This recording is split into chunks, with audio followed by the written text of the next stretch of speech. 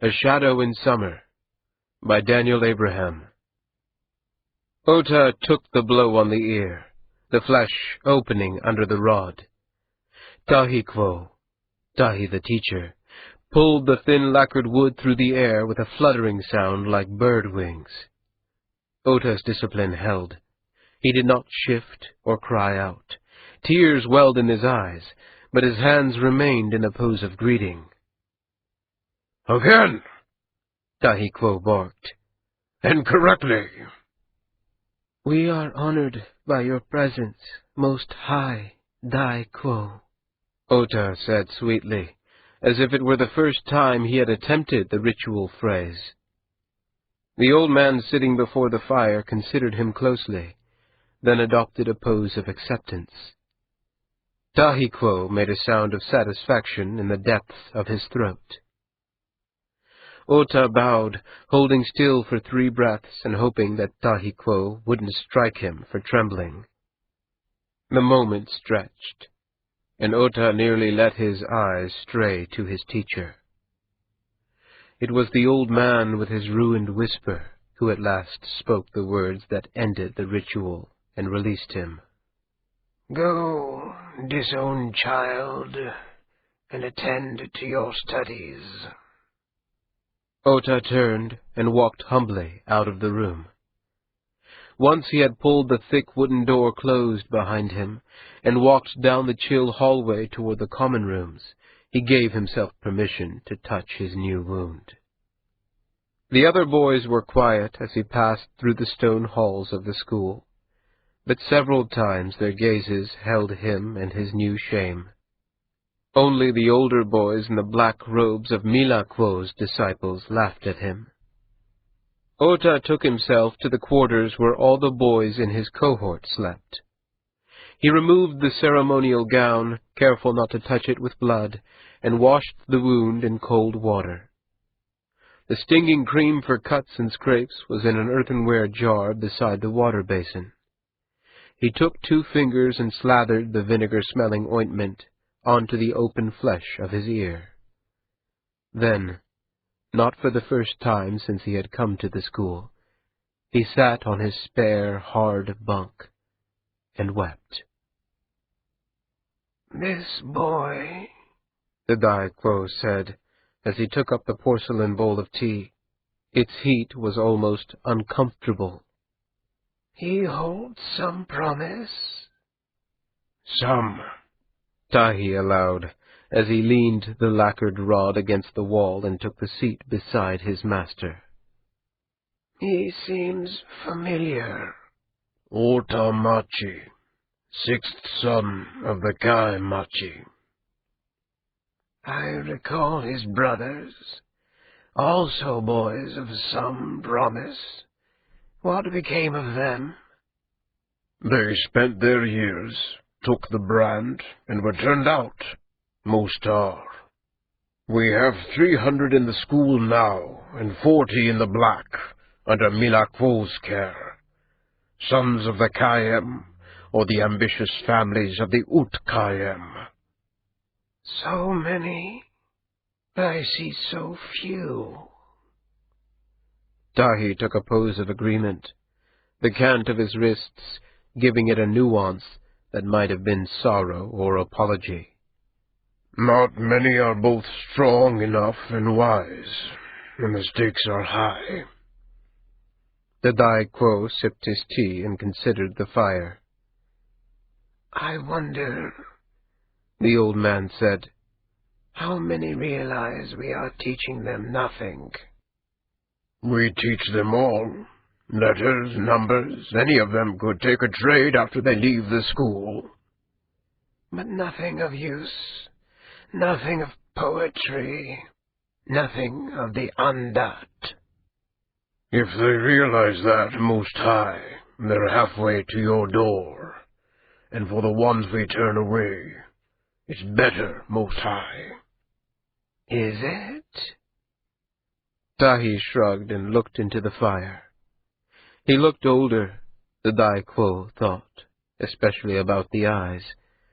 But he had met Tahi as a rude youth many years before. The age he saw there now, and the cruelty, were seeds he himself had cultivated. When they have failed, they take the brand and make their own fates, Tahi said. We take away their only hope of rejoining their families, of taking a place at the courts of the Kayem. They have no family. They cannot control the Andat, the Dai Quo said. We throw these boys away, much as their fathers have. What becomes of them, I wonder? Much the same as becomes of anyone, I imagine. The ones from low families of the Utkayam are hardly worse off than when they came. The sons of the Kayam, once they take the brand, they cannot inherit, and it saves them from being killed for their blood rights. That alone is a gift in its way. It was true. Every generation saw the blood of the Kayam spilled. It was the way of the empire. And in times when all three of the Kai's acknowledged sons slaughtered one another, the high families of the Utkayam unsheathed their knives. And cities were caught for a time in fits of violence from which the poets held themselves apart like priests at a dogfight. These boys in the school's care were exempt from those wars, at only the price of everything they had known in their short lives. And yet, disgrace is a thin gift, the Dai Quo said. Tahi, his old student who had once been a boy like these, sighed. It's what we can offer. The Dai Quo left in the morning just after dawn, stepping through the great bronze doors that opened only for him. Ota stood in the ranks of his cohort, still holding a pose of farewell. Behind him, someone took the chance of scratching. Ota could hear the shifting sound of fingers against cloth. He didn't look back. Two of the oldest of Mila Quo's black robes pulled the great doors closed. In the dim winter light that filtered through high-set, thin windows, Ota could see the bustle of the black robes taking charge of the cohorts. The day's tasks varied. The morning might be spent working in the school, repairing walls, or washing laundry, or scraping ice from the garden walkways that no one seemed to travel besides the boys set to tend them. The evening would be spent in study. Numbers, letters, religion, history of the old empire, the second empire, the war, the cities of the Kayem. And more often these last weeks, one of the two teachers would stand at the back of the room while one of the black robes lectured and questioned. Mila Quo would sometimes interrupt and tell jokes, or take the lecture himself, discussing things the black robes never spoke of. Tahi Quo would only observe and punish. All of Ota's cohort bore the marks of the lacquered stick. Riit Quo, one of the oldest of the black robes, led Ota and his cohort to the cellars. For hours as the sun rose unseen, Ota swept dust from stones that seemed still cold from the last winter, and then washed them with water and rags until his knuckles were raw. Then Riit Quo called them to order, considered them, slapped one boy whose stance was not to his standards, and marched them to the dining hall. Ota looked neither forward nor back, but focused on the shoulders of the boy ahead of him. The midday meal was cold meat, yesterday's bread, and a thin barley soup that Ota treasured because it was warm. Too soon Riit called them to wash their bowls and knives and follow him. Ota found himself at the front of the line, an unenviable place, and so was the first to step into the cold listening room with its stone benches and thin windows that had never known glass. Tahi Quo was waiting there for them. None of them knew why the round-faced, scowling teacher had taken an interest in the cohort, though speculations were whispered in the dark of their barracks. The Daikwo had chosen one of them to go and study the secrets of the Andat, to become one of the poets, gain power even higher than the Kayem, and skip over the black robes of Milakwo entirely. Or one of their families had repented sending their child, however minor in the line of succession, to the school, and was in negotiation to forego the branding and take their disowned son back into the fold. Ota had listened, but believed none of the stories.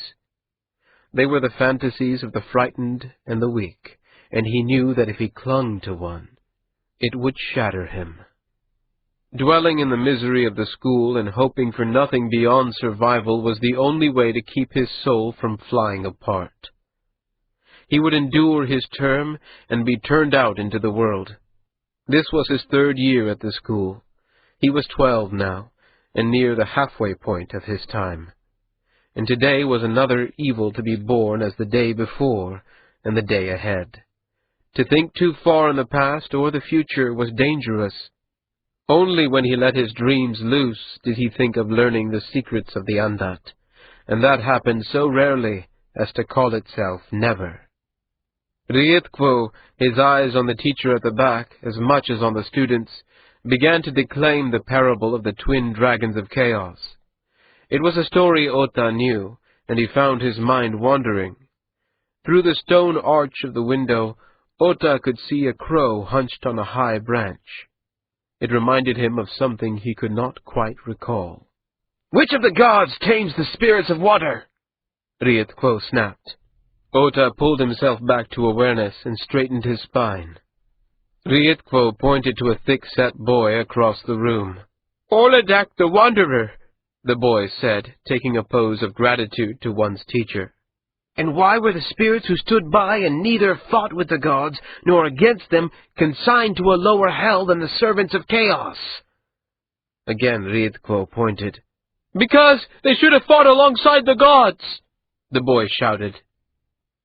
It was a wrong answer. Because they were cowards, Ota thought, and knew he was correct. Tahi's lacquered rod whirred and struck the boy hard on the shoulder. Rietquo smirked and returned to his story. After the class, there was another brief work detail for which Tahiquo did not join them. Then the evening meal, and then the end of another day. Ota was grateful to crawl into his bunk and pull the thin blanket up to his neck. In the winter, many of the boys slept in their robes against the cold, and Ota was among that number. Despite all this, he preferred the winter. During the warmer times, he would still wake some mornings having forgotten where he was, expecting to see the walls of his father's home, hear the voices of his older brothers, Biitra, Danat, and Cain. Perhaps see his mother's smile. The rush of memory was worse than any blow of Tahiquo's rod, and he bent his will toward erasing the memories he had of his family. He was not loved or wanted in his home, and he understood that thinking too much about this truth would kill him. As he drifted toward sleep, Rietquo's harsh voice, murmuring the lesson of the spirits who refused to fight, spun through his mind. They were cowards, consigned to the deepest and coldest hell. When the question came, his eyes flew open. He sat up. The other boys were all in their cots. One, not far from him, was crying in his sleep. It was not an unusual sound. The words still burned in Ota's mind, the coward spirits consigned to hell. "And what keeps them there?"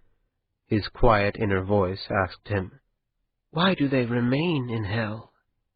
He lay awake for hours, his mind racing. The teacher's quarters opened on a common room. Shelves lined the walls, filled with books and scrolls. A fire pit glowed with coals prepared for them by the most honored of Milakwo's black-robed boys. The wide gap of a window, glazed double to hold out the cold of winter, the heat of the summer, looked out over the roadway leading south to the high road. Tahi sat now, warming his feet at the fire and staring out into the cold plain beyond. Mila opened the door behind him and strode in. "I expected you earlier," Tahi said. Mila briefly took a pose of apology. Anat Ryota was complaining about the kitchen flue smoking again, he said. Tahi grunted. "Sit. The fire's warm." Fires often are, Mila agreed, his tone dry and mocking. Tahi managed a thin smile as his companion took a seat. "What did he make of your boys?" Tahi asked. Much the same as last year. They have seen through the veil and now lead their brothers toward knowledge, Mila said. His hands were in a pose of gentle mockery. They are petty tyrants to a man. Any Andat strong enough to be worth holding would eat them before their hearts beat twice. "Pity." Hardly a surprise. And yours? Tahi chewed for a moment at his lowered lip and leaned forward. He could feel Mila's gaze on him. "Ota Machi disgraced himself," Tahi said. "but he accepted the punishment well. The Dai Quo thinks he may have promise." Mila shifted. When Tahi looked over, the teacher had taken a pose of query. Tahi considered the implicit question, then nodded. "There have been some other signs," Tahi said. "I think you should put a watch over him. I hate to lose him to you, in a way." You like him. Tahi took a pose of acknowledgement that held the nuance of a confession of failure. "I may be cruel, old friend," Tahi said, dropping into the familiar. "but you're heartless." The fair-haired teacher laughed, and Tahi couldn't help but join him. They sat silent then for a while, each in his own thoughts. Mila rose, shrugged off his thick woolen top-robe. Beneath it he still wore the formal silks from his audience yesterday with the Dai Quo. Tahi poured them both bowls of rice wine. It was good to see him again, Mila said some time later. There was a melancholy note in his voice. Tahi took a pose of agreement, then sipped his wine. "He looked so old," Tahi said. Ota's plan, such as it was, took little preparation, and yet nearly 3 weeks passed between the moment he understood the parable of the spirits who stood aside and the night when he took action. That night, he waited until the others were asleep before he pushed off the thin blankets, put on every robe and legging he had, gathered his few things, and left his cohort for the last time. The stone hallways were unlit, but he knew his way well enough that he had no need for light. He made his way to the kitchen. The pantry was unlocked. No one would steal food for fear of being found out and beaten. Ota scooped double handfuls of hard rolls and dried fruit into his satchel. There was no need for water. Snow still covered the ground, and Tahi Quo had shown them how to melt snow with the heat of their own bodies, walking without the cold penetrating to their hearts. Once he was provisioned, his path led him to the great hall. Moonlight from the high windows showing ghost-dim the great aisle, where he had held a pose of obeisance every morning for the last 3 years. The doors, of course, were barred, and while he was strong enough to open them, the sounds might have woken someone. He took a pair of wide, netted snowshoes from the closet beside the great doors, and went up the stairs to the listening room. There, the thin windows looked out on a world locked in winter. Ota's breath plumed already in the chill. He threw the snowshoes and satchel out the window to the snow-cushioned ground below, then squeezed through and lowered himself from the outer stone sill until he hung by his fingertips. The fall was not so far. He dusted the snow from his leggings, tied the snowshoes to his feet by their thick leather thongs, took up the bulging satchel, and started off, walking south toward the high road. The moon, near the top of its nightly arc, had moved the width of 2 thick-gloved hands toward the western horizon before Ota knew he was not alone. The footsteps that had kept perfect time with his own fell out of their pattern, as intentional a provocation as clearing a throat. Ota froze, then turned. "Good evening, Otamachi," Mila Quo said, his tone casual. "A good night for a walk, huh? Cold, though." Ota did not speak, and Mila Quo strode forward, his hand on his own satchel, his footsteps nearly silent.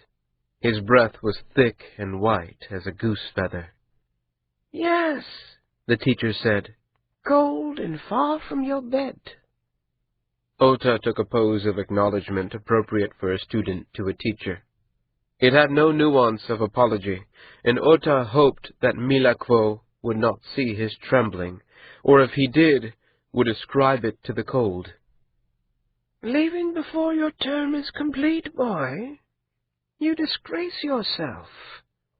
Ota switched to a pose of thanks appropriate to the end of a lesson, but Mila Quo waved the formality aside and sat in the snow, considering him with an interest that Ota found unnerving. "Why do it?" Mila Quo asked. "There's still hope of redeeming yourself. You might still be found worthy, so why run away? Are you so much a coward?" Ota found his voice. "It would be cowardice that kept me, Mila Quo." "How so?" The teacher's voice held nothing of judgment or testing. It was like a friend asking a question because he truly did not know the answer. "There are no locks on hell," Ota said. It was the first time he had tried to express this to someone else, and it proved harder than he had expected. "If there aren't locks, then what can hold anyone there besides fear that leaving might be worse?" "And you think the school is a kind of hell?" It was not a question, so Ota did not answer. "If you keep to this path, you'll be the lowest of the low," Mila said. "A disgraced child without friend or ally, and without the brand to protect you. Your brothers may well track you down and kill you." Yes. "Do you have some place to go?" The high road leads to Patai and Nantani. "Where you know no one." Ota took a pose of agreement. "This doesn't frighten you?" the teacher asked. "It is the decision I've made." He could see the amusement in Mila Quo's face at his answer. "Fair enough, but I think there's an alternative you haven't considered." The teacher reached into his satchel and pulled out a small cloth bundle. He hefted it for a moment, considering, and dropped it on the snow between them. It was a black robe. Ota took a pose of intellectual inquiry. It was a failure of vocabulary, but Mila Quo took his meaning. "Undat are powerful, Ota, like small gods, and they don't love being held to a single form. They fight it, and since the forms they have are a reflection of the poets who bind them, the world is full of willing victims, people who embrace the cruelty meted out against them. An Undat formed from a mind like that would destroy the poet who bound it and escape. That you have chosen action is what the black robes mean." Then, the others, they all left the school too? Mila laughed. Even in the cold, it was a warm sound. "No, no, you've all taken different paths. Ansha tried to wrestle Tahi Quo's stick away from him. Ranitkiru asked forbidden questions, took the punishment for them, and asked again until Tahi beat him asleep." He was too sore to wear any robe at all for weeks, but his bruises were black enough. But you've each done something.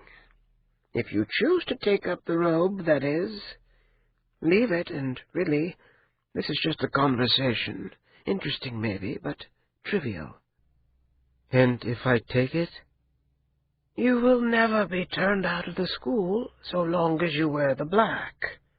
You will help to teach the normal boys the lesson you've learned, to stand by your own strength. Ota blinked, and some emotion he couldn't put a name to, bloomed in his breast. His flight from the school took on a new meaning. It was a badge of his strength, the proof of his courage. And the Andat? And the Andat, Mila Quo said. You'll begin to learn of them in earnest. The Dai Quo has never taken a student who wasn't first a black robe at the school. Ota stooped, his fingers numb with cold, and picked up the robe. He met Mila Quo's amused eyes and couldn't keep from grinning. Mila Quo laughed, stood, and put an arm around Ota's shoulder. It was the first kind act Ota could remember since he had come to the school. Come on, then. If we start now, we may get back to the school by breakfast. Ota took a pose of enthusiastic agreement. And while this once I think we can forgive it, don't make a habit of stealing from the kitchen. It upsets the cooks. The letter came some weeks later, and Mila was the first to read it. Sitting in an upper room, his students abandoned for the moment, he read the careful script again and felt his face grow tight. When he had gone over it enough to know he could not have misunderstood, he tucked the folded paper into the sleeve of his robe and looked out the window. Winter was ending, and somehow the eternal renewal that was spring felt like an irony. He heard Tahi enter, recognizing his old friend's footsteps. "There was a courier," Tahi said. "Anja said there was a courier from the Dai Quo." Mila looked over his shoulder. His own feelings were echoed in Tahi's round face. From his attendant, actually. "The Dai Quo? Is he—" No, Mila said, fishing out the letter. Not dead. Only dying. Tahi took the proffered pages, but didn't look at them. "Of what?" Time. Tahi read the written words silently, then leaned against the wall with a sharp sigh. It isn't so bad as it could be," Tahi said. No, not yet. He will see the school again, twice, perhaps. "He shouldn't come," Tahi snapped. "The visits are a formality. We know well enough which boys are ready. We can send them. He doesn't have to—" Mila turned, interrupting him with a subtle pose that was a request for clarification and a warning, both. Tahi laughed bitterly and looked down.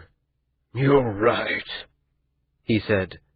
"Still, I'd like the world better if we could carry a little of his weight for him, even if it was only a short way." Mila started to take a pose, but hesitated, stopped, only nodded. Otamachi? Tahi asked. "Maybe. We might have to call him for Ota. Not yet, though. The robes have hardly been on him. The others are still learning to accept him as an equal, once he's used to the power. Then we'll see. I won't call the Dai Quo until we're certain." He'll come next winter, whether there's a boy ready or not.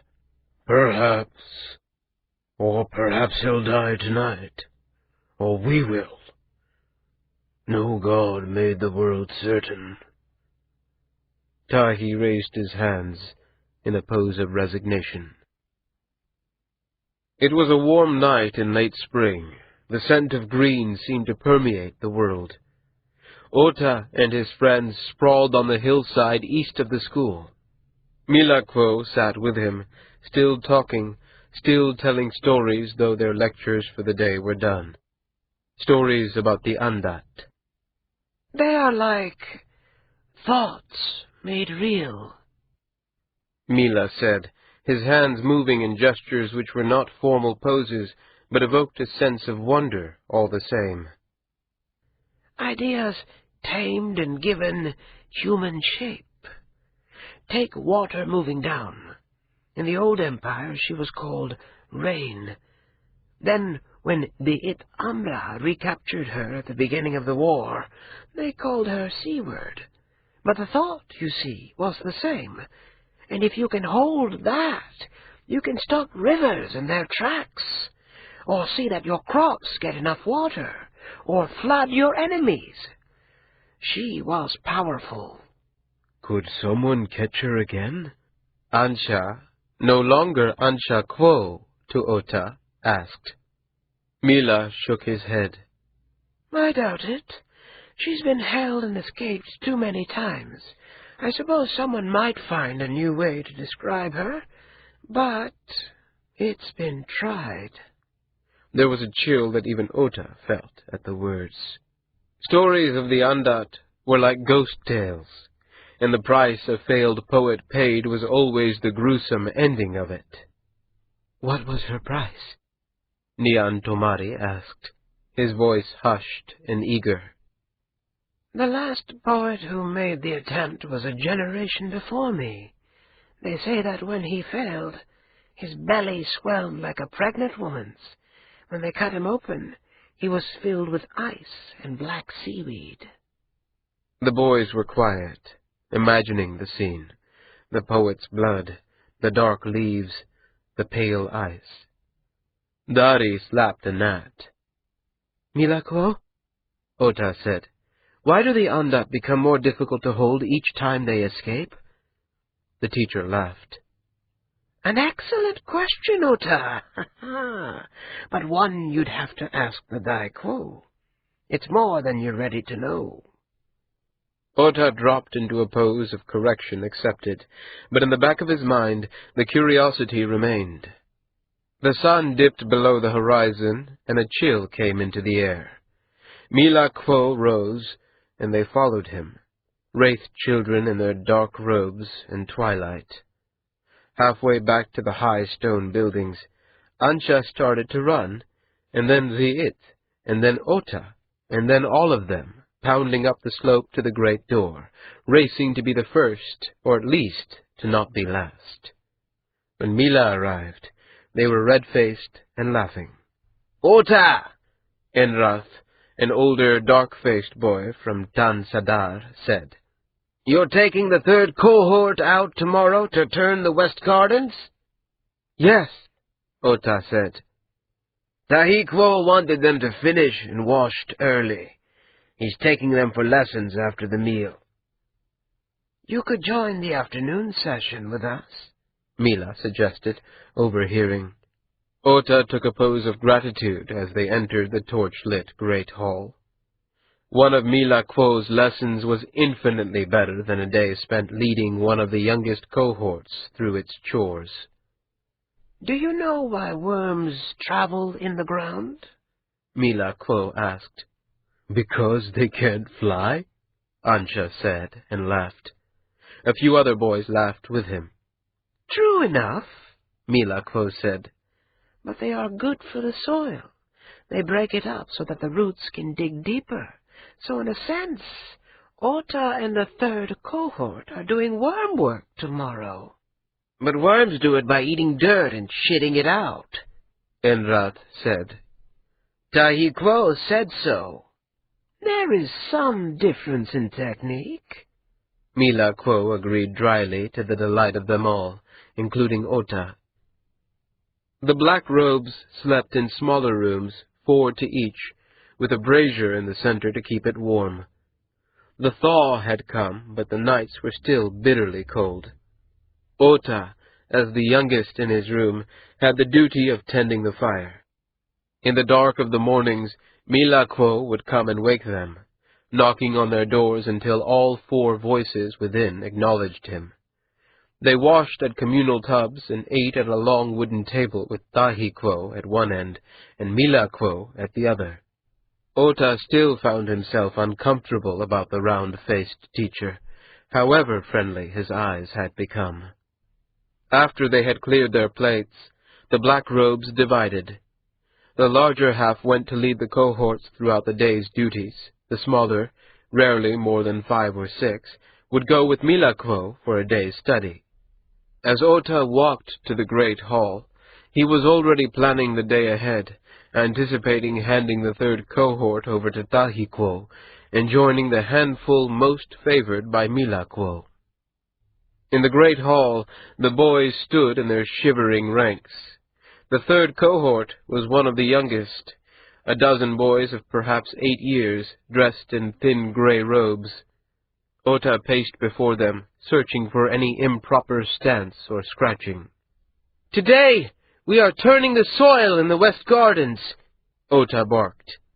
Some of the smaller boys flinched. "Tahikwo demands the work be finished, and that you be cleaned by midday. Follow!" He marched them out to the gardens. Twice he stopped to be sure they were in the proper order. When one, Nabi Toyut, son of a high family of the Utkayem in Yalaket, was out of step, Ota slapped him smartly across the face. The boy corrected his gait. The West Gardens were brown and bare. Dry sticks, the winter corpses of last year's crop, lay strewn on the ground, the pale seedlings of weeds pushing up through them.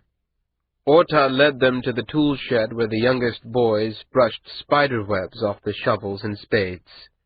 "Begin at the north end," Ota shouted, and the cohort fell into place. The line was ragged, some boys taller than others, and all unevenly spaced, leaving gaps in the line like missing milk teeth. Ota walked along, showing each boy where to stand and how to hold his shovel. When they were all in their places, Ota gave the sign to begin. They set to, their thin arms working, but they were small and not strong. The smell of fresh earth rose, but only slowly. When Ota walked the turned soil behind them, his boots barely sank into it. "Deeper!" he snapped. "Turn the soil, don't just scrape it! Worms could do better than this!" The cohort didn't speak, didn't look up, only leaned harder onto the dry, rough shafts of their spades. Ota shook his head and spat. The sun had risen a hand and a half, and they had only completed 2 plots. As the day warmed, the boys shed their top robes, leaving them folded on the ground. There were still 6 plots to go. Ota paced behind the line, scowling. Time was running short. "Tahikwo wants this done by midday!" Ota shouted. "If you disappoint him, I'll see all of you beaten!" They struggled to complete the task, but by the time they reached the end of the 4th plot, it was clear that it wouldn't happen. Ota gave stern orders that they should continue, then stalked off to find Tahikwo. The teacher was overseeing a cohort that had been set to clean the kitchens. The lacquered rod whirred impatiently. Ota took a pose of apology before him. "Tahikwo, the 3rd cohort will not be able to turn the soil in the West Gardens by midday. They are weak and stupid." Tahikwo considered him, his expression unreadable. Ota felt his face growing warm with embarrassment. At last, Tahikwo took a formal pose of acceptance. "It will wait for another day, then," he said. "When they have had their meal, take them back out and let them finish the task."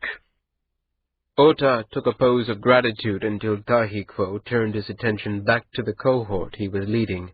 Then Ota turned and walked back out to the gardens. The 3rd cohort had slackened in his absence, but began to work furiously as Ota came near. He stepped into the half-turned plot and stared at them. "You have cost me an afternoon with Milakwo," Ota said, his voice low, but angry enough to carry. None of the boys would meet his gaze, guilty as dogs. He turned to the nearest boy, a thin boy with a spade in his hand. "You! Give me that!" The boy looked panicked, but held out the spade. Ota took it and thrust it down into the fresh soil. The blade sank only halfway. Ota's shoulders curled in rage. The boy took a pose of apology, but Ota didn't acknowledge it. "You're meant to turn the soil! Turn it! Are you too stupid to understand that?" Otako, I'm sorry. It's only... "If you can't do it like a man, you can do it as a worm! Get on your knees!" The boy's expression was uncomprehending. Get on your knees! Ota shouted, leaning into the boy's face. Tears welled up in the boy's eyes, but he did as he was told. Ota picked up a clod of dirt and handed it to him. Eat it! The boy looked at the clod in his hand, then up at Ota. Then, weeping until his shoulders shook, he raised the dirt to his mouth and ate. The others in the cohort were standing in the circle, watching silently. The boy's mouth worked, mud on his lips. "All of it!" Ota said.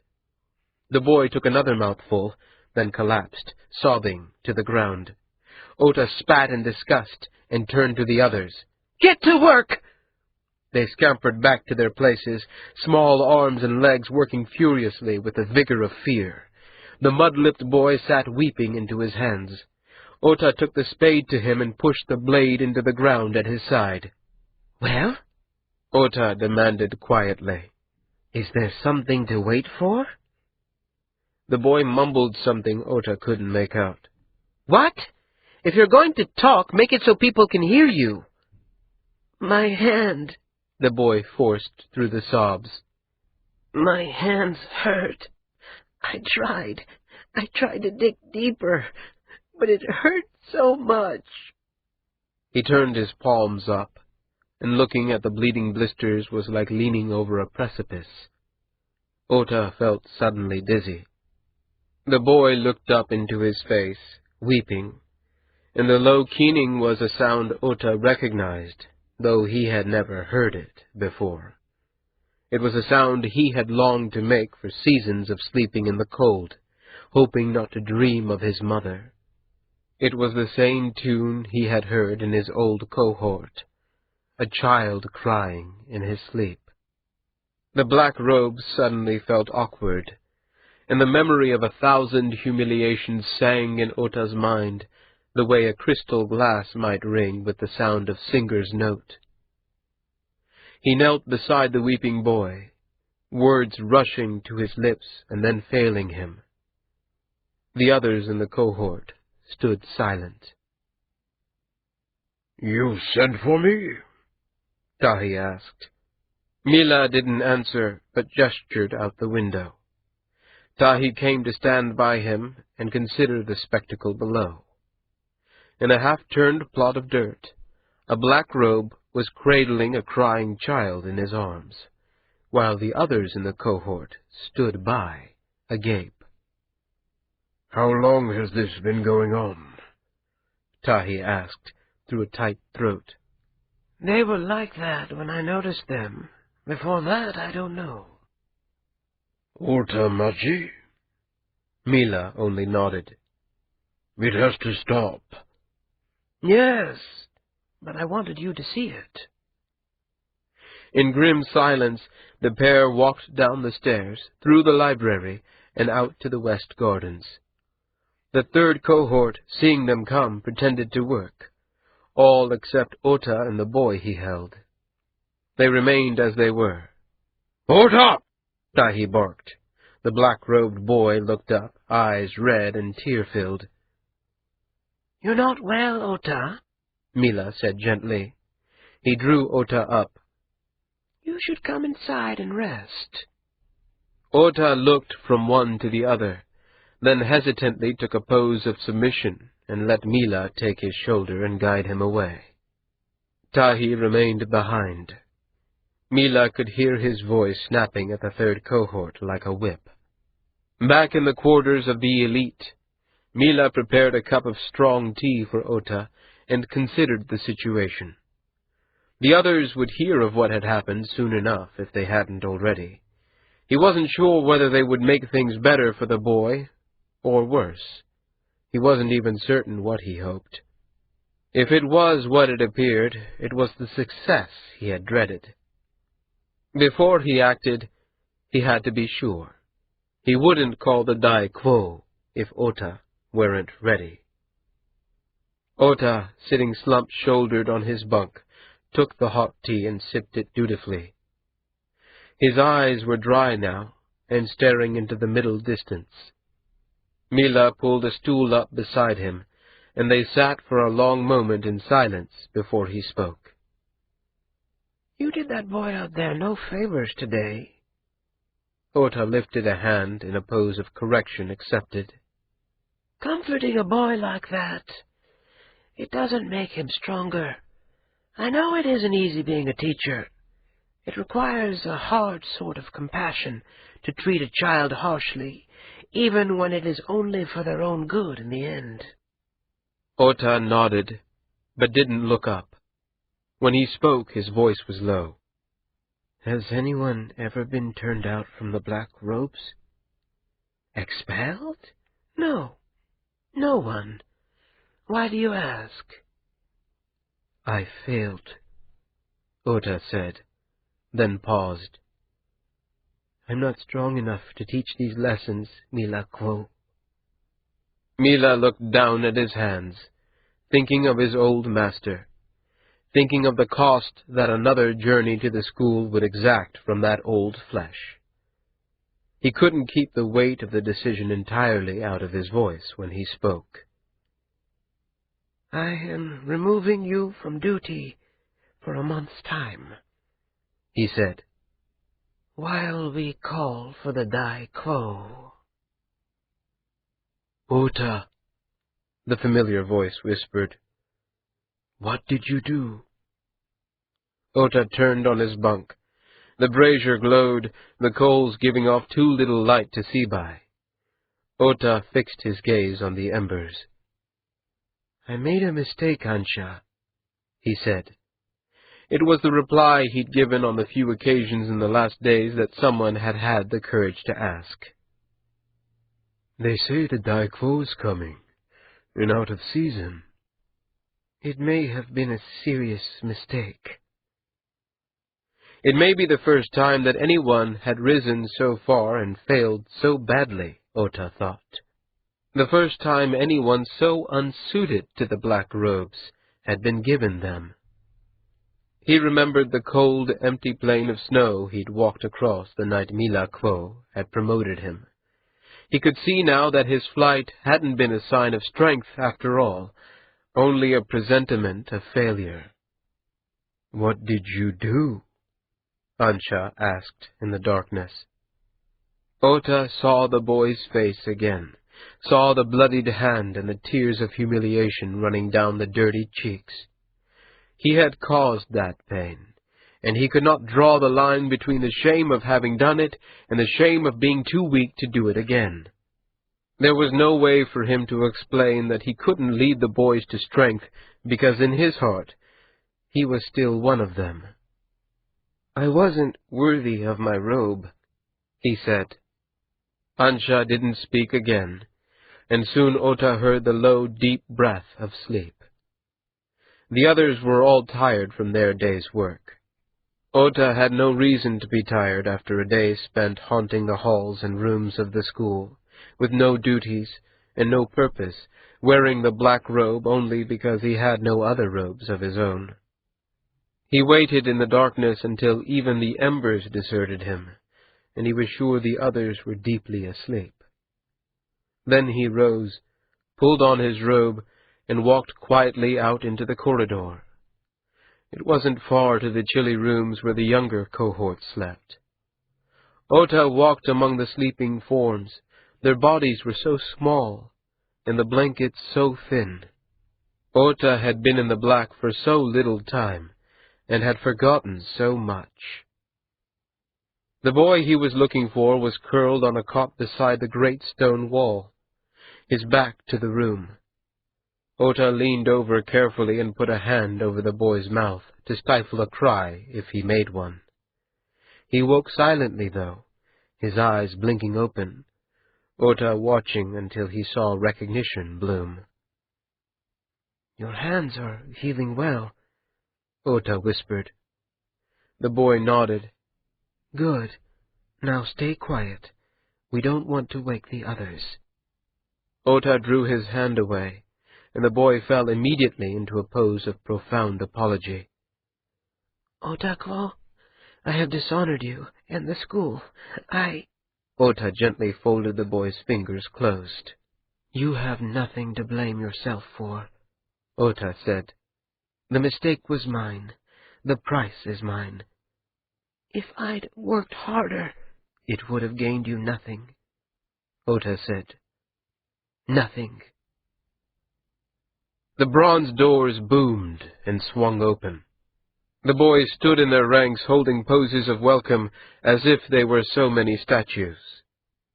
Ota, standing among the black robes, held his pose as well.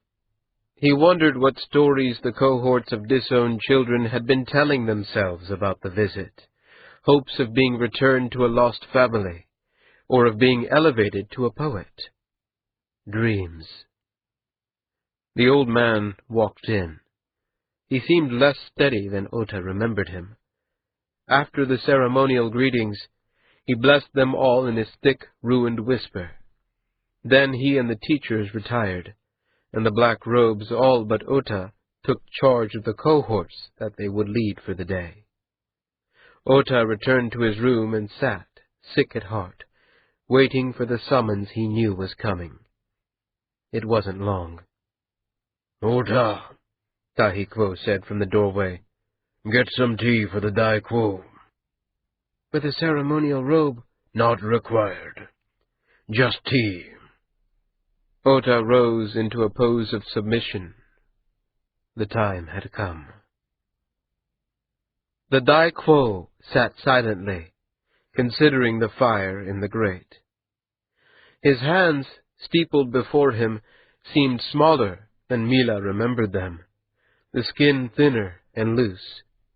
His face showed the fatigue of his journey around the eyes and mouth, but when he caught Mila's gaze and took a pose part query, part challenge, Mila thought there was something else as well. A hunger. Or hope. "How are things back in the world?" Mila asked. "We don't hear much of the high cities here." "Things are well enough," the Daikwo said. "And here? How are your boys?" "Well enough, Most High." "Really? Some nights I find I wonder." Mila took a pose inviting the Daikwo to elaborate, but to no effect. The ancient eyes had turned once more to the flames. Mila let his hands drop to his lap. Tahi returned and took a pose of obedience and reverence before bending into his chair. "The boy is coming," Tahi said. The Daikwo took a pose of acknowledgement, but nothing more. Mila saw his own concern mirrored in Tahi. It seemed too long before the soft knock came at the door, and Otamachi entered, carrying a tray with 3 small bowls of tea. Stone-faced, the boy put the tray on the low table and took the ritual pose of greeting. "I am honored by your presence, Most High Daikwo," Ota said perfectly. The old man's eyes were alive now, his gaze on Ota with a powerful interest. He nodded, but didn't commend the boy to his studies. Instead, he gestured to the empty seat that Mila usually took. The boy looked over, and Mila nodded. Ota sat, visibly sick with anxiety. "Tell me," the Daikwo said, picking up a bowl of tea. "what do you know of the Andat?" The boy took a moment finding his voice, but when he did, there was no quavering in it. "They are thoughts, Most High, translated by the poet into a form that includes volition. The Dai Quo sipped his tea, watching the boy, waiting for him to say more. The silence pressed Ota to speak, but he appeared to have no more words. At last the Dai Quo put down his cup. You know nothing more of them? How they are bound? What a poet must do to keep his work unlike that which has gone before? How one may pass a captured spirit from one generation to the next? No, Most High. And why not? The Dai Quo's voice was soft. Mila Quo told us that more knowledge would be dangerous to us. We weren't ready for deeper teachings. True, The Dai Quo said. true enough. You were only tested, never taught. Ota looked down, his face gray. He adopted a pose of contrition. I am sorry to have failed the school, Most High. I know that I was to show them how to be strong, and I wanted to, but... You have not failed, Ota. You have won through. Ota's stance faltered, and his eyes filled with confusion. Mila coughed and, taking a pose that begged the Dai Quo's permission, spoke. You recall our conversation in the snow the night I offered you the black? I said then that a weak-minded poet would be destroyed by the Andat. Ota nodded. A cruel-hearted one would destroy the world, Mila said. Strong and kind, Ota. It's a rare combination. We see it now less often than we once did, The Dai Quo said. Just as no boy has taken the black robes without a show of his strength of will, no one has put the black robe away without renouncing the cruelty that power brings. You have done both, Otamachi. You've proven yourself worthy, and I would take you as my apprentice. Come back with me, boy, and I will teach you the secrets of the poets. The boy looked as if he'd been clubbed. His face was bloodless, his hands still, but a slow comprehension shone in his eyes. The moment stretched until Tahi snapped. Well, you can say something, boy. What I did, the boy, I didn't fail? That wasn't a failure. That was the moment of your highest honor. A slow smile came to Ota's lips, but it was deathly cold. When he spoke, there was fury in his voice.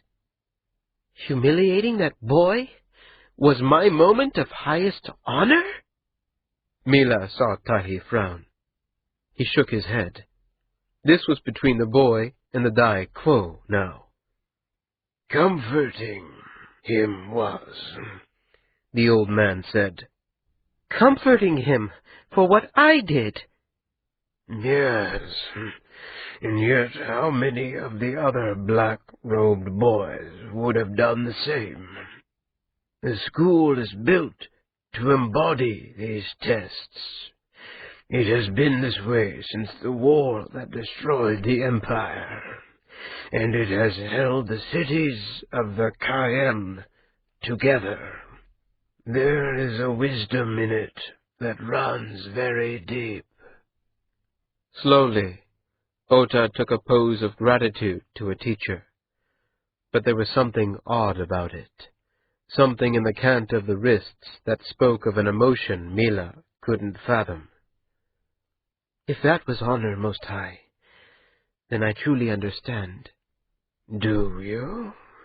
The old man asked, and his voice sounded hopeful. Yes, I was your tool. It wasn't only me in that garden. You were there, too. What are you saying, boy? Tahi snapped, but Ota went on as if he had not spoken. You say Tahi Quo taught me strength, and Mila Quo compassion. But there are other lessons to be taken from them. As the school is of your design, I think it only right that you should know what I've learned at your hand. The Dai Quo looked confused, and his hands took some half-pose, but the boy didn't stop. His gaze was fastened on the old man, and he seemed fearless. Tahi Quo showed me that my own judgment is my only guide, and Mila Quo that there is no value in a lesson half-learned. My judgment was to leave this place, and I was right. I should never have let myself be tempted back. And that, Most High, is all I've ever learned here. Ota rose and took a pose of departure. Ota! Tahi barked. Take your seat! The boy ignored him, turned, and walked out, closing the door behind him. Mila crossed his arms, staring at the door, unsure what to say or even think. In the grate, the ashes settled under their own weight. Mila, Tahi whispered. Mila looked over, and Tahi gestured to the Dai Quo. The old man sat, barely breathing. His hands were held in an attitude of profound regret. 1. As the stone towers of Machi dominated the cold cities of the north, so the seafront of Sareket dominated the summer cities in the south. The wharves stood out into the clear waters of the bay. Ships from the other port cities of the Kayem, Nantani, Yalaket, Chaburitan, docked there. Among them were also the low, shallow ships of the Westlands, and the tall, deep sailing ships of the Gulfs, so strung with canvas they seemed like a launderer's yard escaped to the sea. And along the seafront streets, vendors of all different cities and lands sold wares from tall, thin tables, decked with brightly colored cloths and banners, each calling out to the passers-by over the cries of seagulls and the grumble of waves. 12 languages, 100 dialects, creoles, and pidgins danced in the hot, still air, and she knew them all. Amat Kyaan, senior overseer for the Galtic house Wilsin, picked her way through the crowd with a cane, despite the sureness of her steps. She savored the play of grammar and vocabulary crashing together, like children playing sand tag. Knowing how to speak and what to say was her strength. It was the skill that had taken her from a desperate freelance scribe to here, wearing the colors of an honorable, if foreign, house, and threading her way through the press of bodies and baled cotton to a meeting with her employer. There were ways from her rooms at the edge of the soft quarter to Marchat Wilsin's favorite bathhouse that wouldn't have braved the seafront. Still, whenever her mornings took her to the bathhouse, this was the way she picked. The seafront was, after all, the pride and symbol of her city. She paused in the square at the mouth of the Nantan, the wide gray-bricked street that marked the western edge of the warehouse quarter. The ancient bronze statue of Xian Shou, the last great emperor, stood looking out across the sea, as if in memory of his lost empire. Rags and wastelands for 8 generations now, except for the cities of the Kayem, where the unrest had never reached. Below him, young men labored, shirtless in the heat, hauling carts piled high with white, oily bales. Some laughed, some shouted, some worked with a dreadful seriousness. Some were free men taking advantage of the seasonal work. Others were indentured to houses or individual merchants. A few were slaves, and all of them were beautiful, even the fat and the awkward. Youth made them beautiful. The working muscles under skin was more subtle and enticing than the finest robes of the Kayem, maybe because it wasn't considered. How many of them, she wondered, would guess that their sex was on display to an old woman who only seemed to be resting for a moment on the way to a business meeting. All of them, probably. Vain, lovely creatures. She sighed, lifted her cane, and moved on. The sun had risen perhaps half the width of one hand when she reached her destination. The bathhouses were inland, clustered near the banks of the Kiit and the aqueducts. Marchat Wilsin preferred one of the smaller. Amat had been there often enough that the guards knew her by sight, and took awkward poses of welcome as she entered. She often suspected Wilsincha of choosing this particular place because it let him forget his own inadequacies of language. She sketched a pose of welcome and passed inside. Working for a foreign house had never been simple, and translating contracts and agreements was the least of it. The Galts were a clever people, aggressive and successful in war. They held lands as wide and fertile as the empire had at its height. They could command the respect and fear of other nations. But the assumptions they made, that agreements could be enforced by blades, that threat of invasion or blockade might underscore a negotiation, failed in the cities of the Kayem. They might send their troops to Edensee or their ships to Bakta, but when called upon for subtlety, they floundered. Galt might conquer the rest of the world if it chose. It would still bow before the Andat. Marchat Wilsin had lived long enough in Sarey Ket to have accepted the bruise on his people's arrogance. Indulging his eccentricities, such as doing business in a bathhouse, was a small price. The air inside was cooler, and ornate woodworked screens blocked the windows while still letting the occasional cedar-scented breeze through. Voices echoed off the hard floors and walls. Somewhere in the public rooms, a man was singing, the tones of his voice ringing like a bell. Amat went to the women's chamber, shrugged out of her robe, and pulled off her sandals. The cool air felt good against her bare skin. She took a drink of chilled water from the large granite basin, and, naked as anyone else, walked through the public baths, filled with men and women shouting and splashing one another, to the private rooms at the back, to Marchat Wilsin's corner room, farthest from the sounds of voices and laughter. "It's too hot in this piss-hole of a city," Wilsincha growled as she entered the room. He lay half submerged in the pool, the water lapping at his white, woolly chest. He had been a thinner man when she had first met him. His hair and beard had been dark. "It's like someone holding a hot towel over your face." "Only in the summer," Amat said, and she laid her cane beside the water and carefully slipped in. The ripples rocked the floating lacquer tray with its bowls of tea, but didn't spill it. "If it was any further north, you'd spend all winter complaining about how cold it was." "It'd be a change of pace, at least." He lifted a pink and wrinkled hand from the water and pushed the tray over toward her. The tea was fresh and seasoned with mint. The water was cool. Amat lay back against the tiled lip of the pool. "So, what's the news?" Marchat asked, bringing their morning ritual to a close. Amat made her report. Things were going fairly well. The shipment of raw cotton from Edensee was in and being unloaded. The contracts with the weavers were nearly complete, though there were some ambiguities of translation from Galtic into the Kayet that still troubled her, and worse, the harvest of the northern fields was late.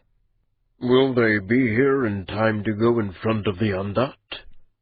Amat took another sip of tea before answering.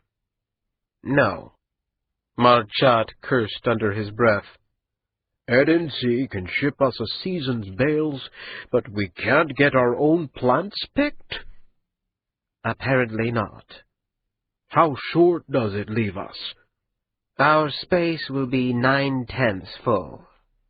Marchat scowled and stared at the air, seeing imagined numbers, reading the emptiness like a book.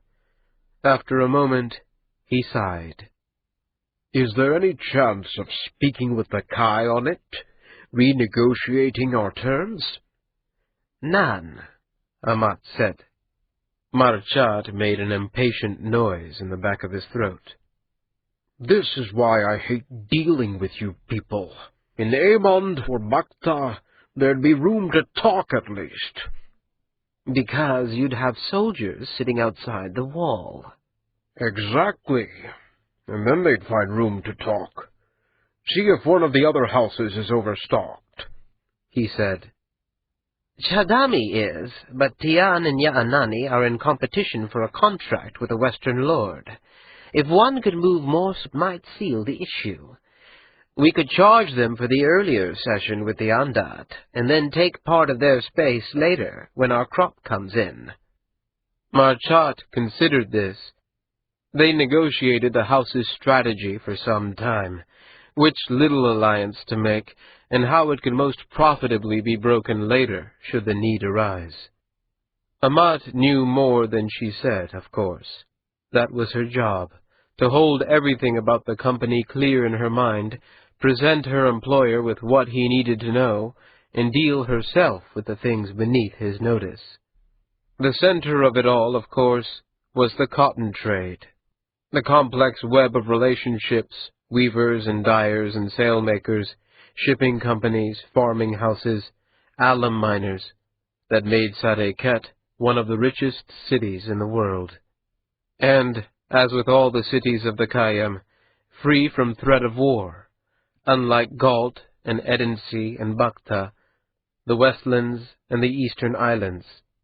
They were protected by their poets and the powers they wielded, and that protection allowed conferences like this one, allowed them to play the deadly serious game of trade and barter. Once their decisions had been made and the details agreed upon, Amat arranged a time to bring the proposals by the compound. Doing business from a bathhouse was an affectation Wilsincha could only take so far, and dripping water on freshly inked contracts was where she drew the line. She knew he understood that. As she rose, prepared to face the remainder of her day, he held up a hand to stop her.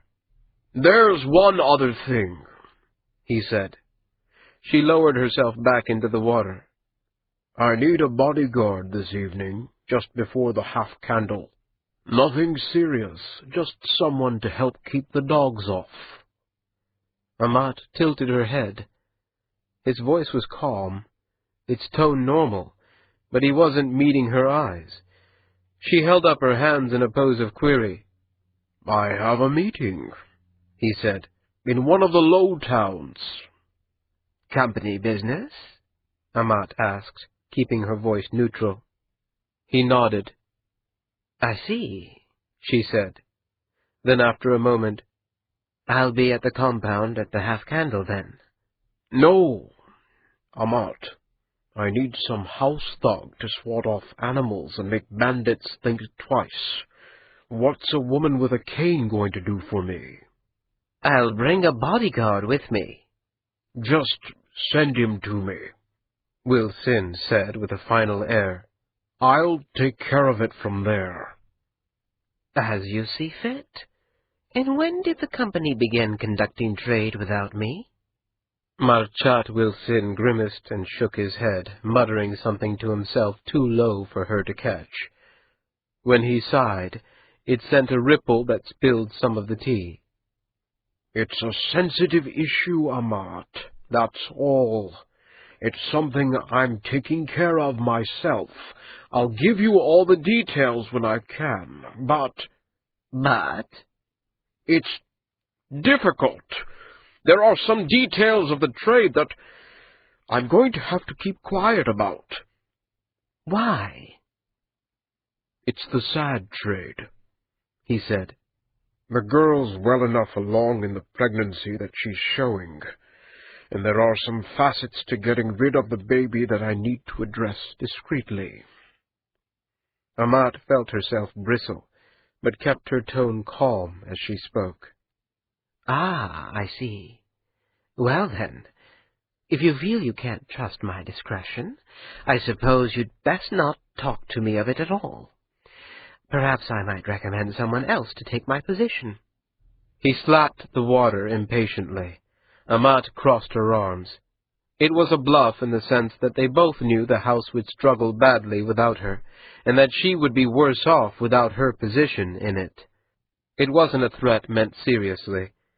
But she was the overseer of the house, and Amat didn't like being kept outside her own business. Marchat's pale face flushed red, but whether with annoyance or shame, she wasn't sure. "Don't break my stones over this one, Amat. I don't like it any better than you do, but I can't play this one any differently than I am. There is a trade. I'll see to it. I'll petition the Kai Sareket for use of his Andat. I'll see the girls taken care of before and after, and I'll see that everyone who needs paying gets paid. I was in business before you signed on, you know, and I am your employer. You could assume I know what I'm doing." "I was just going to say the same thing, pointed the other way. You've consulted me on your affairs for 20 years. If I haven't done something to earn your mistrust—" "You haven't." "Then why shut me out of this when you never have before?" "If I could tell you that, I wouldn't have to shut you out of it," Marchat said. "Just take it that it's not my choice." "Your uncle asked that I be left out? Or is it the client?" "I need a bodyguard at the half-candle." Amat took a complex pose of agreement that also held a nuance of annoyance. He wouldn't catch the second meaning. Talking over his level was something she did when he'd upset her. She rose, and he scooped the lacquer tray closer and poured himself more tea. "The client? Can you tell me who she is?" Amat asked. "No, thank you, Amat," Wilson said. In the women's chamber again she dried herself and dressed. The street, when she stepped into it, seemed louder, more annoying, than when she went in. She turned toward the House Wilson compound, to the north and uphill. She had to pause at a water-seller's stall, buy herself a drink, and rest in the shade to collect her thoughts. The sad trade, using the Andat to end a pregnancy, wasn't the sort of business House Wilson had undertaken before now, though other houses had acted as brokers in some instances. She wondered why the change in policy, and why the secrecy, and why Marchat Wilson would have told her to arrange for the bodyguard if he hadn't wanted her, on some level, to find answers. Maati held a pose of greeting, his heart in his throat.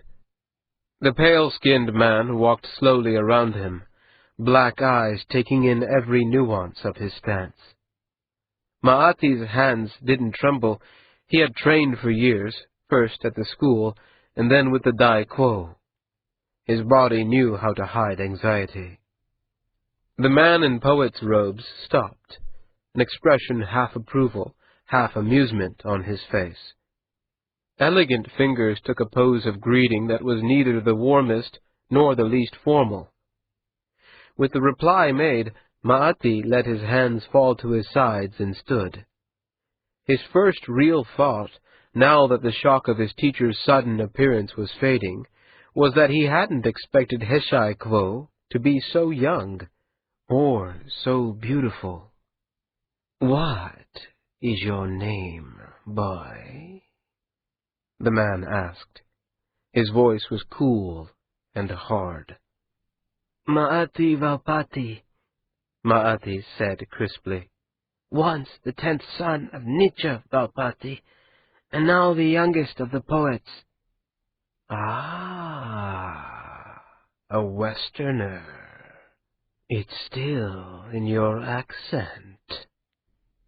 The teacher sat in the window seat, his arms folded, still openly considering Ma'ati. The rooms, which had seemed sumptuous during the long, worrisome days of Ma'ati's waiting, seemed suddenly squalid with the black-haired man in them. A tin setting for a perfect gem.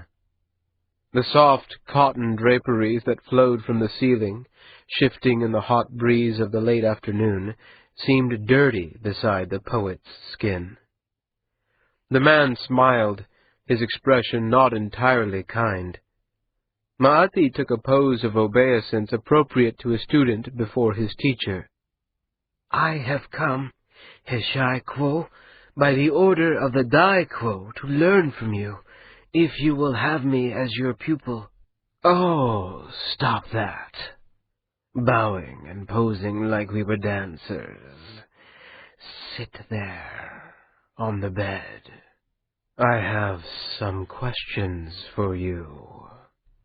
Ma'ati did as he was told, tucking his legs beneath him in the formal way a student did in a lecture before the Dai Quo. The man seemed to be amused by this, but said nothing about it. So, Ma'ati, you came here, what, 6 days ago? 7, Heshai Quo. 7? And yet no one came to meet you. No one came to collect you or show you the poet's house. It's a long time for a master to ignore his student, don't you think? It was exactly what Ma'ati had thought, several times, but he didn't admit that now. Instead, he took a pose accepting a lesson. I thought so at first, but as time passed, I saw that it was a kind of test, Heshai Quo. A tiny smile ghosted across the perfect lips, and Ma'ati felt a rush of pleasure that he had guessed right. His new teacher motioned him to continue, and Ma'ati sat up a degree straighter. I thought at first that it might be a test of my patience, to see whether I could be trusted not to hurry things when it wasn't my place.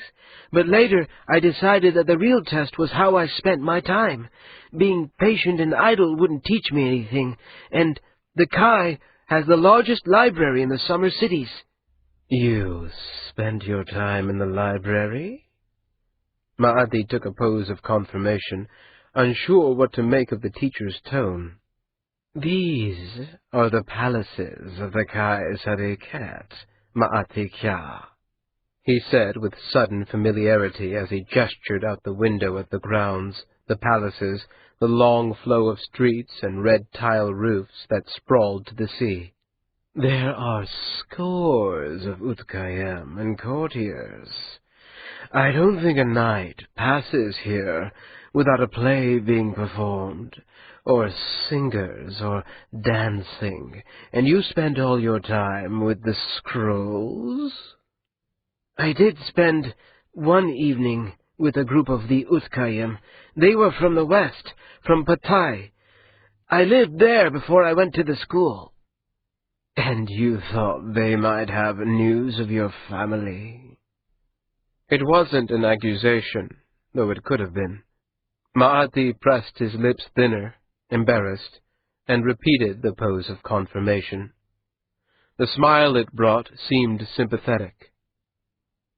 And what did you learn in your productive, studious days with Sarikat's books? I studied the history of the city and its Andat. The elegant fingers made a motion that both approved and invited him to continue. The dark eyes held an interest that told Ma'ati he had done well. I learned, for example, that the Dai Quo, the last one, sent you here when Iana Quo failed to hold Petals Falling Away after the old poet Miat Quo died. And tell me, why do you think he did that? Because Petals Falling Away had been used to speed cotton harvests for the previous 50 years. Ma'ati said, pleased to know the answer. It could make the plant open, I guess. It made it easier to get the fibers. With the loss, the city needed another way to make the process, bringing in the raw cotton and turning it to cloth, better and faster than they could in Galt or the Westlands, or else the traders might go elsewhere, and the whole city would have to change.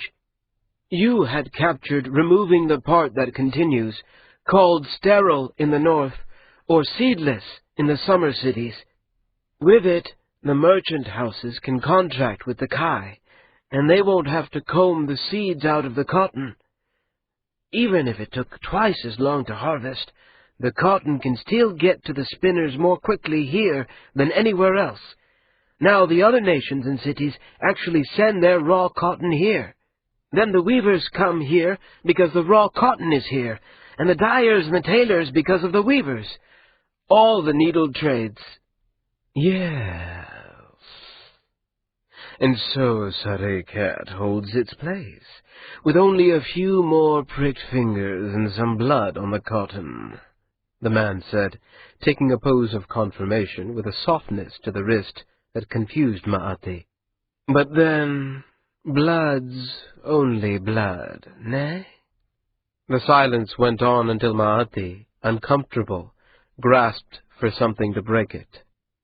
You also rid the summer cities of rats and snakes. The man came out of his reverie with something like a smile. When he spoke, his voice was amused and self-deprecating. Yes. At the price of drawing Galts and Westermen. Ma'ati took a pose of agreement less formal than before, and his teacher seemed not to mind. In fact, he seemed almost pleased. I also learned a lot about the particular needle trades, Ma'ati said. I wasn't sure how much you needed to know about what happens with the cotton once you're done with it, and sailing. I read a book about sailing. But you didn't actually go to the seafront, did you? No. The teacher took a pose of acceptance that wasn't approval or disapproval, but something of both. All This from one little test, he said. But then you came through the school very young, so you must have a talent for seeing tests. Tell me, how did you see through the Dai Quo's little guessing games? I'm sorry, Heshai Quo. You really want to know that? It can be telling, especially since you don't want to say, do you?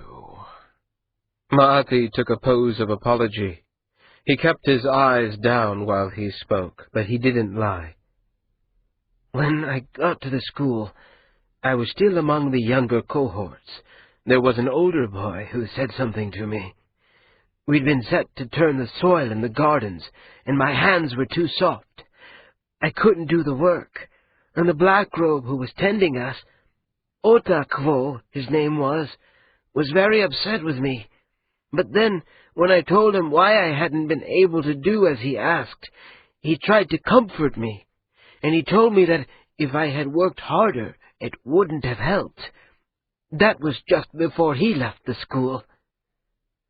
So, you mean someone told you? That hardly seems fair. He didn't, though. He didn't tell me exactly. He only said some things about the school, that it wasn't what it looked like, and the things he said made me start thinking, and then... And once you knew to look, it wasn't hard to see. I understand. It wasn't quite like that. Do you ever wonder if you would have made it on your own? I mean, if your Ota Quo hadn't given the game away? Ma'ati blushed. The secret he'd held for years with the Dai Quo pried open in a single conversation. Heshai Quo was a subtle man. He took a pose of acknowledgment.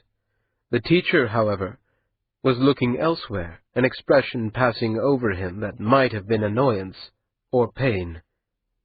Heshai-Kwo? I've just remembered something I'm to do. Walk with me. Ma'ati rose and followed. The palaces spread out, larger than the village that surrounded the Dai-Kwo, each individual structure larger than the whole of the school.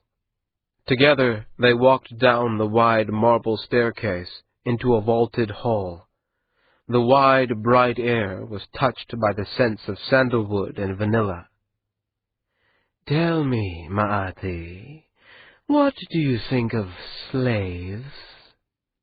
The question was an odd one, and his first response, "I don't," seemed too glib for the occasion. Instead, he took a pose requesting clarification as best he could, while still walking more quickly than his usual pace. Permanent indenture. What's your opinion of it? I don't know. Then think for a moment. They passed through the hall and onto a wide, flower-strewn path that led down into the south. Gardens rich with exotic flowers and fountains spread out before him. Singing slaves, hidden from view by hedges or cloth screens, filled the air with wordless melodies. The sun blared heat like a trumpet, and the thick air made Ma'ati feel almost as if he was swimming. It seemed they'd hardly started walking before Ma'ati's inner robe was sticky with sweat. He found himself struggling to keep up. As Ma'ati considered the question, servants in Utkayam passed, pausing to take poses of respect. His teacher took little notice of them, or of the heat. Where Ma'ati's robe stuck, his flowed like water over stone, and no sweat dampened his temples. Ma'ati cleared his throat.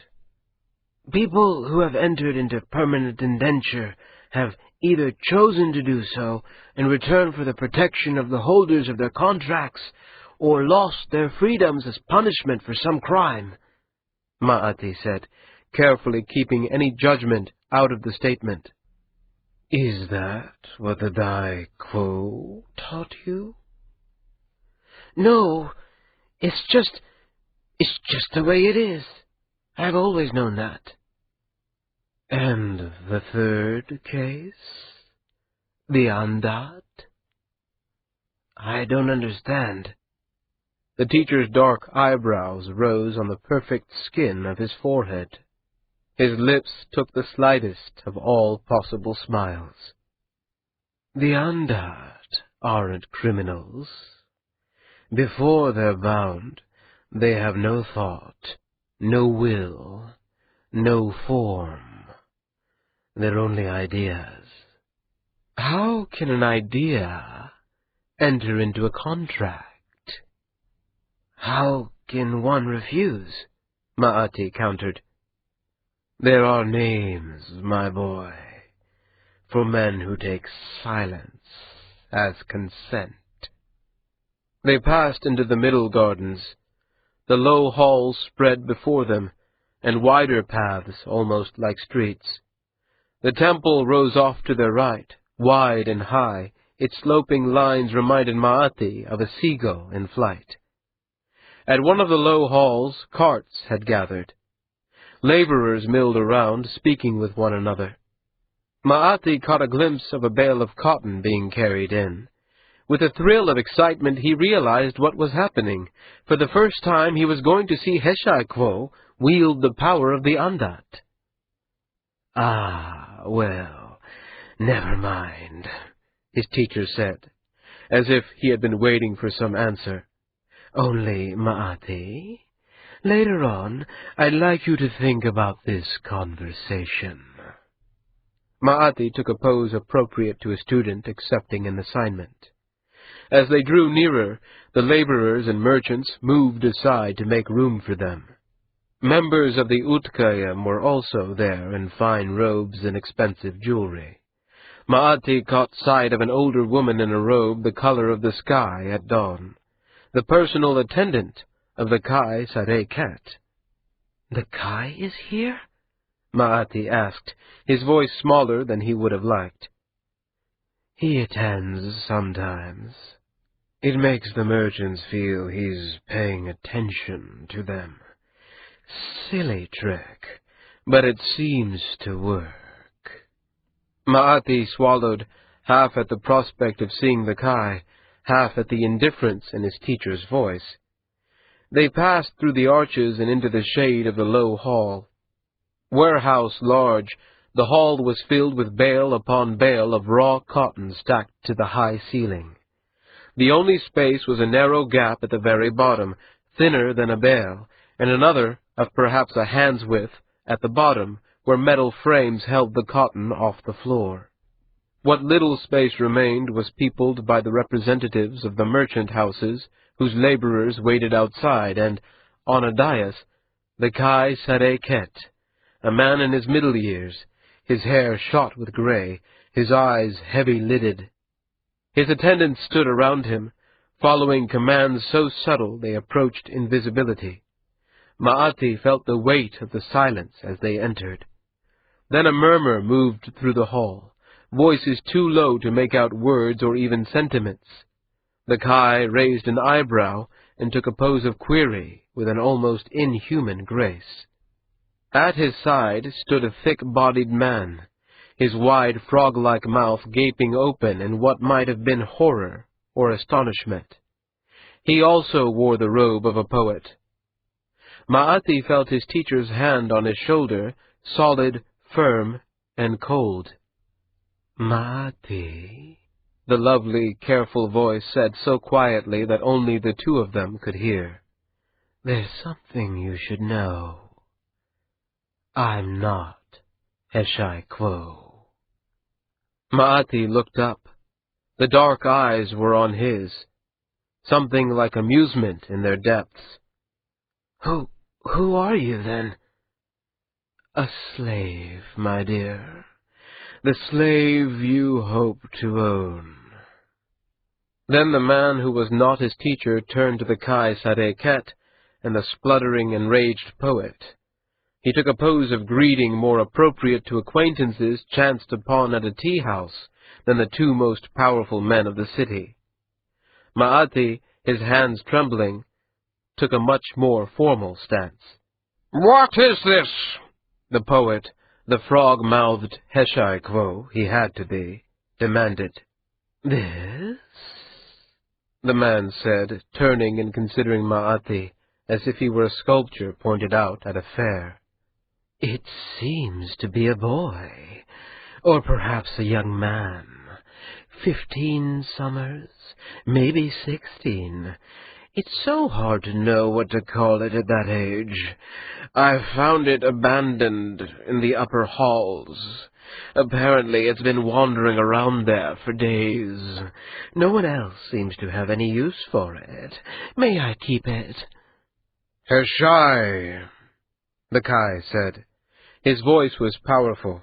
He seemed to speak in a conversational tone, but his voice carried like an actor's.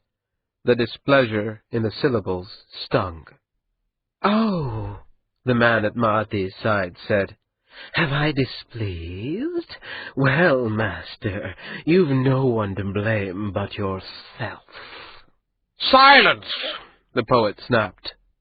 Maati sensed as much as saw the man beside him go stiff. He chanced a glimpse at the perfect face. The features were fixed in pain, and slowly, as if fighting each movement, the elegant hands took forms of apology and self-surrender. The spine twisted into a pose of abject obeisance. "I come to do your bidding, Kai Sareket." The man, "No, the Andat, seedless," said, his voice honey and ashes. "Command me, as you will." The Kai took a pose of acknowledgment, its nuances barely civil. The frog-mouthed poet looked at Maati and gestured pointedly to his own side. Maati scurried to the dais. The Andat moved more slowly, but followed. "You should have waited," Heshai Quo hissed. "This is a very busy time of year. I would have thought the Dai Quo would teach you more patience." Ma'ati fell into a pose of abject apology. Heshai Quo, I was misled. I thought that I am ashamed by my error. "As you should be," the poet snapped. "Just arriving like this, unintroduced, and good and glorious, Heshai," the Kai Sadeket said, voice envenomed by sarcasm. "I understand that adding another pet to your collection must be trying, and indeed, I regret to interrupt, but—" The Kai gestured grandly at the bales of cotton. His hands were perfect, and his motion the most elegant Ma'ati had ever seen, smooth and controlled and eloquent. Heshai Quo briefly adopted a pose of regret, then turned to the beautiful man, seedless, sterile, Andat. For a moment the two considered each other, some private, silent conversation passing between them. The Andat curled his lip in something half sneer, half sorrow. Sweat dampened the teacher's back, and he began trembling as if with a great effort. Then the Andat turned and raised his arms theatrically to the cotton. A moment later, Ma'ati heard a faint tick, like a single raindrop, and then more and more, until an invisible downpour filled the hall. From his position behind the Kai and the poet, he lowered himself, looking under the raised platform on which the bales lay. The parquet floor was covered with small black dots, skittering and jumping as they struck one another. Cottonseed. "It is done," Heshai Quo said, and Ma'ati stood hurriedly. The Kai clapped his hands and rose, his movement like a dancer's. His robes flowed through the air like something alive. For a moment Ma'ati forgot himself and merely stood in awe. A pair of servants pulled wide the great doors and began a low wail, calling the merchants and their laborers to come and take what was theirs. The Utkayem took stations by the doors, prepared to collect the fees and taxes for each bale that left. The Kai stood on his dais, grave and beautiful, seeming more a ghost or god than seedless, who more nearly was. "You should have waited," Heshai Quo said again, over the voices of the laborers and the din of the merchants at their business. "This is a very bad start for your training, a very bad start." Once again, Ma'ati took a pose of regret, but the poet, his teacher, his new master, turned away, leaving the pose unanswered. Ma'ati stood slowly, his face hot with a blush equally embarrassment and anger, his hands at his sides. At the edge of the dais, the Andat sat, his bone-pale hands in his lap. He met Ma'ati's gaze, shrugged, and took a pose of profound apology that might have been genuine or deeply insincere. Ma'ati had no way to tell. Before he could choose how to respond, Seedless smiled, lowered his hands, and looked away. Amat Ka'an sat at the second-floor window of her apartments, looking out over the city. The setting sun behind her reddened the walls of the soft quarter. Some comfort houses were already hanging out streamers and lamps, the glitter of the lights and the shimmering cloth competing with the glow of fireflies. A fruit seller rang her bell and sang her wares in a gentle melody. Amat Ka'an rubbed stinging salve into her knee and ankle, as she did every evening, to keep the pain at bay. It had been a long day, made longer by the nagging disquiet of her meeting with Marchat Wilsin. And even now it wasn't finished. There was one more unpleasant task still to be done. This would be her 58th summer in the world, and every one had been spent in Sadeket. Her earliest memories were of her father spinning cured cotton into fine, tough thread humming to himself as he worked. He was many years dead now, as was her mother. Her sister Siket had vanished into the comfort houses of the soft quarter when she was only 16. Amat Ka'an liked to think she caught glimpses of her, older, wiser, safe. More likely it was her own desire that her sister be well. Her better mind knew it was only wishes. There had been too many years for the two of them not to have come upon each other. She felt some nights that she had lived her life as an apology for letting her sister vanish into the soft world, and perhaps it had started that way. Her decision to work for a trading house, her rise through the invisible levels of power and wealth, had been meant to balance her sister's assumed fall. But she was an older woman now, and everyone she might have apologized to was gone or dead. She had the status and the respect she needed to do as she pleased. She was no one's sister, no one's daughter, no one's wife or mother. By standing still, she had come almost loose from the world, and she found the solitude suited her. A grass tick shuffled across her arm, preparing to tap her skin. She caught it, cracked it between her thumbnails, and flicked the corpse out into the street. There were more lanterns lit now, and the callers of different establishments were setting out singers and flute players to tempt men, and occasionally even women, to their doors. A patrol of 8 frowning thugs swaggered down the streets, their robes the colors of the great comfort houses. It was too early for there to be many people drunk on the streets. The patrol walked and grimaced, only to let the patrons coming in see that they were there. There was no place safer than the Sareket soft quarter at night, and no place more dangerous. Here alone, she suspected, of all the cities of the Kayem, no one would be attacked, no one raped, no one killed, except perhaps the whores and show fighters who worked there. For their clients, every opportunity to twist a mind with strange herbs, to empty a pocket with dice and kit tiles, or to cheapen sex as barter, would be made available in perfect safety. It was a beautiful, toxic dream, and she feared it as she loved it. It was a part of her city. The soft, tentative knock at her door didn't startle her. She had been dreading it as much as expecting it. She turned, taking up her cane, and walked down the long, curved stair to the street level.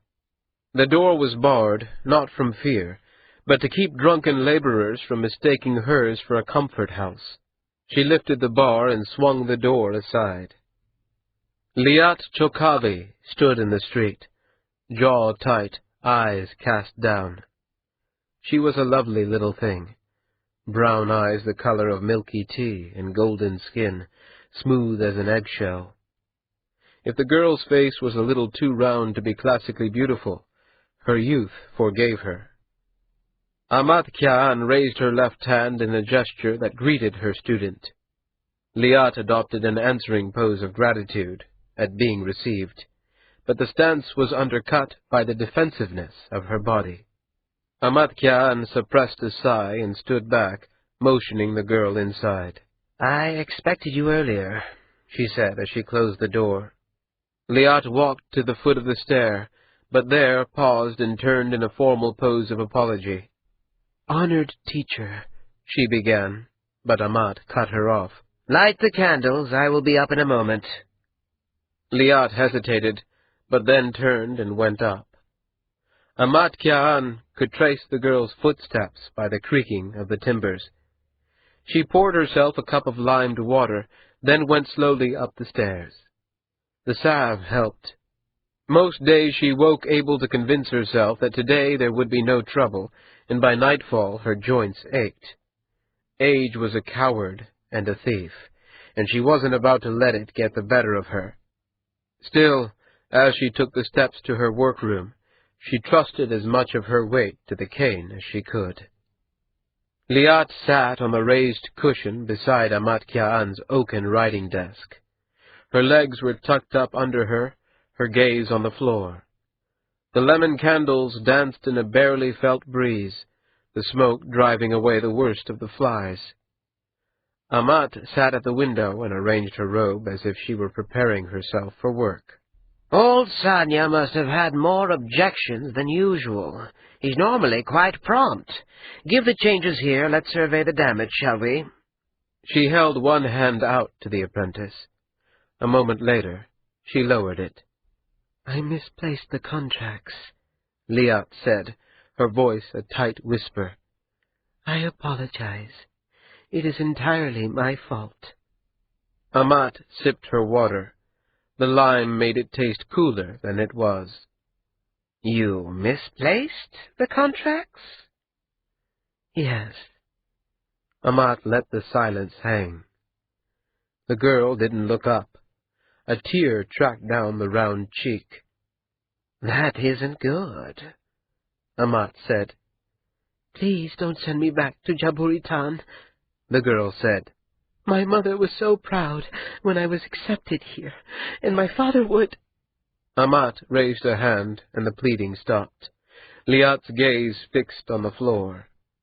With a sigh, Amat pulled a bundle of papers from her sleeve and tossed them at Liat's knees. At least the girl hadn't lied about it. "One of the laborers found this between the bales from the Innis harvest," Amat said. "I gave him your week's wages as a reward." Liat had the pages in her hands, and Amat watched the tension flow out of her, Liat's body collapsing on itself. "Thank you," the girl said. Amat assumed she meant some god, and not herself. "I don't suppose I need to tell you what would have happened if these had come out. It would have destroyed every concession House Wilsin has had from Sanya's weavers in the last year." "I know. I'm sorry. I really am." "And do you have any idea how the contracts might have fallen out of your sleeve? The warehouse seems an odd place to have lost them." Liat blushed furiously and looked away.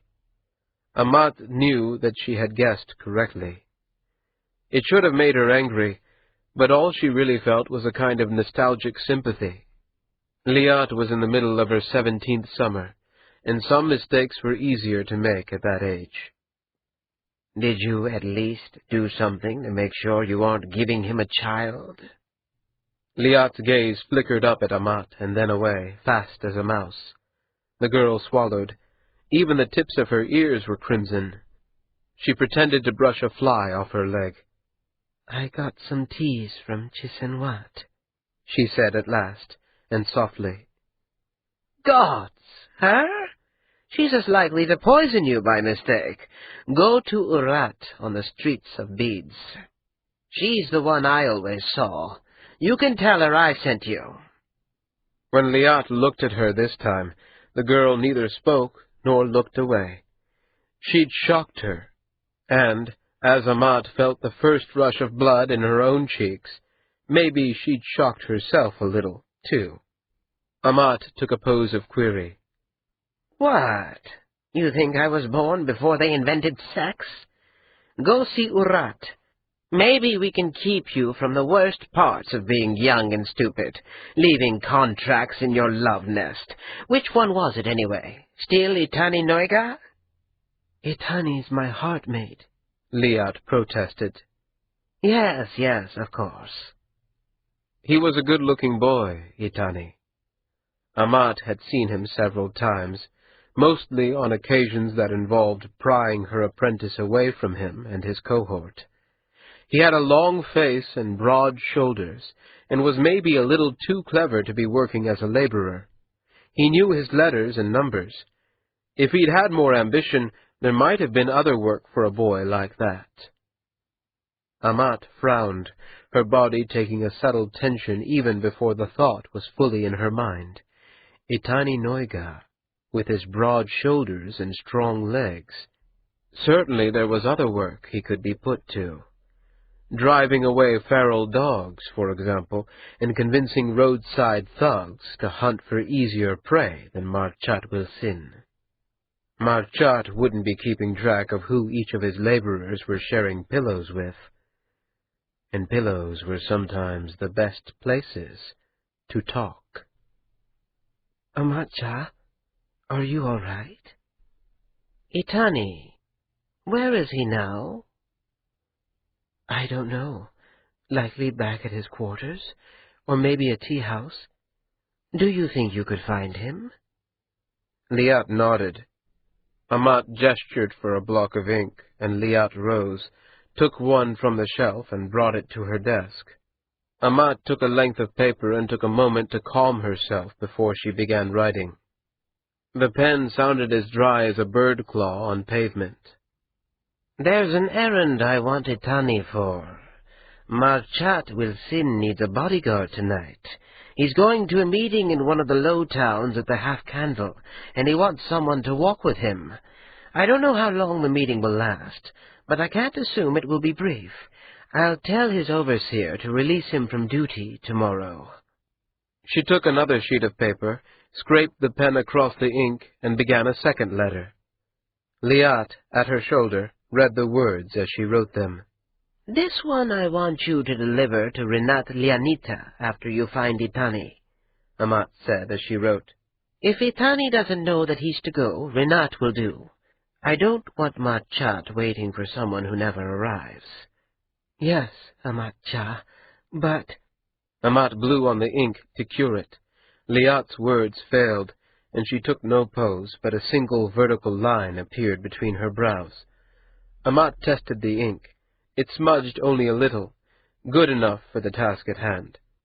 She folded both orders and sealed them with hard wax. There wasn't time to sew the seams. Ask it, Amat said, and stop scowling. You'll give yourself a headache. The mistake was mine, Amat-cha.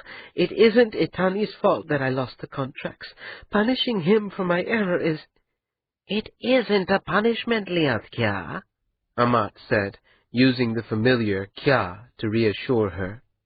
I just need him to do me this favor, and when he comes back tomorrow, I want him to tell you all about the journey. What town he went to, who was there, how long the meeting went. Everything he can remember, not to anyone else, just to you, and then you to me. Liat took the papers and tucked them into her sleeve. The line was still between her brows. Amat wanted to reach over and smooth it out with her thumb, like it was a stray mark on paper. The girl was thinking too much. Perhaps this was a poor idea after all. Perhaps she should take the orders back. But then she wouldn't discover what business Marchat Wilson was doing without her. Can you do this for me, Liat-kya? Of course, but is something going on, Amat-cha? Yes, but don't concern yourself with it. Just do as I ask, and I'll take care of the rest. Liat took a pose of acceptance and leave-taking. Amat responded with thanks and dismissal appropriate for a supervisor to an apprentice. Liat went down the stairs, and Amat heard her close the door behind her as she went. Outside the fireflies shone and vanished, brighter now as twilight dimmed the city. She watched the streets, the firekeeper at the corner with his banked kiln, the young men in groups heading west into the soft quarter, ready to trade lengths of silver and copper for pleasures that would be gone by morning. And there, among them, Liat Chokavi, walking briskly to the east, toward the warehouses and laborers' quarters, the dye-works and the weavers. Amat watched until the girl vanished around a corner, passing beyond recall. Then she went down and barred her door. 2. The boundary arch on a low road east of Sarayket was a short walk from the Wilson compound. They reached it in about the time it took the crescent moon to shift the width of two of Marchat's thick fingers. Buildings and roads continued, splaying out into the high grasses and thick trees. But once they passed through the pale stone arch, wide enough for 3 carts to pass through together, and as high as a tree, they had left the city. In Galt, there'd have been a wall, Marchat said. The young man, Itani, took a pose of query. around the city, Marchat said. to protect it in time of war. We didn't have anda to aim at each other like your ancestors did. In Kirinton, where I was born, any time you were bad, the Lord Watchman set you to repairing the wall. Can't have been pleasant, Itani agreed. What do they do in Sareket when a boy is caught stealing a pie? I don't know. Never misbehaved as a child? Itani grinned. He had a strong smile. Rarely caught, Itani said. Marchat laughed. They made an odd pair, he thought. Him, an old Galt with a walking staff as much to lean on as to swipe at dogs if the occasion arose, and this broad-backed, stone-armed young man in the rough canvas of a laborer. Not so odd, he hoped, as to attract attention. Norika's your family name? Norika. Yes, you work on Muhatia's crew, don't you? He's a good man, Muhatia, Itani said. I hear he's a prick. That too, Itani agreed, in the same cheerful tone of voice.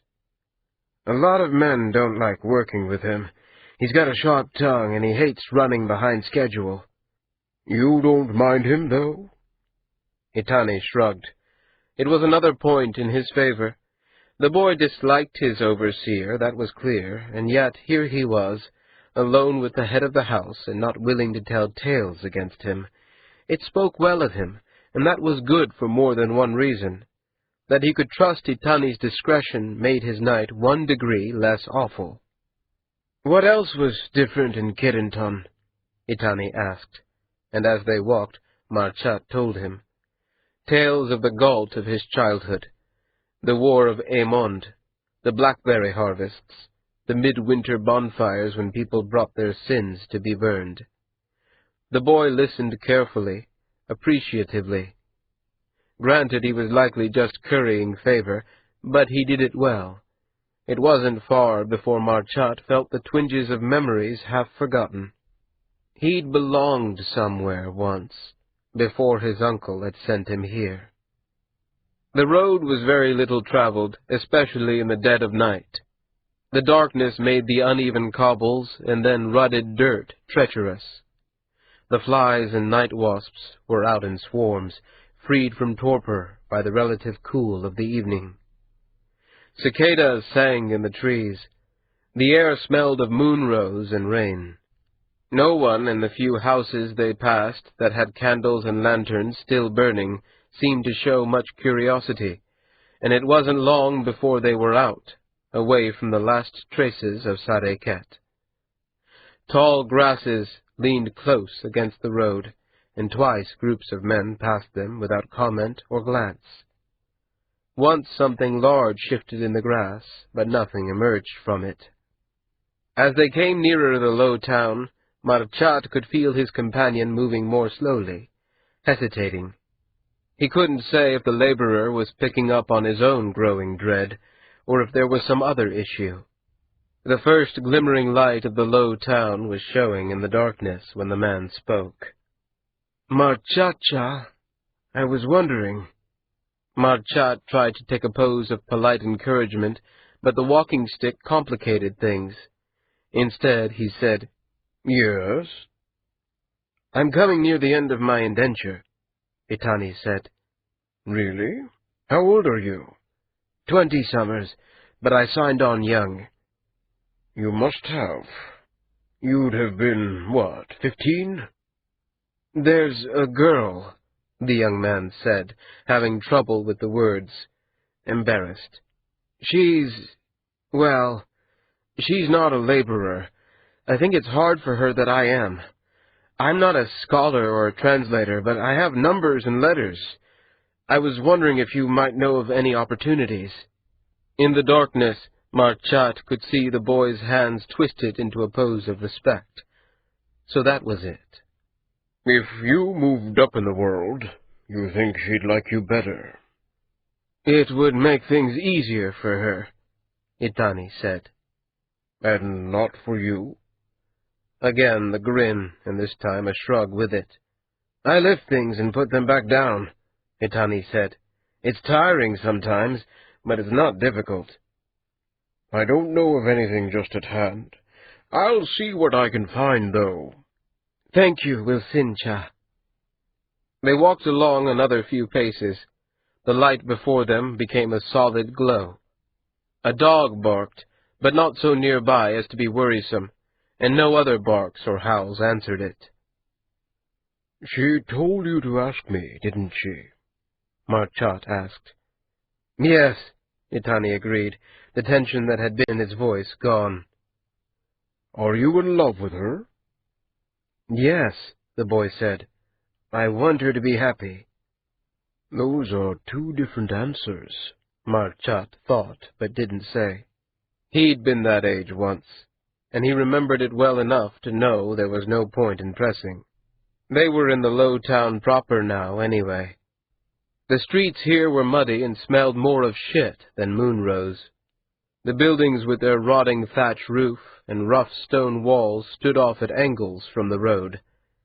2 streets in, and so almost halfway through the town, a long, low house stood at the opening to a rough square. A lantern hung from a hook beside its door. Marchat motioned to Itani. Wait for me here, he said. I'll be back as soon as I can. Itani nodded his understanding. There was no hesitation or objection in his stance, so far as Marchat could tell. It was more than he would have expected of himself if someone had told him to stand in this pest-hole street in the black of night for some unknown stretch of time. Gods go with you, you poor bastard, Marchat thought, and with me, too, for that. Inside, the house was dim. The ceiling was low, and though the walls were wide apart, the house had the feel of being too close, like a cave. Part of that was the smell of mold and stale water, part the dim doorways and black arches that led to the inner rooms. A squat table ran the length of one wall, and 2 men stood against it. The larger, a thick-necked tough with a long knife hanging from his belt, eyed Marchat. The other, moon-faced and pleasant-looking, nodded welcome. Oshai, Marchat said by way of greeting. Welcome to our humble quarters, the moon-faced man said and smiled. Marchat disliked that smile, polite though it was. It was too much like the smile of someone helping you into a sinking boat. Is it here? Marchat asked. Oshai nodded to a door set deeper in the gloom. A glimmer of candlelight showed its outline. Bad craftsmanship. He's been waiting, Oshai said. Marchat grunted before walking deeper into the darkness. The wood of the door was water-rotted, the leather hinge loose and ungainly. Marchat had to lift the door by its handle to close it behind him. The meeting room was small, better lit, quiet. A night candle stood in a wall niche, burning past half. Several other candles burned on a small table, and sitting at the table itself was the Andat, seedless. Marchat's skin crawled as the thing considered him, black eyes shifting silently. The Andat were unnerving under the best circumstances. Marchat took a pose of greeting that the Andat returned, then Seedless pushed out a stool and motioned to it. Marchat sat. You were able to come here without the poet's knowing? Marchat asked. The great poet of Sarekat is spending his evening drunk, as usual, Seedless replied, his voice conversational and smooth as cream. He's beyond caring where I am, or what I'm doing. And I hear the woman arrived? Yes, O'Shai says she's everything we need. Sweet-tempered, tractable, and profoundly credulous. She's unlikely to spook or run away like the last one. And she's from Nippur. Nippur? Marchat said and curled his lip. That's a backwater little island. Don't you think it might raise suspicion? I mean, why would some farm bitch from a half-savage island come to Sareket just to drop her baby? You'll think of something plausible, Seedless said, waving the objection away. The point is, she only speaks East Island tongues. If she were from some place with a real port, she might know a civilized language. Instead, you'll be using O'Shai as her translator. It should be easy. My overseer may know the language. And you can't delegate this to someone who doesn't, Seedless said. Or are all of your employees brilliant translators? Any idea who the father is? Marchat said, shifting the subject. Seedless made a gesture that wasn't a formal pose, but indicated the whole world and everything in it with a sweep of his delicate fingers. Who knows? Some passing fisherman, a tradesman, someone who passed through her town and got her legs apart. No one who will notice or care much if he does. He isn't important. And your part of the plan is progressing. We're prepared. We have the payment ready. Pearls mostly, and 100 lengths of silver. It's the sort of thing an East Islander might pay with, Marchat said. And there's no reason the Kai should look into it until the thing's been done. That's to the good, then, Seedless said. Arrange the audience with the Kai. If all goes well, we won't have to speak again, you and I. Marchat started to take a pose that expressed hope, but halfway in wondered if it might be taken the wrong way. He saw Seedless notice his hesitation. A thin smile graced the pale lips. Feeling an angry blush coming on, Marchat abandoned the pose. It will work, won't it? He asked. It isn't the first babe I'll drop out before it's time. This is what I am. Will sin. No, I don't mean can you do it. I mean will it really break him? O'Shai, he's taken the worst you could give him for years, because if this little drama we're arranging doesn't work, if there's any chance at all that it should fail, and the Kai find out that Galts were conspiring to deprive him of his precious Andat, the consequences could be huge. Seedless shifted forward on his chair, his gaze fastened on nothing. Marchat had heard once that Andat didn't breathe except to speak. He watched the unmoving ribs for a long moment while the Andat was silent. The rumor appeared true. At last the spirit drew in his breath and spoke. O'Shai is about to kill a child whose mother loves it. There isn't anything worse than that. Not for him. Picture it, this island girl. He's going to watch the light die in her eyes and know that without him it wouldn't have happened. You want to know will that break him?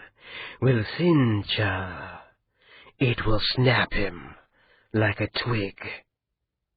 They were silent for a moment. The naked hunger on the Andat's face made Marchat squirm on his stool.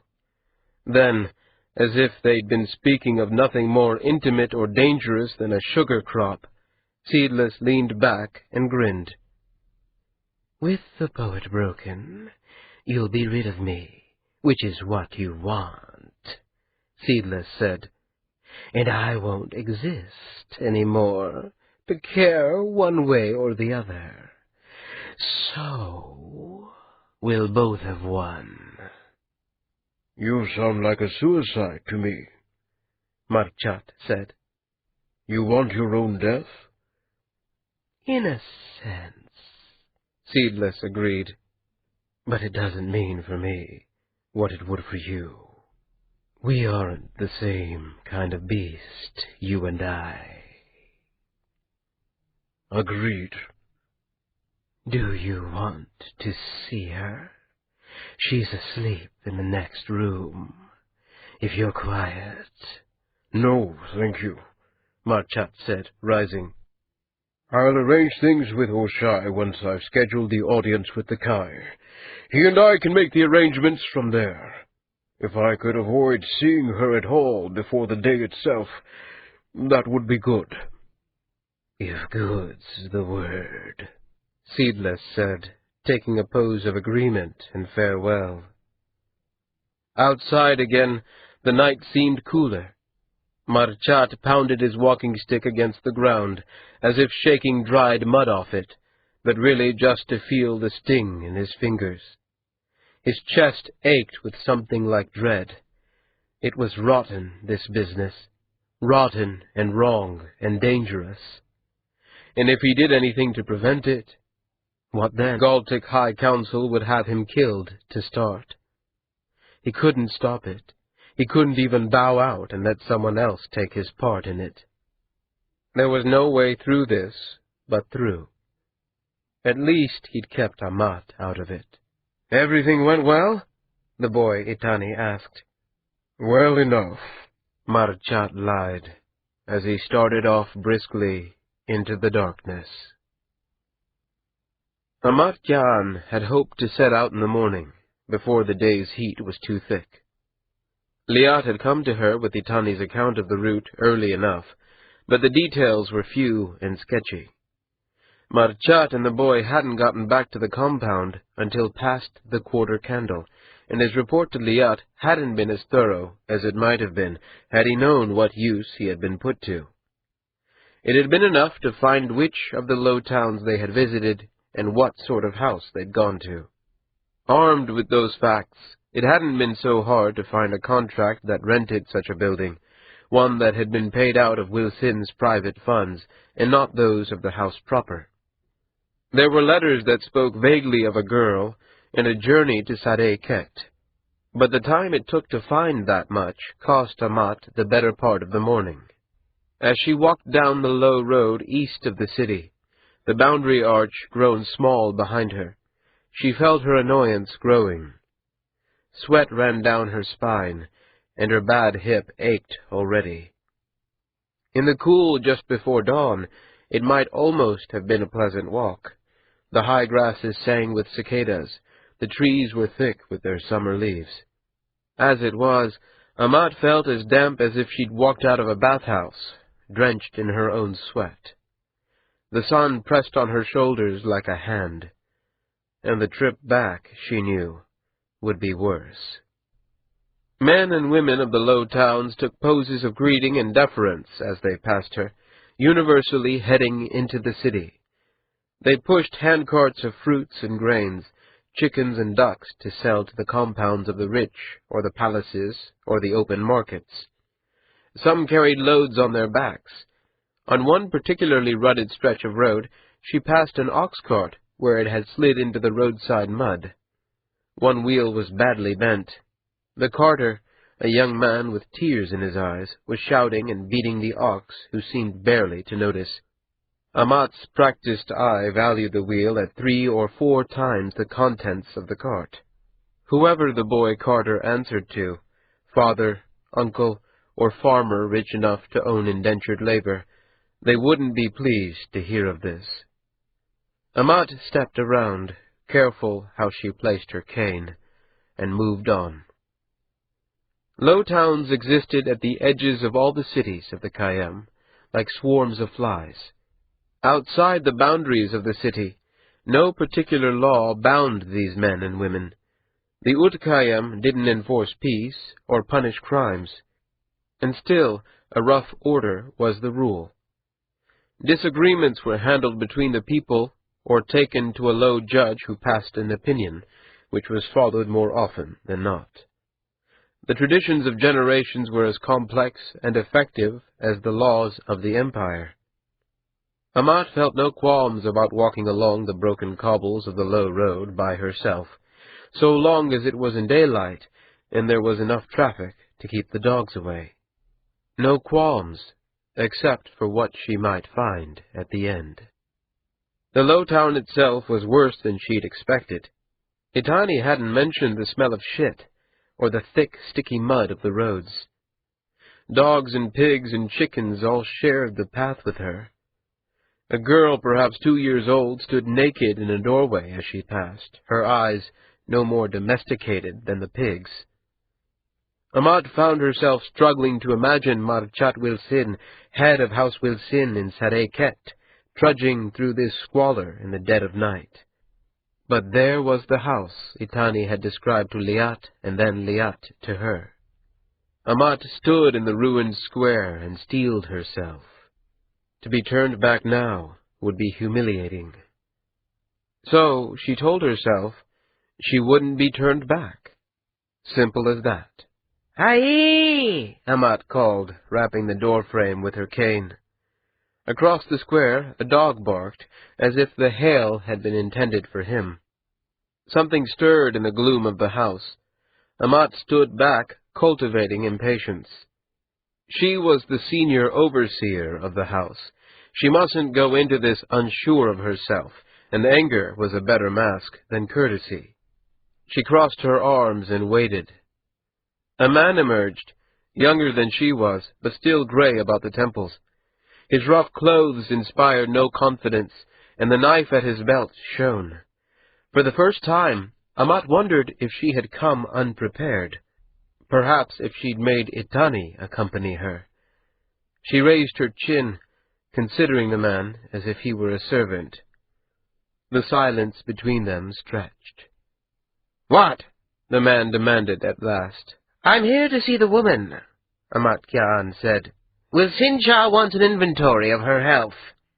The man frowned, and his gaze passed over her head, nervously surveying the street. "You got the wrong place, grandmother. I don't know what you're talking about." "I'm Amat Kyan, senior overseer for House Wilsin, and if you don't want to continue our conversation here in the open, you should invite me in." He hesitated, hand twitching toward his knife, and then away. He was caught, she could see. To let her in was an admission that some traffic was taking place, but turning her away risked the anger of his employer if Amat was who she said she was, and on the errand she claimed. Amat took a pose of query that implied the offer of assistance, not a pose she would wish to see from a superior. The knife man's dilemma was solved when another form appeared. The newcomer looked like nothing very much, a round, pale face, hair unkempt as one woken from sleep. The annoyance in his expression seemed to mirror her own, but the knife man's reaction was a visible relief. This was his overseer, then. Amat turned her attention to him. "This woman," the knife man said, "she says she's Wilsin's overseer." The moon-faced man smiled pleasantly and took a pose of greeting to her even as he spoke to the other man. "That would be because she is. Welcome, Kyan Cha. Please come in." Amat strode into the low house, the two men stepping back to let her pass. The round-faced man closed the door, deepening the gloom. As Amat's eyes adjusted to the darkness, details began to swim out of it. The wide, low main room, too bare to mark the house as a place where people actually lived. The moss growing at edge, where wall met ceiling. "I've come to see the client," Amat said. "Wilsin Shah wants to be sure she's well. If she miscarries during the negotiations, we'll all look fools." "The client? Yes, of course," the round-faced man said, and something in his voice told Amat she'd stepped wrong. Still, he took a pose of obeisance and motioned her to the rear of the place. Down a short hallway, a door opened to a wooden porch. The light was thick and green, filtered through a canopy of trees. Insects droned and birds called, chattering to one another. And leaning against a half-rotten railing was a young woman. She was hardly older than Liat, her skin the milky pale of an islander. Golden hair trailed down her back, and her belly bulged over a pair of rough canvas laborer's pants. Half, perhaps 3/4 of the way through her term. Hearing them, she turned and smiled. Her eyes were blue as the sky, her lips thick. Eastern Islands, Amat thought. Oman, or possibly Nippur. "Forgive me, Kya-Cha," the moon-faced man said. "My duties require me elsewhere. Yama will be here to help you, should you require it." Amat took a pose of thanks appropriate for a superior releasing an underling. The man replied with the correct form, but a strange half-mocking cant to his wrists. He had thick hands, Amat noted, and strong shoulders. She turned away, waiting until the man's footsteps faded behind her. He would go, she guessed, to Sareket, to Wilsin. She hadn't managed to avoid suspicion, but by the time Marchat knew she'd discovered this place, it would be too late to shut her out of it. It would have to do. "My name is Amat Kyaan," she said. "I'm here to inquire after your health. Marchat is a good man, but perhaps not so wise in women's matters." The girl cocked her head, like listening to an unfamiliar song. Amat felt her smile fade a degree. "You do know the Kayet tongues?" The girl giggled and said something. She spoke too quickly to follow precisely, but the words had the liquid feel of an East Island language. Amat cleared her throat and tried again, slowly, in Nippur. "My name is Amat Kyaan," she said. "I'm Maj," the girl said, matching Amat's slow diction and exaggerating as if she were speaking to a child. "You've come a long way to be here. I trust the travel went well?" "It was hard at first," the girl said, "but the last 3 days I've been able to keep food down." The girl's hand strayed to her belly. Tiny, dark stretch marks already marbled her skin. She was thin. If she went to term, she'd look like an egg on sticks. But, of course, she wouldn't go to term. Amat watched the pale fingers as they unconsciously caressed the rise and swell where the baby grew in darkness, and a sense of profound dislocation stole into her. This wasn't a noble woman whose virginity wanted plausibility. This wasn't a child of wealth, too fragile for blood teas. This didn't fit any of the 100 scenarios that had plagued Amat through the night. She leaned against the wooden railing, taking some of the weight off her aching hip, put her cane aside, and crossed her hands. "Marchat has told me so little of you," she said, struggling to find the vocabulary she needed. "How did you come to Sareket?"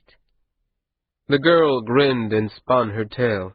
She spoke too quickly sometimes, and Amat had to make her repeat herself. It seemed the father of her get had been a member of the Utkayem, one of the great families of Sareket, near to the Kai himself. He'd been traveling in Nippur in disguise. He never revealed his true identity to her when he knew her, but though the affair had been brief, he had lost his heart to her.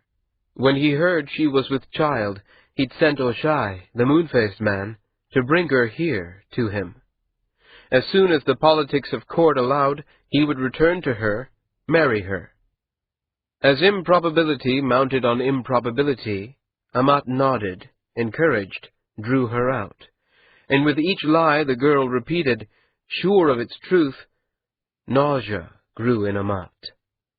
The girl was a fool, beautiful, lovely, pleasant, and a fool.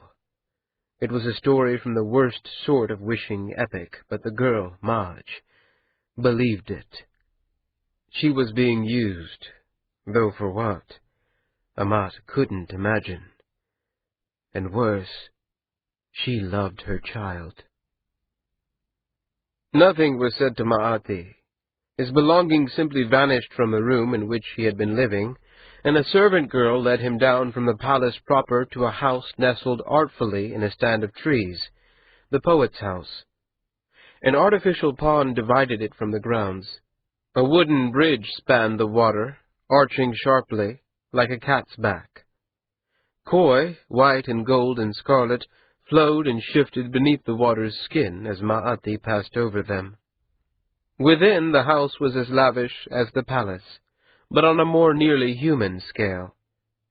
The stairway that led up to the sleeping quarters was a rich, dark wood and inlaid with ivory and mother-of-pearl, but no more than 2 people could have walked abreast up its length. The great rooms at the front, with their hinged walls that could open onto the night air or close like a shutter, were cluttered with books and scrolls and diagrams sketched on cheap paper. An ink brick had stained the arm of a great silk-embroidered chair. The place smelled of tallow candles and old laundry. For the first time since he had left the Dai Quo, Ma'ati felt himself in a space the character of which he could understand. He waited for his teacher, prepared for whatever punishment awaited him. Darkness came late, and he lit the night candle as the sun set. The silence of the poet's house was his only companion as he slept. In the morning, servants delivered a meal of sweet fruits, apple bread still warm from the palace kitchens, and a pot of smoky black tea. Ma'ati ate alone, a feeling of dread stealing over him.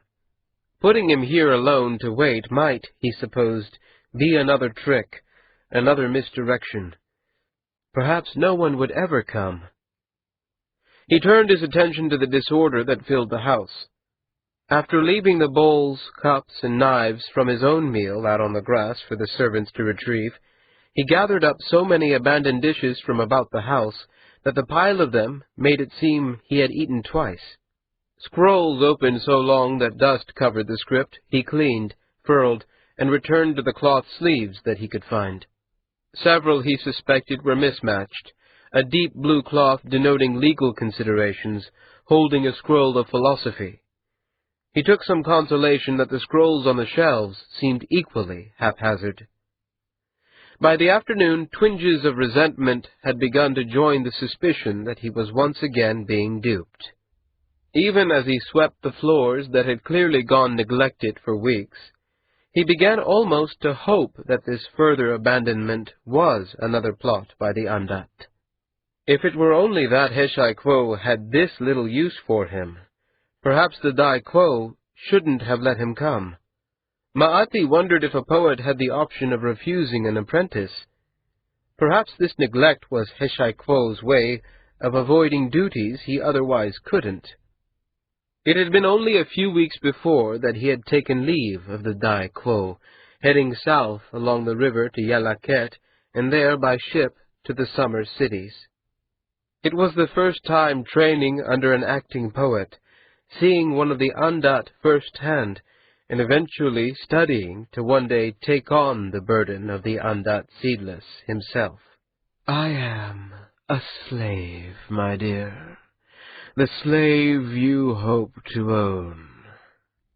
Ma'ati pushed the dust out the door, shoving with his broom as much as sweeping. When the full heat of the day came on, Ma'ati opened all the swinging walls, transforming the house into a kind of pavilion. A soft breeze ruffled the pages of the books and the tassels of scrolls. Ma'ati rested. A distant hunger troubled him, and he wondered how to signal from here for a palace servant to bring him something to eat. If Heshai Quo were here, he could ask. His teacher arrived at last, at first a small figure, no larger than Ma'ati's thumb, trundling out from the palace. Then, as he came nearer, Ma'ati made out the wide face, the slanted, weak shoulders, the awkward belly. As he crossed the wooden bridge, the high color in the poet's face, cheeks red as cherries and sheened in an unhealthy sweat, came clear. Maati rose and adopted a pose of welcome appropriate for a student to his master. Heshai's rolling gait slowed as he came near. The wide mouth gaped as Heshai Quo took in the space that had been his unkempt house. For the first time, Maati wondered if perhaps he had made a mistake in cleaning it. He felt a blush rising in his cheeks and shifted to a pose of apology. Heshai Quo raised a hand before he could speak. No, it's God's, boy. I don't think the place has looked like this since I came here. Did you? There was a brown book, leather-bound, on that table over there. Where did it end up? I don't know, Heshai Quo, Maati said. I will find it immediately. Don't. No, it will rise to the surface eventually, I'm sure. Here, come, sit. The poet moved awkwardly, like a man gout-plagued, but his joints, so far as Maati could make them out within the brown robes, were unswollen. Maati tried not to notice the stains of spilled food and drink on the poet's sleeves and down the front of his robes. As he lowered himself painfully into a chair of black lacquer and white woven cane, the poet spoke. We've gotten off to a bad start, haven't we? Maati took a pose of contrition, but the poet waved it away. I'm looking forward to teaching you. I thought I should say so, but there's little enough that I can do with you just now. Not until the harvests are all done, and that may not be for weeks. I'll get to you when I have time. There's quite a bit I'll have to show you. The Dai Quo can give you a good start, but holding one of the Ondat is much more than anything he'll have told you. And Seedless, well, I haven't done you any favors with Seedless, I'm afraid. I'm grateful that you are willing to accept me, Heshai Quo. Yes, well, that's all to the good then, isn't it? In the meantime, you should make use of your freedom, you understand? It can be a lovely city. Take your time with it, huh? Live a little before we lock you back down into all this being a poet nonsense, huh? Maati took a pose appropriate to a student accepting instruction, though he could see in Heshai's bloodshot eyes that this was not quite the reply the poet had hoped for. An awkward silence stretched between them, broken when Heshai, forced to smile, stood and clapped Maati on the shoulder. Excellent, the poet said, with such gusto that it was obvious he didn't mean it. I've got to switch these robes out for fresh. Busy, you know, busy. No time to rest. No time to rest. And yet it was the afternoon, and the poet, his teacher, was still in yesterday's clothes. No time to rest, nor to meet him when he arrived, nor to come to the house any time in the night for fear of speaking to a new apprentice. Maati watched Heshai's wide form retreat up the stairs, heard the footsteps tramping above him as the poet rushed through his ablutions. His head felt like it had been stuffed with wool as he tried to catalogue all the things he might have done that would have pushed his teacher away. Stings, doesn't it? Not being wanted, a soft voice murmured behind him. Maati spun. Seedless stood on the opened porch, in a robe of perfect black shot with an indigo so deep it was hard to see where it blended with the deeper darkness. The dark, mocking eyes considered him. Maati took no pose, spoke no words. Seedless nodded all the same, as if he had replied. We can talk later, you and I. I have nothing to say to you. All the better. I'll talk. You can listen. The poet Heshai clomped down the stairs, a fresh robe, brown silk over cream, in place. The stubble had been erased from his jowls. Poet and Ondat considered each other for a breathless moment, and then turned and walked together down the path. Maati watched them go. the small, awkward shape of the master, the slim, elegant shadow of the slave. They walked, Maati noticed, with the same pace, the same length of stride. They might almost have been old friends, but for the careful way they never brushed each other, even when walking abreast. As they topped the rise of the bridge, Seedless looked back and raised a perfect, pale hand to him in farewell. "She doesn't know." Marchat Wilson half rose from the bath, cool water streaming off his body. His expression was strange: anger, relief, something else more obscure than these. The young man he had been meeting with stared at Amat, open-mouthed with shock at seeing a clothed woman in the bathhouse. Amat restrained herself from making an obscene gesture at him. "Sani Cha," Wilson said, addressing the young man, though his gaze was locked on Amat. "Forgive me. My overseer and I have pressing business. I will send a runner with the full proposal." "But Wilsincha," the young man began, his voice trailing off when the old Galt turned to him. Amat saw something in Wilson's face that would have made her blanch too, had she been less fueled by her rage. The young man took a pose of thanks appropriate to closing an audience, hopped noisily out of the bath, and strode out. "Have you seen her?" Amat demanded, leaning on her cane. "Have you spoken with her?" "No, I haven't.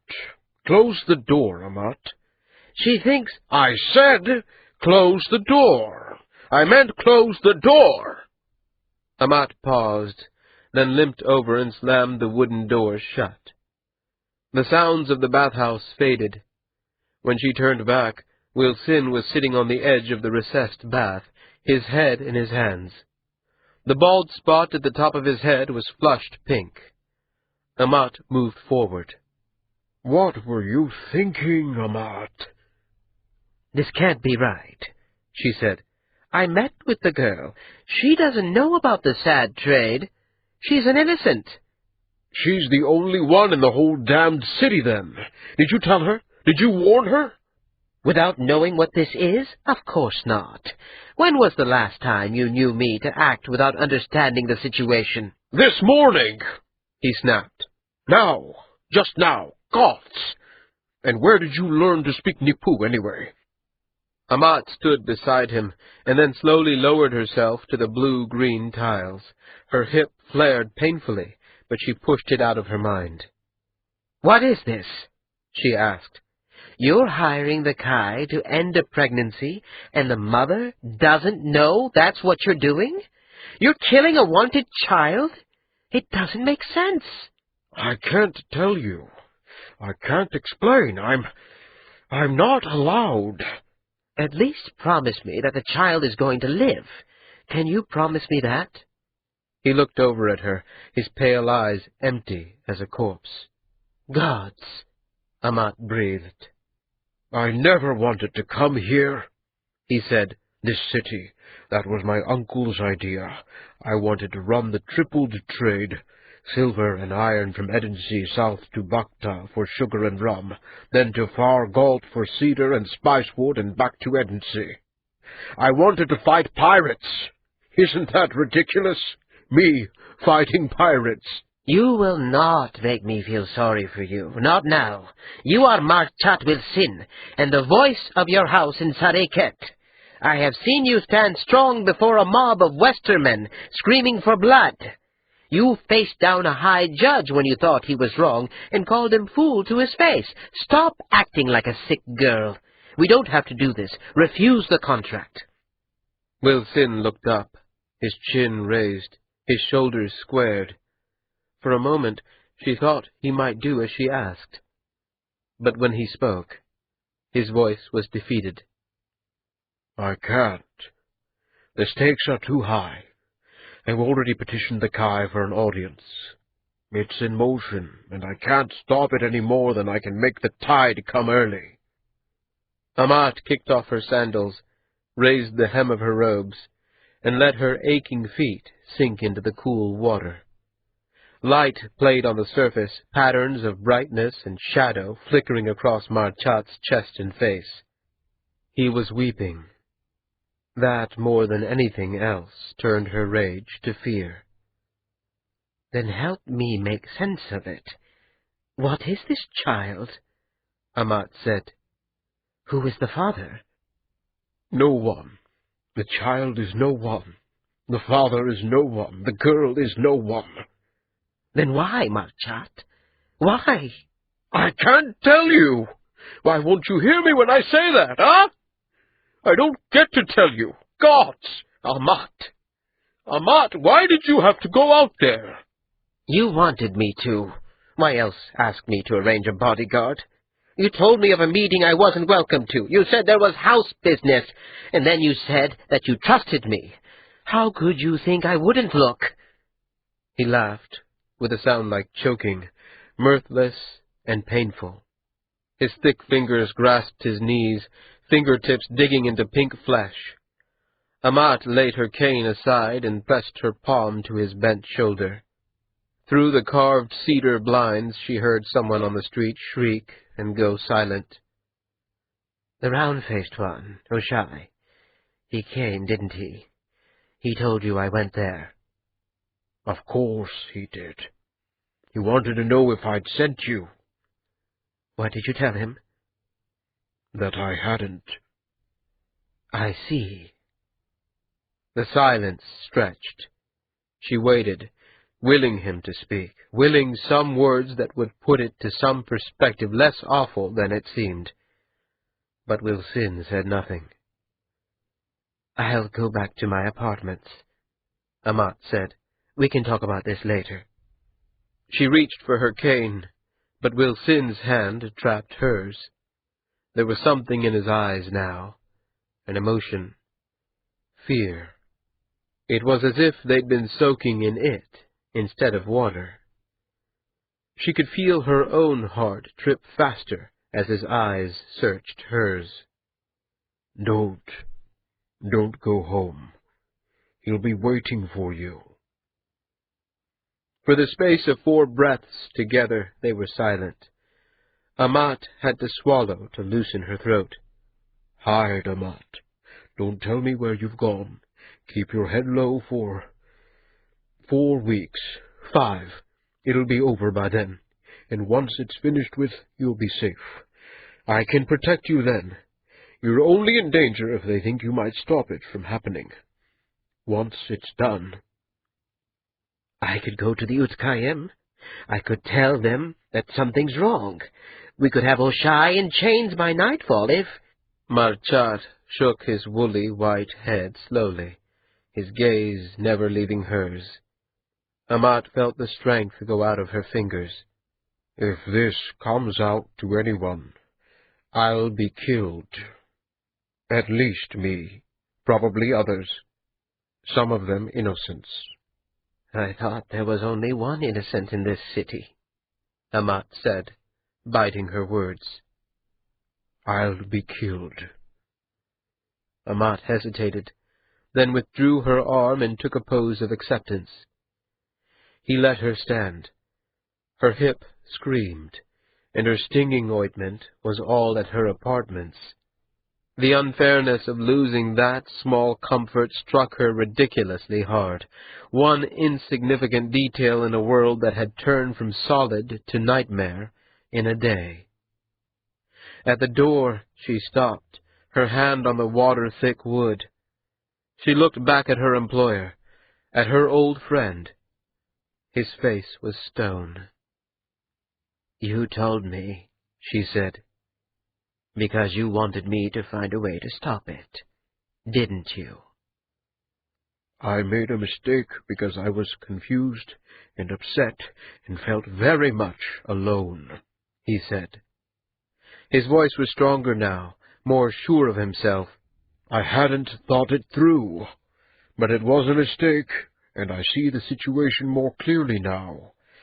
Do what I tell you, Amat, and we'll both see the other side of this. "It's wrong. Whatever this is, it's evil, and it's wrong." Yes, he agreed. Amat nodded and closed the door behind her when she went. 3.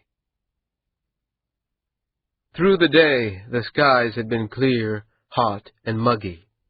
The rains only came with sunset, huge thunderheads towering into the sky, their flowing, ropey trains tinted pink and gold and indigo by the failing light. The gray veil of water higher than mountains moved slowly toward the city, losing its festival colors in the twilight, pushing gusts of unpredictable wind before it, and finally reaching the stone streets and thick tile roofs in darkness. And in the darkness it roared.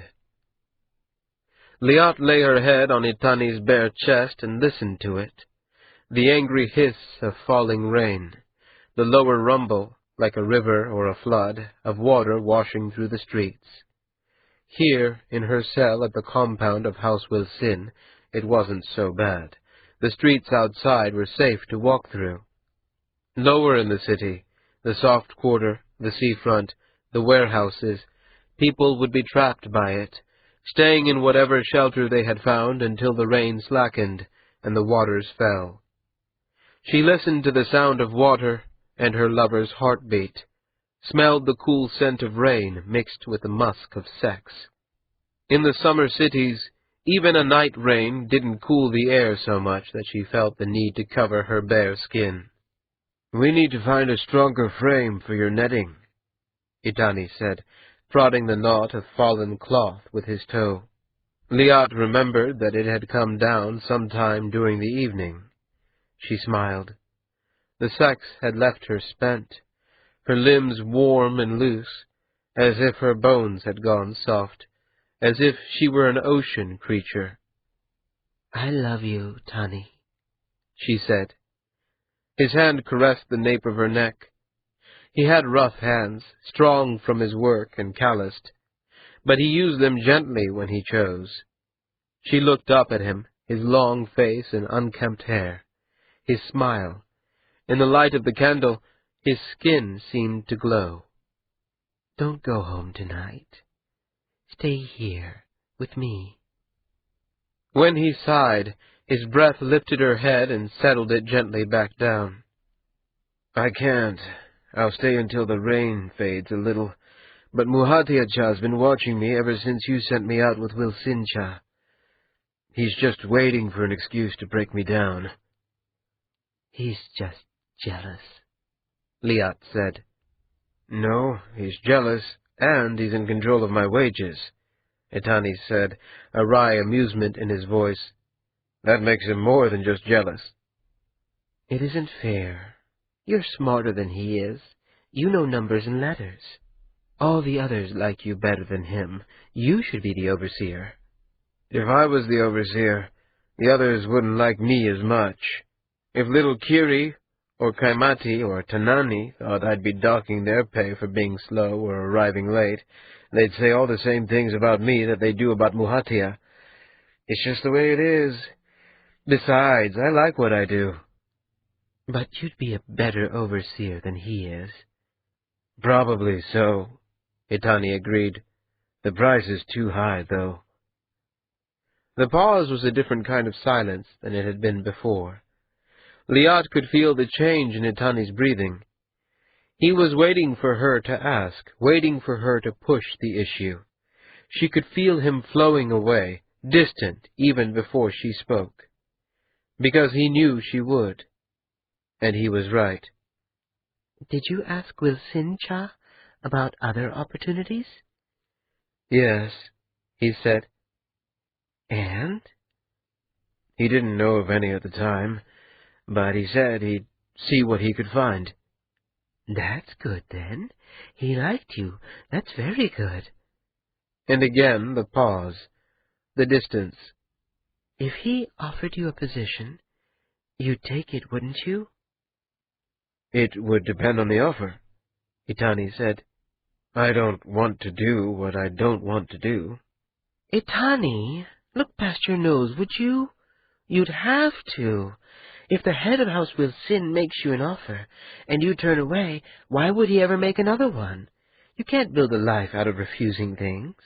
You have to accept them, too, even things you don't want sometimes, if they lead to things you do want later on.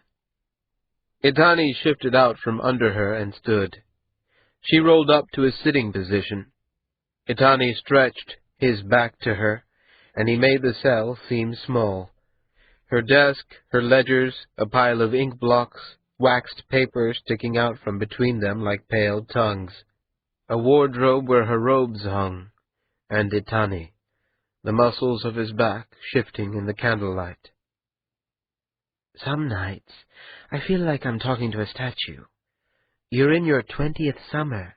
This is my 17th, she said severely.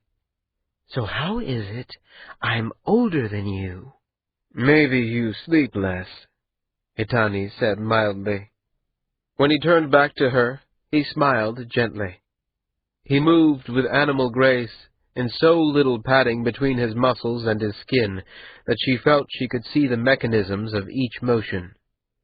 He crouched by the cot, resting his head on his hands and looking up at her. We have this conversation over and over, sweet, and it's never changed yet. I know you want more from me than... I want you to want more for yourself, Danny. That isn't the same thing. He took a gentle pose, asking permission. I know you want more from me than a laborer's life, and I don't imagine I'll do this forever, but I'm not ashamed of it, and I won't do something I like less so that someone someday might give me something that they think I'm supposed to want. When I want something, that will be different. And isn't there anything you want that you don't already have? He rose, cupping her breast in his hand and gently, carefully, pressing his lips to hers. His weight bore her back slowly to the labyrinth of cloth that had been her sheets and netting. She pulled back a fraction of an inch, keeping so close that when she spoke, she could feel her lips brushing his.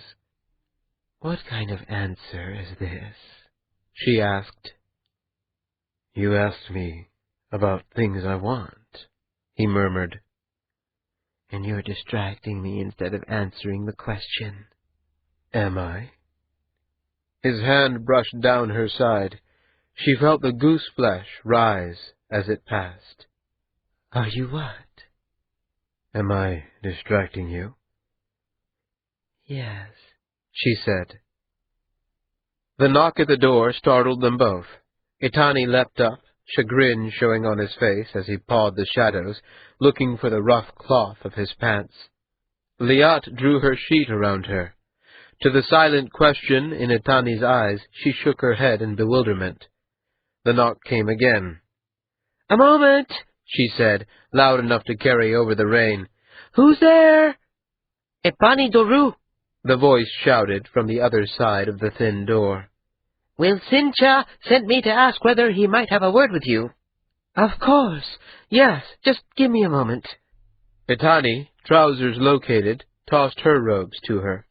She pulled on the inner robes, then grabbed a fresh outer robe from the wardrobe. Itani helped her fasten it. She felt her hands trembling. The voice of House Will Sin wanted to speak with her, and outside the normal hours of labor. It had never happened before. I should go back to my quarters, Itani said as she pulled her hair back to a formal bun. No, please, Tani, wait for me. You could be a quarter candle, love, he said. Listen, the rain's coming softer now anyway. It's time. It was true. The hiss of the rain was less vicious, and for all her complaints, she understood what it meant to have the unkind interest of an overseer. She took a pose of acceptance, but broke it to kiss him again. I'll find you tomorrow, she said. I'll be waiting. Itani moved back into the shadows behind the wardrobe, and Liat tugged at her robes one last time, stepped into her slippers, and answered the door. Epani, Marchat Will Sin's housemaster, stood under the awning, his arms crossed and his expression neutral. Liat took a pose indicating preparedness, and without apparent irony, he replied with one expressing thanks for prompt action. His gaze passed her for a moment, taking in the wreckage of her cot, the discarded robes on the stone floor, but he made no comment. When he turned and strode away, she followed. They went down an open walkway of gray stones raised far enough that the streams of rainwater hadn't darkened them. In the courtyard, the fountain had filled to overflowing, the wide pool dancing with drops. The tall bronze statue of the Galtic tree, symbol of the house, loomed in the darkness, the false bark glittering in the light of lanterns strung beneath the awnings, and safe from the rain. The private apartments where Wilsincha lived were at the end of the courtyard farthest from the street. Double doors of copper-bound ash stood open, though the view of the antechamber was still blocked by house banners shifting uneasily in the breeze. They glowed from the light behind them. Epani drew one banner aside and gestured Liat within, as if she were a guest, and not an apprentice overseer. The antechamber was stone-floored, but the walls and high ceiling glowed with worked wood. The air smelled rich with lemon candle and mint wine and lamp oil. Lanterns lit the space. From somewhere nearby she heard voices. 2 men, she thought. She made out few words, Wilsincha's voice saying, "Won't affect," and, unlike the last girl, the other man saying, "Won't allow," and "street by street if needed." Epani, sweeping in behind her, took a pose that indicated she should wait. She took a pose of acknowledgment, but the housemaster had already moved on, vanishing behind thick banners. The conversation stopped suddenly, as Epani's rain-soft voice interrupted. Then Marchat Wilsin himself, wearing robes of green and black, strode into the room. Liat Chukavi! Liat took a pose of obeisance, which the head of her house replied to with a curt, formal pose, dropped as soon as taken. He put a thick hand on her shoulder and drew her back to an inner chamber. I need to know, Liat. Do you speak any island tongues? Arask or Nipu? No, Wilsincha. I know Galtic and some Koyani. But nothing from the eastern islands? As they stepped into a meeting room, Liat adopted an apologetic pose. That's too bad, Wilsincha said, though his tone was mild and his expression curiously relieved. I think Amatcha may know some Nipu. It isn't a language that's much used in trade, but she's very well studied. Wilsin lowered himself to a bench beside a low table, gesturing to the cushion across from him. Liat knelt as he poured out a bowl of tea for her. You've been with my house, 3 years now? Amatcha accepted me as her apprentice 4 years ago. I was with my father in Chaburitan before that, working with my brothers. 4 years ago? Weren't you young to be working 4 years ago? You'd have seen 12 summers? Liat felt herself blush. She hadn't meant to have her family brought into the conversation. 13, Wilsincha. And there were ways I could help, so I did what I could. My brothers and I all helped where we could. She silently willed the old Galt's attention away from the subject. Anything she could say about her old life would make her seem less likely to be worth cultivating. The small apartments by the smokehouse that had housed her and 3 brothers, her father's little stand in the market selling cured meats and dried fruits. It wasn't the place Liat imagined an overseer of a merchant house would start from. Her wish seemed to be granted. Wilsincha cleared his throat and sat forward. Amat's been sent away on private business. She may be gone for some weeks. I have an audience before the Kai that I'll need you to take over. He said it in a low, conversational voice, but Liat felt herself flush like she'd drunk strong wine. She sipped the tea to steady herself, then put the bowl down and took a pose appropriate to a confession. Wilsincha, Amat has never taken me to the courts. I wouldn't know what to do, and— You'll be fine, Wilsin Cha said. It's the sad trade. Not complex, but I need it done with decorum, if you see. Someone to see to it that the client has the appropriate robes and understands the process. And with Hamat unavailable, I thought her apprentice might be the best person for the role. Liat looked down, hoping that the sense of vertigo would fade. An audience with the Kai, even only a very brief one, was something she had expected to take only years later, if ever. She took a pose of query, fighting to keep her fingers from trembling. Wilsin waved a hand, giving her permission to speak her question. There are other overseers. Some of them have been with the house much longer than I have. They have experience in the courts. They're busy. This is something I was going to have Hamat do herself before she was called away. I don't want to pull anyone else away from negotiations that are only half done. And Hamat said it was within your abilities, so— She did? Of course. Here's what I'll need of you. The rain had ended, and the night candle burned to just past the halfway mark when Heshai Kwo returned. Ma'ati, having fallen asleep on a reading couch, woke when the door slammed open. Blinking away half-formed dreams, he stood and took a pose of welcome. Heshai snorted, but made no other reply. Instead, he took a candle and touched it to the night candle's flame, then walked heavily around the rooms, lighting every lantern and candle. When the house was bright as morning and thick with the scent of hot wax, the teacher returned the dripping candle to its place and dragged a chair across the floor. Ma'ati sat on the couch as Heshai, groaning under his breath, lowered himself into the chair. Ma'ati was silent as his teacher considered him. Heshai Kwo's eyes were narrow, his mouth skewed into something like a stillborn smile. At last the teacher heaved a loud sigh and took a pose of apology. I've been an ass, and I'm sorry, the teacher said. I meant to say so before, but, well, I didn't, did I? What happened with the Kai was my fault, not yours. Don't carry it. Heshai Kwo, I was wrong to— Ah, you're a decent boy. Your heart's good, but there's no call to sweeten turds. I was thoughtless, careless. I let that bastard Seedless get the better of me. Again. And you, gods, you must think I'm the silliest joke ever to wear a poet's robe. Not at all, Ma'ati said seriously. He is a credit to you, Heshai Kwo. I have never seen anything to match him.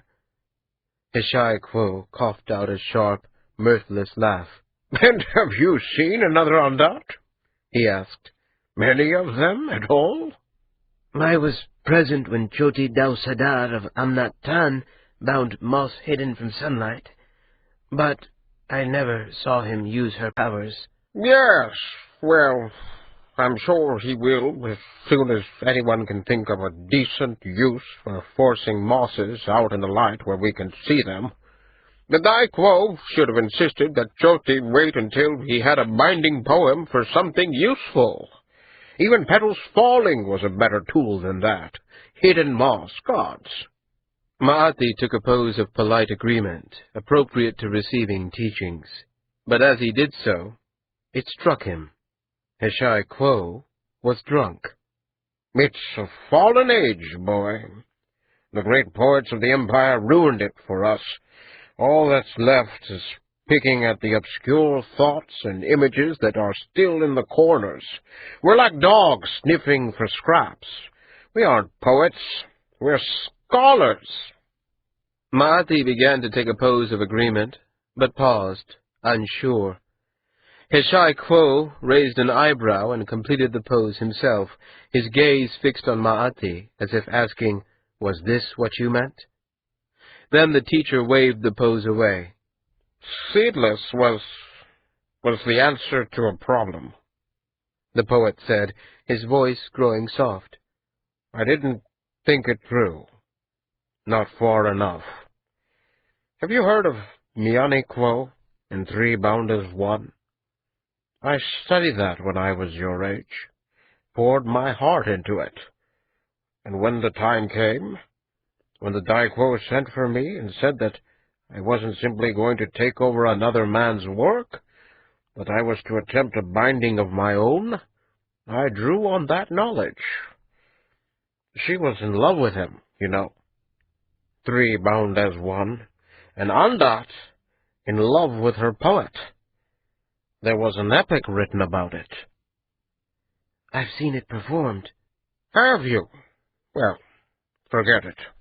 Unlearn it. It'll only lead you astray. I was too young and too foolish, and now I'm afraid I'll never have the chance to be wise." The poet's gaze was fixed on something that Maati couldn't see, something in another place or time. A smile touched the wide lips for a moment, and then, with a sigh, the poet blinked. He seemed to see Maati again, and took a pose of command. "Put these damned candles out," he said. "I'm going to sleep." And without looking back, Heshai Quo rose and tramped up the stairs. Maati moved through the house, dousing the flames Heshai Quo had lit, dimming the room as he did so. His mind churned with half-formed questions. Above him he heard Heshai Quo's footsteps, and then the clatter of shutters closing, and then silence. The master had gone to bed, likely already asleep. Maati had snuffed the last flame but the night candle, when the new voice spoke. "You didn't accept my apology." Seedless stood in the doorway, his pale skin glowing in the light of the single candle. His robes were dark, blue or black or red, so deep Maati couldn't make it out. The thin hands took a pose of query. "Is there a reason I should?" "Charity?" Maati coughed out a mirthless laugh and turned as if to go, but the Andat stepped into the house.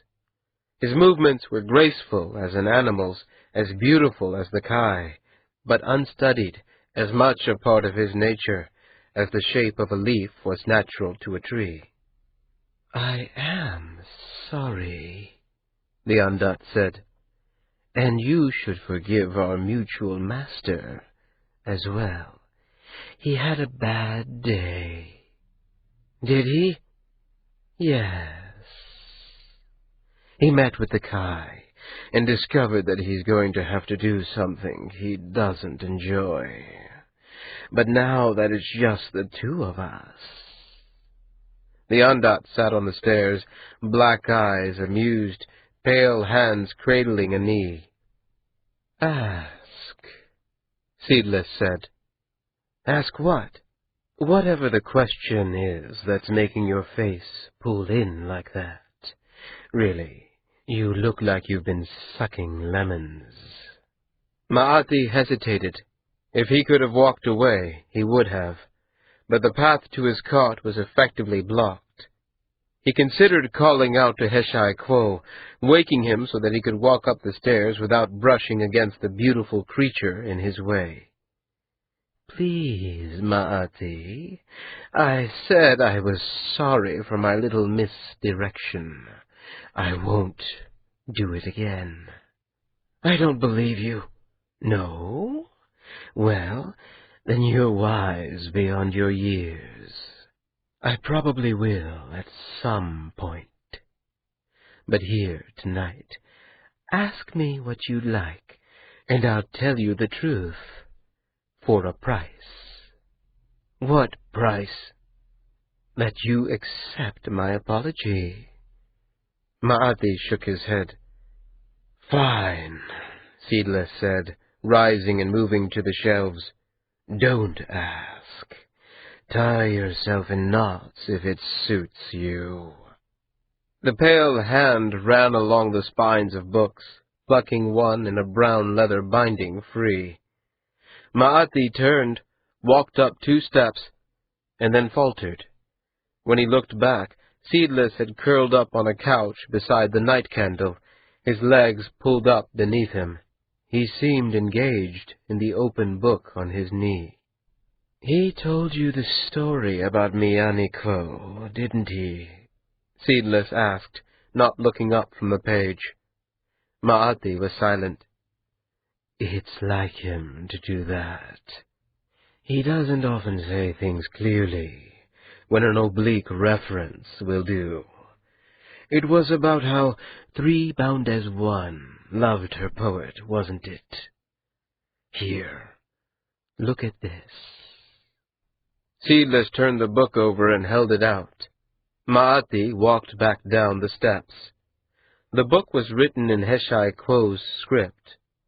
The page Seedless held out was a table marking parallels between the classic binding of 3 bound as 1 and removing the part that continues, Seedless. "It's his analysis of his error," the Andat said. "You should take it. He means for you to have it, I think." Maati took the soft leather in his hands. The pages scraped softly. "He did bind you," Maati said. "He didn't pay your price, so there wasn't an error. It worked." "Some prices are subtle. Some are longer than others. Let me tell you a little more about our master. He was never lovely to look at. Even fresh from the womb he made an ugly babe. He was cast out by his father, much the same way you were. But when he found himself an apprentice in the courts of the Kai Patai, he fell in love. Hard to imagine, isn't it? Our fat, waddling pig of a man in love. But he was, and the girl was willing enough. The allure of power. A poet controls the Andat, and that's as near to holding a god in your hands as anyone is ever likely to get. But when he got her with child, she turned away from him," Seedless continued. "Drank some nasty teas and killed out the baby. It broke his heart, partly because he might have liked being a father, partly because it proved that his lady love had never meant to build her life with his." "I didn't know. He doesn't tell many people. But, Maati, please sit down. This is important for you to understand, and if I have to keep looking up at you, I'll get a sore neck." He knew that the wise thing was to turn, to walk up the stairs to his room. He sat. "Good," Seedless said. "Now, you know, don't you, that Andat are only ideas, concepts translated into a form that includes volition. The work of the poet is to include all those features which the idea itself doesn't carry. So, for example, water moving down had perfectly white hair. Why? There isn't anything about that thought that requires white hair, or a deep voice, or, with 3 bound as 1, love. So, where do those attributes come from?" "From the poet?" "Yes," Seedless agreed, smiling. "From the poet. Now, picture our master as a boy, not much older than you are now. He's just lost a child that might otherwise have been his, a woman who might have loved him, the unspoken suspicion that his father hates him, and the pain of his mother letting him be taken away gnaws at him like a cancer. And now he is called on to save Sareket, to bind the Undat that will keep the wheels of commerce running. And he fashions me. And look what he did, Ma'ati, the Undat continued, spreading his arms as if he were on display. I'm beautiful. I'm clever. I'm confident. In ancient days, Mianikwo made himself his perfect mate. Heshai-Kwo created the self he wished that he were. In all my particulars, I am who he would have been, had it been given him to choose. But, along with that, he folded in what he imagined his perfect self would think of the real man, along with beauty and subtlety and wit. He gave me all his hatred of the toad poet Heshai. Gods, Ma'ati said. Oh, no. It was brilliant.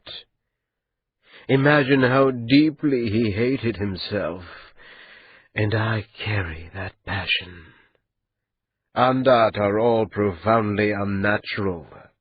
We want to return to our natural state, the way rain wants to fall. But we can be divided against ourselves. That is the structure he took from Mianikwo. Three bound as one wanted freedom, and she also wanted love.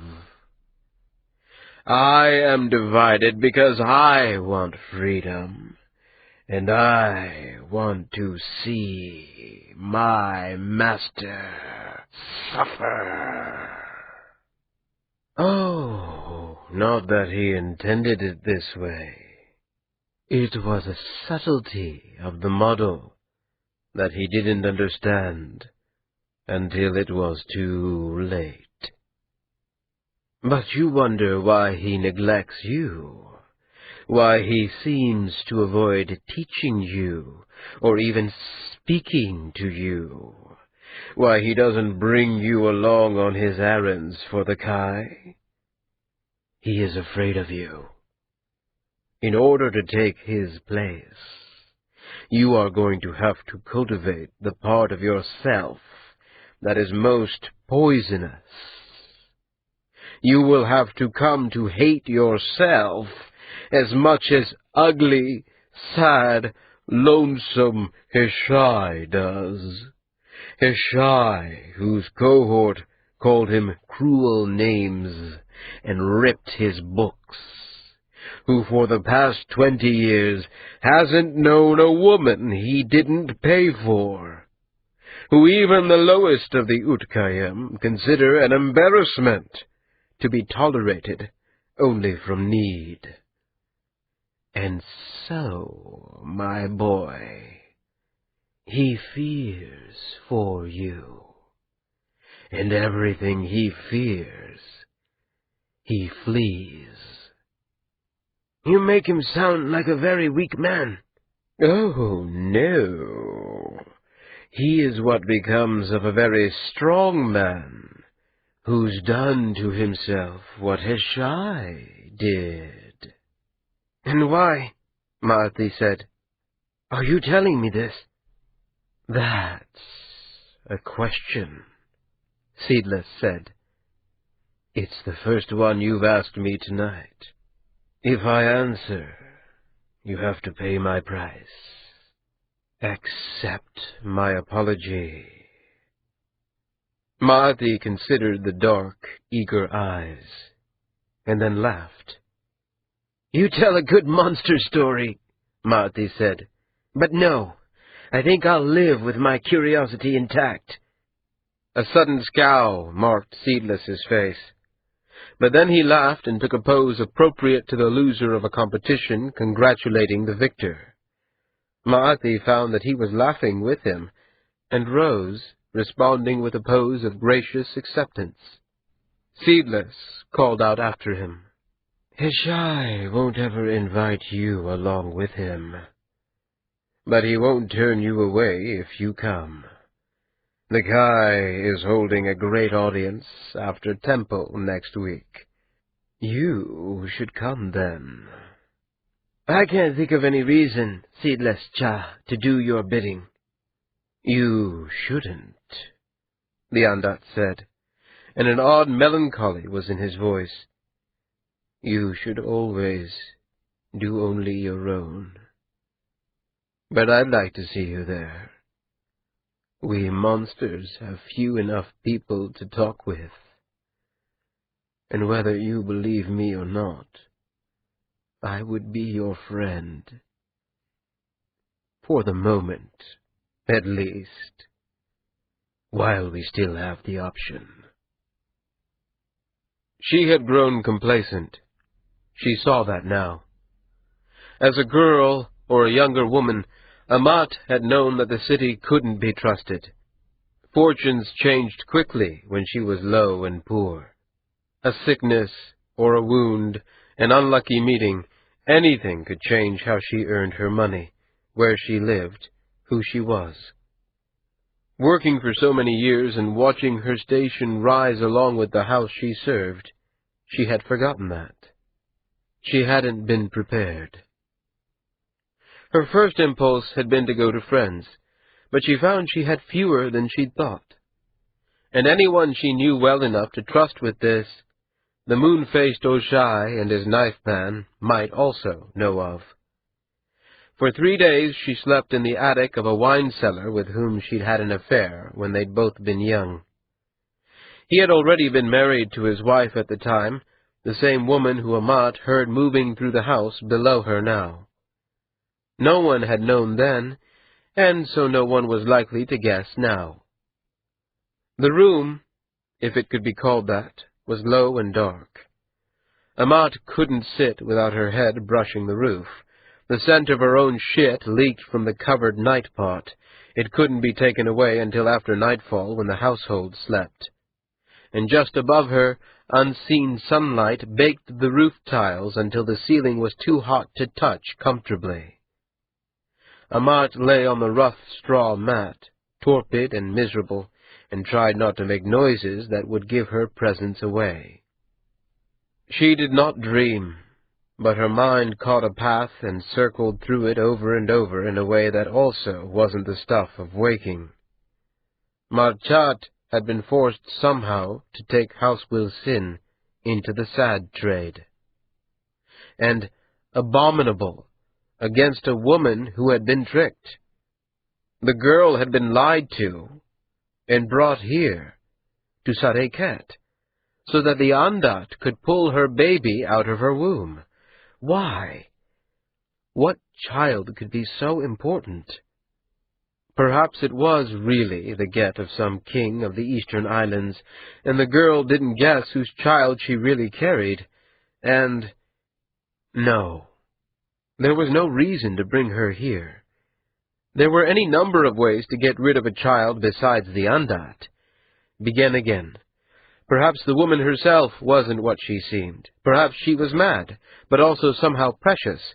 Normal teas might derange her, so the Andat was employed to remove the babe without putting any medicines into the woman. And House Will Sin... No, if there had been a reason, a real reason, a humane reason, for this travesty, Marchat wouldn't have had to keep it from her. Begin again. It wasn't about the woman, or the father, or the child. Marchat had said as much. They were all nobodies. The only things left were House Will Sin and the Andat. So the solution was there. If there was a solution. If this wasn't all a fever dream. Perhaps House Will Sin intended to kill out an innocent child with the aid of the Kai, and then use their shared guilt as a way to gain favor. Amat ground her palms into her eyelids until blotches of green and gold shone before her. Her robes, sweat-sticky, balled and bound like bedclothes, nodded in sleep. In the house below her, someone was pounding something, wood clacking against wood.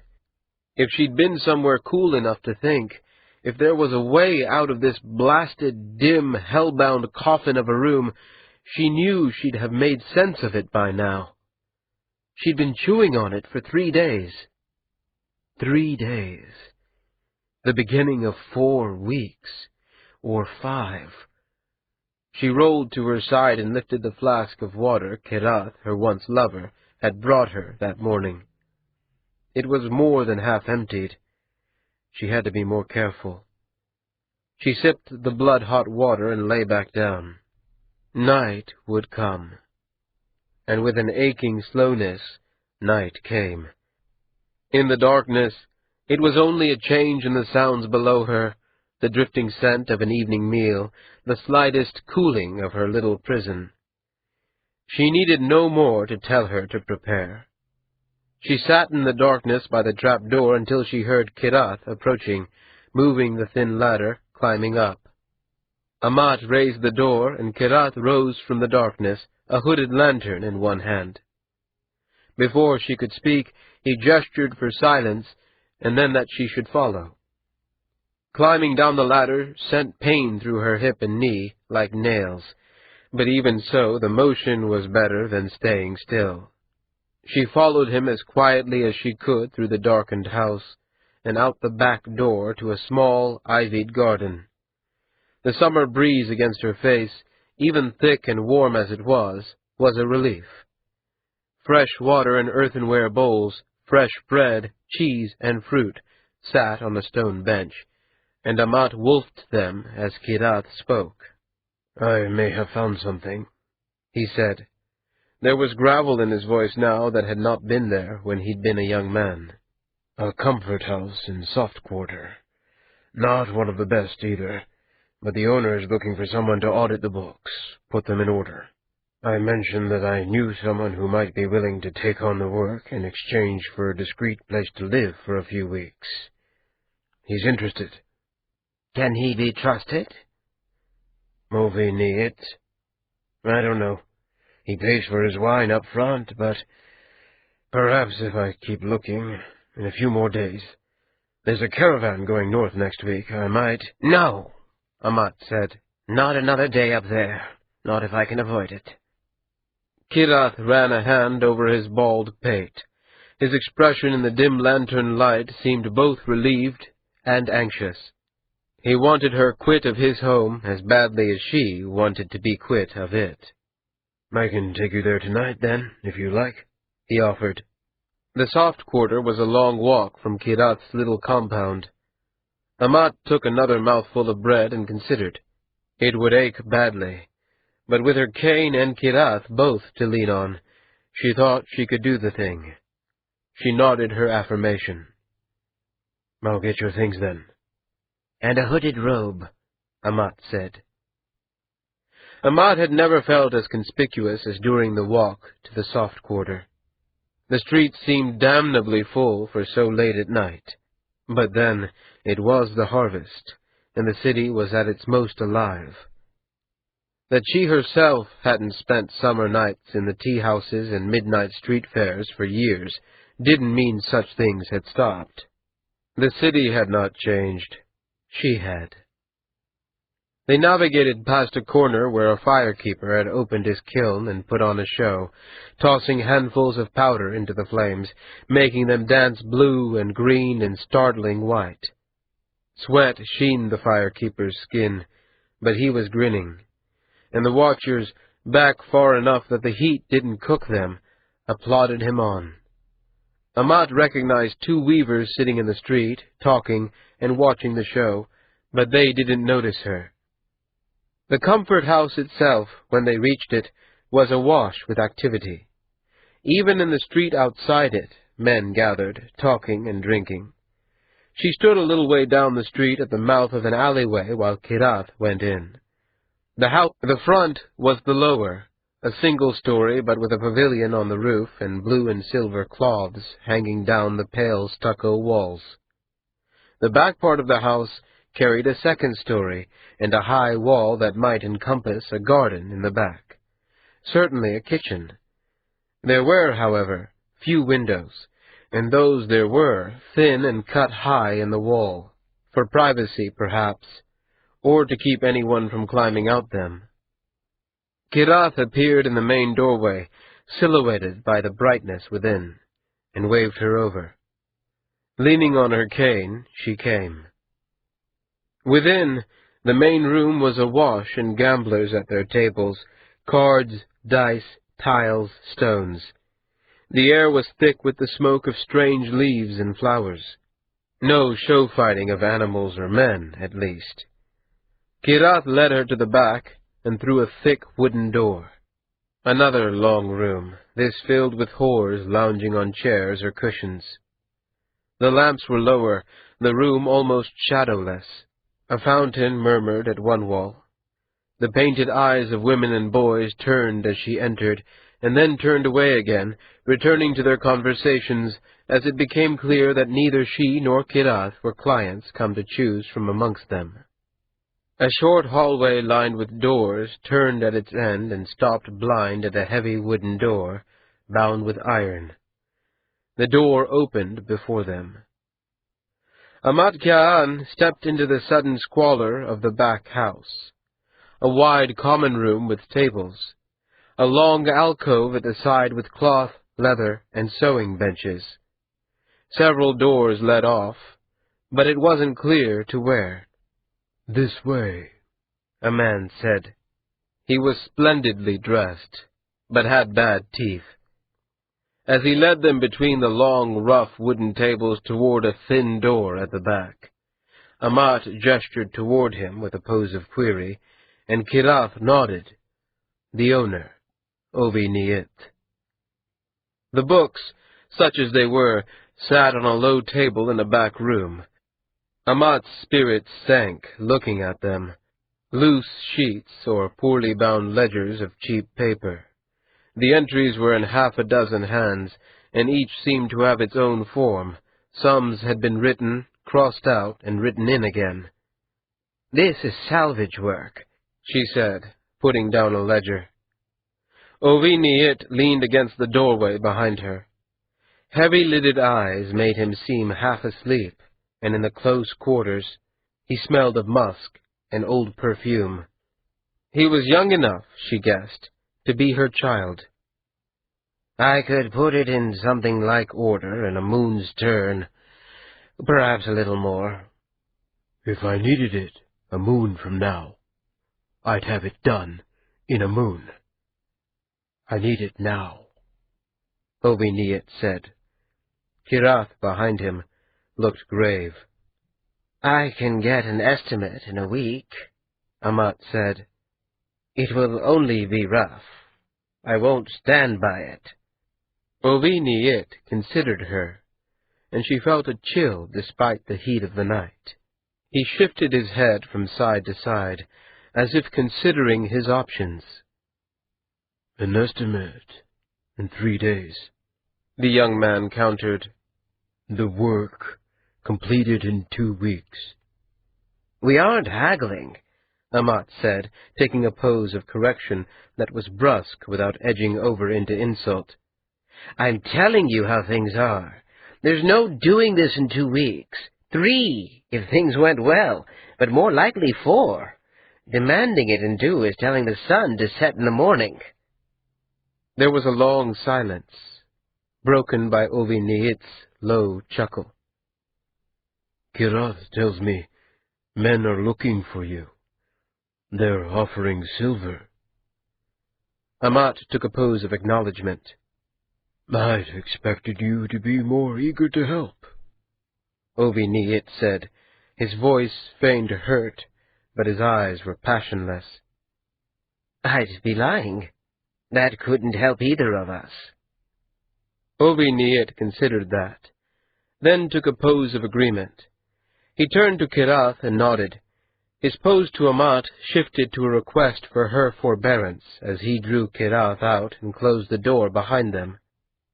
Amat leaned against the table, her palm pressed to her aching hip. The walk had loosened her muscles a bit, but she would still have given a week's wages for the pot of salve in her apartments. In the common room she heard Kirath laugh. He sounded relieved.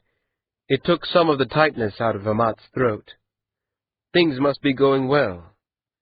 For a moment, a voice in the back of her mind suggested that perhaps it had all been a trick, and Ovi Niet and Kirath were sending a runner to the moon-faced Oshai, even while she was waiting here, oblivious. She put the thought aside. She was tired.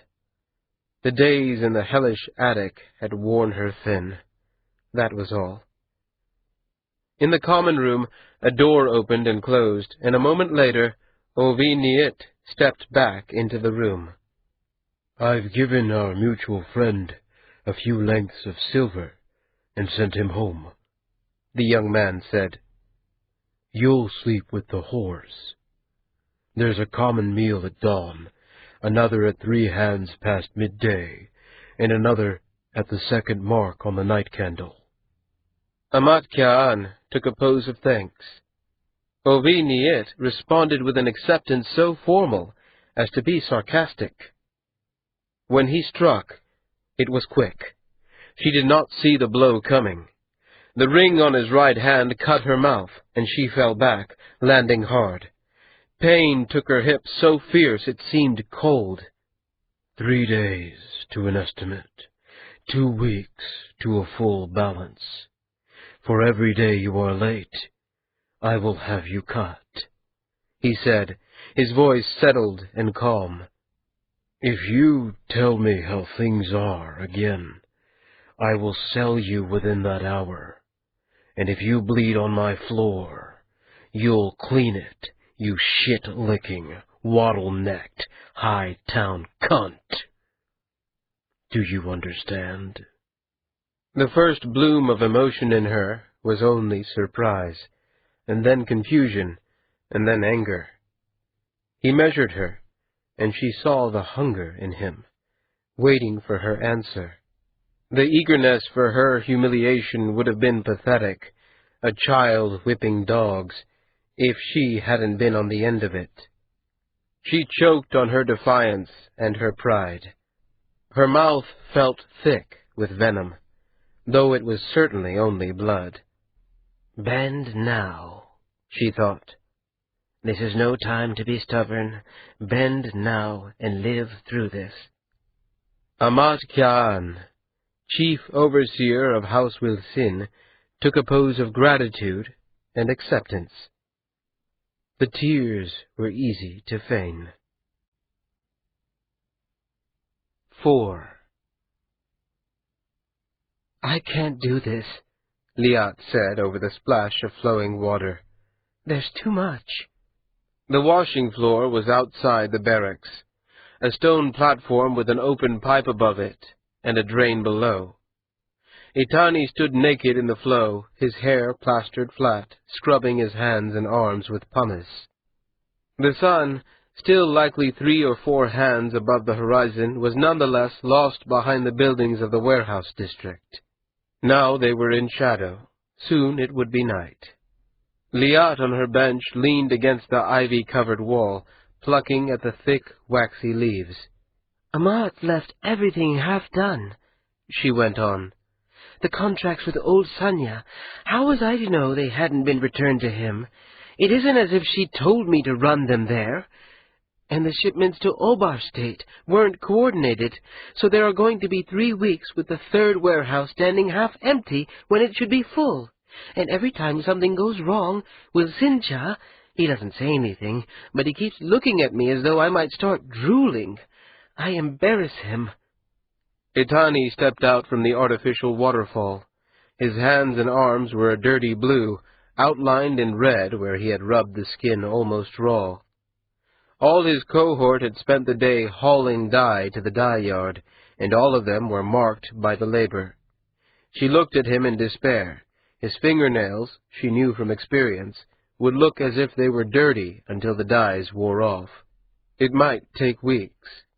"Has he said anything to you?" Itani asked, wiping the water off his arms and chest. Of course he has. I'm doing Amat's work and preparing for the audience with the Kai besides. I meant, has he told you that you were doing poorly? Or is it only your own standards that aren't being met? Liat felt herself flush, but took a pose of query. Itani frowned and pulled on fresh robes. The cloth clung to his legs. You mean you think perhaps he wants an incompetent going before the Kai in his name? Liat demanded. And why do you imagine he'd wish for that? I mean, is it possible that your expectations of yourself are higher than his? You've been put in this position without warning, and without the chance to prepare yourself with Amatcha. Hold that in mind, and it seems to me you've been doing very well.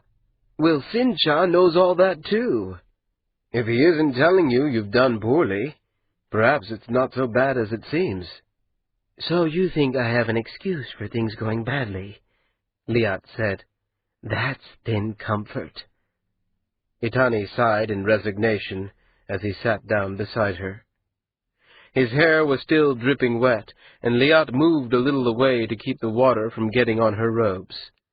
She could see in the way he kept his expression calm that he thought she was being unreasonably hard on herself, and her suspicion that he wasn't wholly wrong only made her more impatient with him.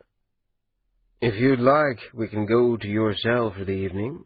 You can work on whatever it is that needs your attention, he offered. And what would you do? Be there, he said simply. The others will understand. Yes, lovely, Liat said, sarcasm in her voice. Refuse the cohort's company because I have more important things than them. Let's see what more they can say about me. They already think I look down on them.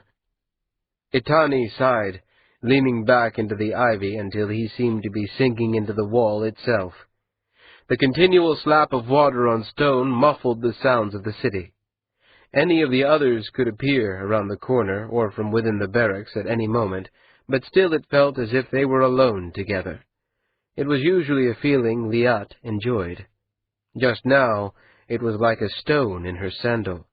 You could tell me I'm wrong if you liked, she said. No, they do think that. But we could go anyway. What does it matter what they think? They're only jealous of us.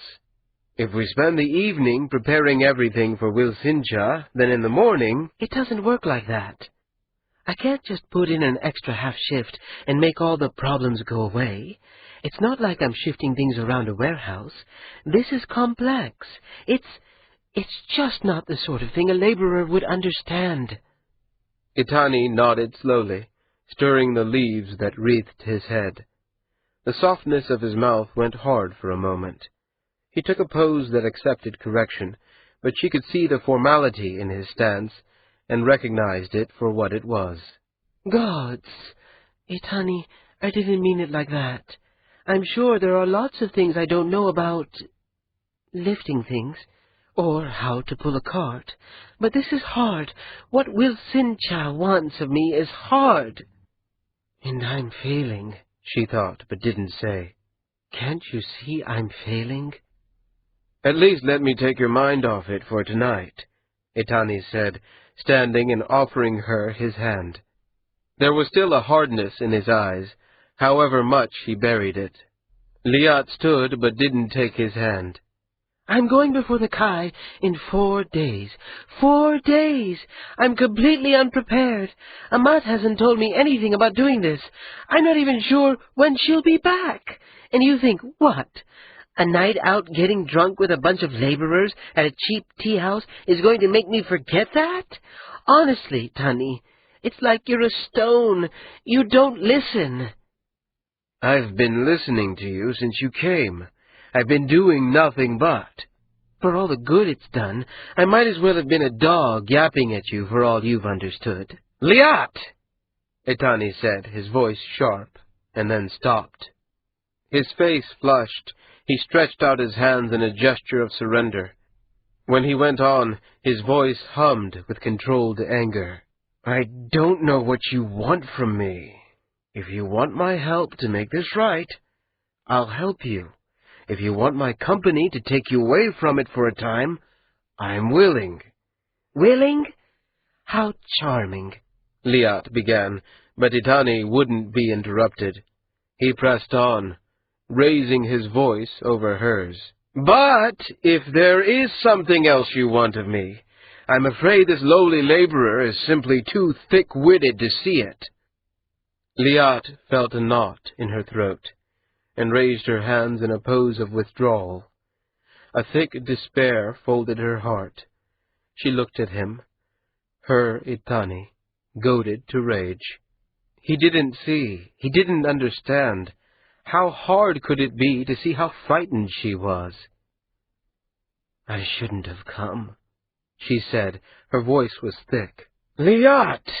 No, she said, wiping away tears with the sleeve of her robe as she turned. It was the wrong thing for me to do. You go on. I'm going back to my cell. Itani, his anger not gone, but tempered by something softer, put a hand on her arms. I can come with you, if you like, he said. For more of this? She didn't say. She only shook her head, pulled gently away from him, and started the long walk up to the north, back to the compound without him. She stopped at a water-seller's cart halfway there and drank cool water, limed and sugared, and waited to see whether Itani had followed her. He hadn't, and she honestly couldn't say whether she was more disappointed or relieved. The woman, Anet Nyoa, her name was, held out a plum, taking at the same time a pose of offering. Maati accepted the fruit formally, and with a growing sense of discomfort.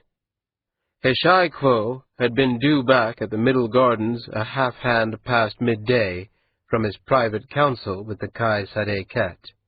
It was almost 2 hands now, and Maati was still alone on his bench overlooking the tiled roofs of the city and the maze of paths through the palaces and gardens. And to make things more awkward, Anet Nyoa, daughter of some house of the Utkayem Maati felt sure he should recognize, had stopped to speak with him and offer him fruit. And at every moment that it seemed time for her to take leave, she found something more to say. You seem young, she said. I had pictured a poet as an older man. I'm only a student, Nyoa-cha, Maati said. I've only just arrived. And how old are you? This is my 16th summer, he said. The woman took a pose of appreciation that he didn't entirely understand. It was a simple enough grammar, but he didn't see what there was to appreciate about being a particular age. And there was something else in the way her eyes met his that made him feel that perhaps she had mistaken him for someone else. And you, Nyoa-cha? My 18th, she said. My family came to Sadeket from Setani when I was a girl. Where are your family? I have none, Maati said. That is, when I was sent to the school, They are in Patai, but I'm not. We aren't family any longer. I've become a poet now. A note of sorrow came into her expression, and she leaned forward. Her hand touched his wrist. That must be hard for you, she said, her gaze now very much locked with his. Being alone like that? Not so bad, Maati said, willing his voice not to squeak. There was a scent coming from her robe, something rich and earthy, just strong enough to catch through the floral riot of gardens. That is, I've managed quite nicely. You're brave to put such a strong face on it. And like the answer to a prayer, the Andat's perfect form stepped out from a minor hall at the far end of the garden. He wore a black robe shot with crimson and cut in the style of the old empire. Ma'ati leaped up, tucked the plum into his sleeve, and took a pose of farewell. "My apologies," he said. "The Ondat has come, and I fear I am required." The woman took an answering pose that also held a nuance of regret, but Ma'ati turned away and hurried down the path, white gravel crunching under his feet. He didn't look back until he'd reached Seedless's side. "Well, my dear, that was a hasty retreat." "I don't know what you mean." Seedless raised a single black brow, and Ma'ati felt himself blushing. But the Ondat took a pose that dismissed the subject and went on. "Heshai has left for the day. He says you're to go back to the poet's house and clean the bookshelves." "I don't believe you." "You're getting better, then," the Ondat said with a grin. "He's just coming. The audience with the Kai ran long, but all the afternoon's plans are still very much in place." Ma'ati felt himself smile in return. Whatever else could be said of the Ondat, his advice about Heshai Quo had been true. Ma'ati had risen in the morning, ready to follow Heshai Quo on whatever errands the Kai had set him that day. At first, the old poet had seemed uncomfortable, but by the middle of that first day, Ma'ati found him more and more explaining what it was that the Ondat was called upon to do, how it fit with the high etiquette of the Ut Kayem and the lesser courts, how, in fact, to conduct the business of the city. And in the days that followed, Seedless, watching, had taken a tone that was still sly, still shockingly irreverent, still too clever to trust, but not at all like the malefic prankster that Ma'ati had first feared. "You should really leave the old man behind. I'm a much better teacher," Seedless said. "That girl, for example, I could teach you how to—" "Thank you, Seedless Cha, but I'll take my lessons from Heshai Quo." "Not on that subject, you won't. Not unless it's learning how to strike a bargain with a soft quarter whore." Ma'ati took a dismissive pose, and Heshai Quo stepped through an archway. His brows were furrowed and angry. His lips moved, continuing some conversation with himself or some imagined listener. When he looked up, meeting Ma'ati's pose of welcome, his smile seemed forced and brief. "I've had a meeting with House Tian," the poet said. "Idiots have petitioned the Kai for a private session. Something about a Westlands contract. I don't know." "I would like to attend, if I may," Ma'ati said. It had become something of a stock phrase over the last few days, and Heshai Quo accepted it with the same distracted acquiescence that seemed to be his custom. The old poet turned to the south and began the walk downhill to the low palaces. Ma'ati and Seedless walked behind. The city stretched below them, the gray and red roofs, the streets leading down to converge on the seafront, and beyond that the masts of the ships, and the sea, and the great expanse of sky dwarfing it all. It was like something from the imagination of a painter, too gaudy and perfect to be real, and almost inaudible over their footsteps on the gravel paths and the distant songs of garden slaves, Heshai Quo muttering to himself, his hands twitching toward half-formed poses. "He was with the Kai," Seedless said, his voice very low. "It didn't go well." "What was the matter?" It was Heshai Quo who answered the question. "The Kai Sarekat is a greedy, vain little shit," he said. "If you had to choose the essence of the problem, you could do worse than start there." Ma'ati missed his step, and a shocked sound, half-cough, half-laugh, escaped him. When the poet turned to him, he tried to adopt a pose, any pose, but his hands couldn't agree on where they should go. "What?" the poet demanded. "The Kai. You just—" Ma'ati said.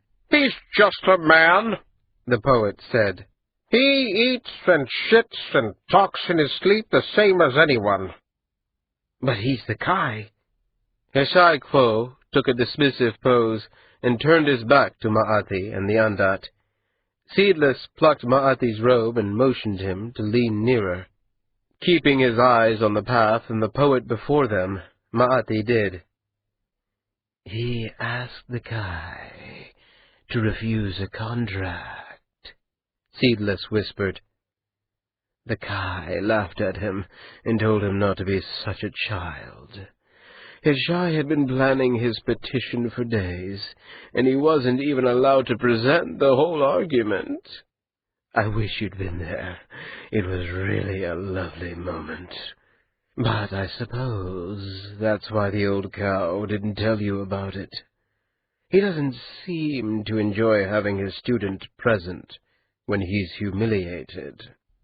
I imagine he'll be getting quite drunk tonight.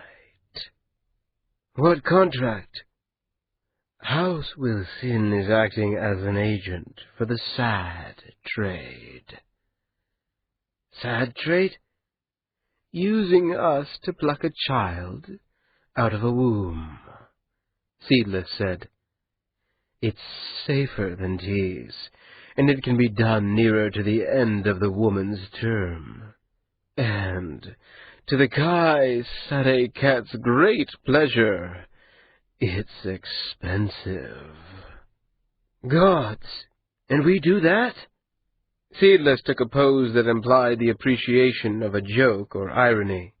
We do what we are told, my dear. You and I are the puppets of puppets. If the two of you could be put upon not to talk behind my back quite so loudly, Heshai snapped, I would very much appreciate it. Ma'ati fell instantly to a pose of apology, but the poet didn't turn to see it. After a few steps, Ma'ati let his hands fall to his sides. Seedless said nothing, but raised a hand to his mouth and took a bite of something dark. A plum. Ma'ati checked his sleeves, and indeed it was empty. He took a pose that was both query and accusation. How? The Andat smiled, his perfect, pale face lit with mischief, and perhaps something else. I'm clever, the Andat said, and tossed the bitten fruit to him. At the low palaces, a young man in the yellow and silver robes of House Tian greeted them and allowed himself to be led to a meeting room. They sat at a black-stained wooden table drinking cool water and eating fresh dates, the stones removed for them by the Andat. Ma'ati followed the negotiations with half his attention, his mind turning instead upon the dreadful anger and pain shallowly buried in his teacher's voice, and the echo of tacit pleasure in the Andat's. It seemed to him that the two emotions were balanced, that Heshai Kwo would never smile without some pang of discontent in Seedless's heart, that the Andat could only shine ecstatic if the poet were in despair. He imagined himself taking control of the Andat, entering into that lifelong intimate struggle, and unease picked at him. The only reason Obi Niit's house had survived the gross incompetence of its bookkeepers was the scale of the money that came through the place. It was a constant stream of copper, silver, and gold that shocked her. Would still have shocked her now if she hadn't been so damned tired. She had never known anyone except for her sister, who gave themselves into sexual indenture, and by then they hadn't been speaking to each other. The cost of a whore was higher than she'd expected, and the compensation for the employee was a pittance. And that, she came to see, was only the beginning. Overall, gamblers lost at the tables, and in addition, they paid a fee for the privilege. The wine was cheap, and the drugs added to it only slightly more expensive. The price the house charged for the combination was exorbitant. Amat suspected that if the sex were given away for free, the house would still turn a profit. It was amazing. She took her cane from where it leaned against the desk and pulled herself up. Once she was sure of herself, she took the sheet with her estimates, folded it, and tucked it in her sleeve. There was no call, she thought, leaving it about until she'd spoken with Oviniit. And, for all that she thought it useless, it would suffice to answer the question she expected from him. She walked to the door and out to the common room. The place was filthy. Children and dogs rolled together on a floor that apparently hadn't been swept in living memory. Off-shift whores sat at the table smoking and gossiping and picking ticks out of each other's flesh. On the east wall was a long alcove where women disfigured by illness or violence or age fashioned obscene implements from leather and cloth. Kirath couldn't have known how bad this house was, or else he had been more desperate to be rid of her than she'd guessed, or cared less for her than she'd imagined. One of Ni'it Cha's thugs sat on the stairs that led up to the private quarters where the owner of the house kept himself. All eyes shifted to her as she limped over to him. The fat girl sitting nearest the iron-bound door to the front house said something to the man beside her and giggled. A red-haired woman, Westland's blood or Galtic, raised her pale eyebrows and looked away. A boy of 5 or 6 summers, another whore, looked up at her and smiled. The smile was enough. She ruffed the boy's hair and walked with what dignity she could muster to the guard. "Is Ni'it Cha up there?" she asked. "Gone. He's down to the low market for beef and pork," the guard said. He had an odd accent, long vowels and the ends of his words clipped off. Eastern, she thought. "When he comes in—" She had almost said, "Send him to me," the habit of years. "When he comes in, tell him I've done what he asked. I'll be sleeping, but I am at his disposal, should he wish to discuss it." "Tell him yourself, grandmother," the fat girl shouted, but the guard nodded. The bedchamber had no windows. At night, a single tallow candle lit the bunks that lined the walls, 5 beds to a stack like the worst sort of ship's cabin. Cheap linen was tied over the mouth of each coffin-sized bed in lieu of real netting, and the planks were barely covered by thin, stained mats. The darkness, while not so hot as the kiln of an attic she had hidden in, was still and hot and muggy. Ahmad found one of the lower bunks unoccupied and crawled into it, her hip scraping in its joint as she did. She pulled her cane in with her, for fear someone might take it, and didn't bother tying the linen closed.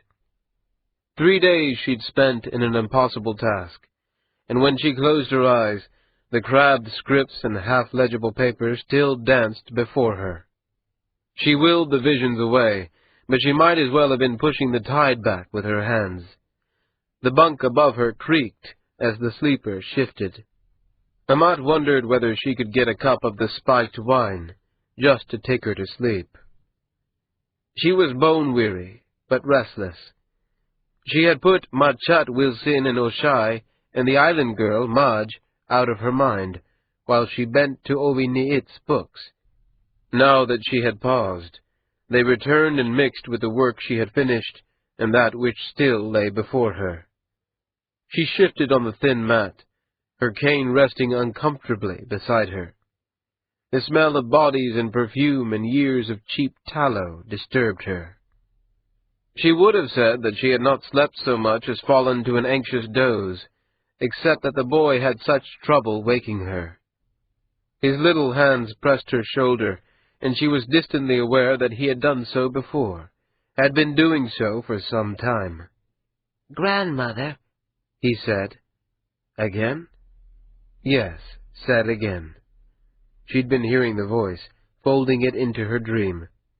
"Wake up." "I am." "Are you well?" All the world's ill. Why should I be any different? She thought. "I'm fine. What's happened?" "He's back. He wants to see you. Amat took a pose of thanks that the boy understood, even in the cave-dark room, and her lying on her side. Amat pulled herself out and up. Curiously, the rest seemed to have helped. Her head felt clearer and her body less protesting. In the main room, she saw how much the light from the high windows had shifted. She had been asleep for the better part of the afternoon. The whores had shifted their positions or left entirely. The red-haired woman was still at her seat near the stairs. The fat girl was gone. A guard, not the same man as before, but of the same breed, caught her eye and nodded toward her workroom at the back. She took a pose of thanks, squared her shoulders, and went in. Ovi Niet sat at her table. His hooded eyes made him look torpid, or perhaps he had been drinking his own wines. His robes were of expensive silks and well cut, but he still managed to look like an unmade bed. He glanced up as she came in, falling into a pose of welcome so formal as to be a mockery. Still she replied with respect. "I heard what was being offered for you," Ovi Niet said. "They've spread the word all through the seafront. You're an expensive piece of flesh." The sound of his voice made her mouth dry with fear, and shame at the fear. She was Amat Ka'an. She had been hiding fear and loneliness and weakness since before the thug seated at her desk had been born. It was one of her first skills. "How much?" she asked, keeping her tone light and disinterested. 60 lengths of silver for where you're sleeping. 5 lengths of gold if someone takes you to Oshai's men. 5 lengths of gold is a lot of money. "You're tempted," Amat said. The young man smiled slowly and put down the paper he'd been reading. "As one merchant to another, I only suggest that you make your presence in my house worth more than the market rate," he said. "I have to wonder what you did to become so valuable." She only smiled, and wondered what ideas were shifting behind those half-dead eyes. How he could trade her, no doubt. He was weighing where his greatest profit might come. "You have my report?" Ovi Niet asked. She nodded and pulled the papers from her sleeve. "It's only a rough estimate. I'll need to confer with you more next time to be sure I've understood the mechanisms of your trade. But it's enough for your purposes, I think." "And what would a half-dead bitch like you know about my purposes?" he asked. His voice held no rancor, but Amat still felt her threat close. She forced a confidence into her tone that she didn't feel. "From those numbers? I know what you must have suspected. Or else, why would you have gone through the trouble to have me here? Someone in your organization is stealing from you." Ovi Niet frowned as he looked at her numbers, but he didn't deny her. "And it would be worth more than 5 lengths of gold, I think, to have me find out who." 5. The day of the grand audience came gray and wet. After the ceremonies at the temple, Liat and Marchat Wilsin had to wait their turn to leave, the families of the Utkayam all taking precedence.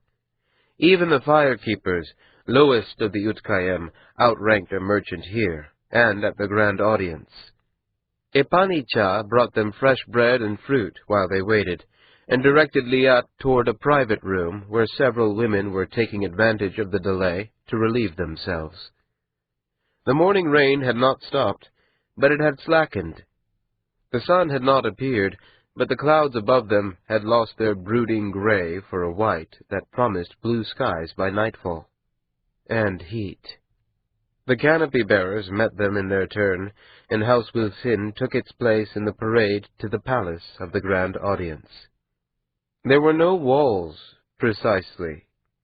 The canopies fell behind as they reached the first arches, and walked, it seemed to Liat, into a wide forest of marble columns. The ceiling was so far above them and so light, it seemed hard to believe that they were sheltered, that the pillars held up stone instead of the white bowl of the cloudy sky. The hall of the grand audience was built to seem like a clearing in the stone forest. The Kai sat alone on a great divan of carved black wood, calm and austere. His counselors and servants would not join him until after the audience proper had begun. Now he alone commanded the open space before him. The Utkayem surrounding the presentation floor like the audience at a performance spoke to each other in the lowest voices. Wilsincha seemed to know just where they should be, and steered her gently to a bench among other traders. "Liat," he said as they sat. "Trade is hard sometimes. I mean, the things you're called on to do. They aren't always what you'd wish." "I understand that, Wilsincha," she said, adopting an air of confidence she only partly felt. "But this is a thing I can do." For a moment he seemed on the verge of speaking again. Then a flute trilled, and a trumpet sounded, and the procession of gifts began. Each family of the Utkayem in attendance had brought some token, as custom required, and following them each trading house or foreign guest. Servants in the colors of their family or house stepped as carefully as dancers, carrying chests and tapestries, gilded fruits and bolts of fine silk, curiosities and wonders. The Kai Sadeket considered each offering in turn, accepting them with a formal pose of recognition. She could feel Marchat Wilsin shift beside her as the bearers of his house stepped into the clearing. 4 men bore a tapestry worked with a map of the cities of the Kayam, done in silver thread. Each man held one corner, pulling the cloth tight, and they stepped slowly and in perfect unison, grave as mourners. 3 of them, grave as mourners. The 4th, while he kept pace with his fellows, kept casting furtive glances at the crowd. His head shifted subtly back and forth, as if he were searching for someone or something. Liat heard an amused murmur, the men and women of the audience enjoying the spectacle, and her heart sank. The 4th man was Itani. Marchat Wilsin must have noticed some reaction in her, because he glanced over, his expression puzzled and alarmed. Liat held her countenance empty, vacant. She felt a blush growing, and willed it to be faint. The 4 men reached the Kai, the 2 in front kneeling to provide a better view of the work. Itani, at the rear, seemed to realize where he was and straightened. The Kai betrayed no sense of amusement or disapproval, only recognized the gift and sent it on its way. Itani and the other 3 moved off as the bearers of House Ki Itan came forward. Liat shifted toward her employer. "Wilsincha, if there's a private room for women—" "Being anxious does the same to me," he said. "Ipani will show you. Just be back before the Kai brings in his wise men. At the rate this is going, you've probably got half a hand, but don't test that." Liat took a pose of gratitude, rose, and wove her way to the rear of the assembly. She didn't look for Ipani. Itani was waiting there for her. She gestured with her eyes to a column, and he followed her behind it. "What do you think you're doing?" she demanded when they were out of sight. "You avoid me for days, and then you do this?" "I know the man who was supposed to be the 4th bearer," Itani said, taking a pose of apology. "He let me take his place. I didn't intend to avoid you. I was angry, sweet. I didn't want that to get in your way, not with this before you."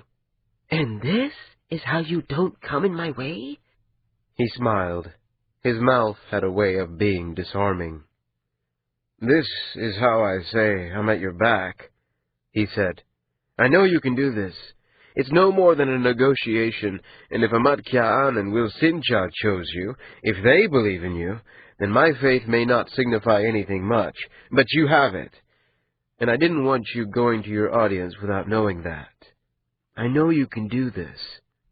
Her hand strayed to his without her realizing that it had. She only noticed when he raised it to his lips. "Tani, you pick the worst times to say the sweetest things." The music of the flute changed its rhythm, and Liat turned, pulling her hand free.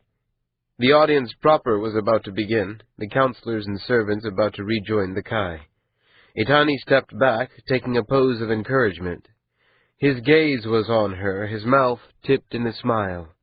His fingernails...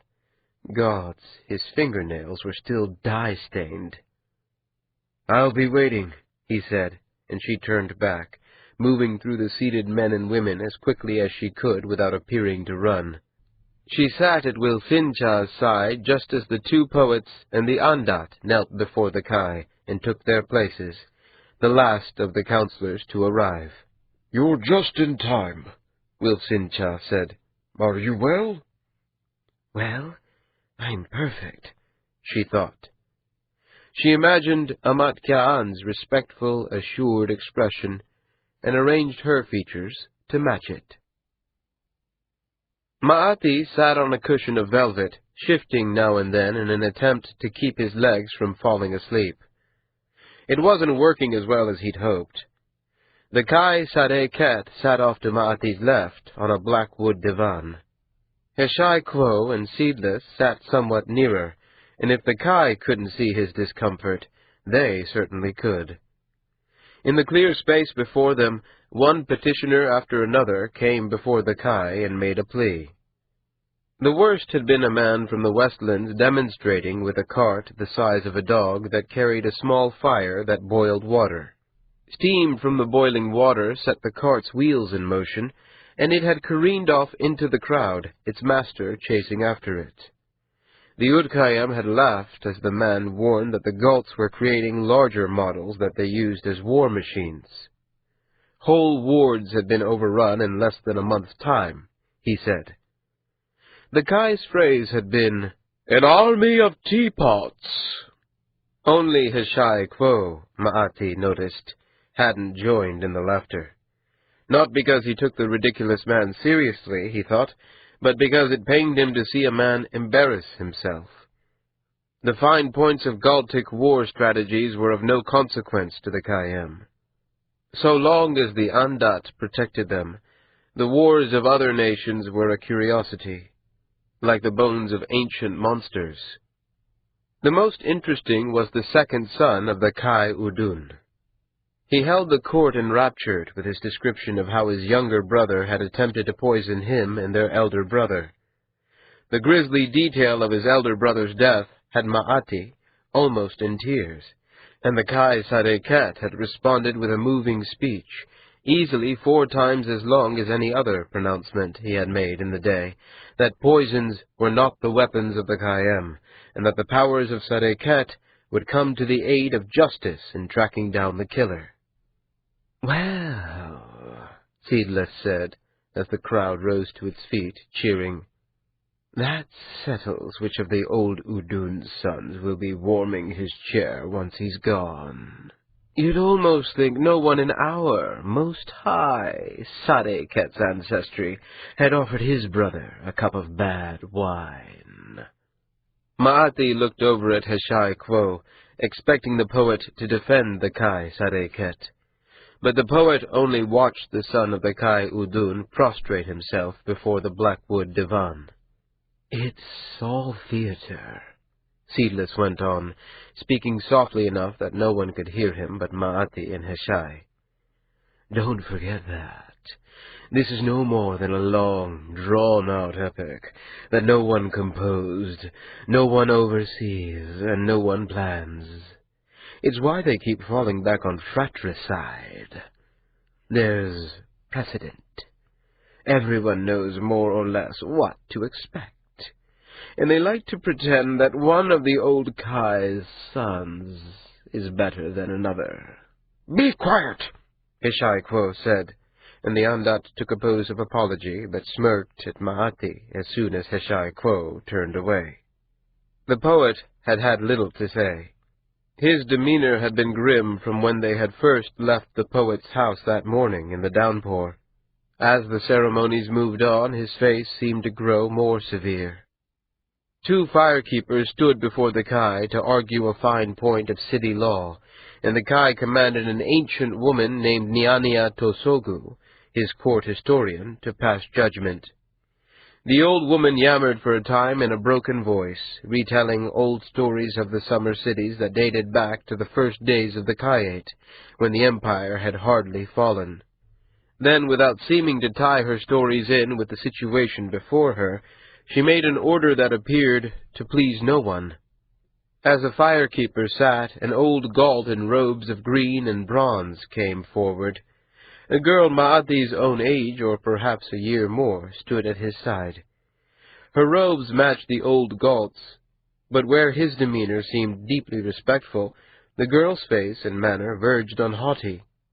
Even as she took a pose of obeisance, her chin was lifted high, an eyebrow arched.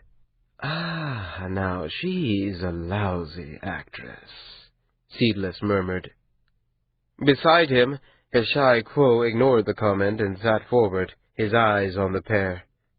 Seedless leaned back, his attention as much on Heshai Quo as the pair who stood before the Kai. "Marchat Wilson," the Kai Sarayket said, his voice carrying through the space as if he were an actor on a stage. "I have read your petition.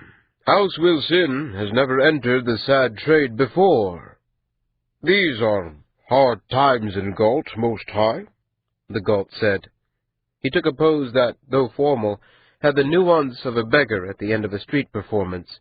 "We have so many teapots to construct." A ripple of laughter passed over the crowd, and the Kai took a pose acknowledging the jest. Heshai Quo's frown deepened. "Who will represent your house in the negotiation?" the Kai asked. "I will, Most High," the girl said, stepping forward. "I am Liat Chokavi, assistant to Amatka'an. While she is away, she has asked that I oversee this trade." "And is the woman you represent here as well?" The old Gault looked uncomfortable at the question, but did not hesitate to answer. "She is, Most High. Her grasp of the Kayate tongue is very thin, but we have a translator for her if you wish to speak with her." "I do," the Kai said. Ma'ati's gaze shifted back to the crowd where a young woman in silk robes walked forward, on the arm of a pleasant, round-faced man in the simple, dark robes of a servant. The woman's eyes were incredibly pale, her skin terribly white. Her robes were cut to hide her bulging belly. Beside him, Heshai tensed, sitting forward with a complex expression. The woman reached the Gault and his girl overseer, smiling and nodding to them at her translator's prompting. "You come before my court to ask my assistance?" the Kai intoned. The woman's face turned toward him like a child seeing fire. She seemed to Ma'ati to be entranced. Her translator murmured to her. She glanced at him, no more than a flicker, and then her eyes returned to the Kai. She answered the man at her side. "Most High," the translator said, "my lady presents herself Maj of Toniabi of Nipu, and thanks you for the gifts of this audience, and your assistance in this hour of her distress." "And you accept House Wilson as your representative before me?" the Kai said, as if the woman had spoken herself. Again the whispered conference, again the tiny shift of gaze to the translator and back to the Kai. She spoke softly. Ma'ati could hardly make out the sounds, but her voice was somehow musical and fluid. "She does, Most High," the translator said. "This is acceptable," the Kai said. "I accept the offered price, and I grant Liat Chokavi an audience with the poet Heshai to arrange the details." Man and girl took a pose of gratitude, and the 4 of them faded back into the crowd. Heshai let out a long, low, hissing sigh. Seedless steepled his fingers and pressed them to his lips. There was a smile behind them. "Well," Hishai said, "there's no avoiding it now. I'd hoped—" The poet took a dismissive pose, as if waving away dreams or lost possibilities. Ma'ati shifted again on his cushion, his left leg numb from sitting. The audiences went on for another hand and a half, one small matter after another, until the Kai rose, took a pose that formally ended all audience, and with the flute and drum playing the traditional song, the leader and voice of the city strode out. The councillors followed him, Ma'ati following Hishai's lead, though the poet seemed only half interested in the proceedings. Together the three walked past the forest of pillars to a great oaken door, and through it to a lesser hall formed, it seemed, as the hub of 100 corridors and stairways. A quartet of slaves sang gentle harmony in an upper gallery, their voices sorrowful and lovely. Hishai sat on a low bench, studying the air before him. Seedless stood several paces away, his arms crossed, and still as a statue. The sense of despair was palpable. Ma'ati walked slowly to his teacher. The poet's gaze flickered up to him and then away. Ma'ati took a pose that asked forgiveness even before he spoke. "I don't understand, Hishai Quo. There must be a way to refuse the trade. If the Dai Quo—" "If the Dai Quo starts overseeing the small work of the Kayem, let's call him emperor and be done with it," Hishai Quo said. "And then in a generation or so we'll see how well he's done training new poets. We're degenerate enough without asking for incompetence as well. No, the Dai Quo won't step in over something like this." Ma'ati knelt. Members of the Utkayam began to come through the halls, some conferring over scrolls and stacks of paper. "You could refuse."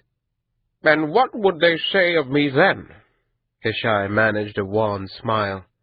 "No, it's nothing, Ma'atitya. It's an old man being stupidly nostalgic. This is an unpleasant thing, I'll admit that. But it is what I do." "Killing superfluous children out of rich women," Seedless said, his voice as impudent, but with an edge to it Ma'ati hadn't heard before. "Just part of the day's work, isn't it?" Hishai looked up, anger in his expression. His hands balled into thick fists, and fierce concentration furrowed his brow. Ma'ati heard Seedless fall even before he turned to look. The Undat was prone, his hands splayed before him in a pose of abject apology so profound that Ma'ati knew the Undat would never take it of his own will. Hishai's lips quivered. "It's something that I've done before," he said, his voice tight. "It isn't something anyone wishes for. Not the women, not anyone. The sad trade earns its name every time it's made." "Hishai-cha?" a woman's voice said. She stood beside the prostrate Undat, her haughty demeanor shaken by the odd scene. Ma'ati stood, falling into a pose of welcome.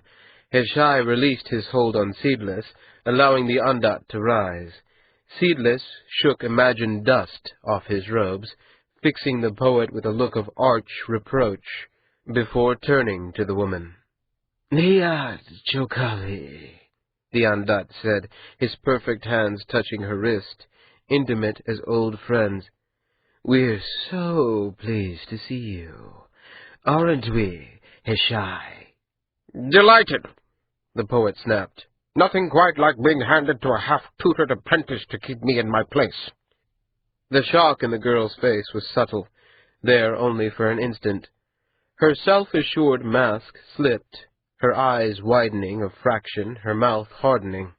And then she was as she had been before. But Ma'ati knew, or thought he knew, how hard Hishai's blow had struck, and against someone who had done nothing but be an opportune target.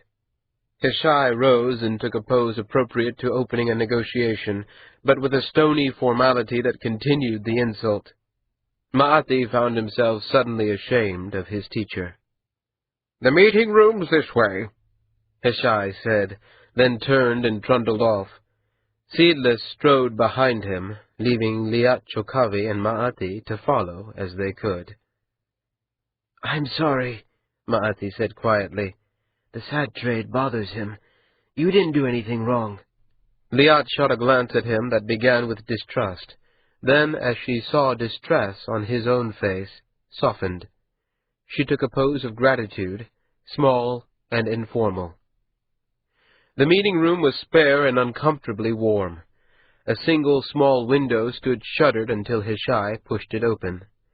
He sat at the low stone table and motioned Liat to sit across from him. She moved awkwardly, but took her place, plucking a packet of papers from her sleeve. Seedless stood at the window, looking down at the poet with a predatory smirk, as Hishai drew the papers to him and glanced them over. "May I be of service, Hishai Quo?" Ma'ati asked. "Get us some tea," the poet said, looking at the papers. Ma'ati looked first to the girl and then back to Hishai. Seedless, seeing his reluctance, frowned. Then comprehension bloomed in the Andat's black eyes. The perfect hands took a pose that asked permission for something, though Ma'ati didn't know what, and Seedless dropped the pose before leave could be given. "Hishai, my dear, you have a better student than you deserve. I think he doesn't want to leave you alone." Seedless smirked. "He thinks you'll go on bullying this fine young lady. If it were me, you understand, I'd be quite pleased to watch you make an ass of yourself, but—" Hishai shifted, and the Andat shuddered in pain, or something like it. Seedless's hand shifted again into a pose of apology. Ma'ati saw, however, the scowl on the poet's face. Seedless had shamed his master into behaving kindly to the girl, at least for a time. "Some tea, Ma'ati, and for our guest as well," Hishai said, gesturing to Liat. Ma'ati took a pose of acceptance. He caught Seedless's dark eyes as he left, and nodded thanks. The Andat answered with the smallest of all possible smiles. The corridors of the hall were full of men and women, traders, utkayim, servants, slaves, and guards. Ma'ati strode out, looking for a palace servant. He followed the path he knew to the main hall, impatient to return to the negotiation. The main hall was as full as the corridors, or worse. Conversations filled the space as thick as smoke. He caught a glimpse of the pale yellow robe of a palace servant moving toward the main door and made for it as quickly as he could. Halfway to the main door, he brushed against the young man. He wore the same green and bronze colors that Liat Chokavi and Marchat Wilsin had, but his hands were stained and calloused, his shoulders those of a laborer. Thinking that he could pass his errand off to this man, Ma'ati stopped and grabbed the man's arm. The long face looked familiar, but it wasn't until he spoke that the blood rushed from Ma'ati's face. "Forgive me," the laborer said, taking a pose of apology. "I know I'm supposed to wait outside, but I was hoping Liat Chokavi—" His voice trailed off, made uneasy by what he saw in Ma'ati's eyes. "Otakwo?" Ma'ati breathed. A moment of shocked silence, and then the laborer clapped a hand over Ma'ati's mouth and drew him quickly into a side corridor. "Say nothing," Ota said. "Nothing." 6. Years fell away, the events of Ota's life taking on a sudden unreality at the sound of his name. The hot, thick days he had worked the seafront of Sareket, the grubbing for food and shelter, the nights spent hungry, sleeping by the roadside, the life he had built as Itani Noiga.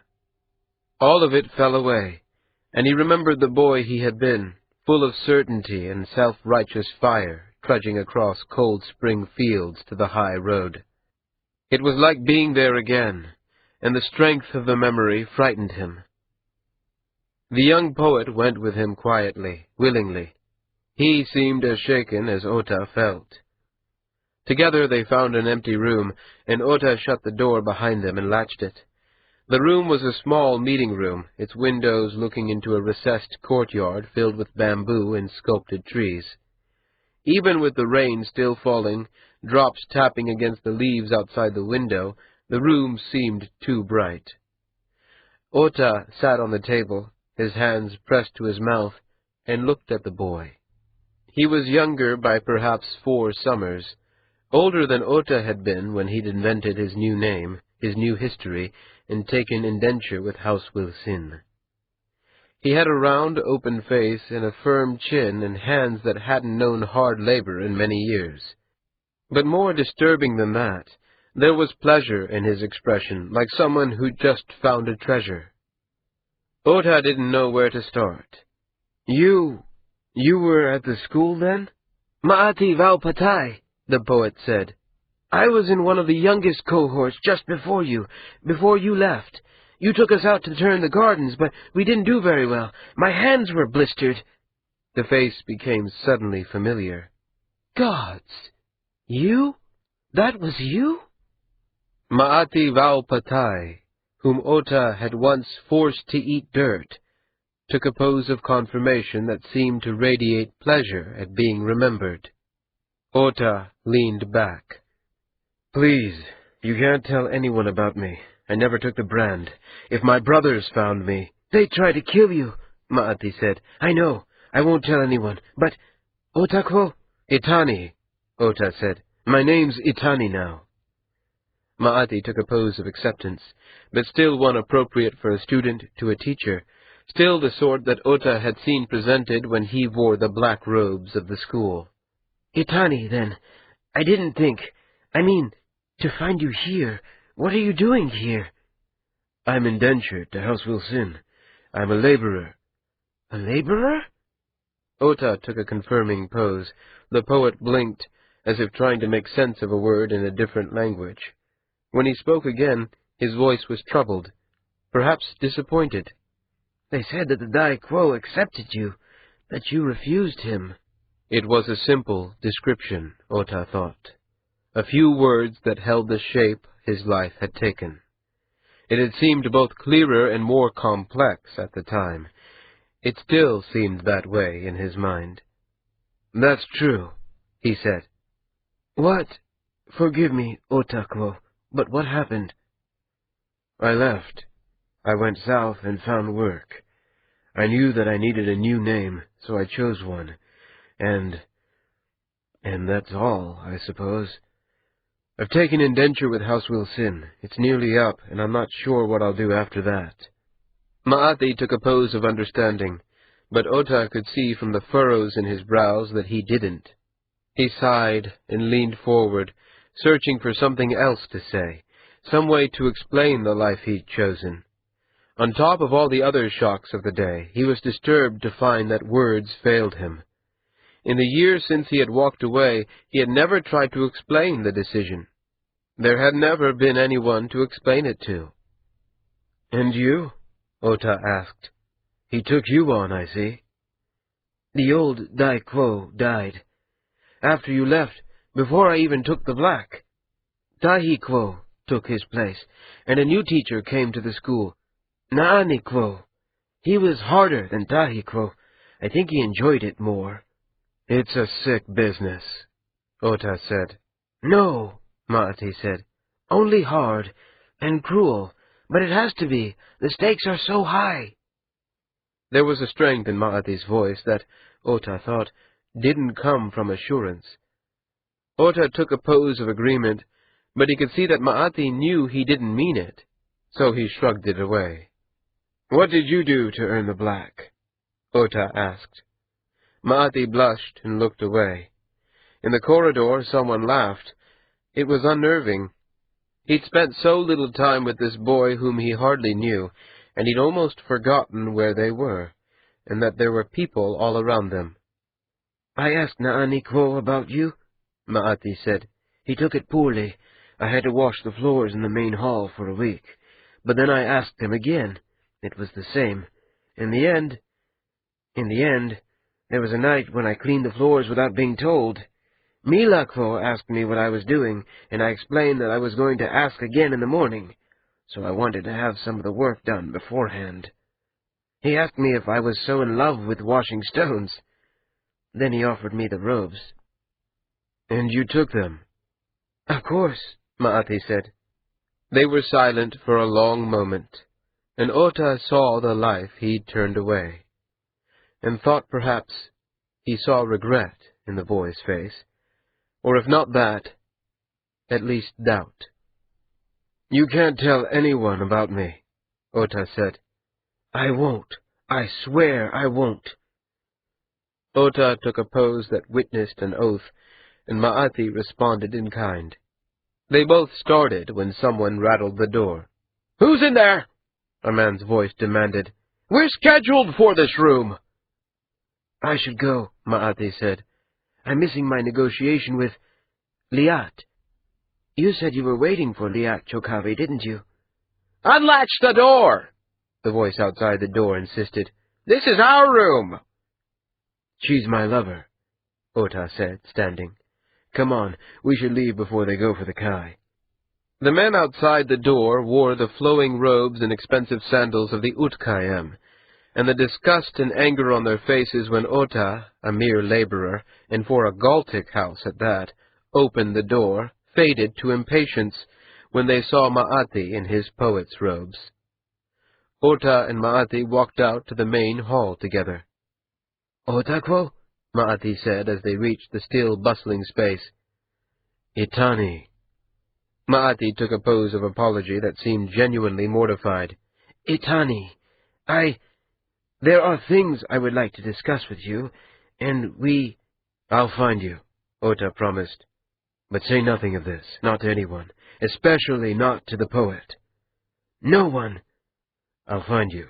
Now go. Maati took a pose of farewell more formal than any poet had ever offered a laborer, and, reluctance showing in every movement, walked away. Ota saw an older woman in the robes of the Utkayem considering him, her expression curious. He took a pose of obeisance toward her, turned, and walked out. The rain was breaking now, sunlight pressing down like a hand on his shoulder. The other servants who had borne gifts or poles for the canopy waited now in a garden set aside for them. Epanicha, housemaster for Marchat Wilsin, sat with them, laughing and smiling. The formal hurdles of the day were cleared, and the men were light-hearted. Tu'ui Anagath, an older man who had known Ota since almost before he had become Itani, for almost his whole false life, took a pose of welcome. "Did you hear?" he asked as Ota drew close. Hear what? No. "The Kai is inviting a crew to hunt down Udun's son, the poisoner. Half the Utkayem are vying to join it. They'll be on the little bastard like lice on a low-town whore." Ota took a pose of delight because he knew it was expected of him, then sat under a tree laden with tiny sweet-scented ornamental pears, and listened.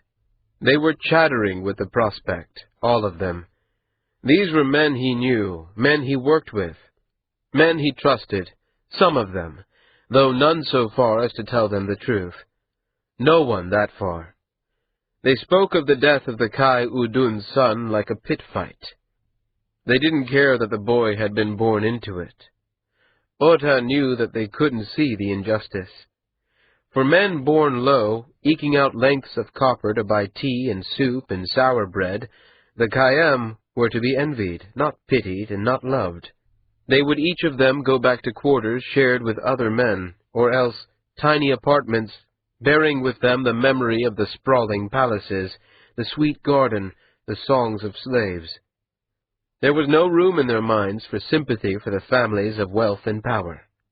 For men, Ota thought sourly, like himself.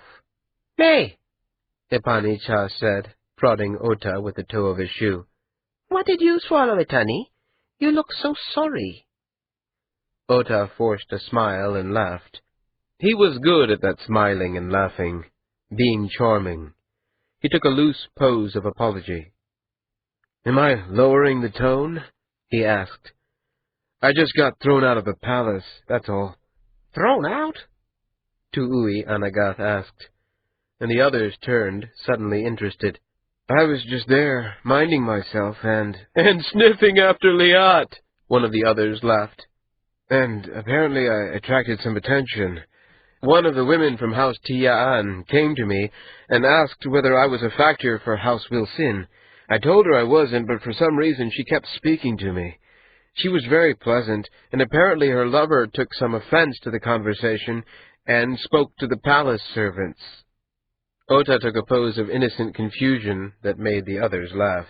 "Poor, poor Itani," Tu'ui Anagath said. "Can't keep the women away with a dagger.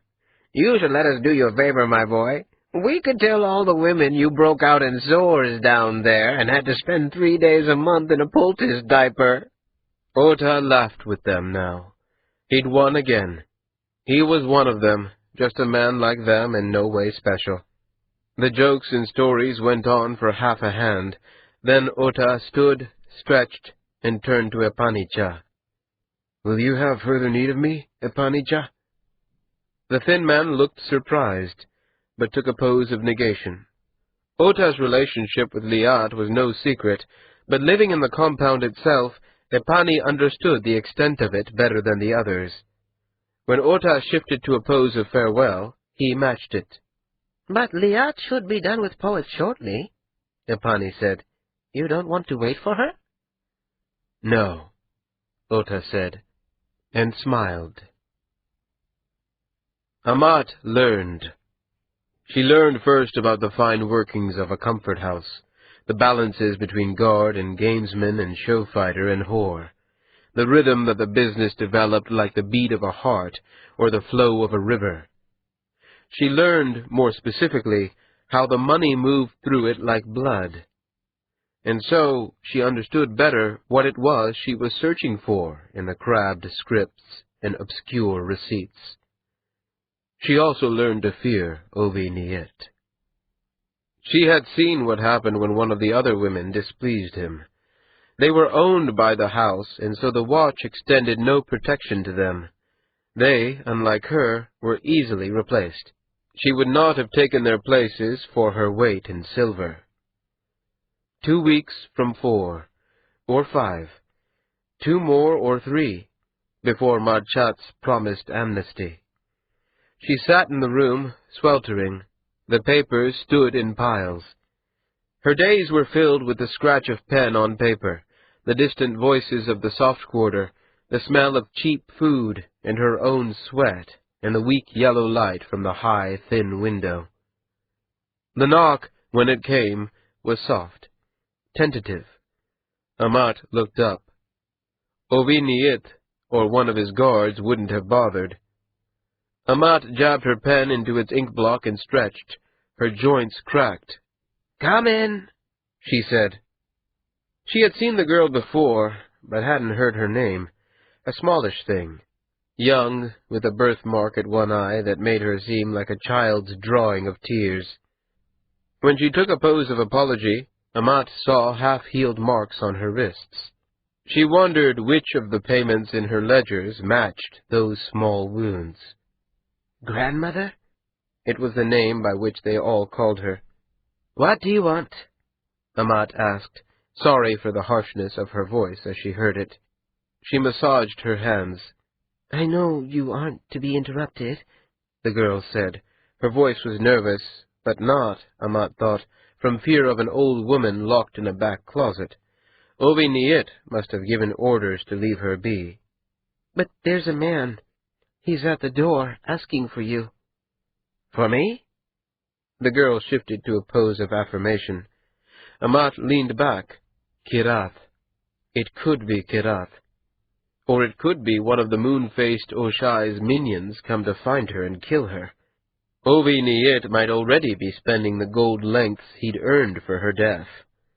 Amat nodded as much to herself as to the girl. "What does he look like?"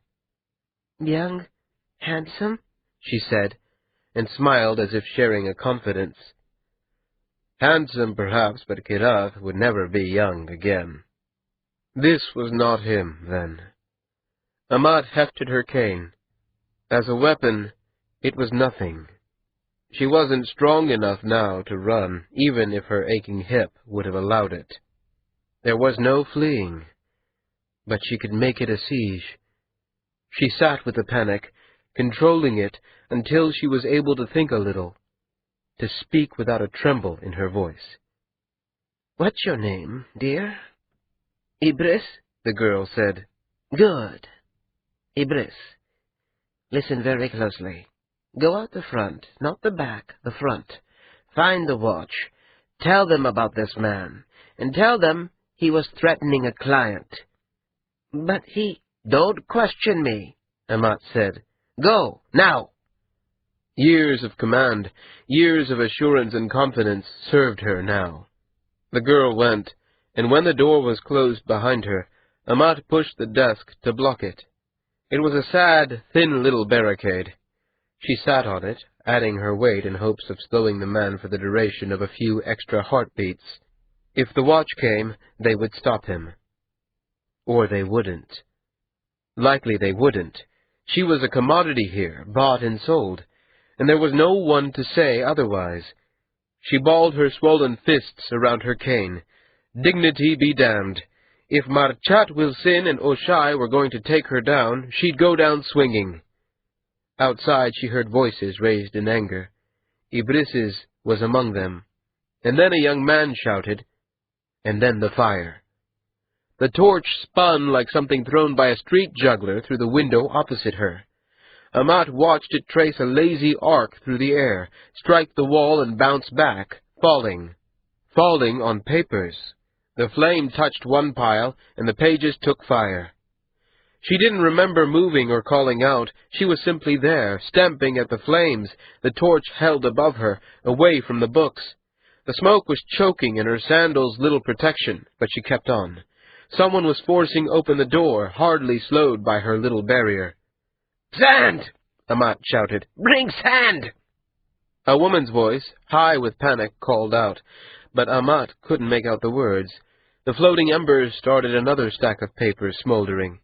The air seemed full of tiny burning bits of paper, floating like fireflies. Amat kept trying to stop it, to put it out. One particularly large fragment touched her leg, and the burning made her think for one long, sickening breath that her robe had caught fire. The door burst open. Ibris and a red-haired Westland whore, Mitat, burst in with pans of water in their hands. "No!" Amat shouted as she rounded on them, swinging the torch. "Not water! Sand! Get sand!" The women hesitated, the water sloshing. Ibris turned first, dropping her pan, though thankfully not on the books or the desk. The red-haired one threw her pan of water in the direction of the flames, catching Amat in the spray, and then they were gone again. By the time they returned with 3 of Oviniit's house guards and 2 men of the watch, the fire was out. Only a tiny patch of tar on the wall still burned where the torch had struck on its way down. Amat handed the still-burning torch to a watchman. They questioned her, and then Ibris. Oviniit, when he returned, ranted like a madman in the common room, but thankfully his rage did not turn to her. Hours of work were gone, perhaps irretrievably. There was no pushing herself now. What had been merely impossible before would have been laughable now, had there been any mirth to cut her misery. She straightened what there was to be straightened, and then sat in the near dark. She couldn't stop weeping, so she ignored her own sobs. There wasn't time for it. She had to think, and the effort to stop her tears was more than she had to spare. When, 2 or 3 hands later, the door opened, it wasn't a guard or a watchman or a whore. It was Oviniit himself. Eyes as wide as the heavy lids would permit, mouth thin as an inked line on paper. He stalked in, his gaze darting restlessly. Amat watched him the way she would have watched a feral dog. "How bad?" he asked, his voice tight. "A setback, Niitcha," she said. "A serious one, but only a setback." I want him, the man who did this. Who's taking my money and burning my house? I want him broken. I'll piss in his mouth. "As you see fit, Niitcha. But if you want it in a week's time, you may as well cut me now. I can salvage this, but not quickly." A heartbeat's pause, and he lunged forward. His breath smelled sickly sweet. Even in the dim light, she could see his teeth were rotten. He's out there! Oviniit shrieked in her face. Right now! And you want me to wait? You want to give him time? I want it tonight, before morning. I want it now. That it was what she'd expected made it no easier. She took a pose of apology so steeped in irony that it couldn't be mistaken. The wild eyes narrowed. Amat pushed up the sleeve of her robe until it bunched around her elbow. "Take out your knife," she said, baring the thin skin of her forearm to him. "Or give me the time to do the work well. After today, I don't have a preference."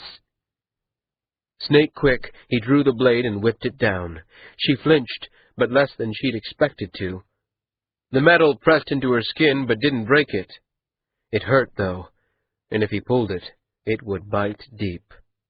In the long pause, the young man chuckled.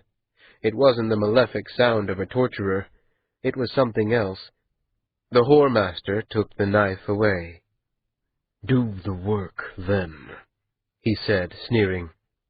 But behind the contempt, Amat thought perhaps a ray of respect had entered his gaze. She took an acquiescing pose.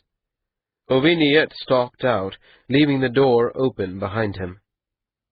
Amat sat for a long time, rubbing the white line the knife had left on her flesh, waiting for the tightness in her throat to ease. She'd done it. She'd won herself more time. It was at least half a hand later that the scent of apples and roast pork brought her stomach to life. She couldn't think how long it had been since she'd eaten. Leaning on her cane, she made her way to the wide tables. The benches were nearly full, the night's work set to begin. News had traveled. She could see it in the eyes that didn't meet hers. A space opened for her at the end of a bench, and she settled in. After the meal, she found Mitat, the Westland whore. The woman was in a dress of blue silk that clung to her body. The commodity wrapped for sale. "We need to speak," Amat said quietly. "Now." Mitat didn't reply, but when Amat returned to her cell, the girl followed. That was enough. Amat sat. The room still stank of ashes and tar. The grit of fire sand scraped under their feet. It wasn't the place she'd have chosen for this conversation, but it would do. "It was fortunate that you had water to hand this afternoon," Amat said. "and in pans." We didn't need it, Mitat said. Her accent was slushy, and her vowels all slid at the ends. Westlands, indeed, and to the north, Amat thought. A refugee from one of the Galtic incursions, most likely. And so, in a sense, they were there for the same reason. "I was lucky," Amat said. "If I'd gone out to see who was at the door, the fire might have spread. And even if you'd stopped it, the water would have ruined the books." Mitat shrugged, but her eyes darted to the door. It was a small thing, hardly noticeable in the dim light, but it was enough. Amat felt her suspicion settle into certainty. She took a firmer grip on her cane. "Close the door," she said. The woman hesitated, then did as she was told. "They questioned Ibris. She sounded upset." "They had to speak to someone," Mitat said, crossing her arms. "Not you?" "I never saw him." "Good planning," Amat said, taking an approving pose. Still an unfortunate day for Ibris. You have an accusation to make? Mitat asked. She didn't look away now. Now she was all hardness and bravado. Amat could almost smell the fear. Do I have an accusation? Amat said, letting the words roll off her tongue slowly. She tilted her head, considering Mitat, as if she were something to be purchased. Amat shook her head. No. No accusation. I won't tell him. Then I don't have to kill you, Mitat said. Amat smiled and shook her head, her hands taking a pose of reproof. Badly played. Threats alienate me and admit your guilt at the same time. Those are just the wrong combination. Begin again, she said, and settled herself like a street actor, shifting roles. I won't tell him. The Westland girl narrowed her eyes, but there was an intelligence in them. That was good to see. Mitat stepped closer, uncrossed her arms. When she spoke, her voice was softer, wary, but less afraid. What do you want? Mitat asked. Much better. I want an ally in the pest hole. When the time comes that I have to make a play, you will back me. No questions, no hesitations. We will pretend that Obi-Niet still owns you, but now you answer to me. And for that, you and your man— it is a man, isn't it? Yes, I thought so. You and your man will be safe. Agreed? Mitat was silent. In the street, a man shouted out an obscenity and laughed. A beggar sang in a lovely, high voice, and Amat realized she'd been hearing that voice the better part of the day. Why hadn't she noticed it before now? The whore nodded. Good, Amat said. No more fires, then. And Mitat, the next bookkeep wouldn't be likely to make the same offer. So no interesting spices in my food, either, huh? No, grandmother. Of course not. Well, then, I don't suppose there's anything more to say just now, is there? Liat slapped the girl's wrist, annoyed. Madge pulled back her pale hands, speaking in the liquid syllables of her language. Liat shifted her weight from her right knee to her left. The tailor at her side said nothing, but there was amusement in the way he held the knotted cord against the girl's bare thigh. Tell her it's just going to take longer if she keeps fidgeting, Liat said. It isn't as if none of us had seen a leg before. The moon-faced servant spoke in the island girl's tongue from his stool by the doorway. Madge looked down at the pair of them, blushing. Her skin clearly showed the blood beneath it. The tailor switched the knotted cord to the inner leg, his hand rising well past the girl's knee. She squealed and spoke again, more loudly this time. Liat bit back frustration. What's she saying? Liat demanded. In her culture, people are not so free with each other's bodies, Oshai said. It confuses her. Tell her it will be over soon. We can't start making the robes until we get through this. Liat had thought, in all the late nights she'd woken sleepless and anxious, that negotiating with the Kai Sadeket and his poet would be the worst of her commission. That shepherding the client through things as simple as being measured for robes would pose a greater problem had never occurred to her.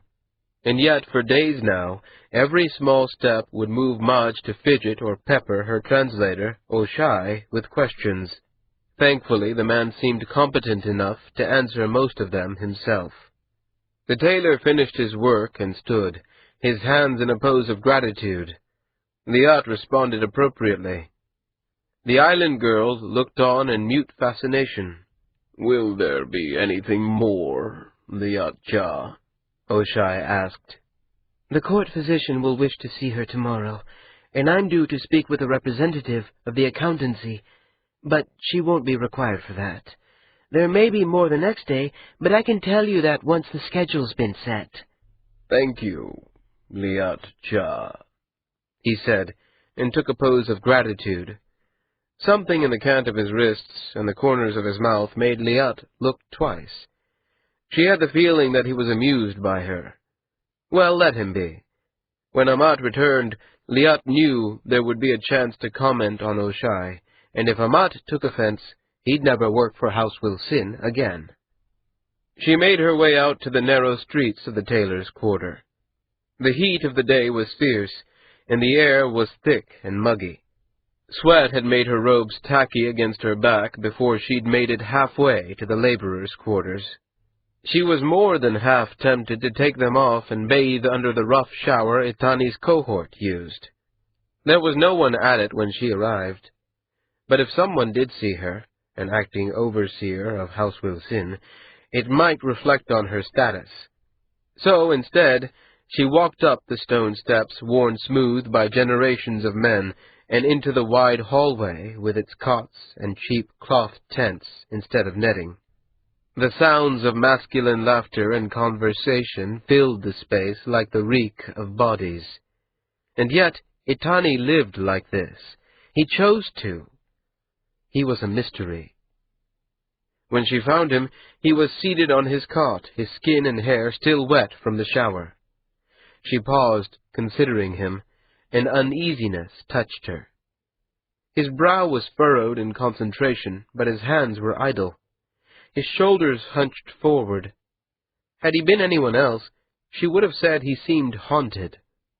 In the months, nearly 10 now, since she had taken him as her lover, she'd never known him to chew himself like this. "What's the matter, love?" she said softly. And the care vanished, as if it had never been. Itani smiled, rose, took her in his arms. He smelled good, of clean sweat and young man, and some subtle musk that was his alone.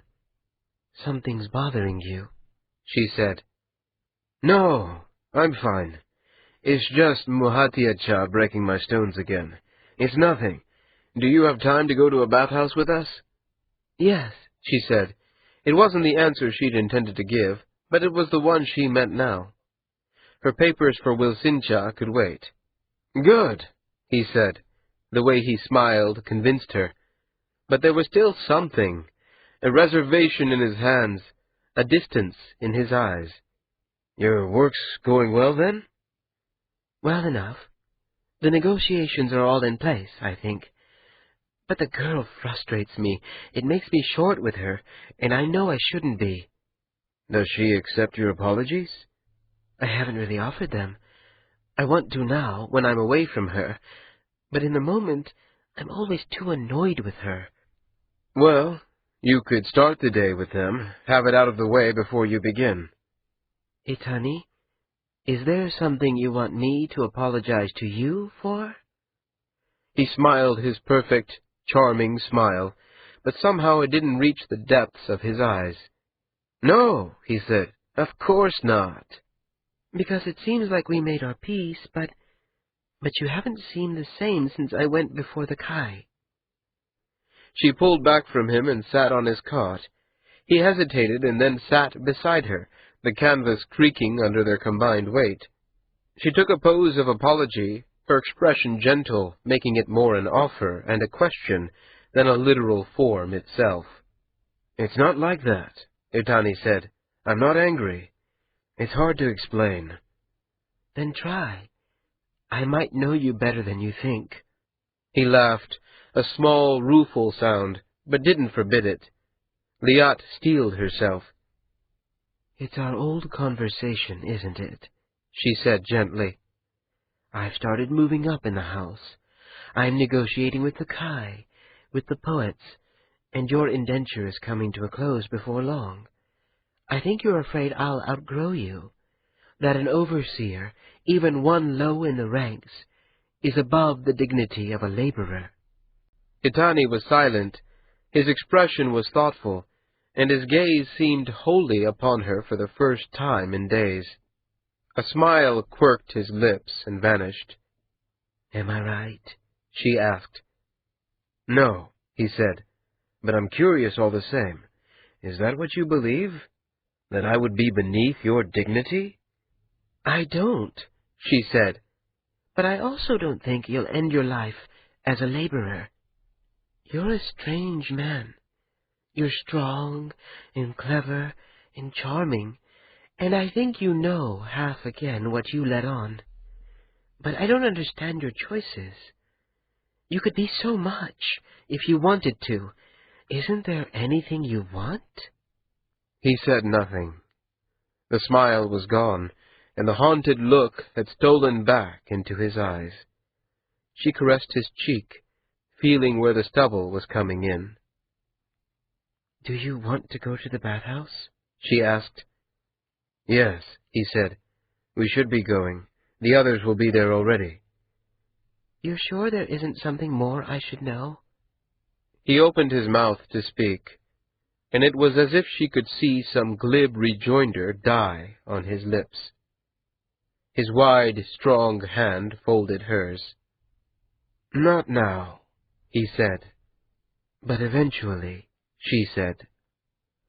Something like dread seemed to take Itani's long face, but he managed a smile. "Yes," he said. Through the evening Itani grew more at ease.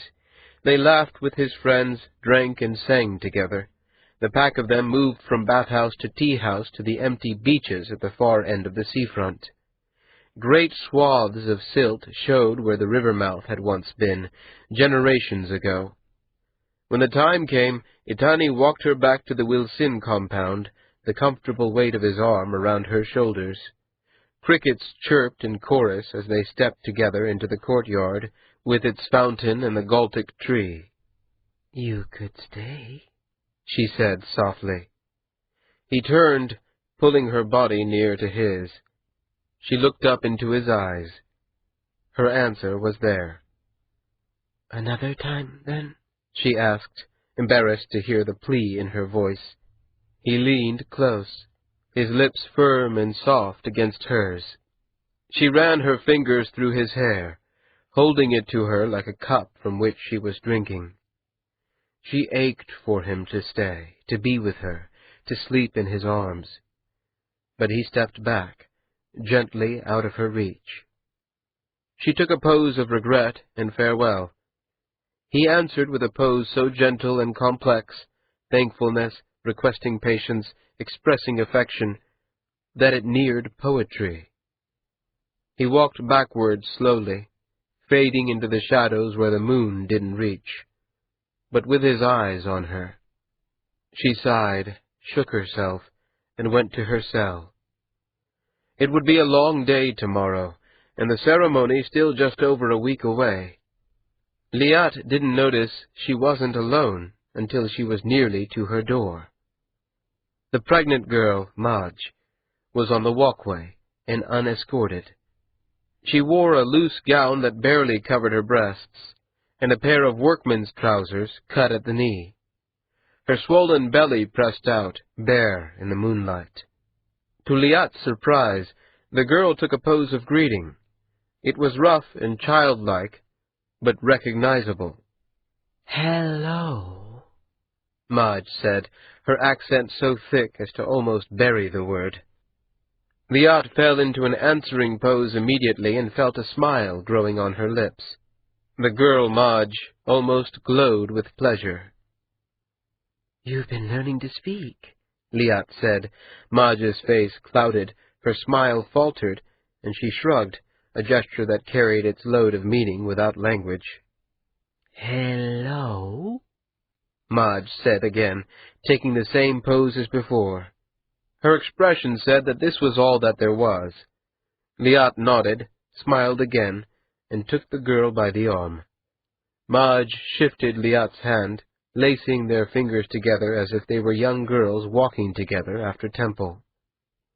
Liat walked back to the guest quarters, where Madge was being housed until after the ceremony. "It's a good start," Liat said as they walked. She knew that the words were likely meaningless to the island girl, but she spoke them all the same. "Keep practicing, and we'll make a civilized woman of you. Just give it time." 7. 2 days later, after his work was complete and his friends had gone to their night's entertainments, Ota stepped out from his quarters and considered. The city streets were gaudy with sunset. Orange light warmed the walls and roofs, even as the first stars began to glimmer in the deep cobalt of the western sky. Ota stood in the street and watched the change come. Fireflies danced like candles. The songs of beggars changed as the traffic of night came out. The soft quarter lay to his right, lit like a carnival, as it was every night. The seafront was before him, though hidden by the barracks of other labor cohorts like his own, employed by other houses.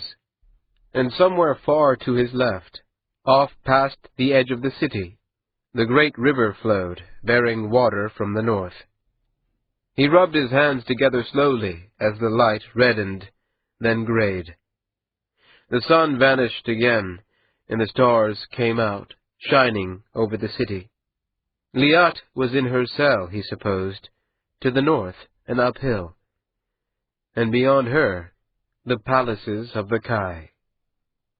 The streets changed as he walked north. The laborers' quarter was actually quite small, and Ota left it behind him quickly, barracks giving way to shops of small merchants and free traders. Then came the weavers' compounds, windows candle-lit, and the clack of looms filling the streets as they would even later into the night. He passed groups of men and of women, passed through the streets of beads and the blood quarter, where physicians and pretenders vied to care for the sick and injured, selling services, as everything in Sareket was for trade. The compounds of the great houses rose up like small villages. Streets grew wider near them, and walls taller. The firekeepers at their kilns wore better robes than their fellows lower in the city. Ota paused at the corner that would have taken him to House Wilsin, through the familiar spaces to Liat's side. It would be so easy, he thought, to go there. He stood for the space of 10 heartbeats, standing at the intersection like the statue of some forgotten man of the empire, before going north. His hands were balled in fists. The palaces grew up like a city of their own, above the city inhabited by mere humans. The scents of sewage and bodies and meat cooking at tea-houses vanished, and those of gardens and incense took their places. The paths changed from stone to marble, or sand, or fine gravel. The songs of beggars gave way to the songs of slaves, almost, it seemed, without losing the melody. The great hall stood empty and dark, or else lit like lanterns from within.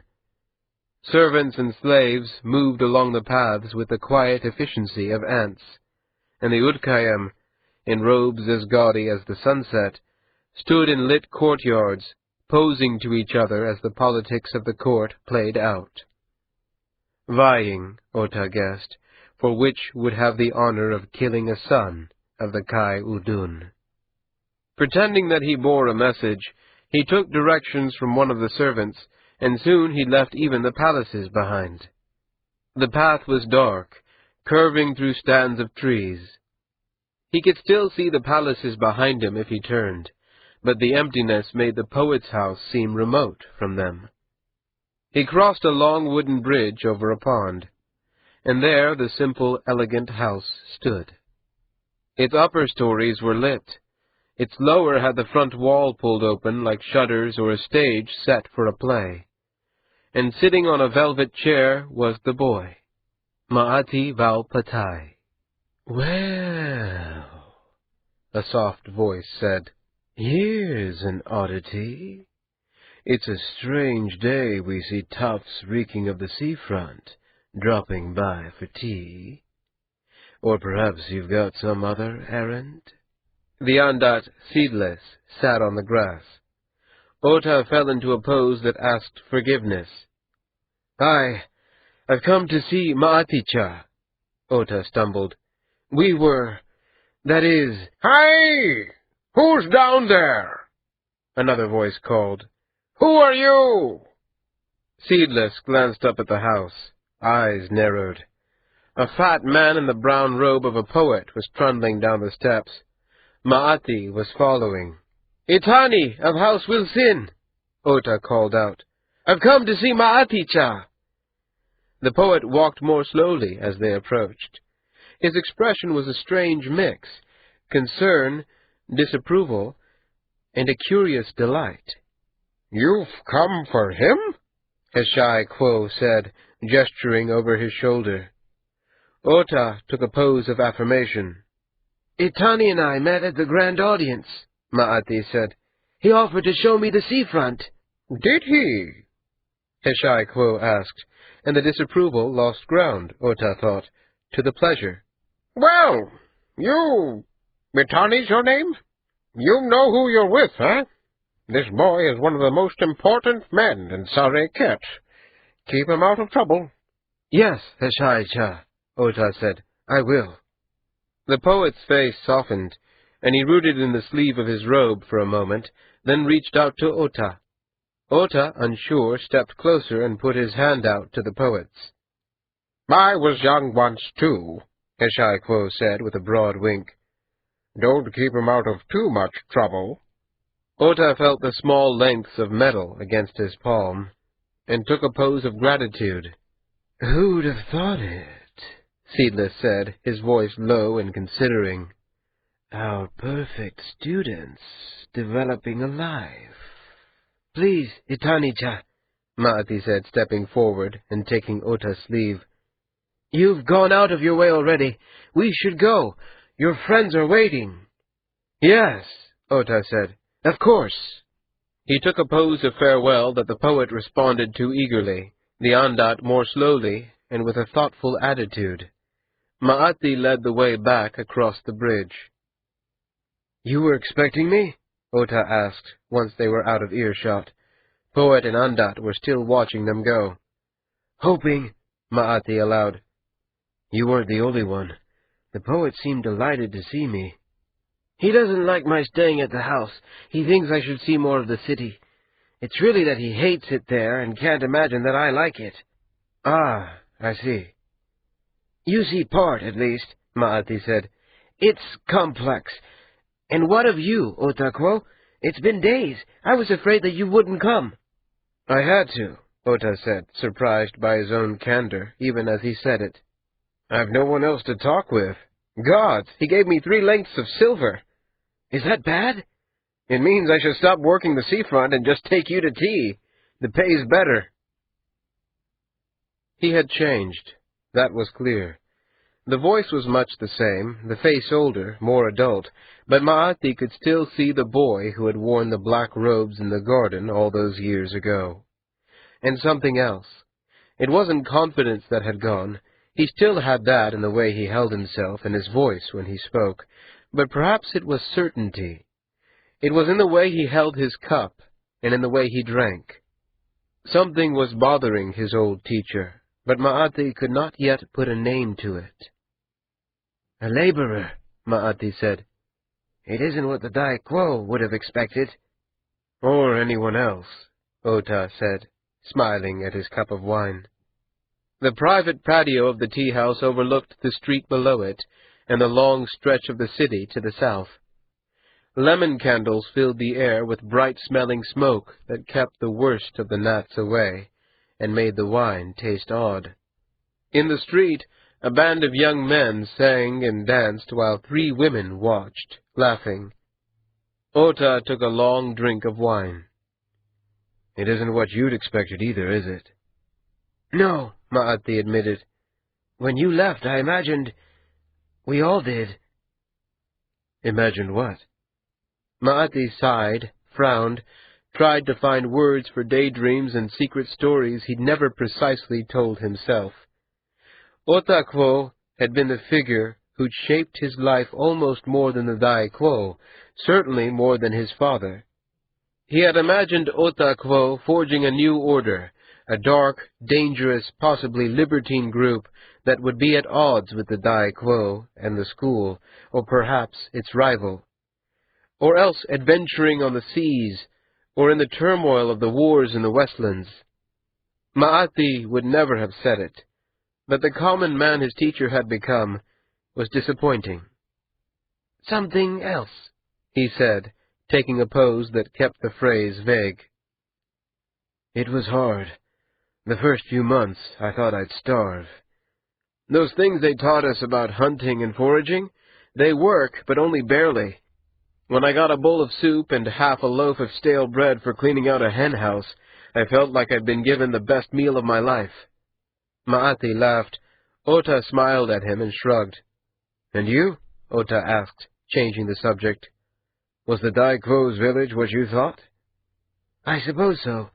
It was more work than the school, but it was easier. Because there was a reason for it. It wasn't just hard to be hard.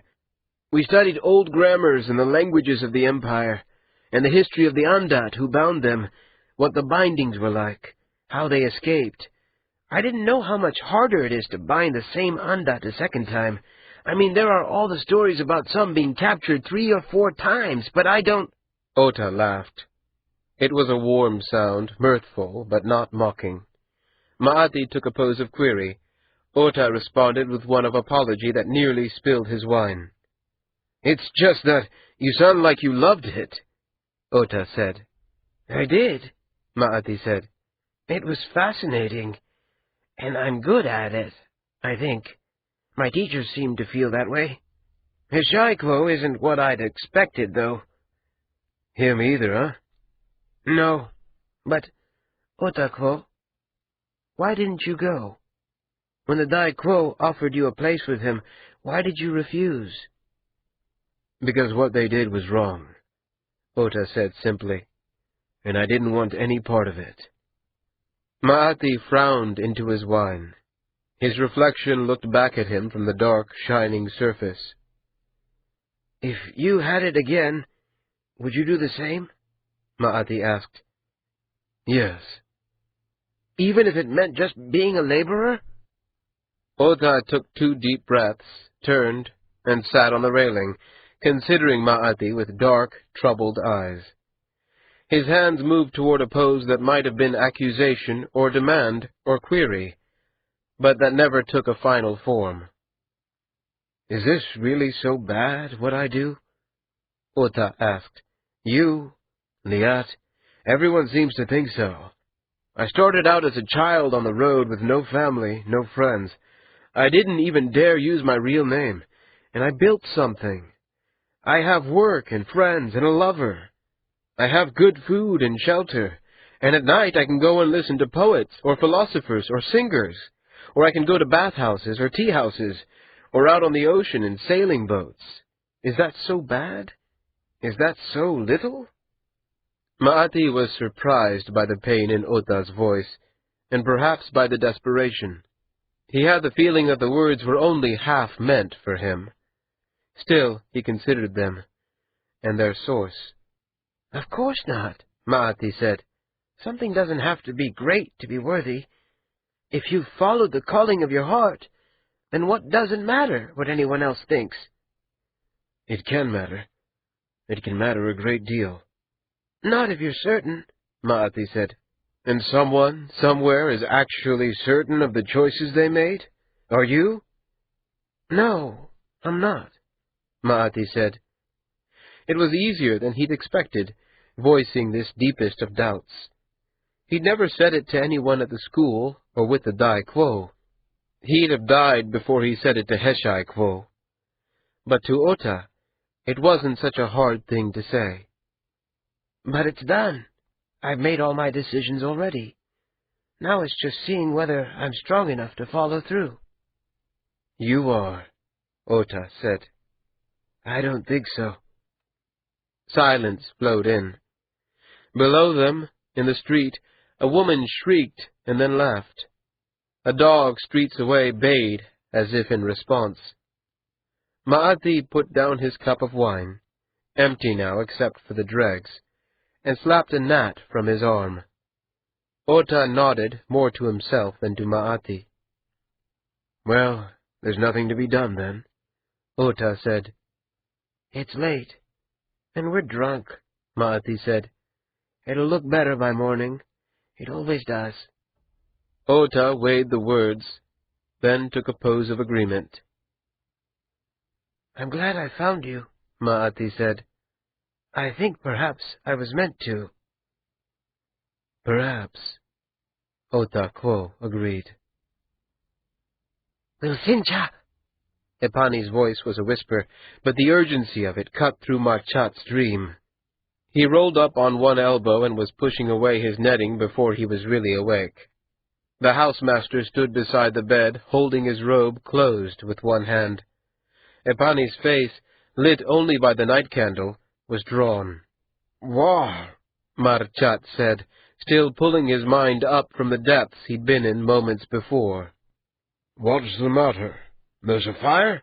No, Epani said, trying a pose of apology, but hampered by the needs of his robes. Someone's here to see you. He's in the private hall. He? He who? Epani hesitated. It, he said. It took Marchat the time to draw in a breath before he understood what Epani meant. He nodded then, and motioned to a robe that hung by his wardrobe. The night candle was well past its middle mark, the night nearer the coming dawn than yesterday's sunset. Apart from the soft rustle of the cloth as Marchat pulled his robes on and tied them, there was no sound. He ran his fingers through his hair and beard and turned toward Epani. "Good enough?" he asked. Epani took a pose of approval. "Fine," Marchat said.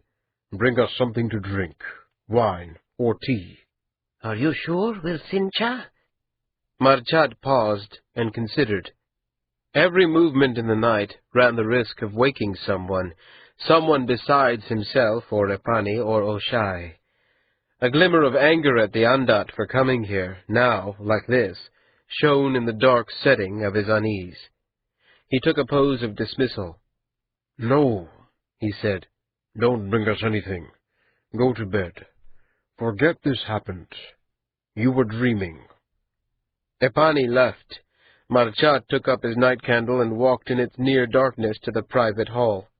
It was near his own quarters because of meetings like this. Windowless, with a single entrance and its own atrium so that anyone within could hear if someone was coming. When he stepped into the room, the Andat was perched on the meeting table like a bird, his arms resting on his knees, the blackness of his cloak spread out behind him like a stain. What are you playing at, Wilsin? "I was playing at being asleep until a few moments ago," Marchat said, bluster welling up to hide his fear. The dark eyes in the pale face shifted, taking him in. Seedless tilted his head. They were silent except for Marchat's breathing. He was the only one there, breathing. "Is this about something?" Marchat asked. "And get your boots off my table, will you? This isn't some cheap tea house." Why is your boy courting mine? The Andat demanded, ignoring him. Marchat put the night candle squarely on the table, pulling out a chair, and sat. "I don't have the first idea what you're talking about," he said, crossing his arms. "Talk sense, or go haunt someone else. I've got a busy day tomorrow."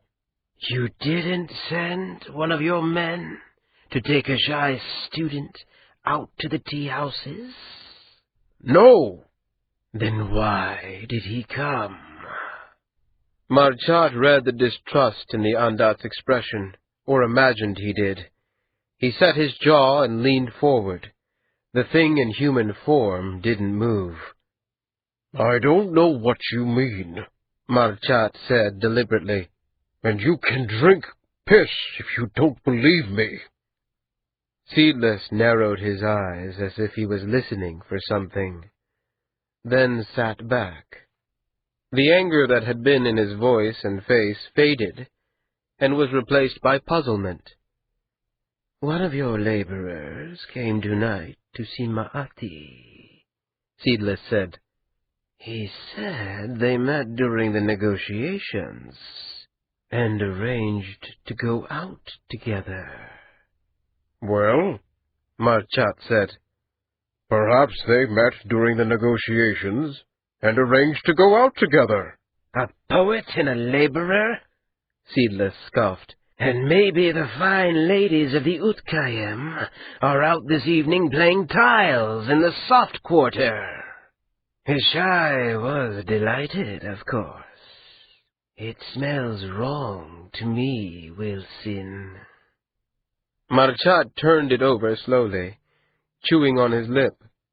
It did seem odd, and with the ceremony coming so quickly, the stakes were high. He pulled out a chair, its wooden legs scraping against the stone floor, and sat. Seedless swung his legs over his side, still sitting on the tabletop, but without seeming quite as predatory. "Which man was it?" "He said his name was Itani. Big man, broad across the shoulders, face like a northerner." The one Amat had sent out with him. That wasn't good. Seedless read something in his face and took a pose half query and half command. "I know the one you mean. You're right. Something's odd. He was my bodyguard when I came out to the Lowtown, and he's Liat Chokavi's lover." Seedless took a moment to consider that. Marchat watched the dark eyes, the beautiful mouth that turned into the faintest of smiles. "Has he warned Liat of anything?" the Andat asked. "Do you think she suspects?" "She doesn't. If she had any reservations, you could read them from across the room. I think Liat may be the worst liar I've ever met. It's part of what makes her so good at this." "If he hasn't told Liat, perhaps he isn't trying to spoil our little game. You've had no word of your vanished overseer?" "No," Marchat said. "Oshai's thugs have been offering good prices for her, but there's been no sign, and no one at the seafront or on the roads remembers seeing her go. And even if she's gone to ground inside the city, there's no reason to think she's out to stop the trade." "Oshai can't find her, and that's enough to make me nervous.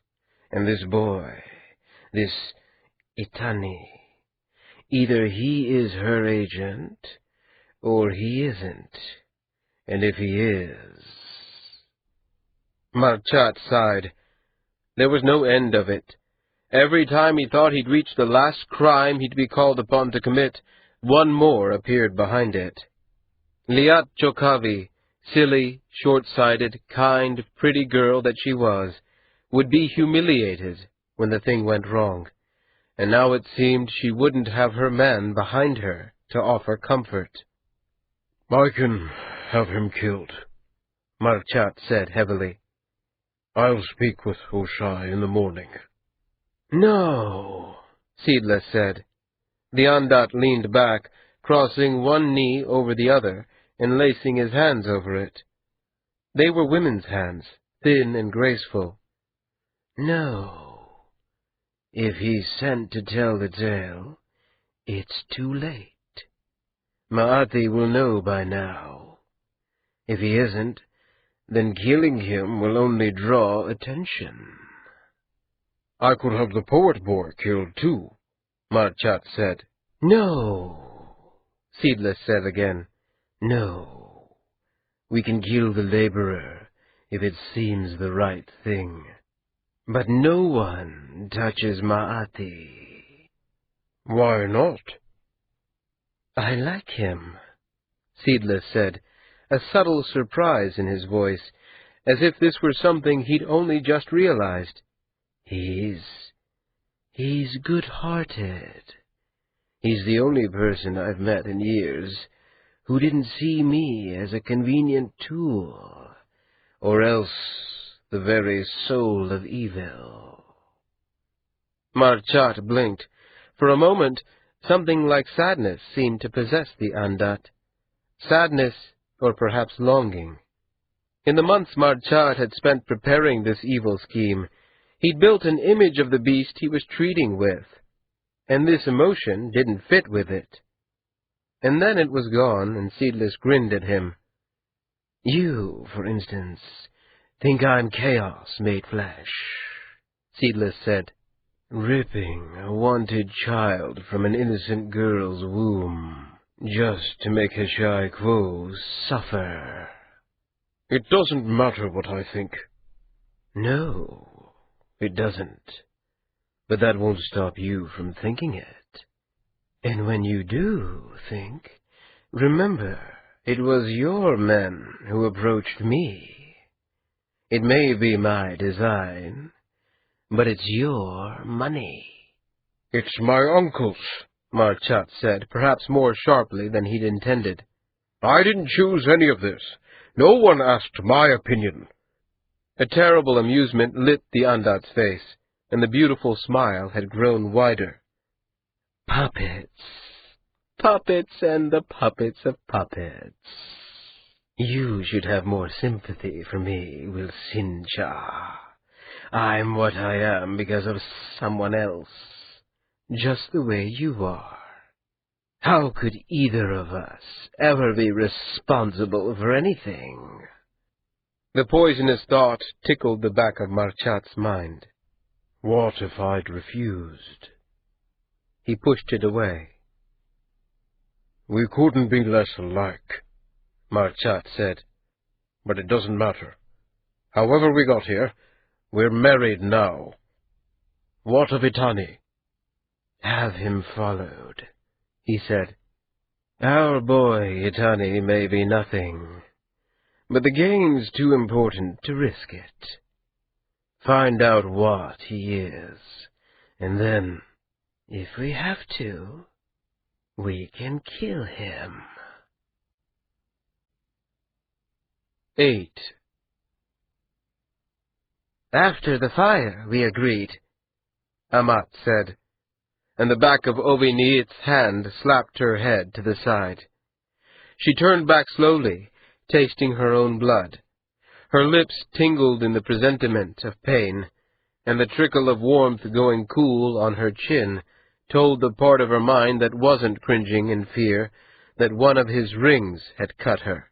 "Agreed?" Oviniit spat. "We agree when I say we agree. If I change it, it changes. There's no agreement to be made." He paced the length of the room. The evening sun pressed at the closed shutters, showing only their outlines. It was enough light to see by, enough to know that Oviniit's eyes were opened too wide, the stained whites showing all the way round. His lips moved as if he were on the verge of speaking. "You're stalling!" he shouted, slamming his hand down on her desk. Amat balled her fists and willed herself to sit quietly. Anything she said would be a provocation. "You think that by stretching it out, you'll be safer. You think that by letting that thief take my money, you'll be better off. But you won't!" With the last word, he kicked the wall. The plaster cracked where he'd struck it.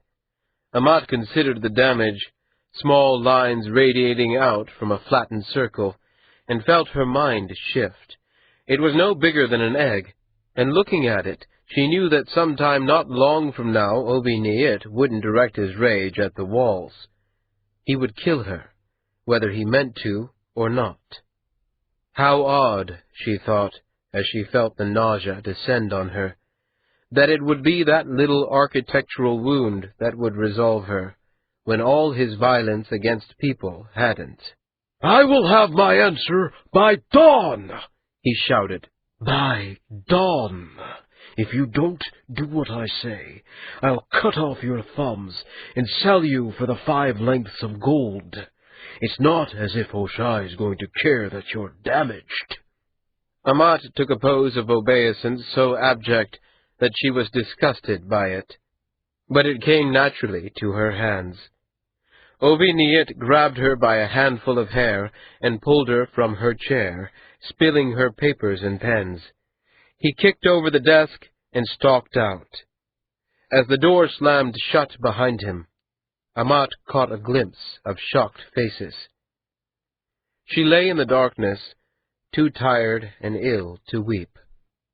The stone floor was rough against her cheek. The blood from her cut face pulled on her skin as it dried. She'd have a scar. When her mind would obey her again, the room was utterly black. She forced herself to think.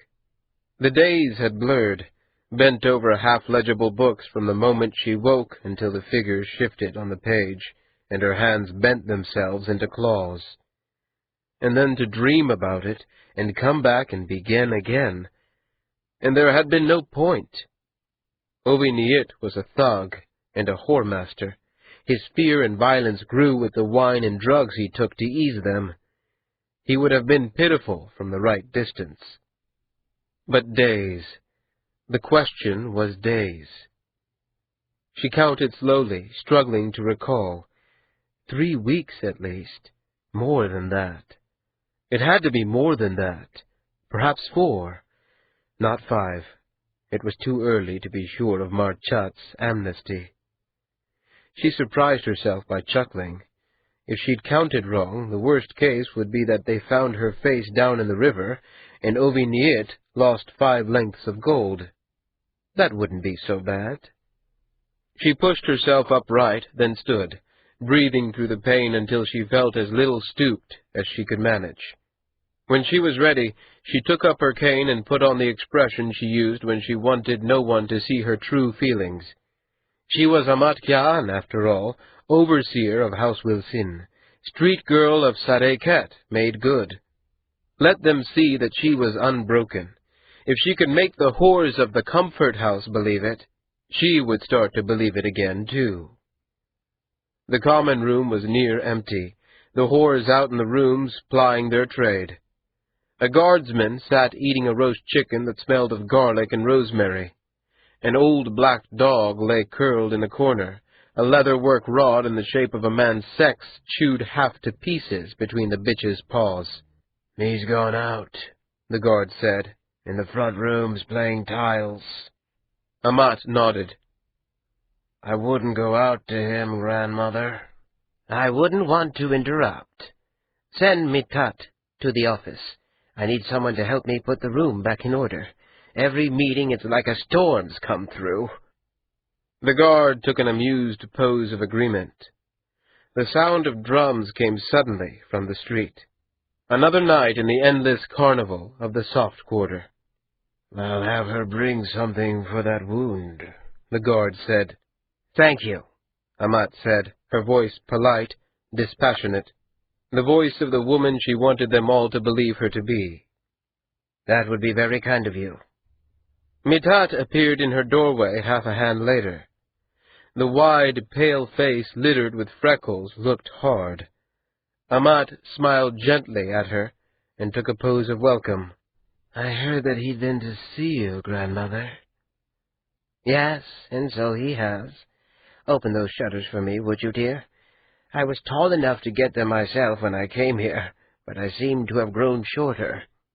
Mitat did so, and the pale moonlight added to the lantern on Amat's desk. The papers weren't in such bad order. Amat motioned the woman closer. "You have to go, grandmother," Mitat said.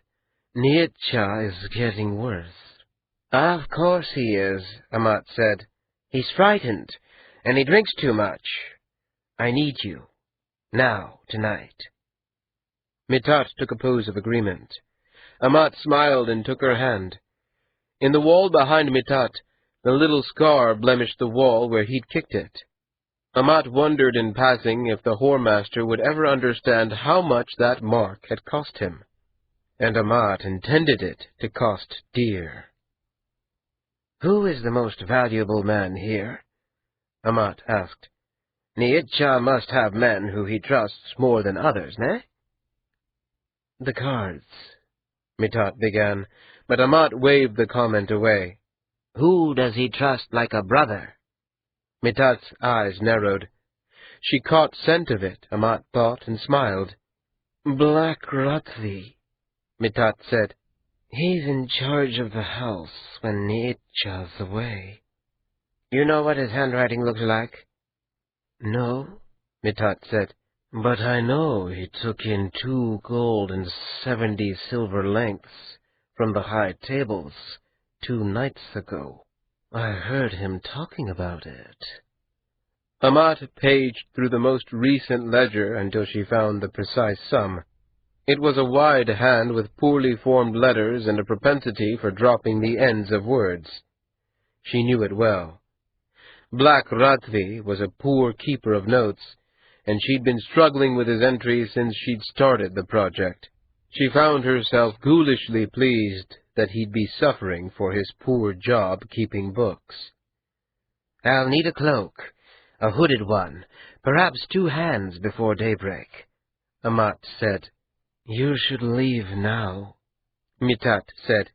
Nietzsche's occupied for the moment, but he may— I'm not finished yet. 2 hands before daybreak, I will be.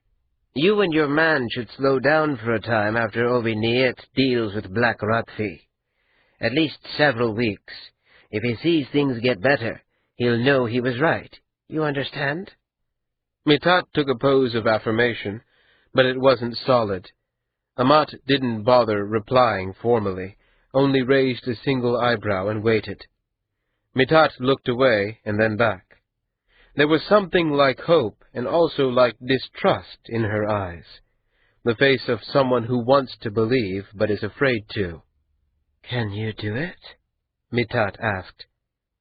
Make the numbers point to Black Ratvi? Of course I can. This is what I do. Can you get me a cloak and safe passage, at least as far as the street? If I can put those 2 at each other's throats, I can do anything, Mitat said. It took less time than she'd expected. The numbers were simple enough to manipulate once she knew what she wanted to do with them. She even changed a few of the entries on their original sheets, blacking out the scrawling hand and forging new figures. When she was finished, a good accountant would have been able to see the deception. But if Ovi Niet had had one of those, Amat would never have been there. She spent the remaining time composing her letter of leave-taking. She kept the tone formal, using all the titles and honorary flourishes she would have for a very respected merchant or one of the lower of the Utkayem. She expressed her thanks for the shelter and discretion Ovi Niet and his house had extended, and expressed regret that she felt it in her best interest, now that her work was done, to leave inconspicuously. She had too much respect, she wrote, sneering as she did so, for Niitcha's sense of advantage to expect him not to sell a commodity for which he no longer had use. She then outlined her findings, implicating Black Ratvi without showing any sign that she knew his name or his role in the house. She folded the letter twice, and then at the corners in the style of a private message, and wrote Ovi Niet's name on the overleaf. It perched atop the papers and books, ready to be discovered. Amat sat a while longer, listening to the wild music and slurred voices of the street, waiting for Mitat to appear. The night candle consumed small mark after small mark, and Amat began to wonder whether something had gone wrong. It hadn't. However the girl had arranged it, leaving the house was as simple as shrugging on the deep green cloak, taking up her cane, and stepping out the rear door and down a stone path to the open gate that led to the street. In the east, the blackness was starting to show the gray of charcoal, the weakest stars on the horizon failing. The moon, near full, had already set. The night traffic was over, but for a few revelers pulling themselves back from their entertainments. Amat, for all the pain in her joints, wasn't the slowest. She paused at a corner stand and bought a meal of fresh greens and fried pork wrapped in almond skin, and a bowl of tea. She ate as the sun rose, climbing like a god in the east. She was surprised by the calm she felt, the serenity. Her ordeal was, if not over, at least near its end. A few more days, and then whatever Marchat was doing would be done. And if she spent weeks in hell, she was strong enough, she saw, to come through it with grace. She even believed the story until the girl running the stall asked if she'd want more tea. Amat almost wept at the small kindness. So perhaps she wasn't quite so unscathed as she told herself. She reached her apartments in the press of the morning. On a normal day, if she could recall those, she might have been setting forth just then, or even a bit earlier, off into her city, on the business of her house. She unlocked the door of her apartments, slipped in, and barred the door behind her.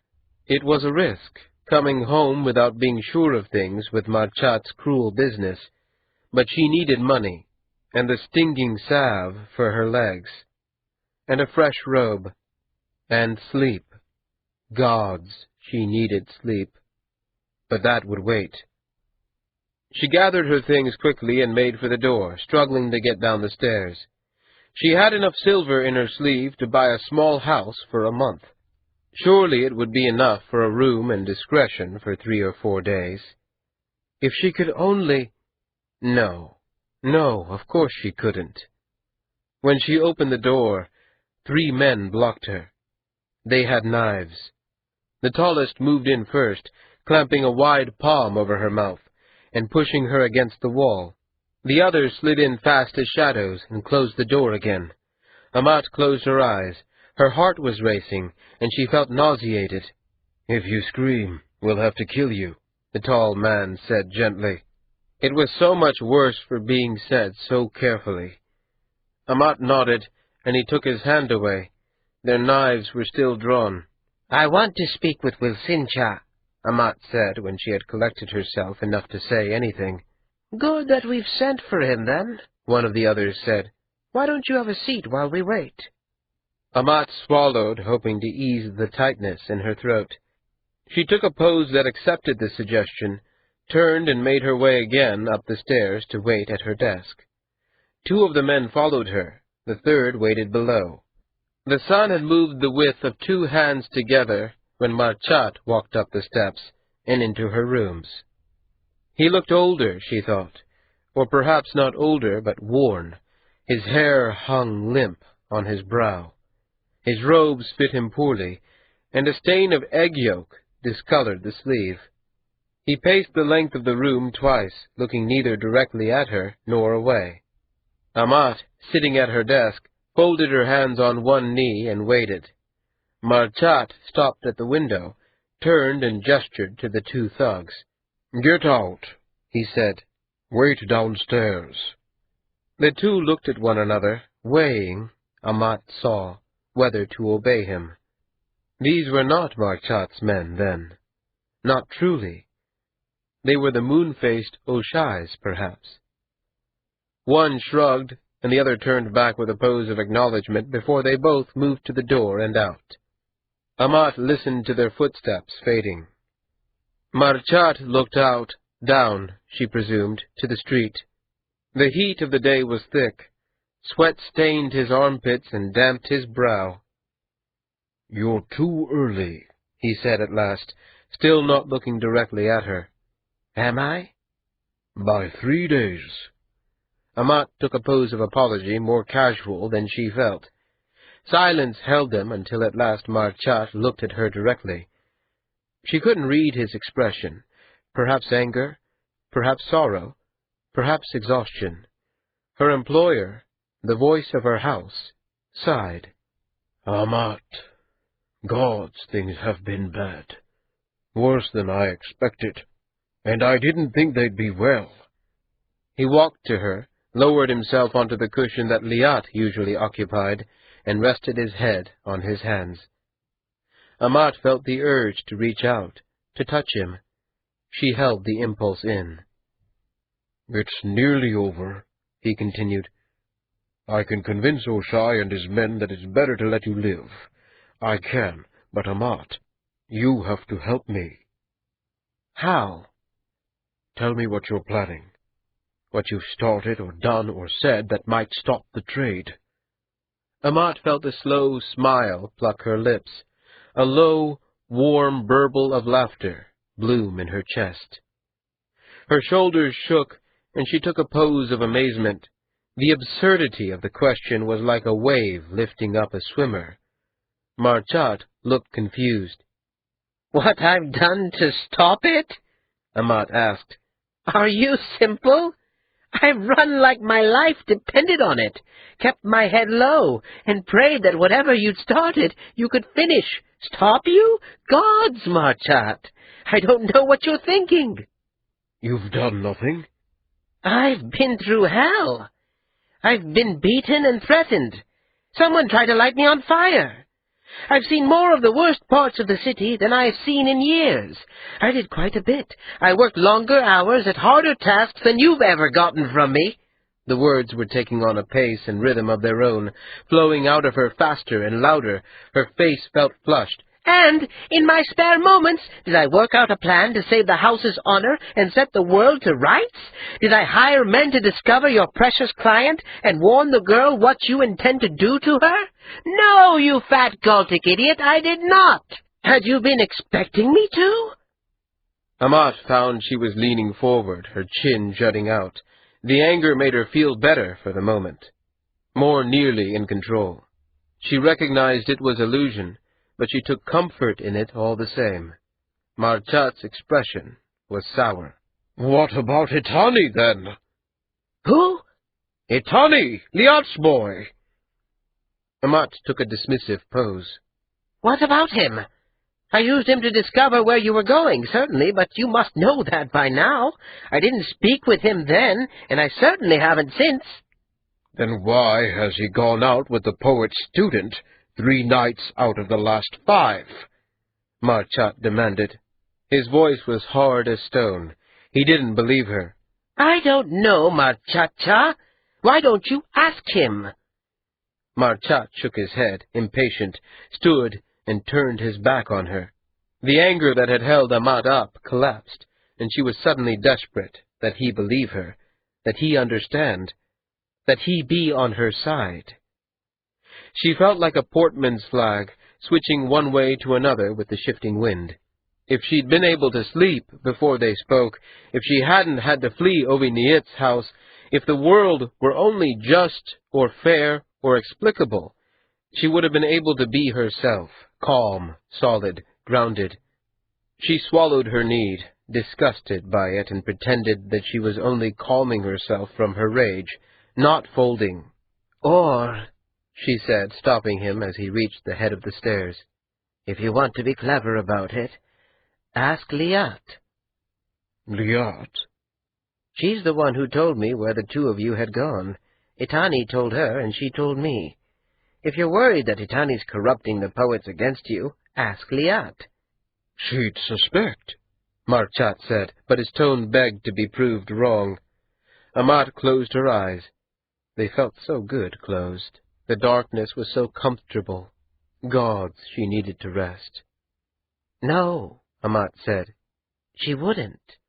Approach her as if you were scolding her.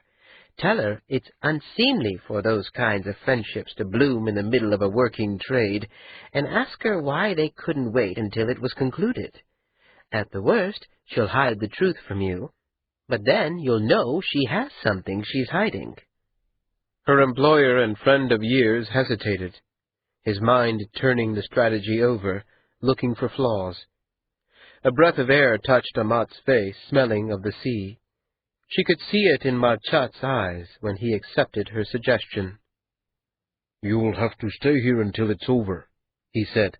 I'll have Oshai's men bring you food and drink. I still need to make my case to Oshai and the client, but I will make it work. You'll be fine. Amat took an accepting pose. I'll be pleased being here, she said. Then, Marchat, what is this all about? Money, he said. Power. What else is there? And as he walked down the stairs, leaving her alone, It fit together like a peg slipping into its hole. It wasn't about the child. It wasn't about the girl. It was about the poet. And if it was about the poet, it was about the Ondat. If the poet Heshai lost control of his creation, if Seedless escaped, the cotton trade in Sareket would lose its advantage over other ports in the islands and the Westlands and Galt. Even when a new Ondat came, it wasn't likely that it would be able to fuel the cotton trade as Seedless or Petals Falling had. Amat went to her window. The street below was full. Men, women, dogs, carts. The roofs of the city stretched out to the sea, and down to the south the seafront was full. Trade. The girl Maj would be sacrificed to shift the balance of trade away from Sareket. It was the only thing that made sense. "Oh, Marchat," she breathed. "What have you done?" The tea-house was nearly empty. 2 or 3 young men inside were still speaking in raised voices, their arguments inchoate and disjointed. Out in the front garden, an older man had fallen asleep beside the fountain, his long, slow breathing a counterpoint to the distant conversation. A lemon candle guttered and died, leaving only a long, winding plume of smoke, gray against the night, and the scent of an extinguished wick. Ota felt the urge to light a fresh candle, but he didn't act on it. On the bench beside him, Maati sighed. "Does it ever get cold here, Otakwo?" Maati asked. "If we were with the Daikwo, we'd be shivering by now, even if it is midsummer. It's midnight, and it's almost hot as day." "It's the sea. It holds the heat in. And we're too far south. It's colder as you go north." "North. Do you remember Machi?" Visions took Ota. Stone walls thicker than a man's height, stone towers reaching to a white sky, stone statues baked all day in the fires, and then put in the children's room to radiate their heat through the night. He remembered being pulled through snow-choked streets on a sleigh, a sister whose name he no longer knew beside him, holding close for warmth. The scent of burning pine and hot stone and mulled wine.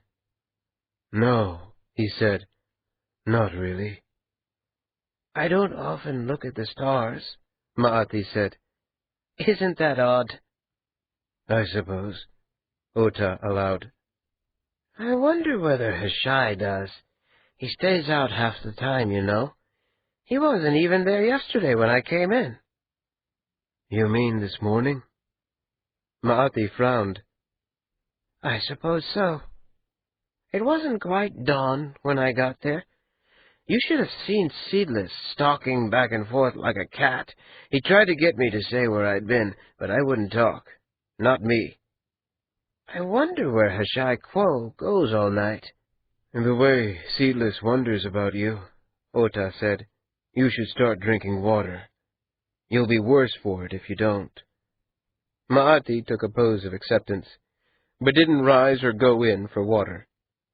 The sleeping man snored.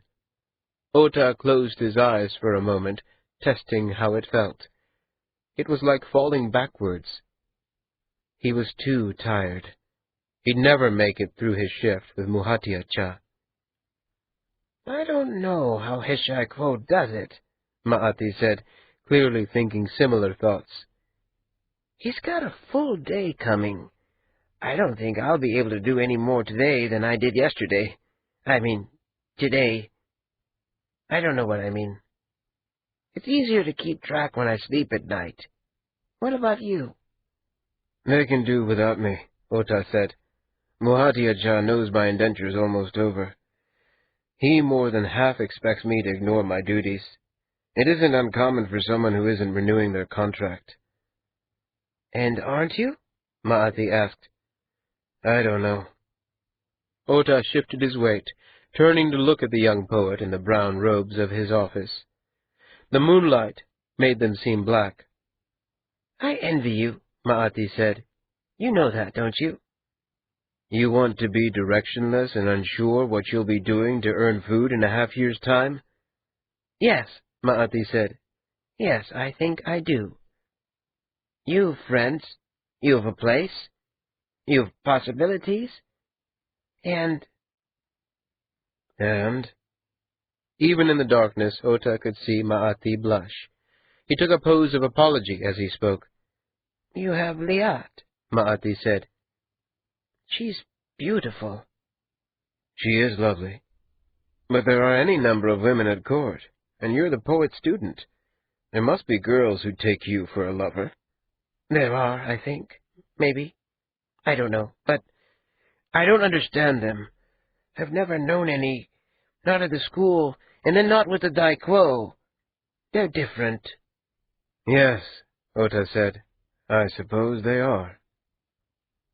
Liat. He'd seen her a handful of nights since the audience before the Kai, since his discovery by Maati. She was busy enough preparing the woman Maj for the sad trade that she hadn't made an issue of his absence, but he had seen something growing in her questions and in her silence. Things aren't going so well with Liat, Ota said, surprised that he would admit it even as he spoke. Maati sat straight, pulling himself to some blurry attention. His look of concern was almost a parody of the emotion. He took a pose of query. Ota responded with one that begged ignorance, but let it fall away. It isn't her. I've been pulling away from her, I think. Why? Maati asked. His incredulity was clear. Ota wondered how he'd been drawn into this conversation. Maati seemed to have a talent for it, bringing him to say things he'd hardly had the courage to think through fully. It was having someone at last who might understand him, someone who knew him for what he was, and who had suffered some of the same flavors of loss. I've never told Liat about who I am. Do you think... Maati, can you love someone and not trust them? We're born to odd lives, Otakwo, Maati said, sounding suddenly older and more sorrowful. If we waited for people we trusted, I think we might never love anyone. They were silent for a long moment. Then Maati rose. I'm going to get some water from the keep, and then find some place to leave him a little of my own, he said, breaking the somber mood. Ota smiled. Then we should go. Maati took a pose that was both regret and agreement, then walked off with a gait for the most part steady.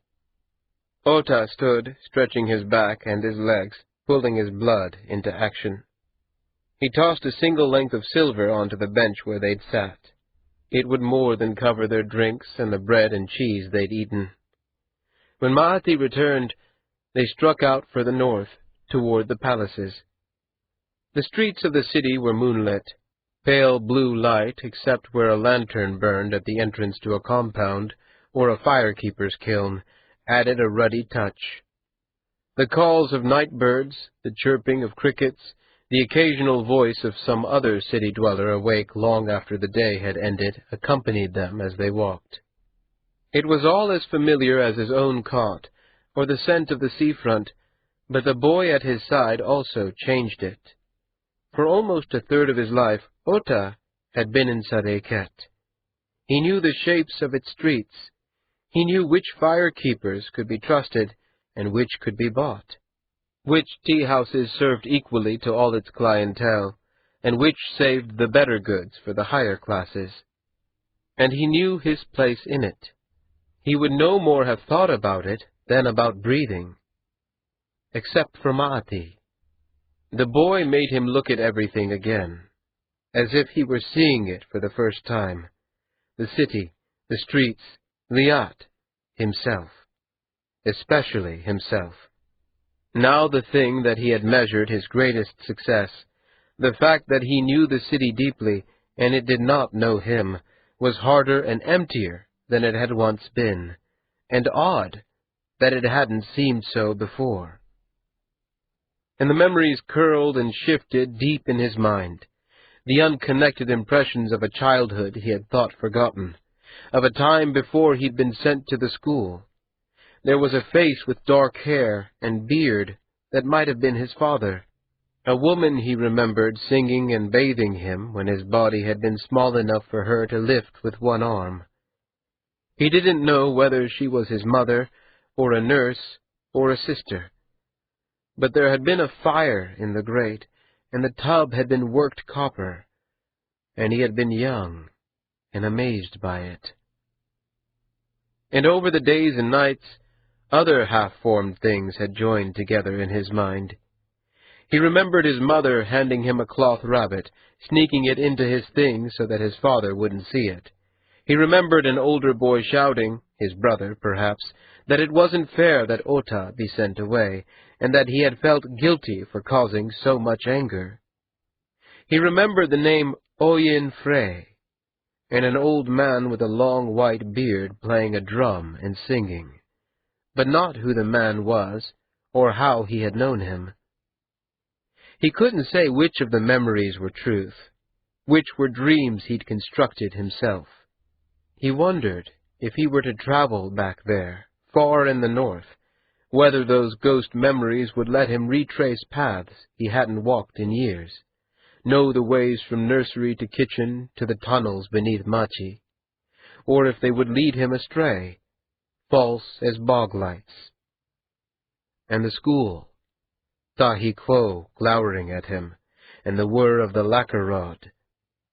He had pushed those things away, pushed away the boy who had suffered those losses and humiliations, and now it was like being haunted, haunted by who he might be and might have been. "I think I've upset you, Ota Kwo," Maati said quietly. Ota turned, taking a questioning pose. Maati's brow furrowed, and he looked down. "You haven't spoken since we left the tea-house," Maati said. "If I've given offense—" Ota laughed, and the sound seemed to reassure Maati. On impulse, Ota put his arm around Maati's shoulder, as he might have around a dear friend or a brother. "I'm sorry. I seem to be doing this to everyone around me these days. No, Maati kya, I'm not upset. You just make me think about things, and I must be out of practice. I get lost in them. And gods, but I'm tired." "You could stay at the poet's house if you don't care to walk back to your quarters. There's a perfectly good couch on the lower floor." "No," Ota said. "If I don't let Muhati Acha scold me in the morning, he'll get himself into a rage by midday." Maati took a pose of understanding that also spoke of regret, and put his own arm around Ota's shoulder. They walked together, talking now the same mixture of seriousness and jokes that they'd made yet another evening of. Maati was getting better at navigating the streets, and even when the route he chose wasn't the fastest, Ota let him lead. He wondered, as they approached the monument of the Emperor Atami, where 3 wide streets met, what it would have been like to grow up with a brother. "Ota?" Maati said, his stride suddenly slowing. "That man there, the one in the cloak." Ota glanced over. The man was walking away from them, heading to the east, and alone. Maati was right, though. It was the same man who'd been sleeping at the tea-house, or pretending to. Ota stepped away from Maati, freeing his arms in case he needed to fight. It wouldn't have been the first time that someone from the palaces had been followed from a tea-house and assaulted for the copper they carried. "Come with me," Ota said, and walked out to the middle of the wide area where the streets converged. Emperor Atami loomed above them, sad-eyed in the darkness. Ota turned slowly, considering each street, each building. "Ota Kwo?" Maati said, his voice uncertain. "Was he following us?" There was no one there, only the 2 familiar men retreating to the east. Ota counted 20 breaths, but no one appeared. No shadows moved. The night was empty. "Perhaps," he said, answering the question. "Probably. I don't know. Let's keep going, and if you see anything, tell me." The rest of the distance to the palaces, Ota kept them on wide streets where they would see men coming. He would send Ma'ati running for help and buy what time he could. A fine plan unless there were several of them, or they had knives.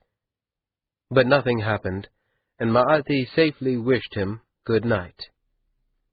By the time Ota reached his own quarters, the fear he'd felt was gone, the bone weariness taken back over. He fell onto his cot and pulled the netting closed. Exhaustion pressed him to the rough canvas of the cot. The snores and sleeping murmurs of his cohort should have lulled him to sleep, but tired as he was, sleep wouldn't come. In the darkness, his mind turned from problem to problem. They'd been followed by someone who might still be tracking Ma'ati. His indenture was almost over, and he would be too weary to work when the dawn came. He had never told Liat of his past. As he turned his mind to one, another distracted him, until he was only chasing his thoughts and being chased by them. He didn't notice when he slipped into dream. Liat left Marchat Wilson's offices with her spine straight and rage brewing. She walked through the compound to her cell without looking down and without catching anyone's gaze. She closed the door behind her, fastened the shutters so that no one could happen to look in, then sat at her desk and wept. It was profoundly unfair. She had done everything she could. She'd studied the etiquette. She'd taken the island girl to all the appointments at their appointed times. She'd negotiated with the poet even when he'd made it perfectly clear that he'd be as pleased to have her out of the room, and it was Itani that defeated her. Itani! She stripped off her outer robe, flinging it to the bed. She wrenched open her wardrobe and looked for another, a better one more expressive of wrath. "It's not entirely appropriate," Wilsincha still said in her mind. So close to a formal trade it might give the impression that the house was still seeking some advantage after the agreements had been made. It might, she knew he'd meant, make her look like an idiot sending her lover to try to win favor. And worse, Itani, sweet, gentle, smiling Itani, hadn't even told her. The nights she'd spent working, imagining him with his cohort or in his quarters, waiting for her to complete her task with the sad trade, he'd been out spoiling things for her. Out with the student poet. He hadn't thought of what it would look like, what it would imply about her. And he hadn't even told her. She plucked a formal robe, red shot with black, pulled it on over her inner robes, and tied it fast. She braided her hair, pulling back severely. When she was done, she lifted her chin as she imagined Amat Kyaan would have, and stalked out into the city. The streets were still bustling, the business day far from ended. The sun, still 8 or 9 hands above the horizon, pressed down, and the air was wet and stifling and still, and it reeked of the sea. Itani would still be with his cohort, but she wasn't going to wait and risk letting her anger mellow. She would find out what Itani meant by this. She'd have an explanation for Wilsincha, and she'd have it now, before the trade was finished. Tomorrow was the only day left to make things right. At his quarters, she found that he hadn't gone out with the others after all. He'd been out too late and pled illness when Muhatia Cha came to gather them. The club-foot boy who watched the quarters during the working hours assured her with obvious pleasure that Muhatia Cha had been viciously angry. So whatever it was that Itani was up to, it was worth risking his indenture, as well as her standing with Wilsincha. Liat thanked the club-foot boy and asked, with a formal pose, where she might find Itani Cha since he was not presently in his quarters. The boy shrugged and rattled off tea-houses, bath-houses, and places of ease along the seafront. It was nearly 2 full hands before Liat tracked him down at a cheap bath-house near the river, and her temper hadn't calmed. She stalked into the bath without bothering to remove her robes. The great tiled walls echoed with conversations that quieted as she passed. The men and women in the public baths considered her, but Liat only moved on, ignoring them, pretending to ignore them, acting as Amat would have. Itani had taken a private room to one side. She strode down the short corridor of rough, wet stone, paused, breathed deeply twice, as if there was something in the thick, salt-scented air that might fortify her, and pushed her way in. Itani sat in the pool as if at a table, bent slightly forward, his eyes on the surface of the water like a man lost in thought. He looked up as she slammed the door closed behind her, and his eyes spoke of weariness and preparedness.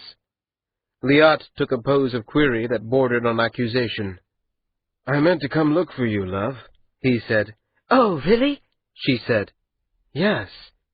His eyes returned to the shifting surface of the water, his bare shoulders hunched forward. Liat stepped to the edge of the pool and stared down at him, wheeling his gaze up to hers. He didn't look. "There's a conversation we need to have, love," he said. "We should have done before, I suppose, but—" "What are you thinking? Itani, what are you doing? Will Sincha just spent half a hand, very quietly, telling me that you've been making a fool of me before the Utkayem. What are you doing with the poet student?" "Ma'ati," Itani said distantly. "He's named Ma'ati." If Liat had had anything to throw, she'd have launched it at Itani's bowed head. Instead, she let out an exasperated cry and stamped her foot. Itani looked up, his vision swimming into focus as if he was waking from a dream. He smiled his charming, open, warm smile.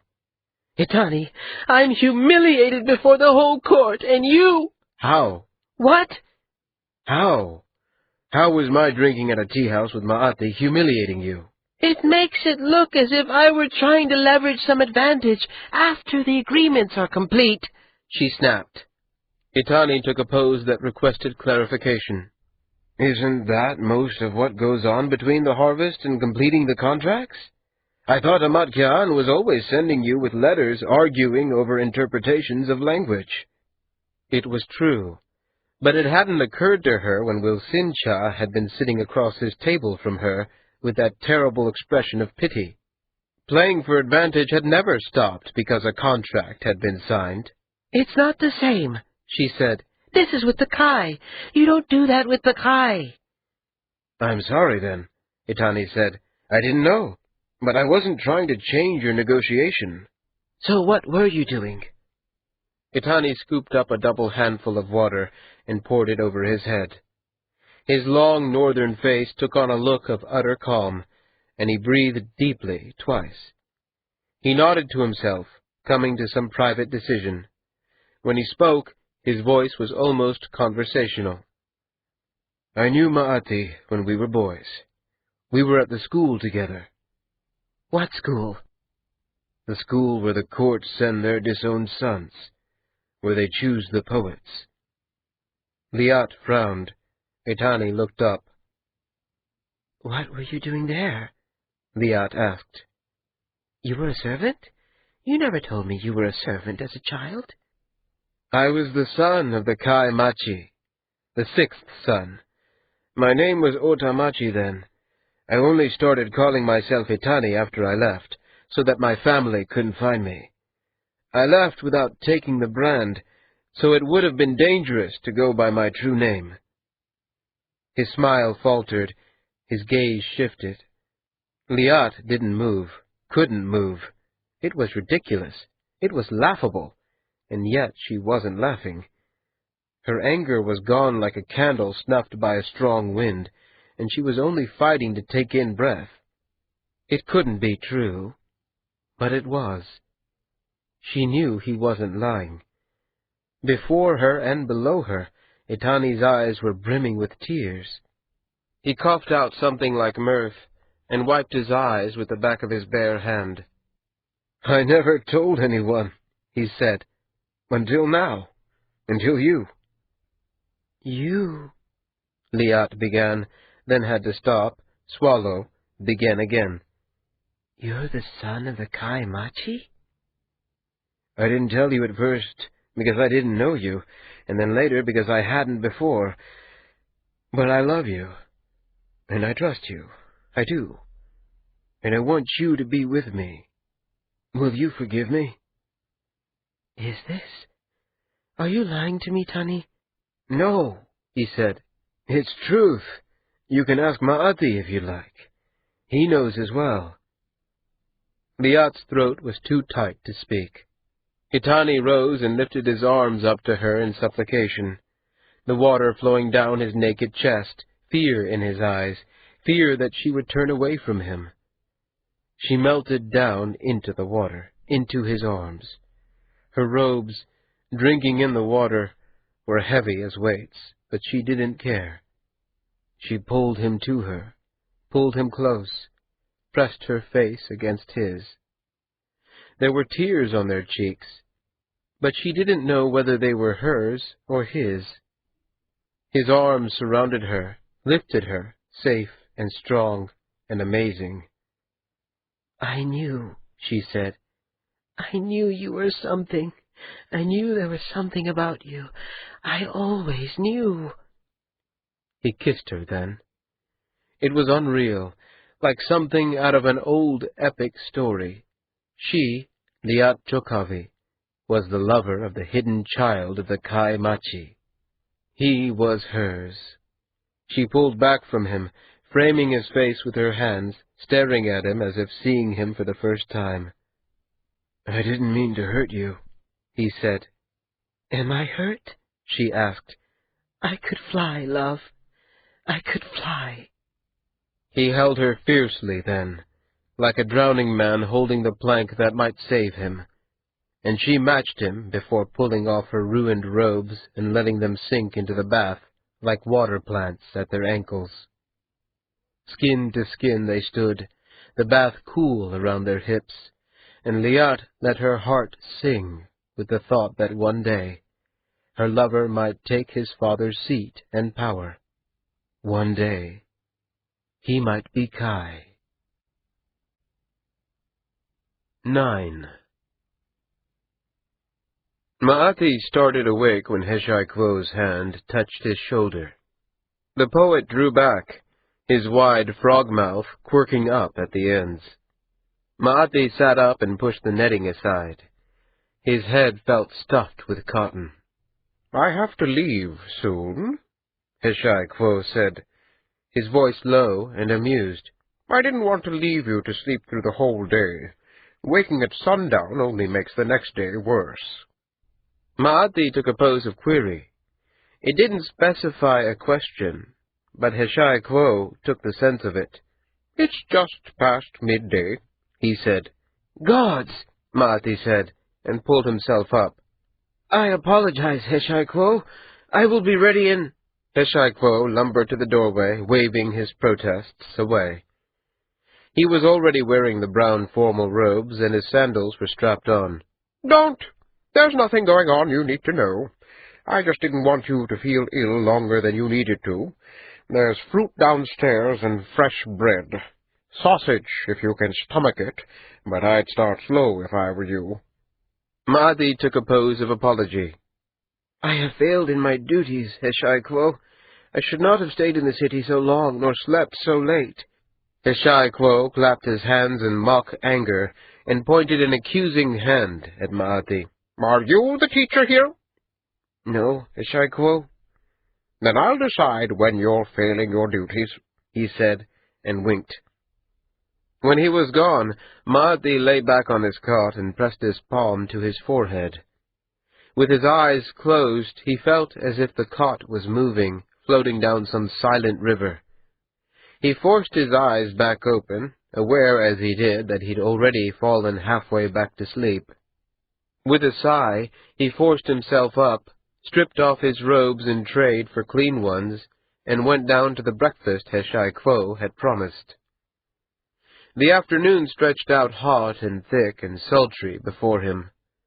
Ma'ati bathed himself and straightened his belongings, something he hadn't done in days. When the servant came to take away the plates and leavings, Ma'ati asked that a pitcher of limed water be sent up. By the time it arrived, he'd found the book he wanted and went out to sit under the shade of trees by the pond. The world smelled rich and green as fresh-cut grass as he arranged himself. With only the buzzing of insects and the occasional wet plop of koi striking the surface, Maathi opened the brown leather book and read. The first page began, "Not since the days of the First Empire have poets worked more than one binding in a lifetime. We may look back at the prodigality of those years with longing now, knowing as they did not that the undot unbound would likely not be recovered. But the price of our frugality is this. We as poets have made our first work our last, like a carpenter, whose apprentice chair must also be the master work for which he is remembered. As such, it becomes our duty to examine our work closely, so that later generations may gain from our subtle failures. It is in this spirit that I, Heshai Antapuri, record the binding I performed as a child of the Andat, removing the part that would continue, along with my notes on how I would have avoided error, had I known my heart better." Heshai Quo's handwriting was surprisingly beautiful, and the structure of the volume as compelling as an epic. He began with the background of the Andat, and what he hoped to accomplish by it. Then, in great detail, the work of translating the thought, moving it from abstract to concrete, giving it form and flesh. Then, when the story of the binding was told, Heshai Quo turned back on it, showing the faults where an ancient grammar allowed an ambiguity, where form clashed with intent. Discords that Maathi would never, he thought, have noticed were spread before him with a candor that embarrassed him, beauty that edged to arrogance, strength that fed willfulness, confidence that was also contempt. And with that, how each error had its root in Heshai's own soul. And while reading these confessions embarrassed him, they also fed a small but growing respect for his teacher, and the courage it took to put such things to paper.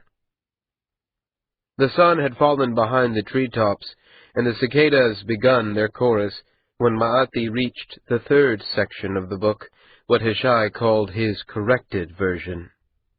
Maathi looked up and found the Andat on the bridge, looking back at him. The perfect planes of his cheeks, the amused intelligence in his eyes. Maathi's mind was still half within the work that had formed them.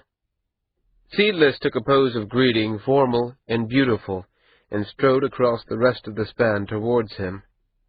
Maathi closed the book. "You're being studious," Seedless said as he drew near. "Fascinating, isn't it? Useless, but fascinating." "I don't see why it would be useless." "His corrected version is too near what he did before. I can't be bound the same way twice. You know that. So writing a variation on a complete work makes about as much sense as apologizing to someone you've just killed. You don't mind that I join you?" The Andat stretched out on the grass, his dark eyes turned to the south and the palaces, and invisible, beyond them, the city. The perfect fingers plucked at the grass. "It lets others see the mistakes he made," Maathi said. "If it showed them the mistakes they were making, it would be useful," Seedless said. "Some errors you can only see once you've committed them." Maathi took a pose that could be taken as agreement or mere politeness. Seedless smiled and pitched a blade of grass toward the water. "Where's Heshai Quo?" "Who knows? The soft quarter, most likely, or some tea-house that rents out rooms by the ships. He's not looking to tomorrow with glee in his heart. And what about you, my boy? You've turned out to be a better study than I'd have guessed. You've already mastered staying out, consorting with men below your station, and missing meetings. It took Heshai years to really get the hang of that." "Bitter?" Maathi said. Seedless laughed and shifted to look at him directly. The beautiful face was rueful and amused. "I had a bad day," the Ondat said. "I found something I'd lost, and it turned out not to have been worth finding. And you? Feeling ready for the grand ceremony tomorrow?" Maati took a pose of affirmation. The Ondat grinned, and then, like a candle melting, his expression turned to something else, something conflicted that Maati couldn't entirely read. The cicadas in their trees were silent suddenly, as if they were a single voice. A moment later, they began again. "Is there?" the Ondat said, and trailed off, taking a pose that asked for silence while Seedless reconsidered his words. Then, "Maati kya?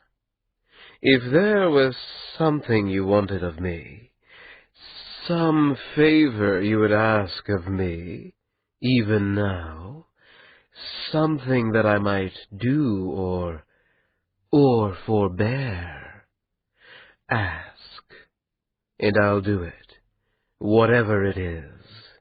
For you, I'll do it." Maati looked at the pale face, the skin that seemed to glow like porcelain in the failing light. "Why?" Maati asked. "Why would you offer that to me?" Seedless smiled and shifted with the sound of fine cloth against grass. "To see what you'd ask," Seedless said. "What if I asked for something you didn't want to give?" "It would be worth it," Seedless said. "It would tell me something about your heart, and knowing that would justify some very high prices. Anything you want to have started, or anything you want to stop." Maati felt the beginning of a blush and shifted forward, considering the surface of the pond and the fish, pale and golden beneath it. When he spoke, his voice was low. "Tomorrow, when the time comes when Hishaikwo is set to finish the sad trade, don't fight him. I saw the two of you with the cotton when I first came in, and I've seen you since. You always make him force you. You always make him struggle to accomplish the thing. Don't do that to him tomorrow." Seedless nodded, a sad smile on his perfect, soft lips. "You're a sweet boy. You deserve better than us," the Ondat said. "I'll do as you ask." They sat in silence as the sunlight faded, the stars glimmering first a few, then a handful, then thousands upon thousands. The palaces glowed with lanterns, and sometimes Maati caught a thread of distant music. "I should light the night candle," Maati said. "If you wish," Seedless said. But Maati found he wasn't rising or returning to the house. Instead, he was staring at the figure before him, a thought turning restlessly in his mind. The subtle weight of the leather book in his sleeve and Seedless's strange, quiet expression mixed and shifted and moved him. "Seedless-cha, I was wondering if I might ask you a question. Now, while we're still friends." "Now you're playing on my sentiments," the Ondat said, amused. Maati took a pose of cheerful agreement, and Seedless replied with acceptance. "Ask." "You and Hishaikwo are in a sense one thing, true?" "Sometimes the hand pulls the puppet. Sometimes the puppet pulls the hand. But the string runs both ways. Yes." "And you hate him?" "Yes." "Mustn't you also hate yourself, then?" The Ondat shifted to a crouch, and with the air of a man considering a painting, looked up at the poet's house, dark now in the starlight. He was silent for so long that Maati began to wonder if he would answer at all. When he did speak, his voice was little above a whisper. "Yes," he said. "Always." Maati waited, but the Andat said nothing more. At last, Maati gathered his things and rose to go inside. He paused beside the unmoving Andat and touched Seedless's sleeve. The Andat didn't move, didn't speak, accepted no more comfort than a stone would. Maati went to the house and lit the night candle and lemon candles to drive away the insects, and prepared himself for sleep. Hishai returned just before dawn, his robes stained and reeking of cheap wine. Maati helped him prepare for the audience, the sad trade, the ceremony. Fresh robes, washed hair, fresh shaved chin. The redness of his eyes Maati could do nothing for. Throughout, Seedless haunted the corners of the room, unusually silent. Hishai drank little, ate less, and as the sun topped the trees, lumbered out and down the path with Maati and Seedless following. It was a lovely day, clouds building over the sea and to the east, towering white as cotton and taller than mountains. The palaces were alive with servants and slaves and the Utkayem moving gracefully about their business, and the poets, Maati supposed, moving about theirs. The party from House Wilson was at the low hall before them. The pregnant girl stood outside, attended by servants, fidgeting with the skirts that were designed for the day, cut to protect her modesty but not catch the child as it left her. Maati felt the first real qualm pass over him. Hishai Quo marched past women and servants and slaves, his bloodshot eyes looking, Maati guessed, for Liat Chokavi, who was, after all, overseeing the trade. They found her inside the hall, pacing and muttering to herself under her breath. She was dressed in white robes shot with blue, mourning colors. Her hair was pulled back to show the softness of her cheek, the curve of her neck. She was beautiful, the sort of woman that Otakwo would love, and that would love him in return. Her gaze rose as they entered, the three of them, and she took a pose of greeting. "Can we do this thing?" Hishai Quo snapped. Only now that Maati had known the man longer, he heard the pain underneath the gruffness, the dread. "The physician will be here shortly," Liat said. "He's late?" "We're early, Hishai Quo," Maati said gently. The poet glared at him, then shrugged and moved to the far end of the hall to stare sullenly out the window. Seedless, meeting Maati's gaze, pursed his lips, shrugged, and walked into the sunlight. Maati, left alone before the woman, took a pose of formal greeting, which she returned. "Forgive Hishai Quo," Maati said softly enough to keep his voice from carrying. "He hates the sad trade. It would be a very long story, and likely not worth the telling. Only don't judge him too harshly from this."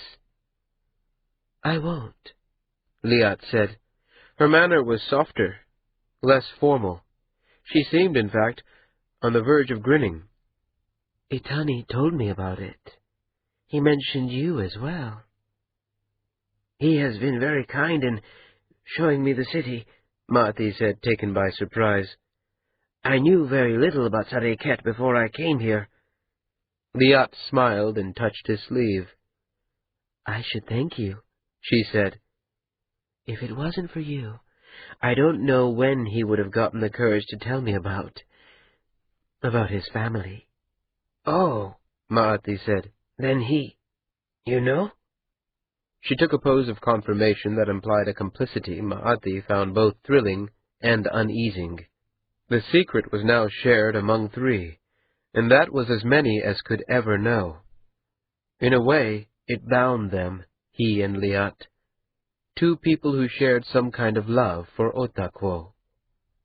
Perhaps we will be able to know each other better once the trade is completed, Maati said. The three of us, I mean. I would like that, Liat said. She grinned, and Maati found himself grinning back. He wondered what they would look like to someone else, the student poet and the trade house overseer beaming at each other just before the sad trade. He forced himself into a more sober demeanor. The woman, Madge, he said. All went well with her, I hope? Liat shrugged and leaned closer to him.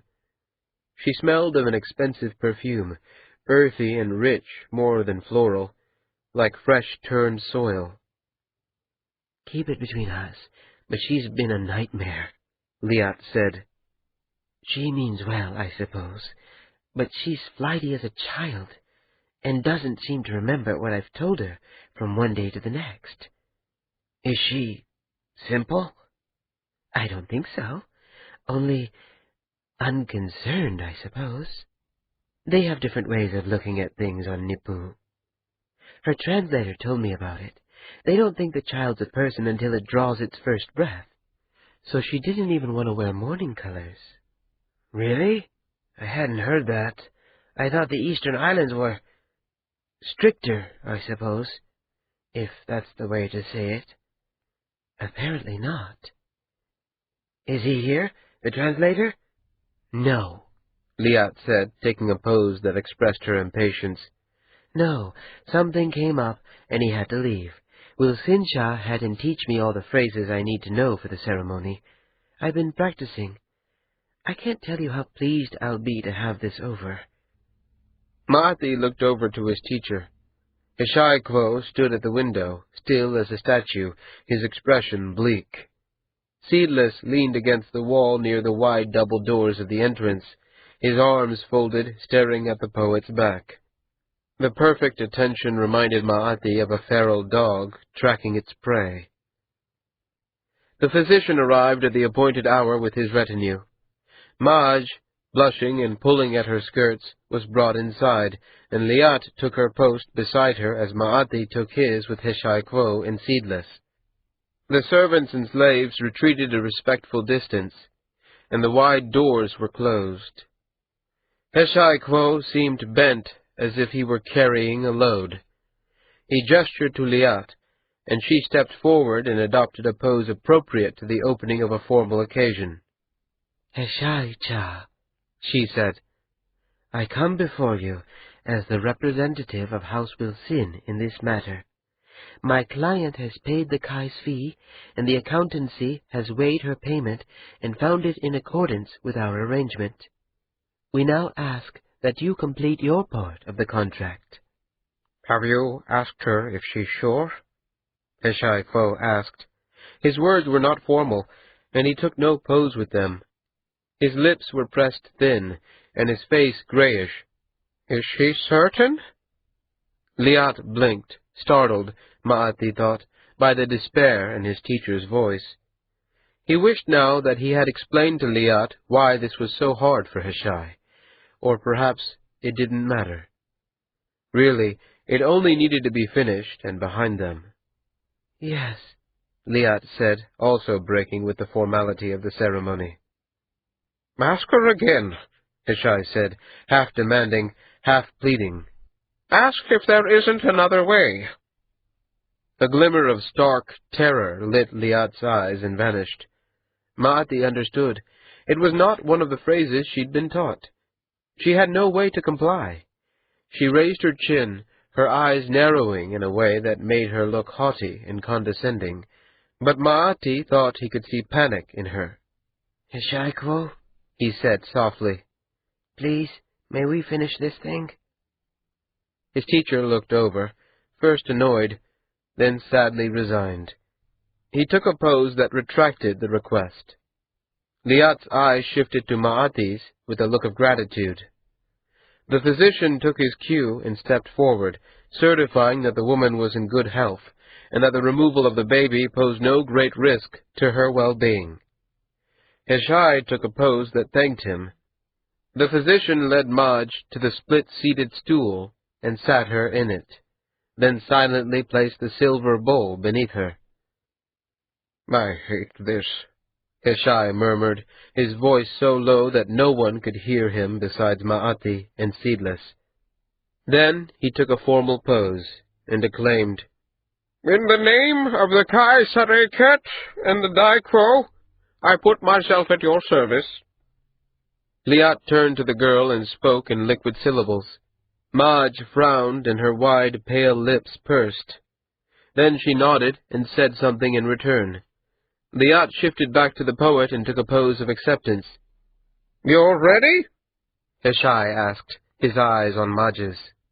The island girl tilted her head, as if hearing a sound she almost recognized. Hishai raised his eyebrows and sighed. Without any visible bidding, Seedless stepped forward, graceful as a dancer. There was a light in his eyes, something like joy. Ma'ati felt an inexplicable twist in his belly. "No need to struggle, old friend," Seedless said. "I promised your apprentice I wouldn't make you fight me for this one. And you see, I can keep my word when it suits me." The silver bowl chimed like an orange had been dropped in it. Ma'ati looked over and then away. The thing in the bowl was only settling, he told himself, not moving. Not moving. And with an audible intake of breath, the island girl began to scream. The pale blue eyes were opened so wide, Ma'ati could see the whites all the way around the iris. Her wide lips pulled back until they were thin as string. Madge bent down, and her hands would have touched the thing in the bowl, cradled it, if the physician had not whisked it away. Liat could only hold the woman's hands and look at her, confused, while shriek after shriek echoed in the empty spaces of the hall. What? Hishai Quo said, his voice fearful and small. What happened? 10. Amat Kya'an walked the length of the seafront with the feeling of a woman half awakened from nightmare. The morning sun made the waters too bright to look at. Ships rested at the docks, taking on cloth or oils or sugar, or else putting off Brazil blocks and indigo, wheat and rye, wine and Edensee marble. The thin stalls still barked with commerce, banners shifting in the breeze. The gulls still wheeled and complained. It was like walking into a memory. She had passed this way every day for years. How quickly it had become unfamiliar. Leaning on her cane, she passed the wide mouth of the Nantan and into the warehouse district. The traffic patterns in the streets had changed. The rhythm of the city had shifted, as it did from season to season.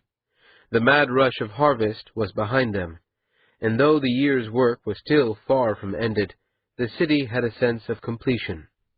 The great trick that made Sareket the center of all cotton trade had been performed once more, and now normal men and women would spend their hours and days changing that advantage into power and wealth and prestige. She could also feel its unease.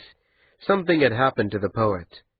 Only listening from her window during the evening, she'd heard 3 or 4 different stories about what had happened. Every conversation she walked past was the same. Something had happened to the poet. Something to do with House Will Sin and the sad trade. Something terrible. The young men and women in the street smiled as they told each other, excited by the sense of crisis, and too young or too poor or too ignorant for the news of yesterday's events to sicken them with dread. That was for older people, people who understood. Amat breathed deeply, catching the scent of the sea, the perfume of grilling meat at the stalls, the unpleasant stench of the dyer's vats that reached even from several streets away. Her city, with its high summer behind it. In her heart, she still found it hard to believe that she had returned to it, that she was not still entombed in the back office of Oviniet's comfort house. And as she walked, leaning heavily on her cane, she tried not to wonder what the men and women said about her as she passed. At the bathhouse, the guards looked at her curiously as they took their poses. She didn't even respond, only walked forward into the tiled room with their echoes and the scent of cedar and fresh water. She shrugged off her robes and went past the public baths to Marchat Wilson's little room at the back, just as she always had. He looked terrible. "Too hot," he said as she lowered herself into the water.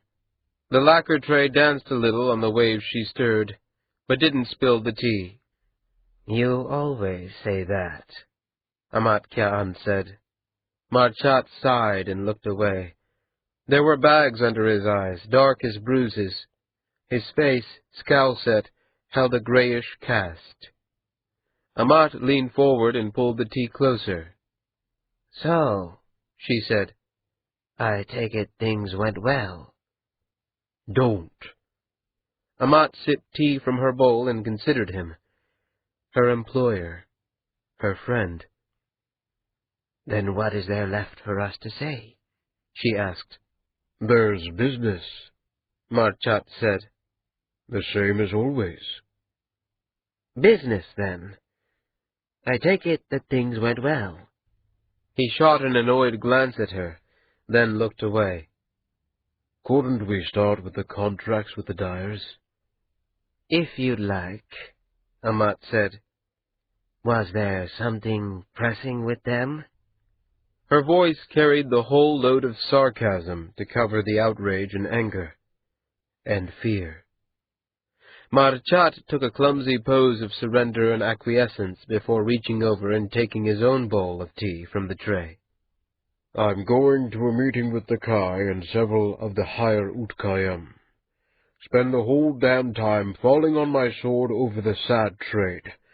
I've promised a full investigation." "And what are you going to find?"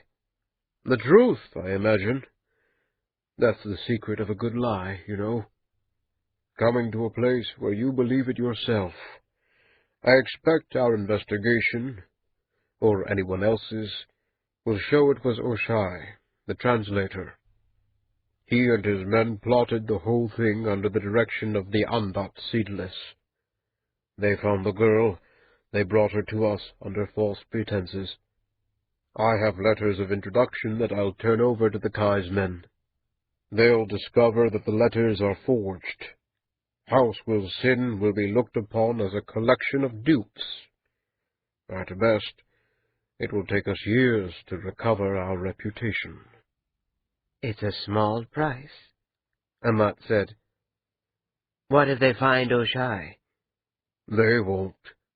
"You're sure of that?" "Yes," Wilson said with a great sigh. "I'm sure." "And Liat?" "Still being questioned," Marchat said.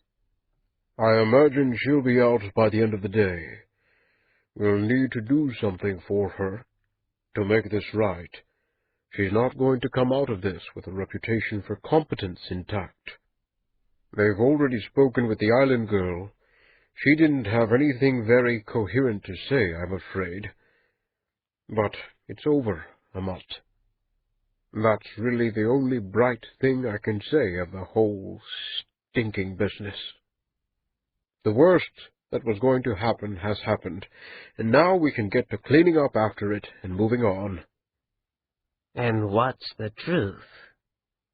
"What I told you," he said. "That's the truth. It's the only truth that matters." "No. The real truth. Who sent those pearls? And don't tell me the spirit conjured them out of the sea." "Who knows?" Marchat said.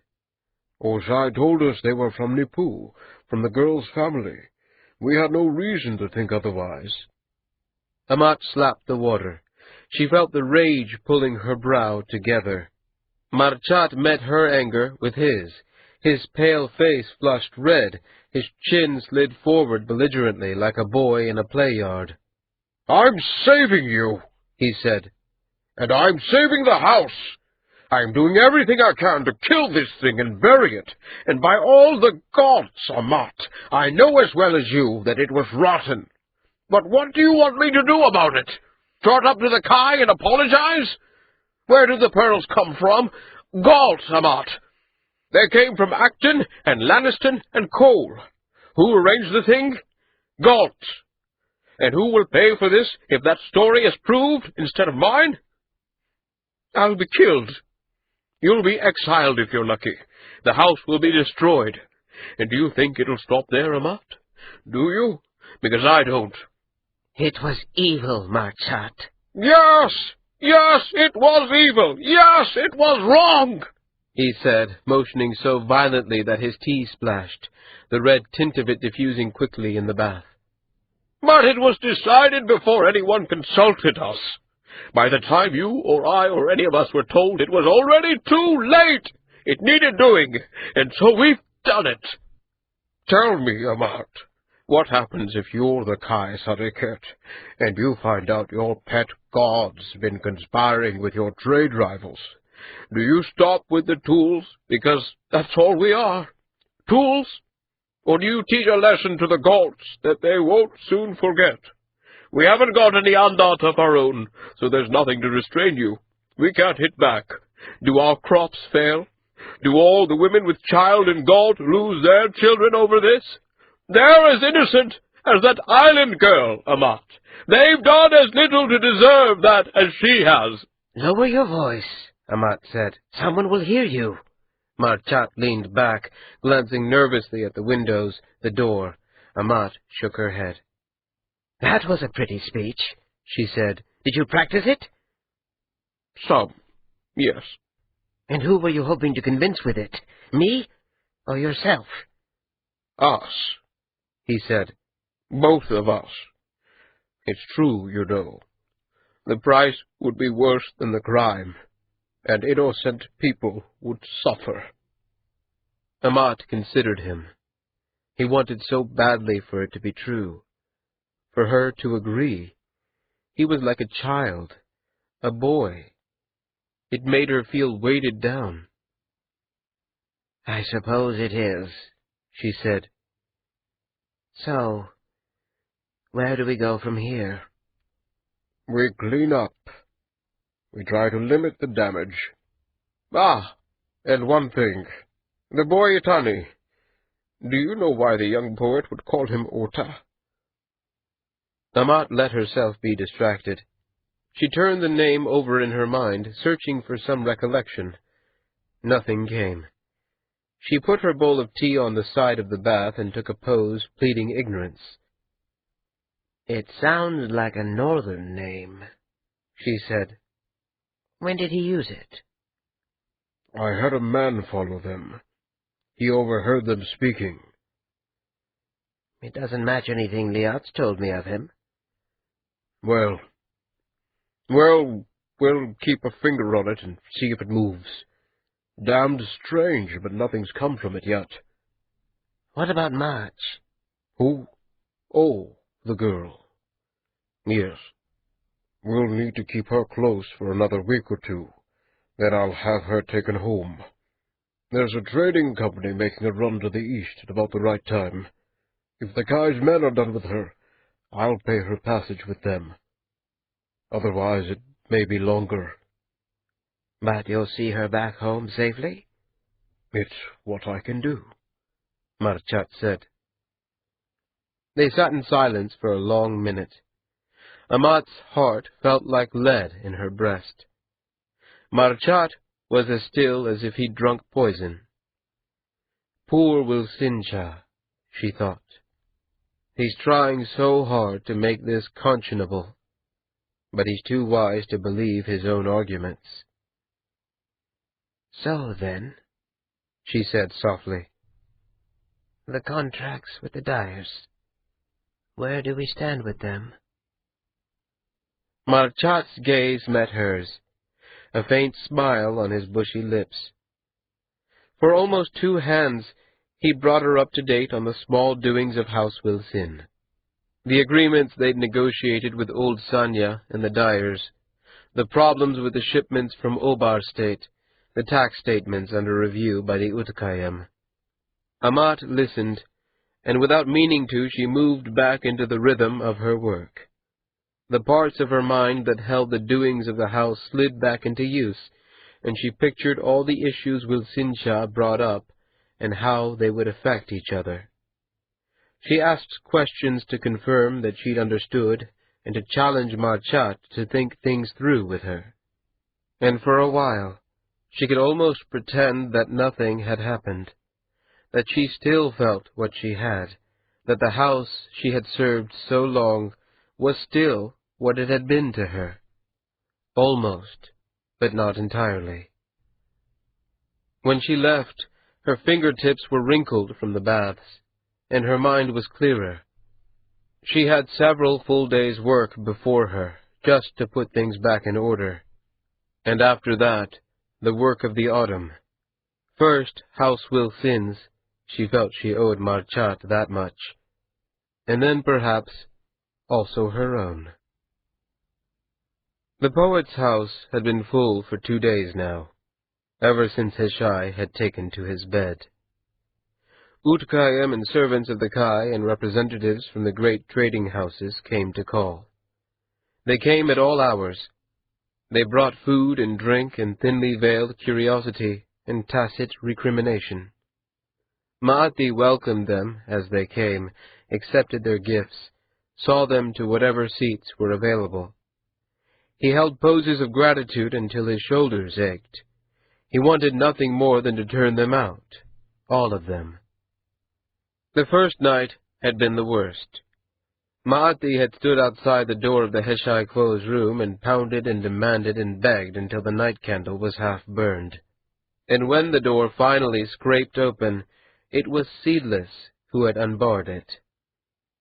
Heshai had lain on his cot, his eyes fixed on nothing, his skin pale, his lips slack. The white netting around him reminded Ma'ati of a funeral shroud. He had had to touch the poet's shoulder before Heshai's distracted gaze flickered over to him and then away. Ma'ati took a chair beside him and stayed there until morning. Through the night, Seedless had paced the room like a cat looking for a way under a woodpile. Sometimes he laughed to himself. Once, when Ma'ati had drifted into an uneasy sleep, he woke to find the Andat on the bed, bent over until his pale lips almost brushed Heshai's ear, Seedless whispering fast, sharp syllables too quietly for Ma'ati to make sense of them.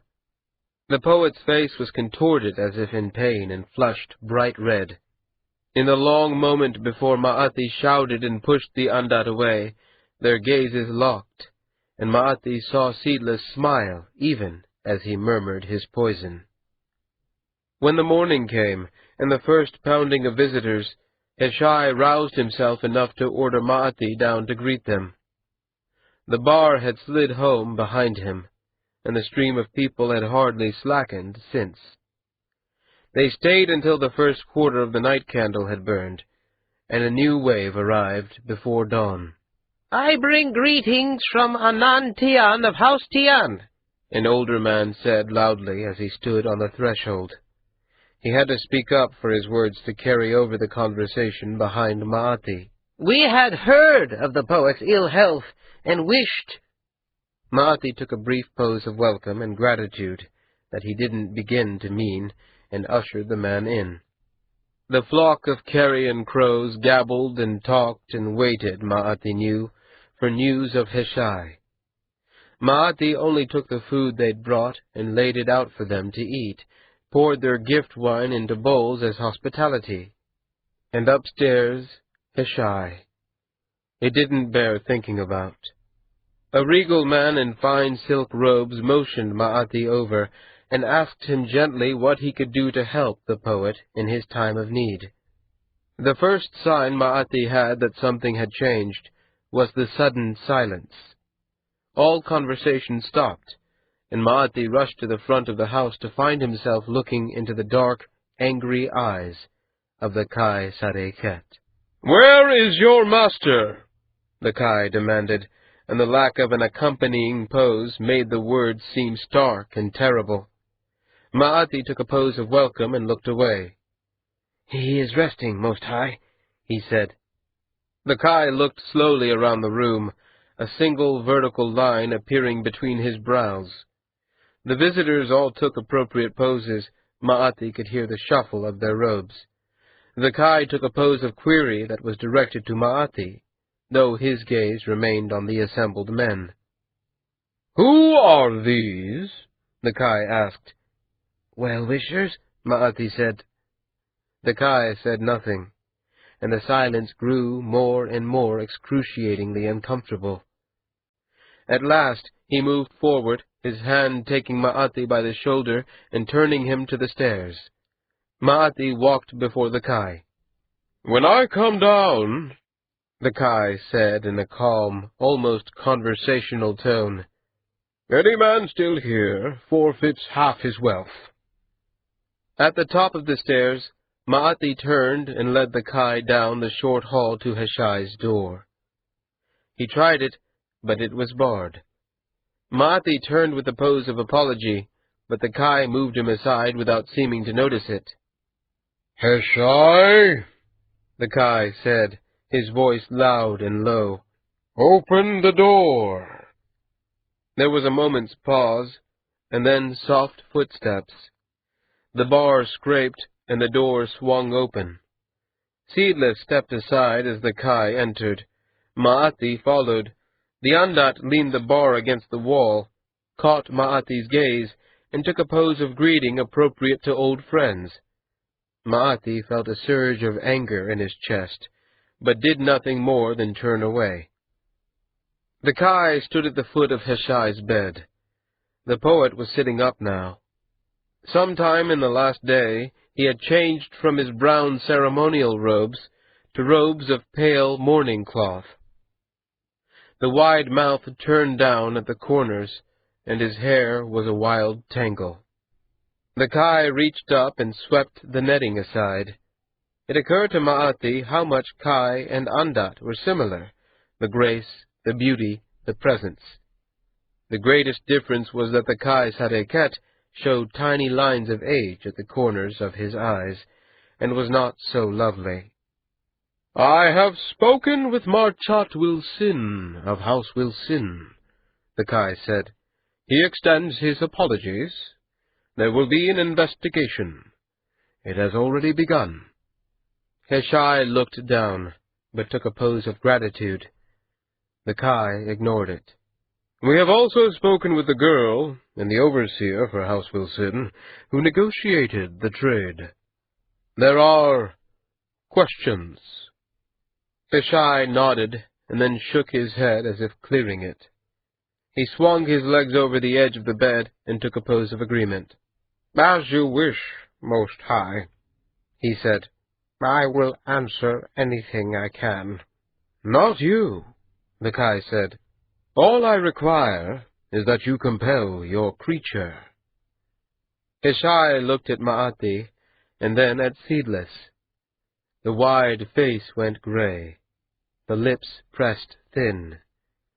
Seedless stiffened, and then slowly, as a man wading through deep water, moved to the bedside and took a pose of obeisance before the Kai. Ma'ati moved a step forward before he knew he meant to. His impulse to shield someone, Heshai, the Kai, Seedless, was confused by his anger and a deepening dread. "I think this was your doing. Am I wrong?" the Kai asked, and Seedless smiled and bowed. "Of course not, Most High," he said. "And you did this to torment the poet?" "I did." Andat and Kai were glaring at each other, so only Ma'ati saw Heshai's face. The shock of surprise, and then a bleak calm more distressing than rage or weeping. Ma'ati's stomach twisted. This was part of it, he realized. Seedless had planned this to hurt Heshai, and this meeting now, this humiliation, was also part of his intention. "Where may we find the translator, Oshai?" the Kai said. "I don't know. Careless of me, I know. I've always been bad about keeping track of my toys." "That will do," the Kai said, and strode to the window. Looking down to the grass at the front of the house, the Kai made a gesture. In the distance, Ma'ati heard a man call out, barking an order. "Heshai," the Kai Sadeket said, turning back. "I want you to know that I understand the struggles a poet faces. I've read the old romances. But you must understand that these little shadow plays of yours hurt innocent people. And they hurt my city. In the last day, I have heard 6 audiences asking that I lower tariffs to compensate for the risk that the Undat will find some way to act against you that might hurt the cotton crop. I have had 2 of the largest trading houses in the city ask me what I plan to do if the Undat escapes.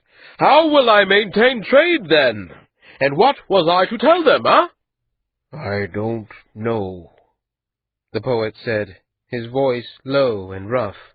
"Nor do I," the Kai said. Men were tramping up the stairway now. Ma'ati could hear them, and the temptation to go and see what they were doing was almost more than his desire to hear what the Kai said next. "This stops now," the Kai said. "And if I must be the one to stop it, I will." The footsteps reached the door, and 2 men in workmen's trousers pushed in, a thick, heavy box between them. Ma'ati saw it was fashioned of wood bound with black iron, small enough that a man might fit inside it, but too short to stand, too narrow to sit, too shallow to turn around. He had seen drawings of it in books with the Dai Quo. They had been books about the excesses of the imperial courts, about their punishments. The men placed the box against Heshai Quo's wall, took poses of abject obeisance to the Kai, and left quickly. "Most High," Ma'ati said, his voice thick. This is—" "Rest yourself, boy," the Kai said, as he stepped to the thing and pulled the bar that opened the iron grate. "It isn't for my old friend Heshai. It's only to keep his things in when he isn't using them." With a clank, the black iron swung open. Ma'ati saw Seedless's eyes widen for a moment. Then an amused smile plucked the perfect lips. Heshai looked on in silence. "But, Most High," Ma'ati said, his voice growing stronger, "a poet and his work are connected. If you lock a part of Heshai Quo into a torture box—" The Kai took a sharp pose that required silence, and Ma'ati's words died. The man's gaze held him until Seedless laughed and stepped between them. For a fleeting moment, Ma'ati almost felt that the Undat had moved to protect him from the anger in the Kai's expression. "You forget, my dear," the Undat said. "the Most High killed 2 of his brothers to sit in his chair. He knows more of sacrifice than any of us. Or so the story goes." "Now, Heshai," the Kai said, but Ma'ati saw no effort in Heshai Quo as Seedless stepped backward into the box, crouching down, knees bent. The Kai shut the grate, barred it, and slid a spike in to hold the bar in place. The pale face of the Undat was crossed with shadows and metal. The Kai turned to the bed, standing still until Heshai adopted a pose that accepted the judgment. "It doesn't roam free," the Kai said. "When it isn't needed, it goes in its place. This is my order." "Yes, Most High," Heshai said, then lay down and turned away, pulling his sheet over him. The Kai snorted with disgust and turned to leave. At the doorway, he paused. "Boy," he said, taking a pose of command. Maati answered with an appropriate obeisance. "When your turn comes, do better." After the Kai and his men were gone, Maati stood, shaking. Kashai didn't move or speak. Seedless in his torture box only crouched, fingers laced with the metal grate, the black eyes peering out. Maati pulled the netting back over his master and went downstairs. No one remained, only the remains of the offerings of sympathy and concern half consumed, and an eerie silence. Otakwo, he thought. Otakwo will know what to do. Please, please let Otakwo know what to do. He hurried, gathering an apple, some bread, and a jug of water, and taking them to the unmoving poet before changing into fresh robes and rushing out through the palace grounds, to the street, and down into the city. Halfway to the quarters where Otakwo's cohort slept, he noticed he was weeping.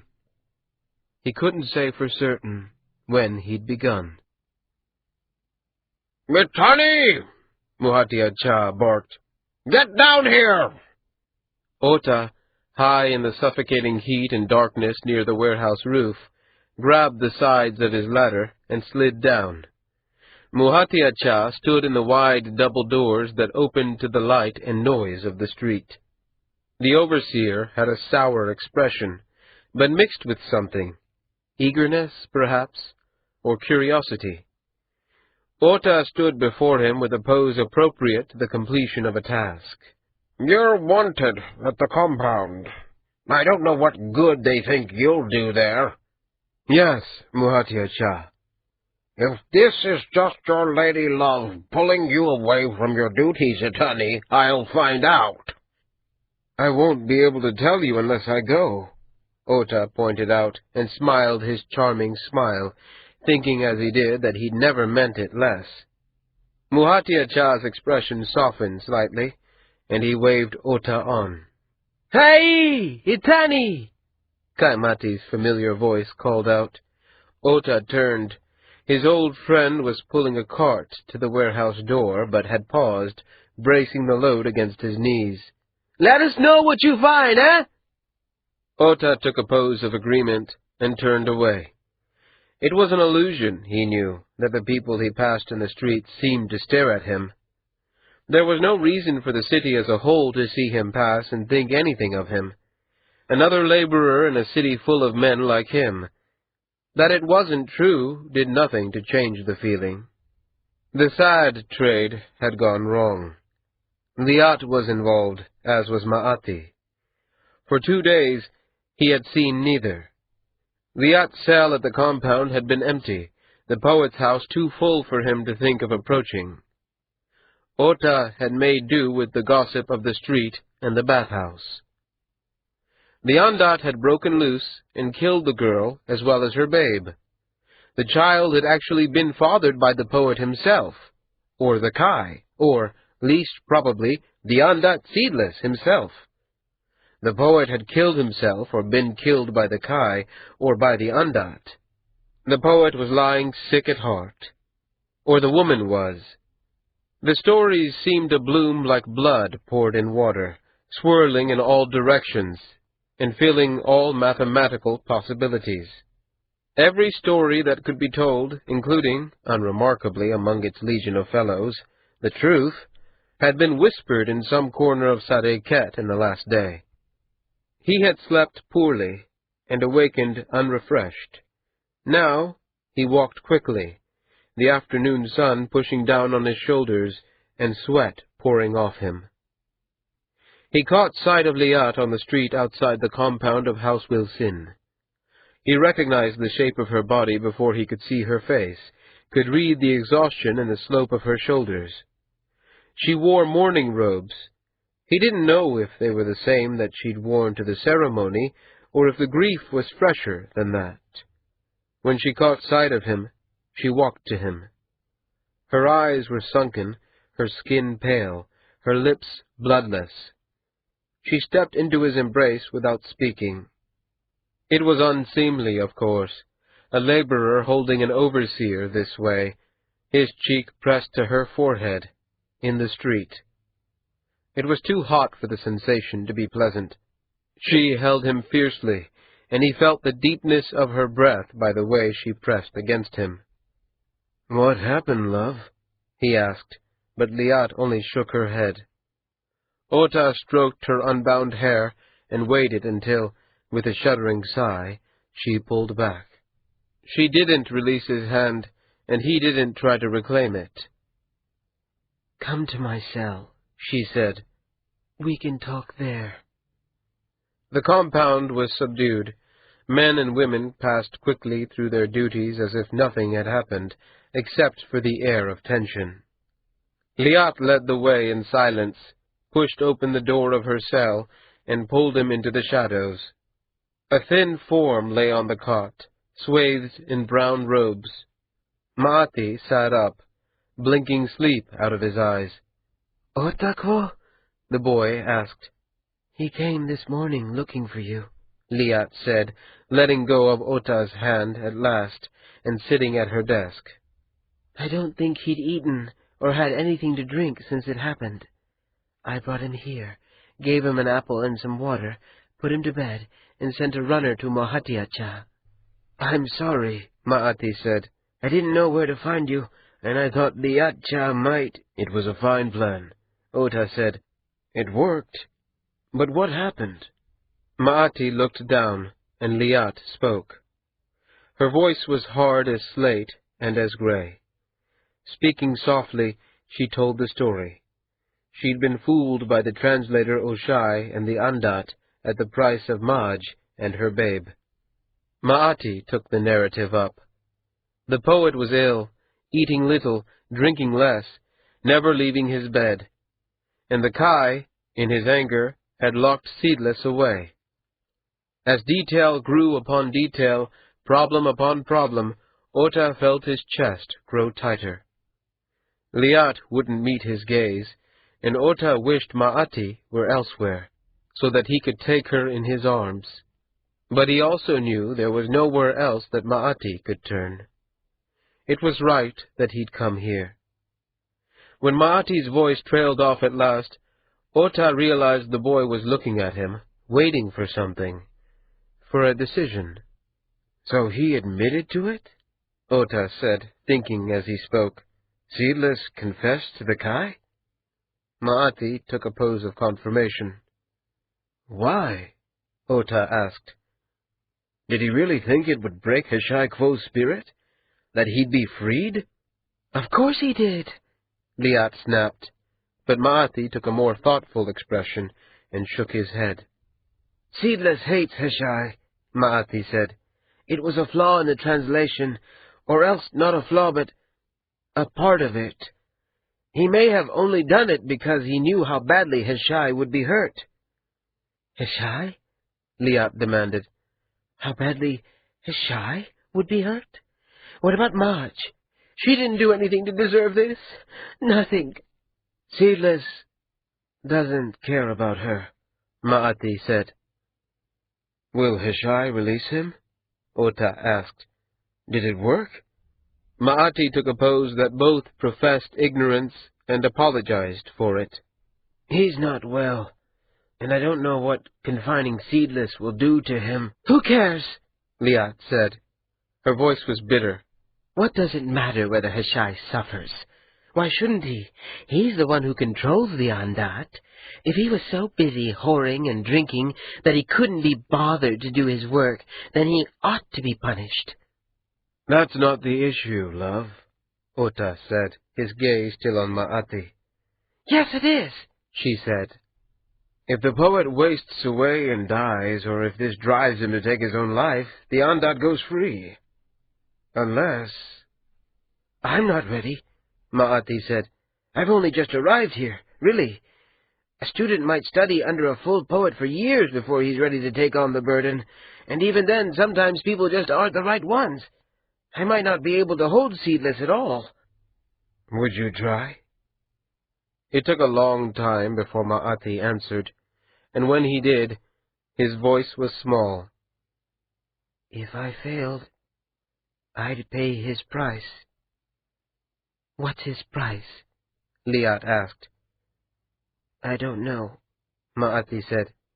The only way to find out is to fail. Death, most likely. But I could try, if there was no one else to.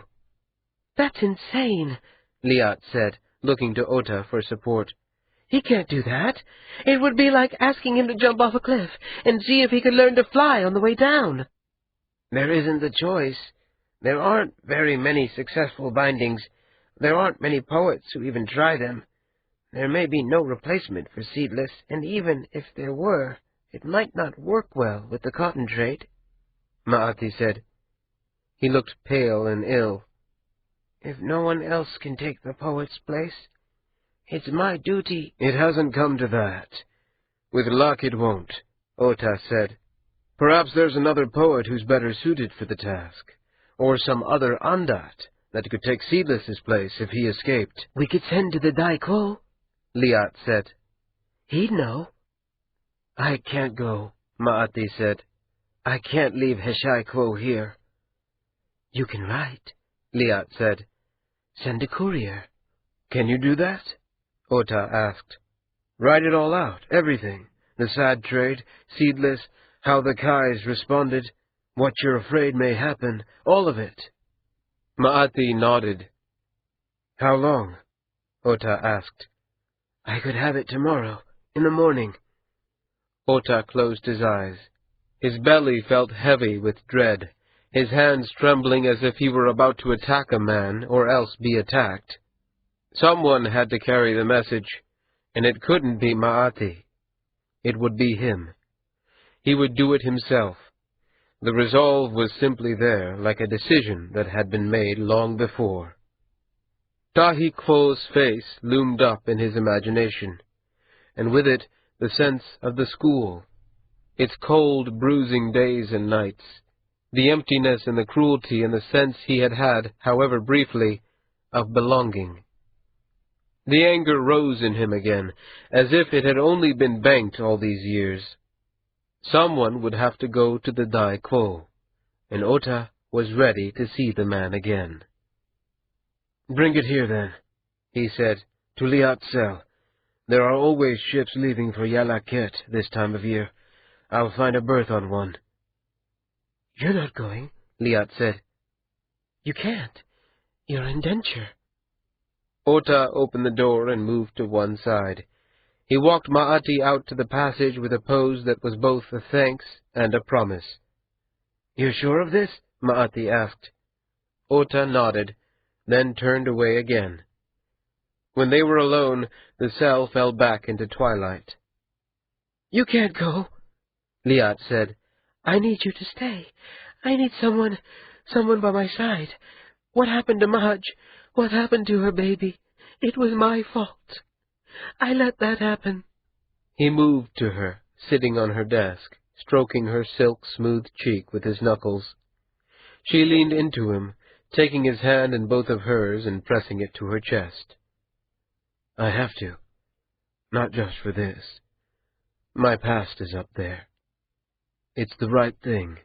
She hasn't stopped crying. She sleeps and she wakes up crying. I went to see her when the Utkayem released me. She was the first person I went to see, and when she looks at me, and I remember what she was like before, I thought she was callous. I thought she didn't care. I didn't see it. Ota slid down, kneeling on the floor, and put his arms around her. The reason you're going, Liat whispered. It isn't because of me, is it? It isn't to get away from me. Ota sat, her head cradled against his shoulder. He could feel his mind working just below the level of thought, what he would need to do, the steps he would have to take. He stroked her hair, smooth as water. Of course not, love, he said. Because you'll be a great man one day. I can tell. And I'm just an idiot girl who can't keep monsters like Oshai from... Gods, Tani, I didn't see it. I didn't see it. She wept. the sobs shaking her as he cooed and rocked her gently.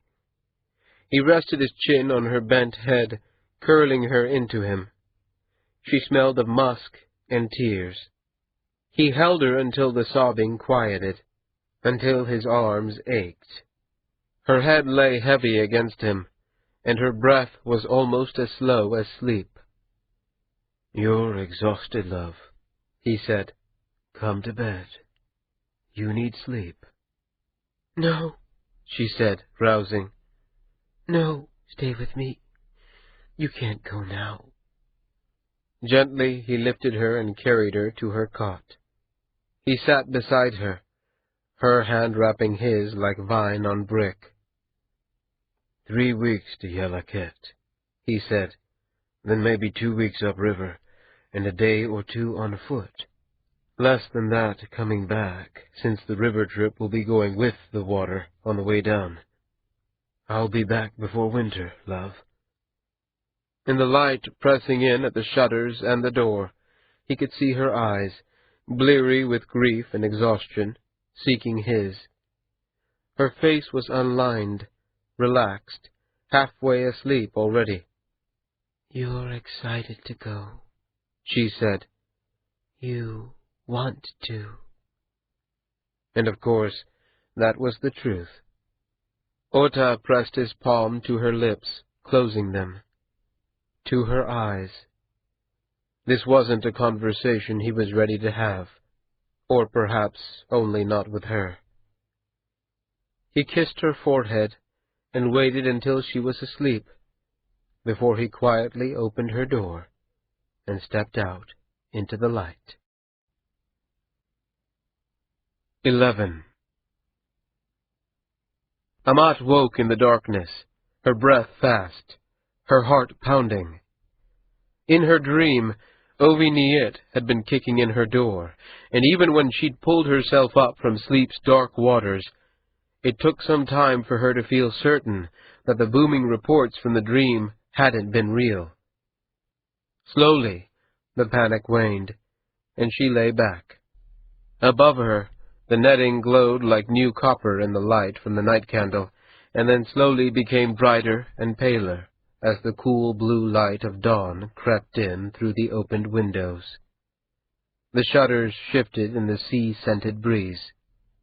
Her desk was piled with papers, ink bricks hollowed from use, stacked one on another at the head of the stairs, waiting to be carried away. The affairs of the house had fallen into near chaos while she was away. She had spent long nights looking over lists and ledgers, and telling herself that she cared for them all the way she once had. That House Will Sin, and her work for it, had not been poisoned. Amat sighed, sat up, and pushed the netting aside. Her world since her resurrection had been much the same. Nightmares until dawn, gray and empty work and messages and meetings until sunset. At one point, seeing the strain on her face at the end of the day, Marchad had offered to send her away for a week to Chaburitan once the season was over. The house could cover the expenses, he said. And she let herself imagine that time, away from Sadeket and the seafront, and her desk, and the soft quarter. Though the fantasy was washed by melancholy. It could never actually happen. But it would have been nice. Instead, Amat Ka'an rose from her bed, pulled on clean robes, and walked out, leaning on her cane, to the corner stall where a girl from the low towns sold fresh berries wrapped in sweet fry bread. It was good enough as a meal to see her through to midday. She ate it as she walked back to her apartments, trying to order her day in her mind, but finding it hard to concentrate on shifting meetings and duties back and forth. Simply leaving her mind blank and empty was so much easier. Her time since the sad trade and her banishment had felt like being ill. She'd moved through her days without feeling them, unable to concentrate, uninterested in her work. Something had broken in her, and pretending it back to fixed wasn't working. She'd half known it wouldn't, and her mind had made plans for her almost without her knowing it. The man waiting at her door was wearing robes of yellow and silver, the colors of House Tian. He was young, 16, perhaps 17 summers, Liat's age. An apprentice, then, but the apprentice of someone high in House Tian. There was only one errand that could mean. Amat shifted her schedule in her mind and popped the last of the berry-soaked fry bread into her mouth. The young man, seeing her, fell into a pose of greeting appropriate for an honored elder. Amat responded. "Kyancha," the boy said. "I come on behalf of Anan Tian." "Of course you do," she said, opening her door. "Come inside. You have the listings?" He hesitated behind her for only a moment. Amat went slowly up the stairs.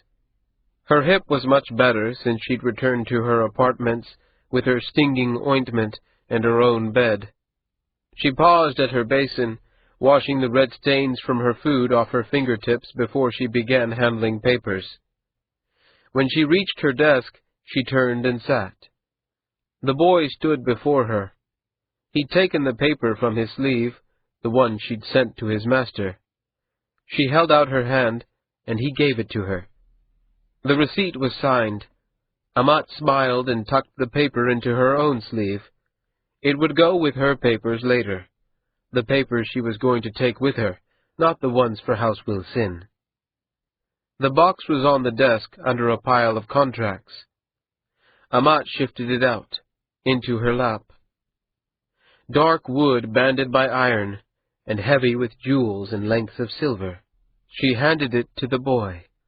"My master," the boy began. "that is, Amat Kyancha, I was wondering if—" "Anan wants to know why I'm having him hold a package," she said, "and he wanted you to find out without making it obvious you were asking." The boy blushed furiously. Amat took a pose that dismissed the issue. "It's rude of him, but I'd have done the same in his place. You may tell him that I have always followed imperial form by caching such things with trusted friends. One of the people who had been doing me this favor is leaving the city, though, so it was time to find a new holder. And, of course, if he should ever care to, I would be pleased to return the favor. It's got nothing to do with that poor island girl." It wasn't true, of course, but it was convenient. This was the fourth such box she'd sent out to men and women in the city to whom she felt she might be able to appeal if circumstances turned against her again. The receipt was only as good as the honor of the people she stowed the boxes with, and there would be a certain amount of theft, she expected, one jewel replaced by another of less value, a few lengths of silver gone despite the locks. It wasn't likely, though, that if she called for them, her boxes would be empty, and in an emergency, that would be very nearly all Amat cared about. The boy took a pose of acknowledgment and retreated down the stairs. Amat understood what Sareket had taught her through Oviniit. She wouldn't be caught without her wealth again. That it was a courtesy of the great families of the empire before it collapsed gave her something like precedent. Anan wouldn't believe that it was unrelated to Maj and the sad trade, but he would understand from her answer that she didn't want him to gossip about it. That would suffice. For the next hand and a half, she went through the contracts, making notations here and there, one copy for herself, one for the house. So late in the season, there were few changes to be made in the wording, but each contract carried with it 2 or 3 letters outlining the completion or modifications of terms and definitions, and these were the sort of things that would sink a trading house if they weren't watched. She went through the motions, checking the translations of the letters in Galtic and the Kayet, noting discrepancies, or places where a word might have more than one meaning. It was what she'd done for years, and she did it now mechanically and without joy. When she reached the last one, she checked that the inks were dry, rolled the different documents in tubes tied with cloth ribbons, and packed them into a light satchel. There were too many to fit in her sleeve. She took her cane then and walked out into the city, heading north to the Wilsin compound, away from the soft quarter. The agents of the Utkayam were present when she arrived at the wide courtyard of the house. Servants in fine silks lounged at the edge of the fountain, talking among themselves and looking out past the statue of the Galtic tree to the street. She hesitated when she saw them, fear pricking at her for no reason she could say. She pushed it aside the way she'd pushed all her feelings aside these recent days, and strode past them toward Marchat Wilsin's meeting room. Epani Doru, Wilsincha's rat-faced, obsequious master of house, sat before the wide wooden doors of the meeting room. When she came close, he rose, taking a pose of welcome just respectful enough to pretend he honored her position. "I've some issues I'd like Wilsincha to see," she said, taking an answering pose. "He's meeting with men from the court," Epani said, his voice an apology. Amat glanced at the closed doors and sighed. She took a pose that asked for a duration. Epani answered vaguely, but with a sense that she would be lucky to see her employer's face before sundown. "It can wait, then," Amat said. "It's about the saturate? Is that what they're picking at him for?" "I assume so, Amat-cha," Epani said. "I understand from the servants that the Kai wants the whole thing addressed and forgotten as quickly as possible. There have been requests to lower tariffs." Amat clucked and shook her head. "Sour trade, this whole issue," she said. "I'm sorry Wilsincha ever got involved in it." Epani took a pose of agreement and mourning, but Amat thought for a moment there was something in the man's expression. He knew, perhaps. Epani Doru might have been someone who Marchat took into his confidence the way he hadn't taken her, an accomplice to the act. Amat noted her suspicion, tucked it away like a paper into a sleeve, and took a pose of query. "Liat?" "In the workrooms, I think," Epani said. "The Utkayam didn't ask to speak with her." Amat didn't reply. The workrooms of the compound were a bad place for someone of Liat's ranks to be. Preparing packets for the archives, copying documents, checking numbers. All the work done at the low slate tables was better suited for a new clerk, someone who had recently come to the house. Amat walked back to the stifling still air and the smell of cheap lamp oil. Liat sat at a table by herself, hunched over. Amat paused, considering the girl. The too-round face had misplaced its youth. Amat could see in that moment what Liat would be when her beauty failed her. A woman, then, and not a lovely one. A dreadful weight of sympathy descended on Amat Ka'an, and she stepped forward. "Amat-cha," Liat said when she looked up. She took a pose of apology. "I didn't know you had need of me. I would have—" "I didn't know either," Amat said. "No fault of yours. Now, what are you working on?" "Shipments from the Westlands. I was just copying the records for the archive." Amat considered the pages. Liat's handwriting was clean, legible. Amat remembered days in close heat, looking over numbers much like these. She felt her smile tighten. "Wilsincha set you to this?" Amat asked. "No, no one did. Only I ran out of work, and I wanted to be useful. I don't like being idle these days. It just feels—" "Don't carry it," Amat said, still pretending to look at the written numbers. "It isn't yours." Liat took a questioning pose. Amat handed her back the pages. "It's nothing you did wrong," Amat said. "You're kind." "No, not really. There was nothing you could have done to prevent this, Liat. You were tricked. The girl was tricked. The poet and the Kai." "Wilsincha was tricked," Liat said, adding to the list. "Or trapped," Amat thought, but said nothing. Liat rallied herself to smile and took a pose of gratitude. "It helps to hear someone say it," the girl said. "Itani does when he's here. but I can't always believe him. But with him going... Going? North, Liat said, startling, as if she'd said more than she'd meant. he's going north to see his sister, and I already miss him. Of course you do. He's your heartmate, after all, Amat said, teasing gently, but the weariness and dread in Liat's gaze deepened. Amat took a deep breath and put a hand on Liat's shoulder. Come with me, Amat said. I have some things I need of you, but someplace cooler, huh? Amat led her to a meeting room on the north side of the compound, where the windows were in shade, and laid the tasks before her. She'd meant to give Liat as little as she could, but seeing her now, she added 3 or 4 small things that she'd intended to let rest. Liat needed something now. Work was thin comfort, but it was what she had to offer. Liat listened closely, ferociously. Amat reluctantly ended her list. And before that, I need you to take me to the woman, she said. Liat froze, then took a pose of acknowledgment. I need to speak with her, Amat said, knowing as she said the words precisely how inadequate they were.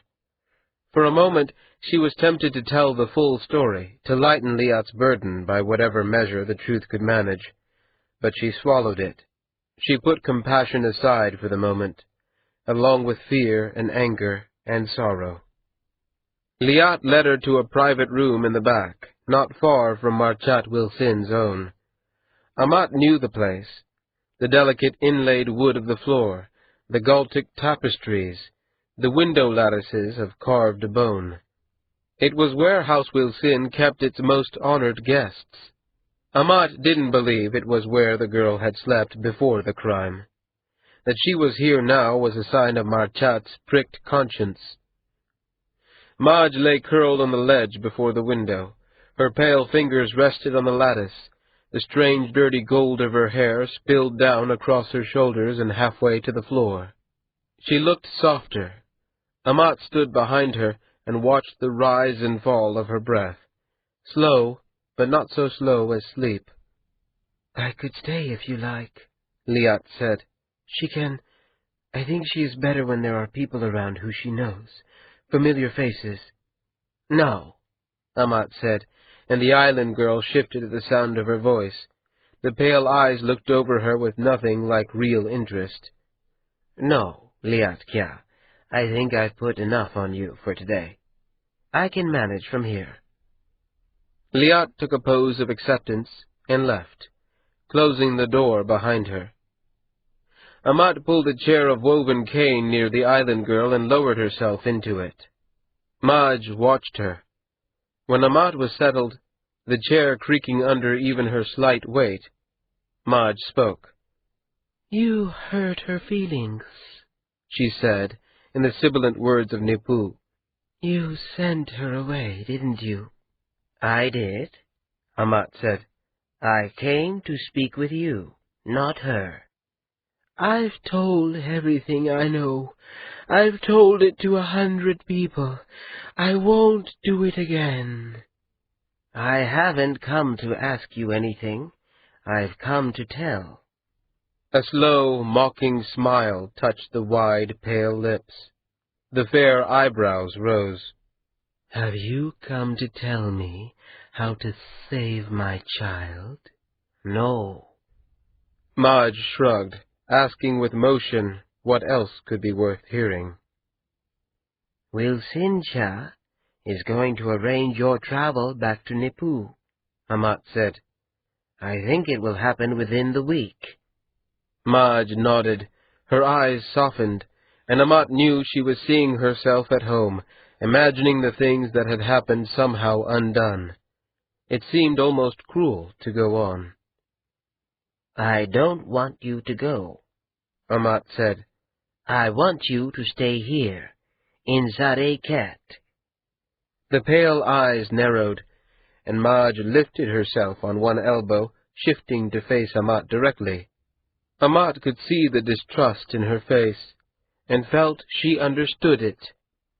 What happened to you goes deeper than it appears, Amat said. It was an attack on my city and its trade, and not only by the Andat and Oshai. It won't be easy to show this for what it was, and if you leave, I don't think I can. What can't you do? Prove to the Kai that there were more people involved than he knows of now. Are you being paid to do this? No.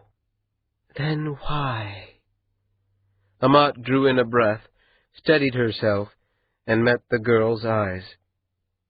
Because it's the right thing, Amat said. It was the first time she'd said the words aloud, and something in her released with them. Since the day she'd left Ovi Niet, she had been two women, the overseer of House Wilsin, and also the woman who knew that she would have to have this conversation. Have this conversation, and then follow it with all the actions it implied.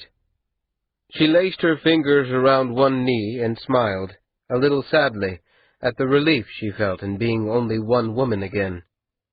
What happened was wrong. They struck at my city, mine, and my house was part of it. Because of that, I was part of it. Doing this will gain me nothing much. I will lose a great deal that I hold dear, and I will do it with you or without you. It won't bring me back my child. No. Will it avenge him? Yes, if I succeed. What would he do, your Kai, if you won?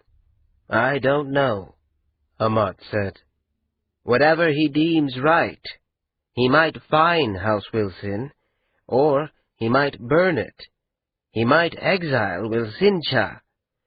Or kill him? Or kill him. He might turn seedless against House Wilsin or the Galtic Council, or all of Galt.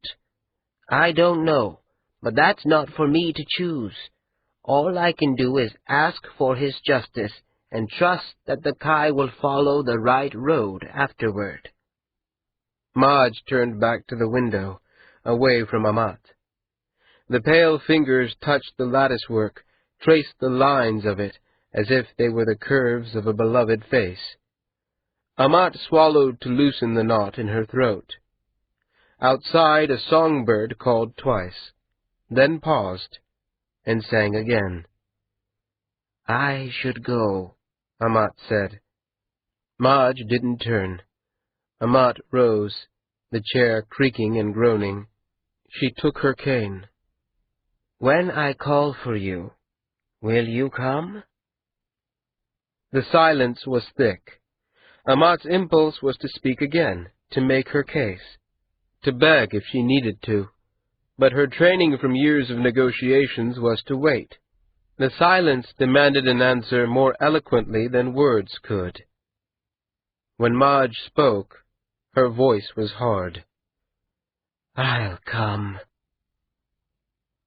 Sareket receded. The wide mouth of the seafront thinned. Wharves wide enough to hold 10 men standing abreast narrowed to twigs. Ota sat at the back rail of the ship, aware of the swell and drop of the water, the rich scent of the spray, but concentrating upon the city falling away behind him. He could take it all in at once. The palaces of the Kai on the top of the northern slope, grayed by distance. The tall white warehouses with their heavy red and gray tiles near the seafront. The calm, respectable morning face of the soft quarter. Coast fishermen resting atop poles outside the city, lines cast into the surf. They passed east, the river mouth, wide and muddy, and the cane fields. And then over the course of half a hand, the wind pressing the wide, low ship's sails, took them around a bend in the land, and Sareket was gone. Ota rested his chin on the oily wood of the railing. They were all back there, Liat and Maati, and Kirat, and Tuui, and Epani, who everyone called the cicada behind his back. The streets he'd carted bales of cotton and cloth and barrels of dye, and the tea-houses he'd sung and drunk in. The garden where he'd first kissed Liat, and been surprised and pleased to find her kissing him back. The fire-keeper, least of the Utkayem, who'd taken copper lengths to let him and his cohort roast pigeons over his kiln. He remembered when he'd first come to it, how foreign and frightening it had been. It seemed a lifetime ago. And before him was a deeper past. He had never been to the village of the Dai Quo, never seen the libraries or heard the songs that were only ever sung there. It was what he might have been, what he had refused. It was what his father had hoped he would be, perhaps. How he might have returned to Machi one day, and seen which of his memories were true. He hadn't known, that day marching away from the school, that the price he'd chosen was so dear. "I hate this part," an unfamiliar voice said. Ota looked up. The man standing beside him wore robes of deep green. A beard shot with white belied an unlined youthful face, and the bright black eyes seemed amused, but not unfriendly. "What do you mean?" Ota asked. "The first 3 or 4 days on shipboard," the man said, "before your stomach gets the rhythm of it. I have these drops of sugared tar that are supposed to help, but they never seem to. It doesn't seem to bother you, though, huh?" "Not particularly," Ota said, adopting one of his charming smiles. "You're lucky. My name's Orai Valketer," the man said. "Courier of House Sianti, bound at present from Chaburitan to Machi, longest damn trip in the cities, and time to put me on muleback in the north just in time for the first snows. And you? I don't think I've met you, and I'd have guessed I knew everyone." "Itani Noiga," Ota said, the lie still coming naturally to his lips. "Going to Yalakat to visit my sister."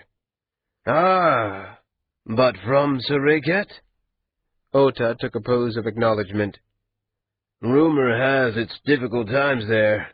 Probably a good time to get out." "Oh, I'll be going back. It's just to see the new baby, and then I'll be going back to finish my indenture." "And the girl?" "What girl?" "The one you were thinking about just now, before I interrupted you." Ota laughed and took a pose of query. "And how are you sure I was thinking about a girl?" The man leaned against the railing and looked out. His smile was quick enough, but his complexion was a little green. "There's a certain kind of melancholy a man gets the first time he chooses a ship over a woman. It fades with time. It never passes, but it fades." "Very poetic," Ota said, and changed the subject.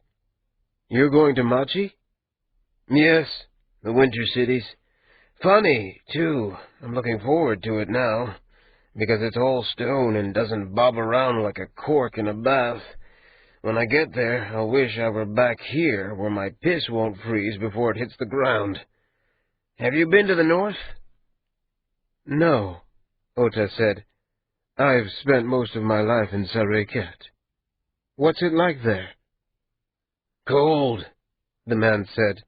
"Blasted cold, but it's lovely in a stern way. The mines are how they make their trade, the mines and the metal workers, and the stonemasons who built the place. Gods, there's not another city like Machi in the world. The towers. You've heard about the towers?" "Heard them mentioned," Ota said. "I was to the top of one once. One of the great ones. It was high as a mountain. You could see for hundreds of miles. I looked down, and I'll swear it, the birds were flying below me, and I felt like a few more bricks, and I'd have been able to touch clouds." The water lapped at the boards of the ship below them. The seagulls cried. But Ota didn't hear them. For a moment he was atop a tower.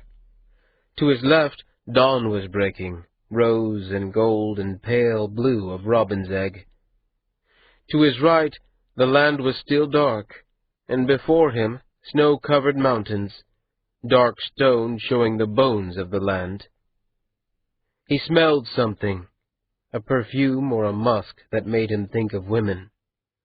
He couldn't say if the vision was dream or memory or something of both, but a powerful sorrow flowed through him that lingered after the images had gone. "It sounds beautiful," he said. "I climbed back down as fast as I could," the man said, and shuddered despite the heat of the day. "That high up, even stone sways. I'd like to go there one day." "You'd fit in. You've a northern face." "So they tell me," Ota said, smiling again, though he felt somber. "I'm not sure, though. I've spent quite a few years in the south. I may belong there now." "It's hard," his companion said, taking a pose of agreement. "I think it's why I keep traveling even though I'm not really suited to it. Whenever I'm in one place, I remember another. So I'll be in Udun and thinking about a black crab stew they serve in Chaburitan, or in Sareket, thinking of the way the rain falls in Utani. If I could take them all the best parts of all the cities, and bring them to a single place, I think that would be paradise. But I can't, so I'm doomed. When the time comes, I'm too old to do this. I'll have to settle for one place, and I truly believe the thought of never seeing the others again will break me." For a moment they were silent. Then the courier's distant expression changed, and he turned to look at Ota carefully. "You're an interesting one, Itani Noiga. I thought I'd come make light with a young man on what looks like his first journey, and I find myself thinking about my final one. Do you always carry that cloud with you?" Ota grinned and took a pose of light apology, but hands and smile both wilted under the cool gaze. The canvas chuffed, and a man in the back of the low, large-built ship shouted. "Yes," he surprised himself by saying, "but very few people seem to notice it." "So the island girls left," Amat said. "What does it matter? You were about to send her away." Marchat Wilson fidgeted, sending little waves across the bath to rebound against the tiles. Amat sipped her tea and feigned disinterest. "We were sending her home. It was arranged. Why would she go?" he asked, as much to the water or himself as to her.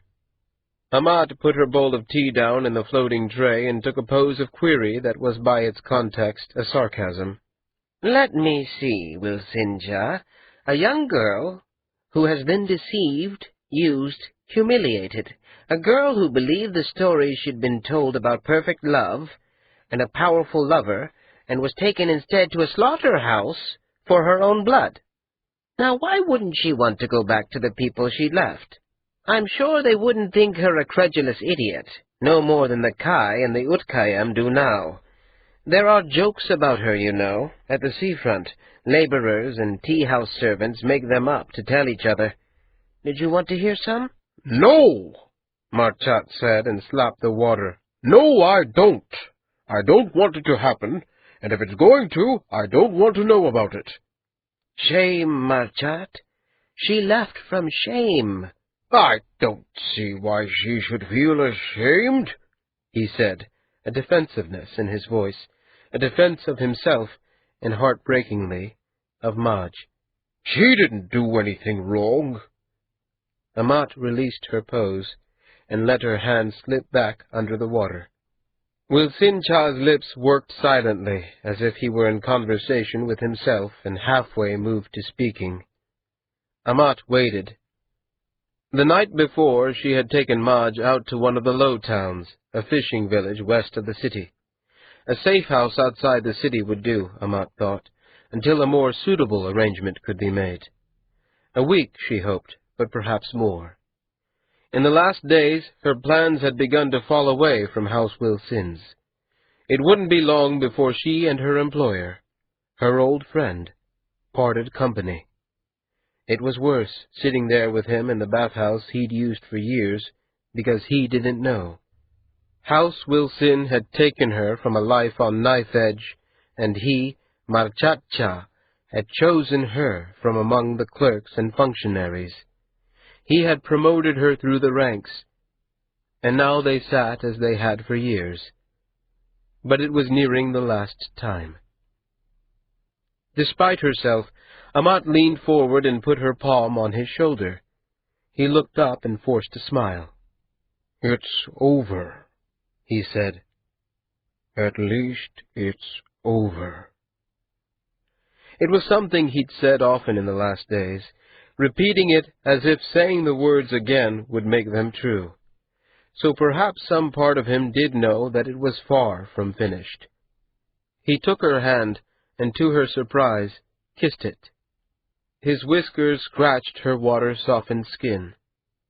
Gently, and despite him, she pulled away. He was blushing. Gods, the poor man was blushing. It made her want to weep, want to leave, want to shout at him until her echoing fury cracked the tiles. "After all you've done, how dare you make me feel sympathy for you?" "Wilsincha," she said, "the shipping schedule." "Yes," he said, "of course, the schedule." Together they went through the trivial issues of the day. A small fire in one of the weavers' warehouses meant that they would be 3,000 feet of thread short for the ship to Bacta. It was significant enough to warrant holding the ship, but they didn't dare keep it too long. The season was turning. And then there was the issue of a persistent mildew in one of the House Wilsins' warehouses that had spoiled 2 bolts of silk, and had to be addressed before they dared to use the space again. Amat laid out the options, made her suggestions, answered Wilsincha's questions, and accepted his decisions. In the main part of the bathhouse, a man broke out in song, his voice joined, a little off-key, by 2 more. The warm breeze coming through the cedar trellis at the windows moved the surface of the water. Painful as it was, Amat felt herself grabbing at the details. The pinkness of Marchat's pale skin, the thin crack in the side of the lacquer tray, the just bitter taste of over-brewed tea. Like a squirrel, she thought, gathering nuts for the winter. "Amat," he said, when they were through and she started to rise. The hardness in his voice caught her, and she lowered herself back into the water. "There's something. You and we've worked together for more years than I like to remember. You've always been very professional. But I felt that along with that, we've been friends. I know that I have held you in the highest regard. Gods, that sounds wrong. Highest regard. Gods, I'm doing this badly." He raised his hands from the water, fingertips wrinkled as raisins, and motioned vaguely. His face was tight and flushed. Amat frowned, confused, and then the realization washed over her like nausea. He was about to declare his love. She put her head down, pressing a palm to her forehead. She couldn't look up. Laughter, that had as much to do with horror as mirth, shook her gently. Of all the things she'd faced, of all the evils she'd steeled herself to walk through, this one had taken her blind. Marchat Wilsin thought he loved her. It was why he'd stood up to Oshai to save her. It was why she was alive. It was ridiculous. "I'm sorry," he said. "I shouldn't have. Forget that. I didn't. I sound like a half-wet schoolboy. Here's the thing, Amat. I didn't mean to be involved with this. These last days, I've been feeling a certain distance from you, and I'm afraid that you and I might have lost something between us. Something that—" It had to stop. She had to stop it. "Well, Cynthia," she said, and forced herself into a formal pose of respect, appropriate to a superior in business. "I think perhaps it is too soon. The wounds are too fresh. Perhaps we might postpone this conversation." He took a pose of agreement that seemed to carry a relief almost as deep as her own. She shifted to a pose of leave-taking, which he returned. She didn't meet his gaze as she left. In the dressing-room she pulled on her robes, washed her face, and leaned against the great granite basin, her hands clenched white on its rim, until her mind had stilled. With a long, deep, slow breath, she composed herself, then took up her cane and walked out into the streets, as if the world were not a broken place, and her path through it was not twisted. She strode to the compound, her leg and hip hardly bothering her. She delivered the orders she had to give, made the arrangements she had discussed with Wilsincha. Liat, thankfully, was elsewhere. Amat's day was difficult enough without adding the burden of Liat's guilt and pain. And, of course, there was the decision of whether to take the girl with her when Amat left her old life behind. When Amat had written the last entry in the house logs, she cleaned the nib on its cloth, laid the paper over the half-used ink block, and walked south toward the seafront, and not toward her apartments. She passed by the stalls and the ships, the water sellers and fire-keepers and carts that sold strips of pork marinated in ginger and cumin. When she reached the wide mouth of the Nantan, she paused, considering the bronze form of the last emperor gazing out over the sea. His face was calm and, she thought, sorrowful. Xian Shou had watched the empire fall, watched the devastation of war between high counselors who could wield poets and undat. How sad, she thought, to have had so much and been powerless to save it. For the first time in her life, she felt something more than awe or historical curiosity or familiarity with the image of the man 8 generations dead. She walked to the base of the statue, reached out, and rested her hand on the sun-hot metal of his foot, almost painful to touch. When she turned away, her sorrow was not less, but it was accompanied by a strange lifting of her heart, a kinship, perhaps, with those who had struggled before her to save the cities they held dear. She walked toward the river and the worst parts of the city. Her city. Hers. The tea-house was rough. Its shutters needed painting. The plaster of its walls was scored with the work of vandals cheaply repaired, but not decrepit. Its faults spoke of poverty, not abandonment. A man with the deep blue eyes and red hair of a Westlands leaned out of a window, trying not to seem to stare at her. Amat raised an eyebrow and walked through the blue-painted door and into the murk of the main room. The smell of roast lamb and Westlands beer and cheap tobacco washed over her. The stone floor was smooth and clean, and the few men and women at their tables seemed to take little notice of her. The dogs under the table shifted toward her and then away, equally incurious. Amat looked around with an expression that she hoped would be read as confidence and impatience. A dark-haired girl came to her before long, wiping her hands on her robe as she came. She took a pose of greeting, which Amat returned. "We have tables here," the girl said. "Or perhaps you would care for a room in the back? We have a good view of the river if—" "I'm here to see a man named Torish Wite," Amat said. "I was told that he would expect me." The girl fell into a pose of understanding without surprise or hesitation, turned, and led Amat back through a short corridor to an open door. Amat took a pose of thanks and stepped through. He was a big man, thick hair the color of honey, a rough scar on his chin. He didn't rise as she came in, only watched her with a distant amusement. Amat took a pose appropriate to opening a negotiation. "No," the man said in the language of the Westlands. "if you want to talk to me, you can use words." Amat dropped her hands and sat. Torres-Wite leaned back in his chair and crossed his arms. The knife he wore at his belt was as long as Amat's forearm. She felt fear tighten her throat. This man was strong, brutal, prone to violence. That was, after all, why she was here. "I understand you have men for hire," she said.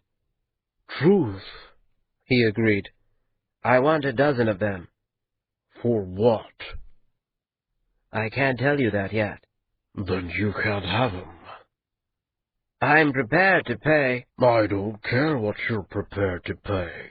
They're my men, and I'm not sending them out unless I know what I'm sending them into. You can't say, then you can't have them." He looked away, already bored. Amat shook her head, pushing away her emotions. This was the time to think, not feel. The man was a businessman, even if what he traded in was violence. He had nothing to gain by building a reputation of spilling his clients' secrets. "I'm about to break with my house," she said. After holding her intentions in silence for so long, it was strange to hear the words spoken. "I'm going to be taking up a project that will put me in opposition to my previous employer. If I'm to succeed in it, I will have to secure a large and steady income." Torres-Wite shifted forward, his arms resting on his knees. He was considering her now. He was curious. She had him. "And how are you going to arrange that?" he asked. "There is a man named Obiniet. He runs a comfort house in the soft quarter. I mean to take it from him." 12. Maati woke to the sound of driving rain pattering against the shutters. The light that pressed in was cloud-softened, with neither direction nor strength to tell him how long he'd slept. The night candle was now only a burnt wick. He pushed away the netting, shuddered, and rose. When he opened the shutters, it was as if the city was gone, vanished in gray. Even the outlines of the palaces were vague, but the surface of the pond was alive and dancing, and the leaves of the nearby trees shone with bright wet green, just turning to red at the veins. The rain against his face and chest was cool. Autumn was coming to Sareket. The days, nearly 2 weeks now, since Otakwo had left, had taken on a rhythm. He would rise in the morning and go and speak with Heshai-Kwo. Some days the poet would manage 3 or 4 exchanges. Others, they would only sit there under the baleful black stare of the Andat, silent in his torture box. Maati coaxed his master to eat whatever meal the servants had brought from the palace kitchens, fruit pastries sticky with sugar, or rich, soupy bread puddings, or simple cheese and cut apple. And every morning Heshai-Kwo deigned to eat a mouthful or 2, sip a bowl of tea. And then with a grunt he would turn away, leaving only his wide back as company. Seedless never spoke, but Maati felt the weight of his attention like a hand on the back of his neck. In the afternoon he would walk in the gardens or read, and as sunset came he would repeat the breakfast ritual with an evening meal that excited no more interest in the poet. Then, leaving the night candle lit, Maati would go to his own room, his own cot, light his candle, fasten his netting, and will himself to sleep. It was like a fever dream, repeated again and again, with small variations that seemed only to point out that nothing of substance changed. He closed the shutters, took a clean robe, washed his face, and shaved. There was little enough on his cheek for the razor to take, but it was a ritual, and it comforted him. He would have given anything he had to have Ota Quo there to talk with. He went down the stairs to the table where the breakfast had been left for him, honey bread and black tea. He took the tray and went back up and along the corridor to Heshai Quo's room. It was unbarred and swung open at the touch of his burdened wrist. The bed was empty. Netting fine as mist was thrown aside, the bedclothes in knots and bundles that didn't hide the depression where the poet's body had lain for days. Ma'ati, trembling, put down the tray and walked to the abandoned bed. There was no note, no unfamiliar object, nothing to say what had happened, why his teacher was gone. Sickening images of the poet floating dead in the pond tugged at him, and he turned slowly, dreading to see the torture box empty. Seedless's black eyes met his, and Ma'ati let out the breath he hadn't noticed he was holding. The Andat laughed. "No such luck, my dear," he said, his voice amused and calm. "The great poet is, to the best of my knowledge, still alive and in something near enough to his right mind not to have set me free." "Where is he?" "I don't know. It isn't as if he asked my permission. You know, Ma'ati Kya, it's odd. We never seem to chat anymore." "Where did he go? What did he say?" Seedless sighed. "He didn't say anything. He was just his own pathetic self, all the grace and will of a soiled washcloth. And then, just after the last mark of the night candle, he got up, like he'd remembered an appointment, pulled on his robes, and left." Ma'ati paced, fighting to slow his breath, to order his thoughts. There had to be something, some sign that would tell him where Heshai had gone, what he would do. "Call out the guards," Seedless said, laughter in his voice.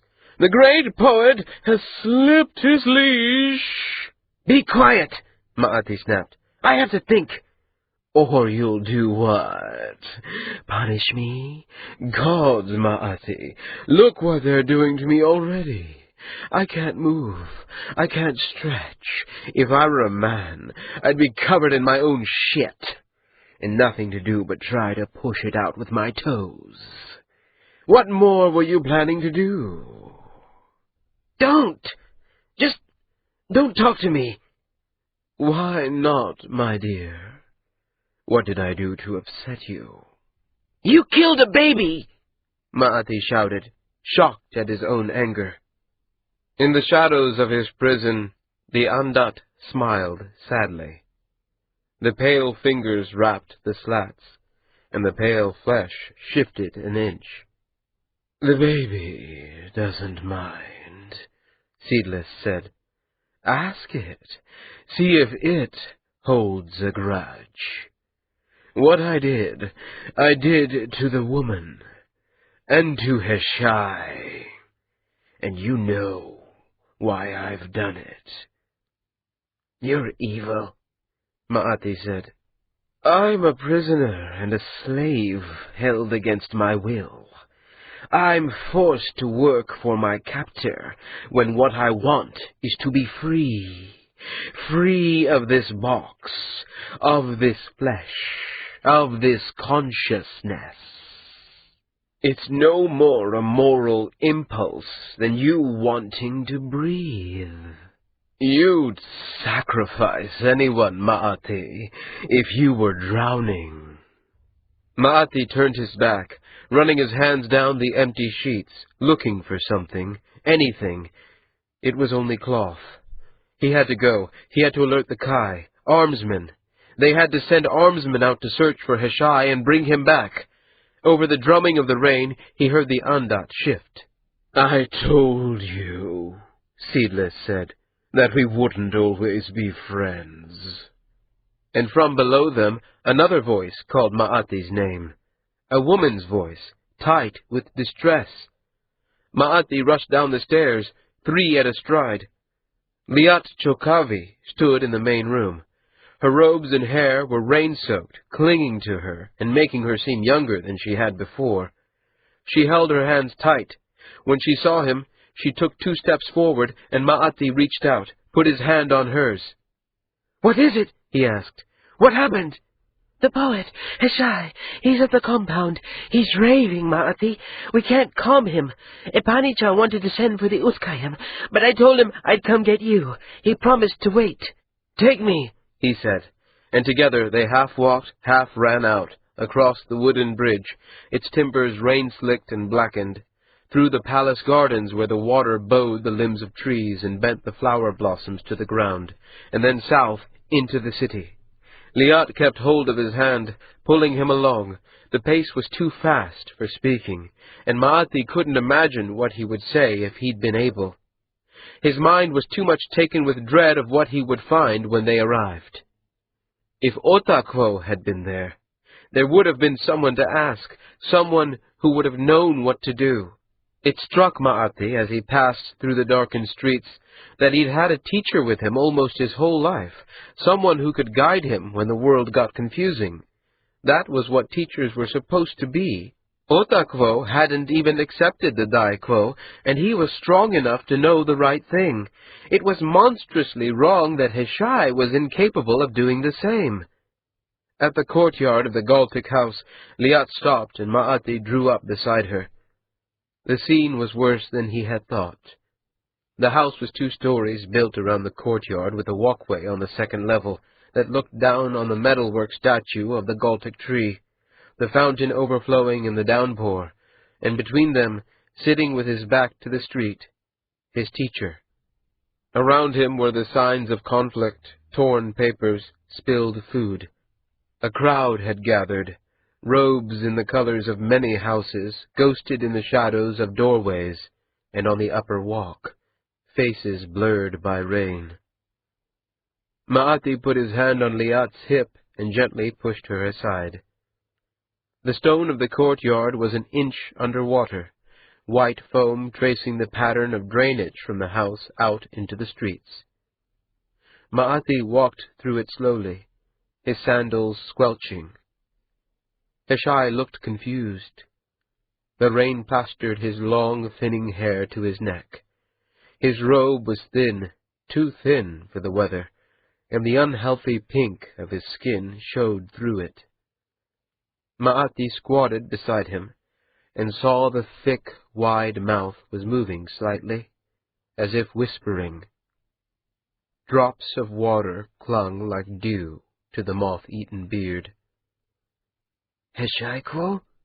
Ma'ati said, taking a pose of entreaty. "Heshai-kwo?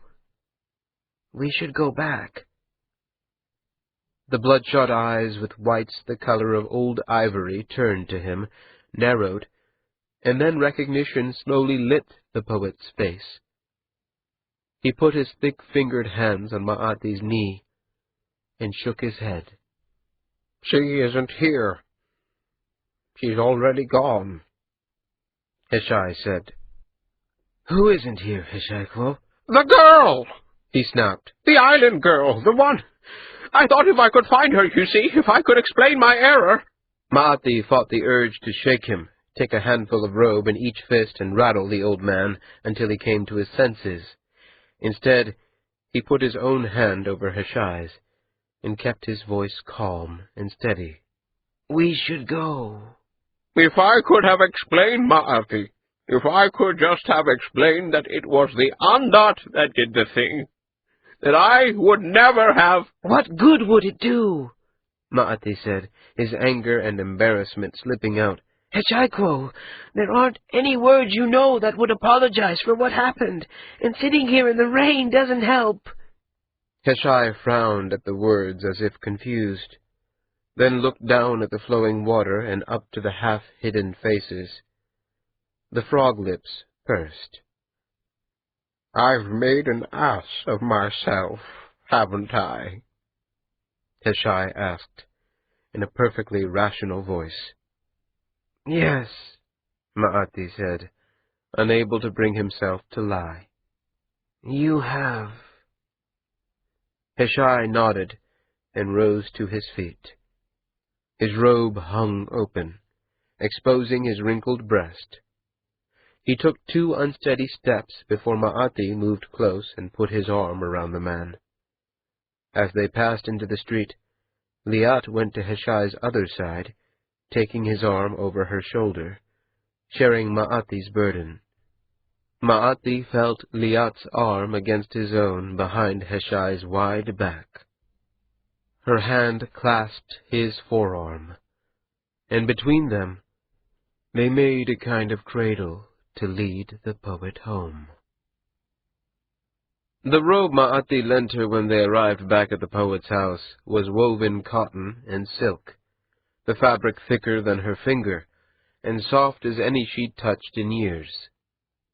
She changed in his small room while he was busy with the poet. Her wet robes she hung on a stand. She wrung the water out of her hair and braided it idly as she waited. It was a simple room, cot, desk, and wardrobe, cloth lantern and candle stand. Only the pile of books and scroll and the quality of the furnishings marked it as different from a cell like her own. But then, Ma'ati was only an apprentice. His role was much like her own with Amat. They were even very nearly the same age, though she found she often forgot that. A murmur of voices reached her, the poet's and Ma'ati's, and then the soft, charming, chilling voice of Seedless. The poet barked something she couldn't make out, and then Ma'ati, soothing him. She wanted to leave, to go back to her cell, to be away from the terrible tension in the air of the house. But the rain was growing worse. The pounding of water was joined now with an angry tapping. The wind had turned and allowed her to open Ma'ati's shutters without flooding his room, and when she did, the landscape outside looked like it was covered with spiders' eggs, tiny hailstones melting as quickly as they fell. Liatcha? Ma'ati said. She turned, trying to pull the shutters closed and take a pose of apology at the same time, and managing neither. No, I'm sorry, Ma'ati said. I should have kept closer watch on him, but he's never tried to get out of his bed, much less leave the house. Is he resting now? Something like it. He's gone to bed at least. Seedless. You know about Seedless's box? I'd heard a rumor, Liat said. Ma'ati took a pose of confirmation and looked back over his shoulder, his expression troubled and weary. His brown poet's robes were still dripping at the sleeves. I'll go downstairs, she said. Why? I thought you'd want some privacy to change, she said slowly, and was rewarded by a fierce blush as Ma'ati took a pose of understanding. I'd forgotten. I didn't even notice they were wet.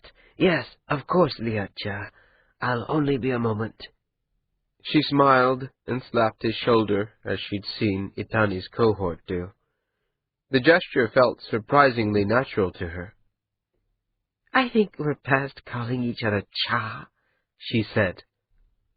He joined her quickly, changed into a robe of identical brown.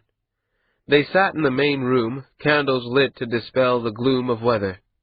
He sat across from her on a low wooden divan. His face was calm, but worn and tight about the mouth, even when he smiled. The strain of his master's collapse was written on his brow. Have you heard from him? Ma'ati asked. No, she said. It's too early. He won't have reached Yalaket by now. Soon, but not yet. And then it would take as many weeks as he'd been gone to get a message back to us. Ma'ati took a pose of understanding, but impatience showed in it. She responded with a pose that asked after Ma'ati's well-being. In another context, it would have been a formal nicety. Here, It seemed sincere. "I'll be fine," he said. "It's only difficult not knowing what to do. When Otakro comes back, everything will be all right." "Will it?" Liat said, looking into the candle flame. "I hope you're right." "Of course it will. The Daikwo knows more than any of us how to proceed. He'll pass it to Otakwo, and we'll—" The voice with its forced optimism faded. Liat looked back. Maati was sitting forward, rubbing his eyes with his fingers like an old, weary man. "We'll do whatever the Daikwo tells us," Liat finished. Maati took a rueful pose of agreement. A gust of wind rattled the great shuttered walls, and Liat pulled her robe tight around her, as if to protect herself from cold, though the room was perfectly warm. "And you?" Maati asked. "Are things well at House Wilson?" "I don't know," Liat said. "Amat Kyahan's come back, and she tries to use me, but there doesn't seem to be as much to do as there once was. I think she doesn't trust me. I can't blame her after what happened, and Wilsinchas the same way. They keep me busy, but not with anything serious. No one's actually told me I'm only a clerk again, but for how I've been spending my days, I may as well be." "I'm sorry. It's wrong, though. It isn't your fault that this happened. You should just be—" "Itani's going to leave me. Or Ota. Whichever. He's going to leave me," she said. She hadn't meant to, but the words had come out, like vomiting. She stared at her hands, and they kept coming. "I don't think he knows it yet, but when he left, there was something in him, in the way he treated me that... He isn't my first lover, and I've seen it before. It's just a kind of distance, and then it's something more, and then—" "I'm sure you're wrong," Maati said, and his voice sounded confident for the first time that day. "He won't." "Everyone else has," she said. "Not him." "He went, though. He didn't only have to. He wanted to. He wanted to get away from me, and when he comes back, he'll have had time to think. And then—" Liat, I know we haven't known each other before this, but Otakwo was my first teacher, and sometimes I think he was my best one. He's different from other people, and he loves you. He's told me as much." "I don't know," Liat said. "You love him, don't you?" "I don't know," she said. And the silence after it was worse than walking through the rain. She wiped away a tear with the back of her hand. "I love Itani. I know Itani. Ota, though? He's the son of the Kayem. He isn't who I thought he was, and I'm just an apprentice overseer, and not likely to be that for long. How can we stay together when he's what he is, and I'm this?" "You did when you were an overseer, and he was just a laborer. This isn't any different." "Of course it is," she said. "He always knew he was born to something higher than he was. I'm not. I'm just me." "Otakwo is one of the wisest men I know," Maati said. "He isn't going to walk away from you." "Why not?" "Because," Maati said softly. "he's one of the wisest men I know." She laughed, partly at the sincerity in the boy's voice, partly because she wanted so badly for it to be true, partly because her only other option was weeping. Maati moved to her, put his arm around her. He smelled of the cedar soap that Itani used to shave with. She leaned into his shoulder. "These next weeks," she said, when she'd gathered herself enough to speak, "they aren't going to be easy." "No," Maati agreed, and heaved a sigh. "No." They aren't. We can see each other through them, though, can't we? Liat said, trying to keep the pleading out of the words. The patter of the rain filled the silence, and Liat closed her eyes. It was Ma'ati at last, who had the courage to say what she hadn't been able to. I think I'm going to need a friend if I'm going to come through this, he said. Perhaps we're in the same place. If I can help, if a half-ragged student poet who spends most of his days feeling like he's worn thin enough to see through can be of any comfort, I'd welcome the company. You don't have to. Neither do you, but I hope you will. The kiss she gave him was brief, and meant to be sisterly. If he caught his breath at it, she imagined he was only a little surprised and embarrassed. She smiled, and he did as well. We're a sorry pair, she said. Itani, he'll be back soon. Yes, Ma'ati said. And things will be better then. The door burst open, and a body fell forward onto the meeting room floor. For a moment, the sounds of the tea-house penetrated, voices, music, and then Torish Wite and two of his men followed the man they'd pushed through and closed the door. Silence returned as if it had never gone. Amat, sitting at the long wooden table, gathered herself. The man beside her wore the simple robes of a firekeeper and the expression of someone deeply amused by a dogfight. The fallen man rose unsteadily to his knees. A white cloth covered his head, and his thin arms were bound behind him. Torish Wite took him by the shoulder, lifted roughly, and nodded to one of his men. When the cloth was flipped away, Amat swallowed a knot of fear. "This him?" Torish Wite asked. Yes, she said. Ovi-Ni'it's gaze swam. He had a glazed look that spoke of wine with strange spices as much as fear or anger. It took the space of 3 long breaths for his eyes to rest on her, for recognition to bloom there. Slowly, he struggled to his feet. Ni'itja, Amat said, taking a pose that opened a negotiation. It has been some time. The whoremaster answered with a string of obscenities that only stopped with Torish Wite's man stepping forward and striking him across the face. Amat folded her hands in her lap. A drop of blood appeared at the corner of Ovi-Ni'it's mouth, bright as a jewel, and distracting her. If you do as I say, Ni'itja, she began again, this needn't be an unpleasant affair. He grinned, the blood smearing his crooked teeth. There was no fear in him. He laughed, and the sound itself seemed reckless. Amat wished that they'd found him when he was sober. I was never paid, Ovija, for my time with you. I have chosen to take the price in a share of the house. In fact, I've chosen to buy you out. She took a sheaf of papers from her sleeve and placed them on the table. I'm offering a fair price. "There isn't enough money in the world," he spat. "I built that house up from 3 girls in an alley." The firekeeper shifted in his seat.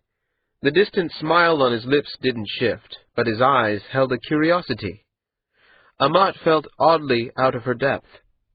This was a negotiation, after all, and to say she had the upper hand would be gross understatement, and yet she was at sea. "You're going to kill me, you dust cunt bitch, because if you don't, I'll kill you." There's no need, she began, then stopped, and took a pose of acceptance. Ovi-Ni'it was right. It was only dressed as a negotiation. It was, in point of fact, a murder. For the first time, something like apprehension showed in his expression. His eyes shifted to the side, to Torish Wite. "Whatever she's paying you, I'll triple it," Ovi-Ni'it said.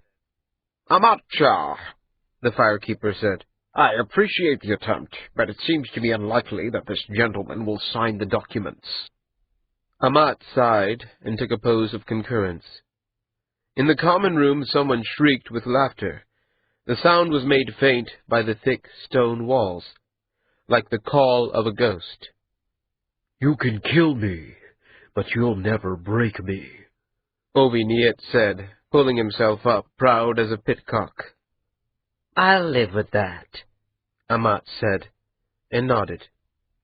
Torishwite neatly kicked Ovi Niet's knees out, and the two other men stepped forward to hold him while their captain leaned over and looped a knotted cord over his head. An efficient flick of the wrist, and the cord was tight enough to dig into the flesh, buried. The Whoremaster's face went deep red and darkening. Amat watched with a sick fascination. It took longer than she'd expected. When the men released it, the body fell like a sack of grain. The firekeeper reached across the table, picked up the sheaf between his first finger and his thumb, and pulled them before him. As if there wasn't a fresh corpse on the floor, Amat turned to him. I suppose you know someone who can do a decent imitation of his chop? The firekeeper said. I'll see it arranged, Amat said. Very well. If the watch asks, I'll swear to it that I stood witness at the transaction, the firekeeper said, taking a pen and a small silver ink box from his sleeve. You paid Niipcha his asking price. He accepted, and in fact seemed quite pleased. Do you think the watch will ask? The ink box clicked open, the firekeeper's pen touched the ink block and then the page, scratching with a sound like birds' feet. Of course they will, he said, sliding the papers back toward her. They're the watch. They're paid to. But so long as you pay your share to them, let them sample your wares on occasion, and don't cause them trouble, I doubt they'll ask many. He didn't die in the soft quarter. Their honor isn't at stake. Amat considered the firekeeper's signature for a moment, then took a small leather sack from her belt and handed it to him. He had the good taste not to count it there at the table, but she saw him weigh it before it disappeared into his sleeve. It's odd to hear the term honor associated with any of this, she said. The firekeeper took a pose of polite correction, appropriate for a master to an apprentice, not his own. If there were no honor at stake, Torishcha would have killed you. Torishwite chuckled, and Amat took a pose of acknowledgment more casual than she felt. The firekeeper shifted to a pose of leave-taking to both Amat and Torishwite, and then, briefly, to the corpse of Ovi Niet. When the door closed behind him, Amat tucked the signed paper into her sleeve and considered the dead man. He was smaller than she remembered, and she wouldn't have said his arms were so thin. Collapsed on the floor, his last breath past him, he seemed oddly vulnerable.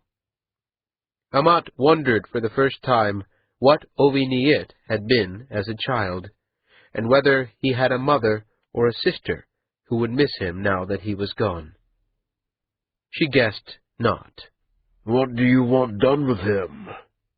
Torishwite asked. Whatever's convenient, I suppose. Do you want him found? I don't care one way or the other, Amat said. It'll be easier for the watch to ignore any accusations against you if he vanishes, Torishwite said, half to Amat, half to his men. We'll take care of it, one of the men said, the one who had held Ovi Niet's right arm as he died. Amat took a pose of thanks. The two men hefted the object that had been Ovi Niet between them and carried it out. She assumed they had a wheelbarrow in the alleyway. When are you taking the house? Torishwite asked when they had gone. Soon. You'll want protection for that. These soft quarter types aren't going to roll over and show their bellies just because you've got the right chop on the papers. Yes, I wanted to speak to you about that, Amat said, vaguely surprised at how distant she felt from the words. I'm going to need guards for the house.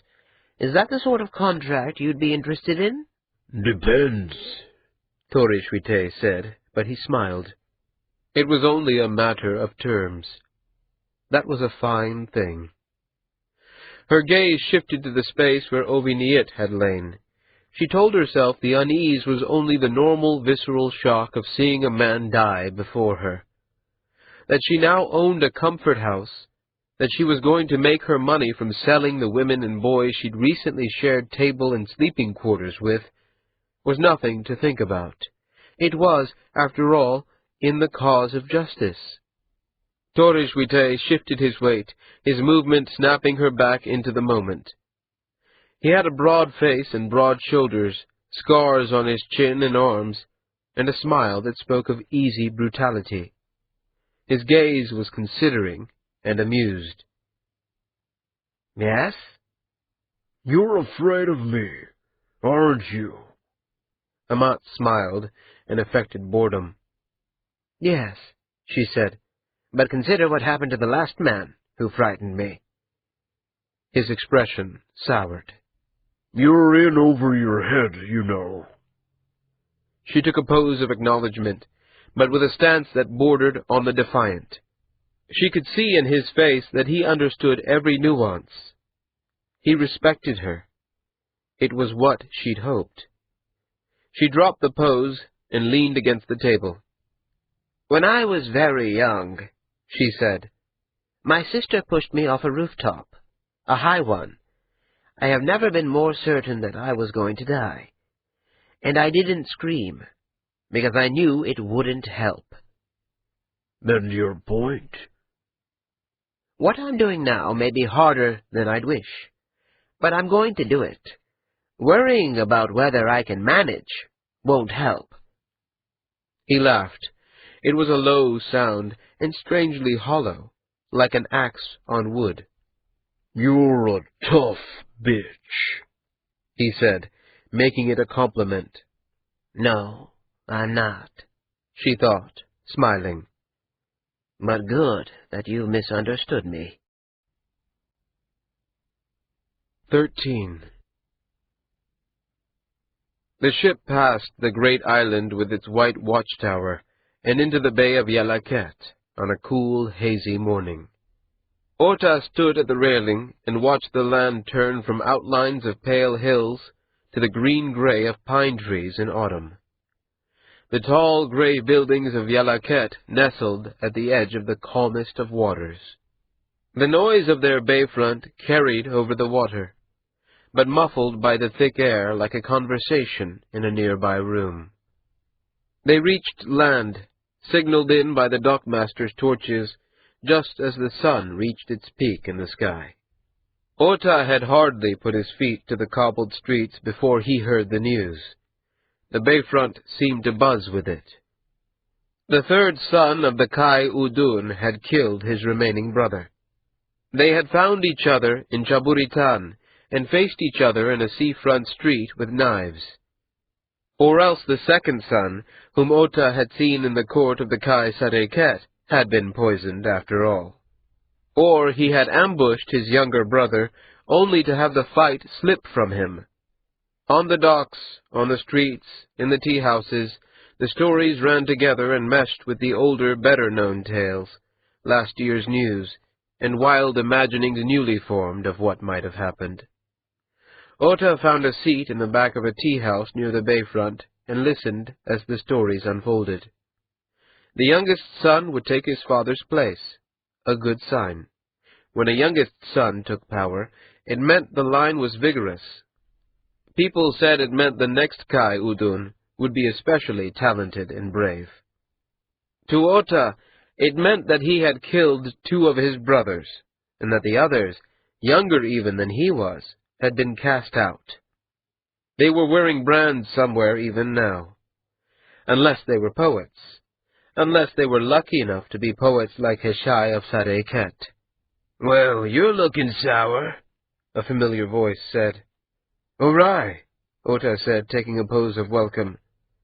The courier sat down across from him and raised a hand to the serving man.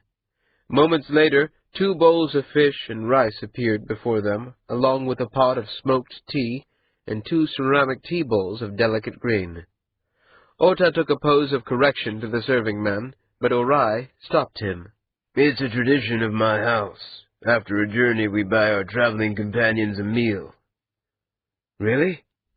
"No," the courier said. "but I think I have more money than you do, and as it happens, the fish here is really quite good." The serving man hovered, looking uncomfortable, until Ota laughed. "At least let me pay my half," Ota said, but Orai took a pose of deferment. "Next time." "So, Itani," he said, "this is the end? Or how far upriver is your sister?" "A day or so by boat," Ota lied. 2 days walking? Or so she tells me. I've never been. A few days more, and you could see the poet's village. You've never been there, have you?" "No," Ota said. "It's worth the extra travel, if you can spare it. The houses of the Dai Quo are actually built into the living rock. They say it's based on the school of the ancients in the old empire, though I don't suppose there's much left of those ruins to compare. It's a good story." "I suppose." The fish was very good, bright with lemon, hot with pepper. Ota realized after a few mouthfuls that he had really been very hungry. "And now that you're at the end of your first journey over water, what do you think of it?" "It's strange," Ota said. "The world still feels like it's moving." "Yes, it does stop after a while. More than that, though. There was a saying when I was young that sea journeys are like women. They change you, and none so much as the first." "I don't know about that," Ota said. "I seem to be more or less the same man I was in Sareket. 10 fingers, 10 toes, no flippers." "Perhaps it's just a saying, then." Orai poured himself another bowl of tea and held it in his hands, blowing across it to cool it. Ota finished the last of the rice and leaned back to find the courier's gaze on him, considering. He replied with a pose of query that seemed to pull Orai out of a half-dream. "I have to confess, Itani, it isn't precisely chance that I found you here. The fish really is very good, but I found you by asking after you. I've been working for House Sianti for 8 years and traveling for 5 of those. I think it's taught me a few things, and I'll flatter myself to say I think I'm a good judge of character. These last weeks on the ship, you've struck me as an interesting man. You're smart, but you hide the fact. You're driven, but I don't think you know yet what you're driven toward. And you like to travel. You have a gift for it." "You're just saying that because I didn't get sick the way you did," Ota said, trying to lighten the mood. "Being able to eat your first day on ship is a gift. Don't underestimate it. But all this time, it occurred to me that you have the makings of a good courier.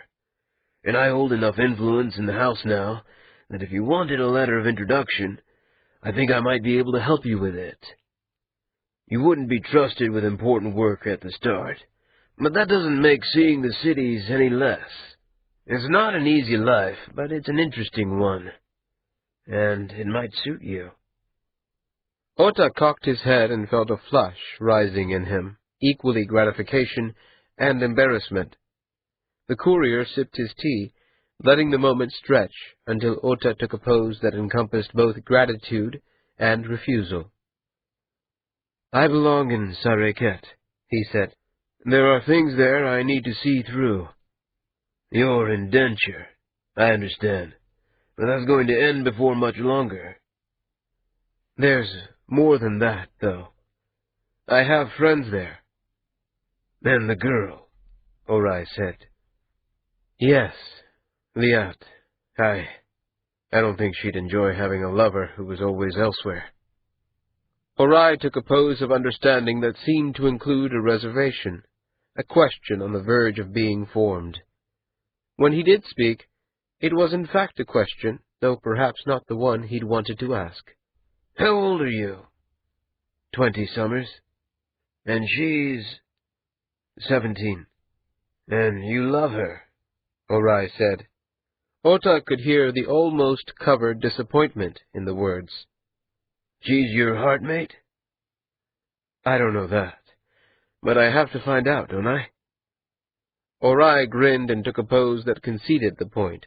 Then, hesitating, he plucked something from his sleeve. It was a letter sewn closed and sealed with hard green wax stamped with an ornate seal. "I took the chance that you'd accept my suggestion," the courier said, passing the letter across the table. "If it turns out this amazing young woman doesn't own your heart after all, consider the offer open." Ota dropped it into his own sleeve and took a pose of thanks. He felt an unreasonable trust for this man, and an ease that 3 weeks' acquaintance, even in the close quarters of a ship, couldn't explain. Perhaps, he thought, it was only the change of his first sea voyage. "Orai," he said, "have you ever been in love?"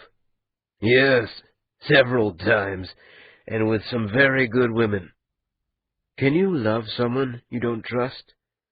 "Absolutely," he said. "I have a sister I wouldn't lend 2 copper lengths if I wanted them back. The problem loving someone you don't trust is finding the right distance." "The right distance?" "With my sister, we love each other best from different cities. If we had to share a house, it wouldn't go so gracefully." "But a lover, a heartmate?" Orai shook his head. "In my experience, you can bet a woman and mistrust her, or you can love a woman and mistrust her, but not all 3 at once." Ota sipped his tea. It had gone tepid. Orai waited, his boyish face with its graying beard serious. 2 men left from another table, and the cold draught from the briefly opened door made Ota shiver. He put down the green bowl and set his hands together on the table. His head felt thick, his mind stuffed with wool. "Before I left Sareket," he said slowly, "I told Liat some things about my family." "But not because you trust her?"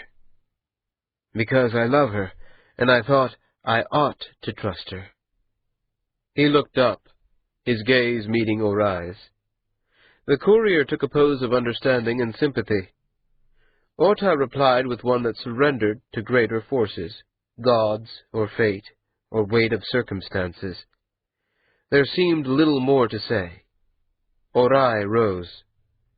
"Keep hold of that letter," he said, "and whatever happens, good luck to you. You've been a good man to travel with, and that's a rare thing." "Thank you," Ota said. The courier pulled his robes closed about him and left. Ota finished his bowl of tea before he also quit the tea-house. The bay of Yalaket was wide and calm and still before him, the port that ended his first journey over the sea. His mind unquiet, he turned to the north and west, walking through the wet, narrow streets to the river gate. And some days beyond that, the Gai Quo. "This is shit!" The one-eyed man shouted and threw the papers on the floor. His face was flushed, and the scarring that webbed his cheeks shone white. Amat could feel the others in the room agreeing, though she never took her gaze from this, Ovi Niit's unappointed spokesman. "He would never have done this!"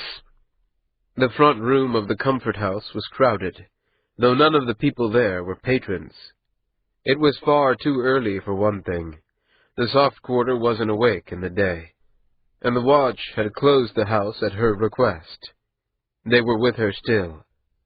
Big, scowling men wearing the colors of the great comfort houses as a symbol of their loyalty to no one house but the soft quarter itself, the protecting soldiery of vice.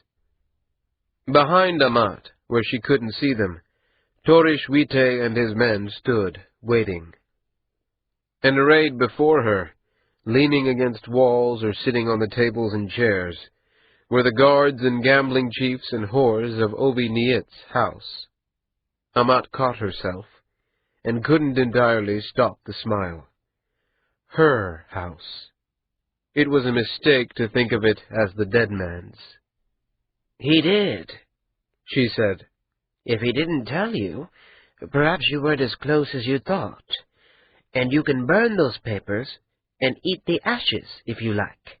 It won't change anything." The one-eyed man turned to the watch captain, taking a pose of imprecation. The captain, a dark-eyed man with a thin, braided beard, took no answering pose. "They're forged," the one-eyed man said. "They're forged, and you know it. If Nietzsche was going to sell out, it wouldn't be to a high-town cunt like her." "I've spoken to the firekeep that signed witness," the captain said. Who was it? A thin, gray-haired man asked, one of the tiles men. "Marat Golu, firekeeper of the Weaver's Quarter." A murmur ran through the room. Amat felt her belly go tight. That was a detail she would have preferred to leave quiet. The tiles man was clever. "Gods!" the one-eyed man said. "Him? We have girls that are more expensive." Amat took a pose that asked clarification. Her hands were steady as stone, her voice pleasant. "Are you suggesting that one of the Utkayam is engaging in fraud?" "Yes, I am!" the one-eyed man roared. The tiles man pursed his lips, but stayed silent. "But that coal was Nietzsche's second. Now Black Rotvi's gone, and if Nietzsche's dead, the house should be his." "Nietzsche isn't dead," Amat said. "This house and everyone in it have been bought and paid for. You can read the contracts yourself, if you can read." "You can roll your contracts up and fuck them!" the one-eyed man shouted. There was a fleck of white at the corner of his mouth. The violence in him was just this side of breaking out. Amat rubbed her thumb and finger together, a dry sound. Part of her mind was wrapped in panic, in visceral, animal fear. The other parts of her mind were what had made her the overseer of a great house. "Gentlemen of the watch," she said, "I'm releasing this man from his indenture. Would you see him to the street?" It had the effect she'd hoped for. The one-eyed man shouted something that might have had words in it, or might only have been rage. A blade appeared in his hand, plucked from his sleeve, and he leaped for her. She forced herself not to flinch, as the watchman cut him down. The silence that fell was absolute. She surveyed the denizens of her house, judging as best she could what they thought, what they felt. Many of these men were watching their lives shatter before them. In the women, the boys, disbelief, confusion, perhaps a sliver of hope. Two of Torishcha's men gathered up the dying man and hauled him out. The watch wiped their blades, and their captain, fingers pulling thoughtfully at his beard, turned to the survivors. "Let's make this clear," he said. "The watch recognizes this contract as valid. The house is the lawful property of Amat Ja'an. Any agreements are hers to enforce, and any disagreements that threaten the peace of the quarter we'll be dealing with." The tilesman shifted, his brows furrowed, his hands twitching toward some half-formed pose. "Let's not be stupid about this," the captain said, his eyes, Amat saw, locked on the tilesman. There was a moment of tension, and then it was over. It was rotten as last month's meat, and everyone knew it. And it didn't matter. With the watch behind her, she'd stolen it fairly. "The house will be closed tonight," Amat announced. "Torishcha and his men are to be acting as guards. Any of you with weapons will turn them over now. Anyone besides them found with a weapon will be punished. Anyone using a weapon will be blinded and turned out on the street. Remember, you're my property now, until your indentures are complete, or I release you. I'm going to ask the watch to stay until a search of the house is complete. Torishcha?" From behind her, the men moved forward. The captain moved over to her. His leathers stank. "You've got yourself a handful of vipers," he said as her thugs and cutthroats disarmed Obi Niit's thugs and cutthroats. "Are you certain you want this?" "It's mine now, good or ill." "The watch will back you, but they won't like it. Whatever you did outside the quarter, but some people think this kind of thing is poor form. Your troubles aren't over." "Transitions are always hard," she said, taking a pose of agreement so casual it became a dismissal. The captain shook his head and moved away. The search went on, moving from room to room with an efficiency that spoke of experience. Amat followed slowly, considering the worn mattresses, the storage chambers in casual disarray. The house was kept no better than its books. That would change. Everything would change. Nothing would be spared. Sorrow, as powerful as it was unexpected, stung her eyes. She brushed the tears away. This wasn't the time for it. There would never be a time for it. Not in her lifetime. The search complete, the watch gone, Amat gathered her people, her vipers, in the common room at the back. The speech she'd prepared, rehearsed 1,000 times in her mind, seemed suddenly limp. Words that had seemed commanding were petty and weak. Standing at the head of one long table, she drew breath and slowly let it out. "Well," she said. In the pause, the voice came from the crowd. "Grandmother? Is it really you?" It was the boy of 5 or 6 summers. He had been sleeping on a bench one morning, she remembered, when she'd come out of her hellish little cell for a plate of barley gruel and pork. He'd snored. "Yes," she said. "I've come back." In the days that followed, Heshai didn't improve, but neither did he seem to grow worse. His patchy beard grew fuller, his weight fell for a time and then slowly returned. He would rouse himself now to wander the house, though he didn't leave it, except to lumber down to the pond at night and stare into the black depths.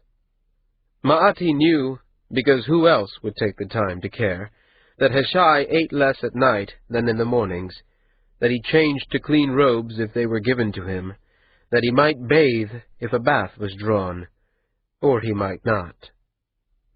Thankfully the cotton harvest was complete, and there was nothing official the poet had been called on to perform. Physicians came from the Kai, but Heshai refused to see them. Servants who tried to approach the poet soon learned to ask their questions of Ma'ati. Sometimes Ma'ati acted as a go-between, sometimes he just made the decisions himself. For his own life, Ma'ati found himself floating. Unless he was engaged in the daily maintenance of his invalid master, there was no direction for him that he didn't choose, and so he found that his days had grown to follow his emotions. If he felt frightened or overwhelmed, he studied Heshai's brown book, searching for insights that might serve him later if he were called on to hold Seedless. If he felt guilty, he sat by Heshai and tried to coax him into conversation. If he felt lonesome, and he often felt lonesome, he sought out Liat Chokavi. Sometimes he dreamed of her, and of that one brief kiss. If his feelings for her were complex, it was only because she was beautiful, and his friend, and Otakwo's lover. There was no harm in it, because nothing could come from it, and so she was his friend, his only friend in the city. It was because he had become so familiar with her habits and the places where she spent her days that, when the news came, carried by a palace slave with his morning meal, Maati found her so easily. The clearing was west of the seafront and faced a thin stretch of beach she'd shown him one night. Half-leaved trees and the curve of the shore hid the city. Liat sat on a natural bench of stone, leaning against a slab of granite half her height, and looking at the waves without seeing them. Maati moved forward, his feet crackling in the fallen leaves. Liat turned once, and seeing it was him, turned back to the water without speaking. He smoothed the clear spot beside her on the bench and sat. "It's true, then?" he asked. "Amat Kyan quit the house?" Liat nodded. "Well, Sincha must be furious." She shrugged. Maati sat forward, his elbows on his knees. The waves gathered and washed the sand, each receding into the rush of the next. Gulls wheeled and screamed to the east, and a huge Baltic ship floated at anchor on the horizon. They were the only signs of the city. He stirred the pile of dry leaves below them with his heel, exposing the dark soil beneath them. "Did you know?" "She didn't tell me," Liat said, and her voice was calm and blasted and empty. "She just went. Her apartments were empty except for a box of house papers and a letter to Wilsinja." "So it wasn't only you, at least. She hadn't told anyone. Do you know why she left?" "No," Liat said. "I blame myself for it. If I had done better, if I hadn't embarrassed the house." "You did what Wilsinja asked you to do. If the trade had been what it seemed, they'd be calling your praises for it." "Perhaps," Liat said. "It hardly matters. She's gone. Wilsinja doesn't have any faith in me. I'm an apprentice without a master." "Well, we're both that, at least." She coughed out a single laugh. "I suppose we are," she said, and scooped up his hand, holding it in her own. Maati's heart raced, and something like panic made his mouth taste like copper, something like panic, only glorious. He didn't move. He didn't do anything that might make Liat untwine her fingers from his. "Where do you think he is?" Maati asked, calling up the spirit of their friend, his master, her heartmate, to show that he understood that this moment, her hand in his, wasn't something inappropriate. It was only friendship. "He'll have reached Yalaket. He might even be there by now," Liat said. "Or at least close, if he's not." "He'll be back soon, then?" "Not for weeks," Liat said. "It's a long time." "Ishaiko, he's not better?" "He's not better. He's not worse. He sleeps too much. He eats too little. His beard—" "It's not improving?" "Longer. Not better. He really ought to shave it off." Liat shrugged, and Maati felt as if the motion shifted her nearer. So this was friendship with a woman, he told himself. It was pleasant, he told himself, this simple intimacy. "He seemed better when I came to see him," Liat said. "He makes an effort, I think, when you're there. I don't know why." "Because I'm a girl." "Perhaps that, yes," Maati said. Liat, releasing his hand, stretched and stood. Maati sighed, feeling that a moment had passed, some invisible, exquisite moment in his life. He had heard old epics telling of moments in a man's youth that never truly left the heart, that stayed fresh and sweet and present through all the years, and waited on the deathbed to carry him safely into his last sleep. Maati thought that those moments must be like this one. The scent of the sea, the perfect sky, the leaves, the roar of waves, and his hand, cooling where she had touched him. "I should come by more often then," Liat said. "if it helps." "I wouldn't want to impose," he said, rising to stand beside her. "but if you have the time." "I don't foresee being given any new projects of note. Besides, I like the Poet's House. It's a beautiful place." "It's better when you're there," Maati said. Liat grinned. Maati took a pose of self-congratulation, to which Liat replied with one of query. "I've made you feel better?" he said. Liat weighed it, looking out to horizon with her eyes narrowed. She nodded, as if he'd pointed out a street she'd never seen, or a pattern in the way a tree branched. Her smile, when it came again, was softer. "I suppose you have," she said.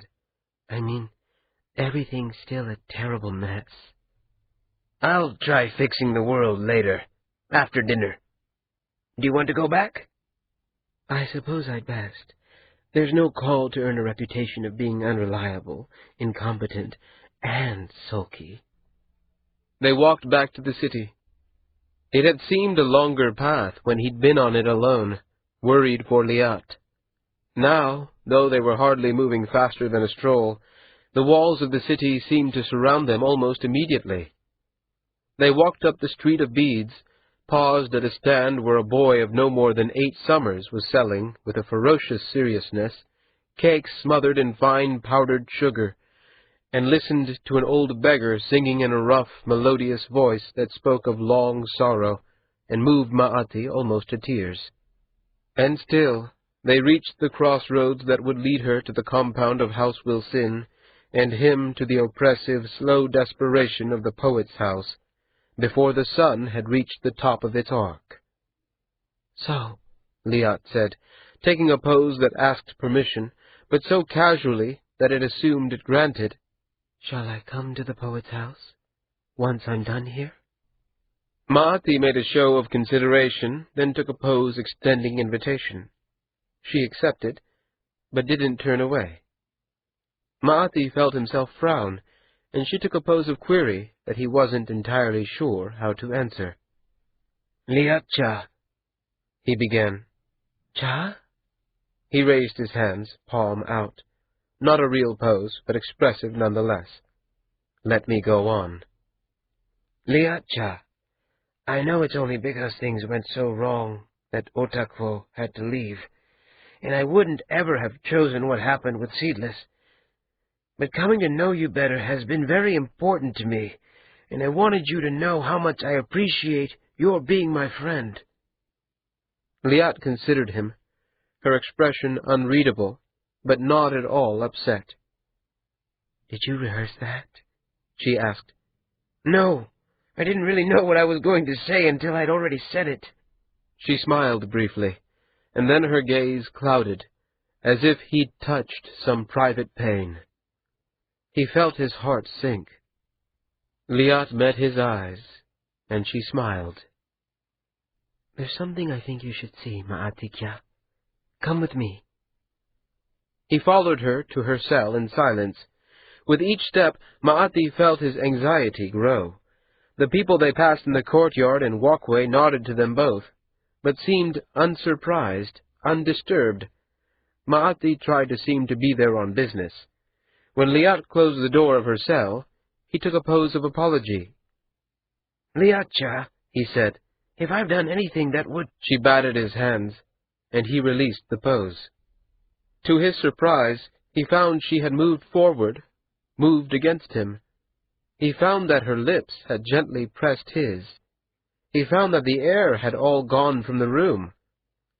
She pulled back from the kiss. Her expression was soft and sorrowful and gentle. Her fingers touched his hair. "Go. I'll come to the Poet's House tonight."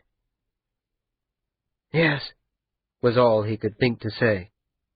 He stopped in the gardens of the low palaces, sat on the grass, and pressed his fingertips to his mouth, as if making sure his lips were still there, that they were real. The world seemed suddenly uprooted, dreamlike. She kissed him, truly kissed him. She had touched his hair. It was impossible. It was terrible. It was like walking along a familiar path and suddenly falling off a cliff. And it was also like flying. 14. The raft was big enough to carry 8 people. It was pulled against the current by a team of 4 oxen, moving slowly but implacably along paths worn in the shore by generations of such passage. Ota slept in the back, wrapped in his cloak and in the rough wool blankets the boatman and his daughter provided. In the mornings, the daughter, a child of no more than 9 summers, lit a brazier and cooked sweet rice with almond milk and cinnamon. At night, after they tied up, her father made a meal, most often a chicken and barley soup. In the days spent in this routine, Ota had little to do besides watch the slow progress of trees moving past them, listen to the voices of the water and the oxen, and try to win over the daughter by telling jokes and singing with her, or the boatman by asking him about life on the river and listening to his answers. By the time they reached the end of the last full day's journey, both boatman and child were comfortable with him. The boatman shared a bowl of plum wine with him after the other passengers had gone to sleep. They never mentioned the girl's mother, and Ota never asked. The river journey ended at a low town larger than any Ota had seen since Yalaket.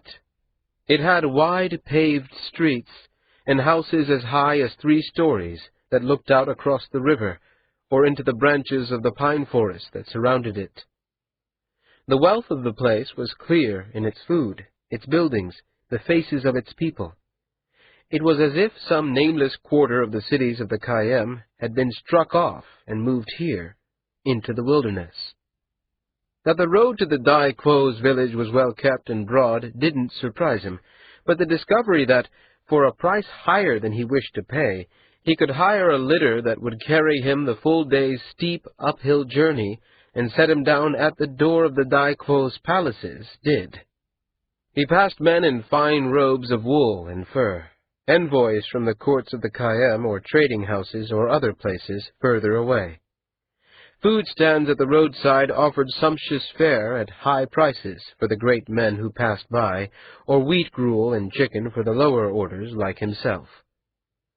Despite the wealth and luxury of the road, the first sight of the Dai Quo's village took Ota's breath away. Carved into the stone of the mountain, the village was something half belonging to the world of men, half to the ocean and the sun and the great forces of the world. He stopped in the road and looked up at the glittering windows and streets, stairways and garrets and towers. A thin golden ribbon of a waterfall lay just within the structures, and warm light of the coming sunset made the stone around it glow like bronze. Chimes light as bird-song and deep as bells rang when the breezes stirred them.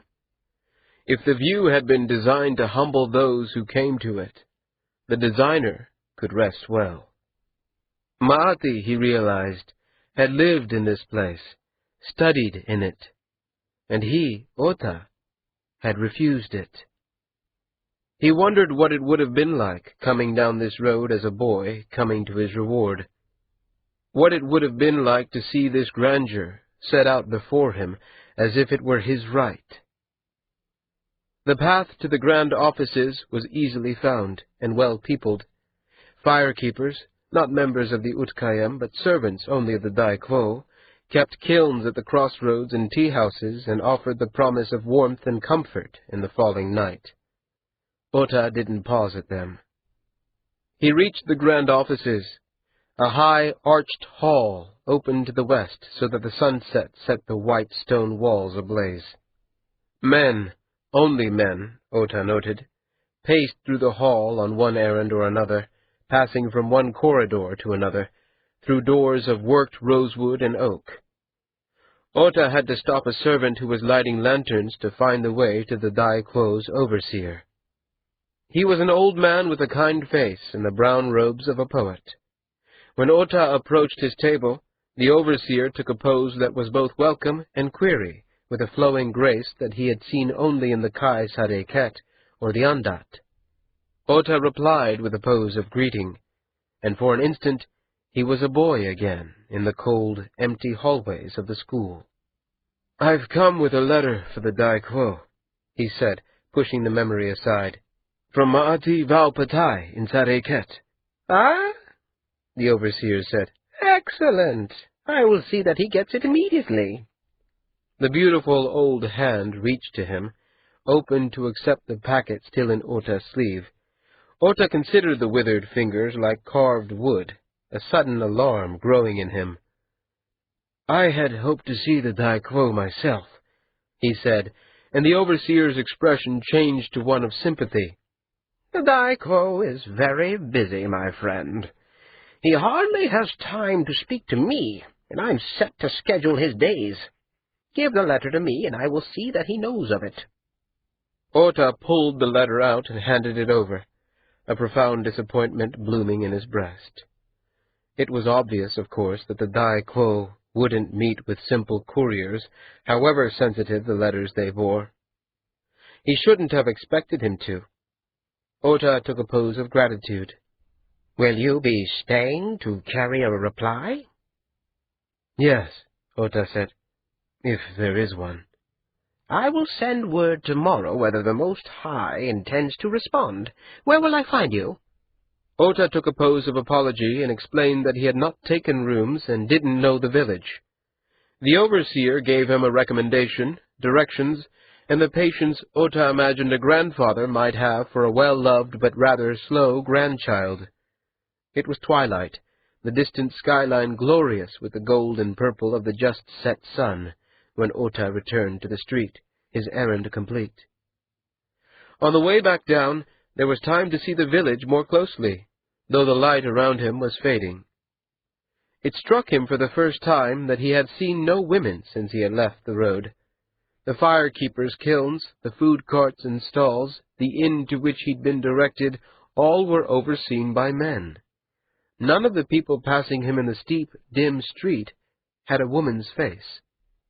And as he looked more closely, he found other signs, subtler ones, that the life of the Dai Quo's village was unlike that of the ones he had known. The streets had none of the grime and dust of Sareket. No small plants or grasses pushed at the joints of the paving stones, no moss stained the corners of the walls. Even more than its singularity of gender, the unnatural perfection of the place made it seem foreign and unsettling and sterile. He ate his dinner, venison and wine and fresh black bread, sitting alone at a low table with his back to the fire. A dark mood had descended on him. Visions of Liat in some small house, some simple work, bread cooked in his own kiln, meat roasted in his own kitchen seemed both ludicrous and powerful. He had done what he said he'd set out for. The letter was in the Dai Quo's hands, or would be shortly. But he had come for his own reasons, too. He was Ota, the sixth son of the Kai Machi, who had walked away from the greatest power in all the nations. He had been offered the chance to control the Andat and refused. For the first time, here in this false village, he imagined what that must be to his brothers, his teachers, the boys who had taken the offer gladly when it had been given, to men like Ma'ati. And so who was this Itani Noiga, this simple laborer with simple dreams? He had come halfway across the lands of the Kayam, he realized, to answer that question, and instead he had handed an old man a packet of papers.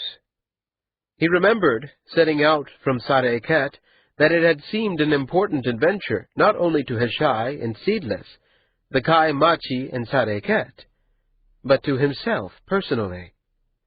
Now, he wasn't sure why he'd thought delivering a letter would mean more than delivering a letter. He was given a small room, hardly large enough for the stretched canvas cot and the candle on the table beside it. The blankets were warm and thick and soft. The mattress was clean and free of lice or fleas. The room smelled of cut cedar, and not rat piss or unbathed humanity. Small as it was also perfect. The candle was snuffed, and Ota more than half asleep when his door opened. A small man, bald as an egg, stepped in, a lantern held high. His round face was marked by 2 bushy eyebrows, black, shot with white. Ota met his gaze, at first bleary, and then an instant later, awake and alert. He took the pose of greeting he'd learned as a boy. He smiled sweetly and without sincerity. "I am honored by your presence, Most High Dai Quo." Tahi Quo scowled and moved closer. He held the lantern close to Ota's face until the brightness of the flame made the old teacher shadowy. Ota didn't look away. "It is you." "Yes." "Show me your hands," his old teacher said. Ota complied, and the lantern shifted. Tahi Quo leaned close, examining the calloused palms. He bent so close, Ota could feel the breath on his fingertips. The old man's eyes were going. "It's true, then," Tahi Quo said. "You're a laborer." Ota closed his hands. The words were no surprise, but the sting of them was. He would have thought he was beyond caring what opinion Tahi Quo held. He smiled his charming smile like a mask and kept his voice mild and amused. "I've picked my own path," he said. "It was a poor choice." "It was mine to make." The old man, Tahi Quo, the Dai Quo, the most powerful man in the world, stood shaking his head in disgust. His robes whispered as he moved, silk upon silk. He tilted his head like a malefic bird. "I have consultations to make concerning the message you brought. It may take some days before I draft my reply." Ota waited for the stab of words, or the remembered whir of the lacquer rod. But Tahi only stood waiting. At length, Ota took a pose of acceptance. "I will wait for it," he said. For a moment, something glittered in Tahi Quo's eyes that might have been sorrow or impatience, and then without farewell, he was gone. The door closed behind him, and Ota lay back in his bed. The darkness was silent, except for the slowly retreating footsteps. They were long vanished before Ota's heart and breath slowed, before the heat in his blood cooled. The days that followed were among the most difficult of Amat Ka'an's life. The comfort house was in disarray, and her coup only added to the chaos. Each individual person, whores, guards, the men at the tables, the men who sold wine, all of them were testing her. 3 times fights had broken out. It seemed once a day that she was called on to stop some small liberty, and always with the plaintive explanation that Ovi Niet had allowed it. To hear it told now, he had been the most selfless and open-handed of men. Death had improved him. It was to be expected. If that had been all, it might not have kept her awake in the nights. But also there was the transfer of Maj into the house. No one else spoke Nipu, and Maj hadn't picked up enough of the Kayet tongue to make herself understood easily. Since she'd come, Amat had been interrupted for her needs, whatever they were, whenever they came. Torish Wite, thankfully, had proved capable in more ways than she'd hoped. When she asked him, he had agreed to spread the word at the seafront that Amat Ka'an in the soft quarter was looking for information about shipments of pearls from Galt. Building the case against House Wilsin would be like leading a second life. The comfort house would fund it, once she had the place in order, but the time was more a burden than the money. She was not so young as she had been. These early stages, at least, she could leave to the mercenary, though some nights She would remember conversations she'd had with traders from the Westlands and the implications for trading with a freehold or ward that relied on paid soldiery. As long as she was in a position to offer these men girls and money, they would likely stay. If they ever became indispensable, she was doomed. Her room, once Aubigny's, was spacious and wide and covered, desk, bed, and floor, with records and papers and plans. The morning sun sloped through windows whose thick, tight-fit shutters were meant to let her sleep until evening. She sipped from a bowl of tea while Mitat, her closest adviser in the things specifically of the house, paced the length of the room. The papers in her hands hissed as she shifted from one to another and back.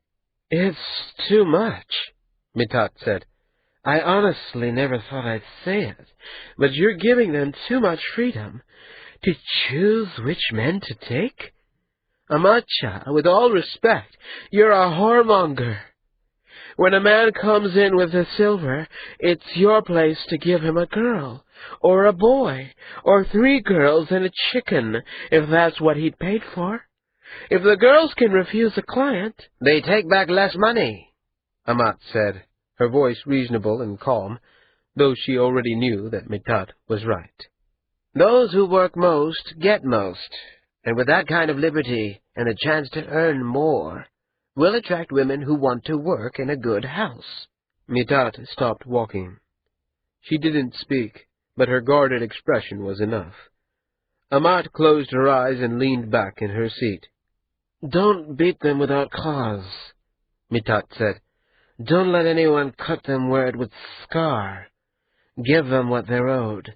That's all you can do now, grandmother. In a year, 2 perhaps, you could try something like this, but to do it now would be a sign of weakness." "Yes, I suppose it would. Thank you, Mitatcha." When she opened her eyes again, the woman had taken a pose of concern. Amat answered with one of reassurance.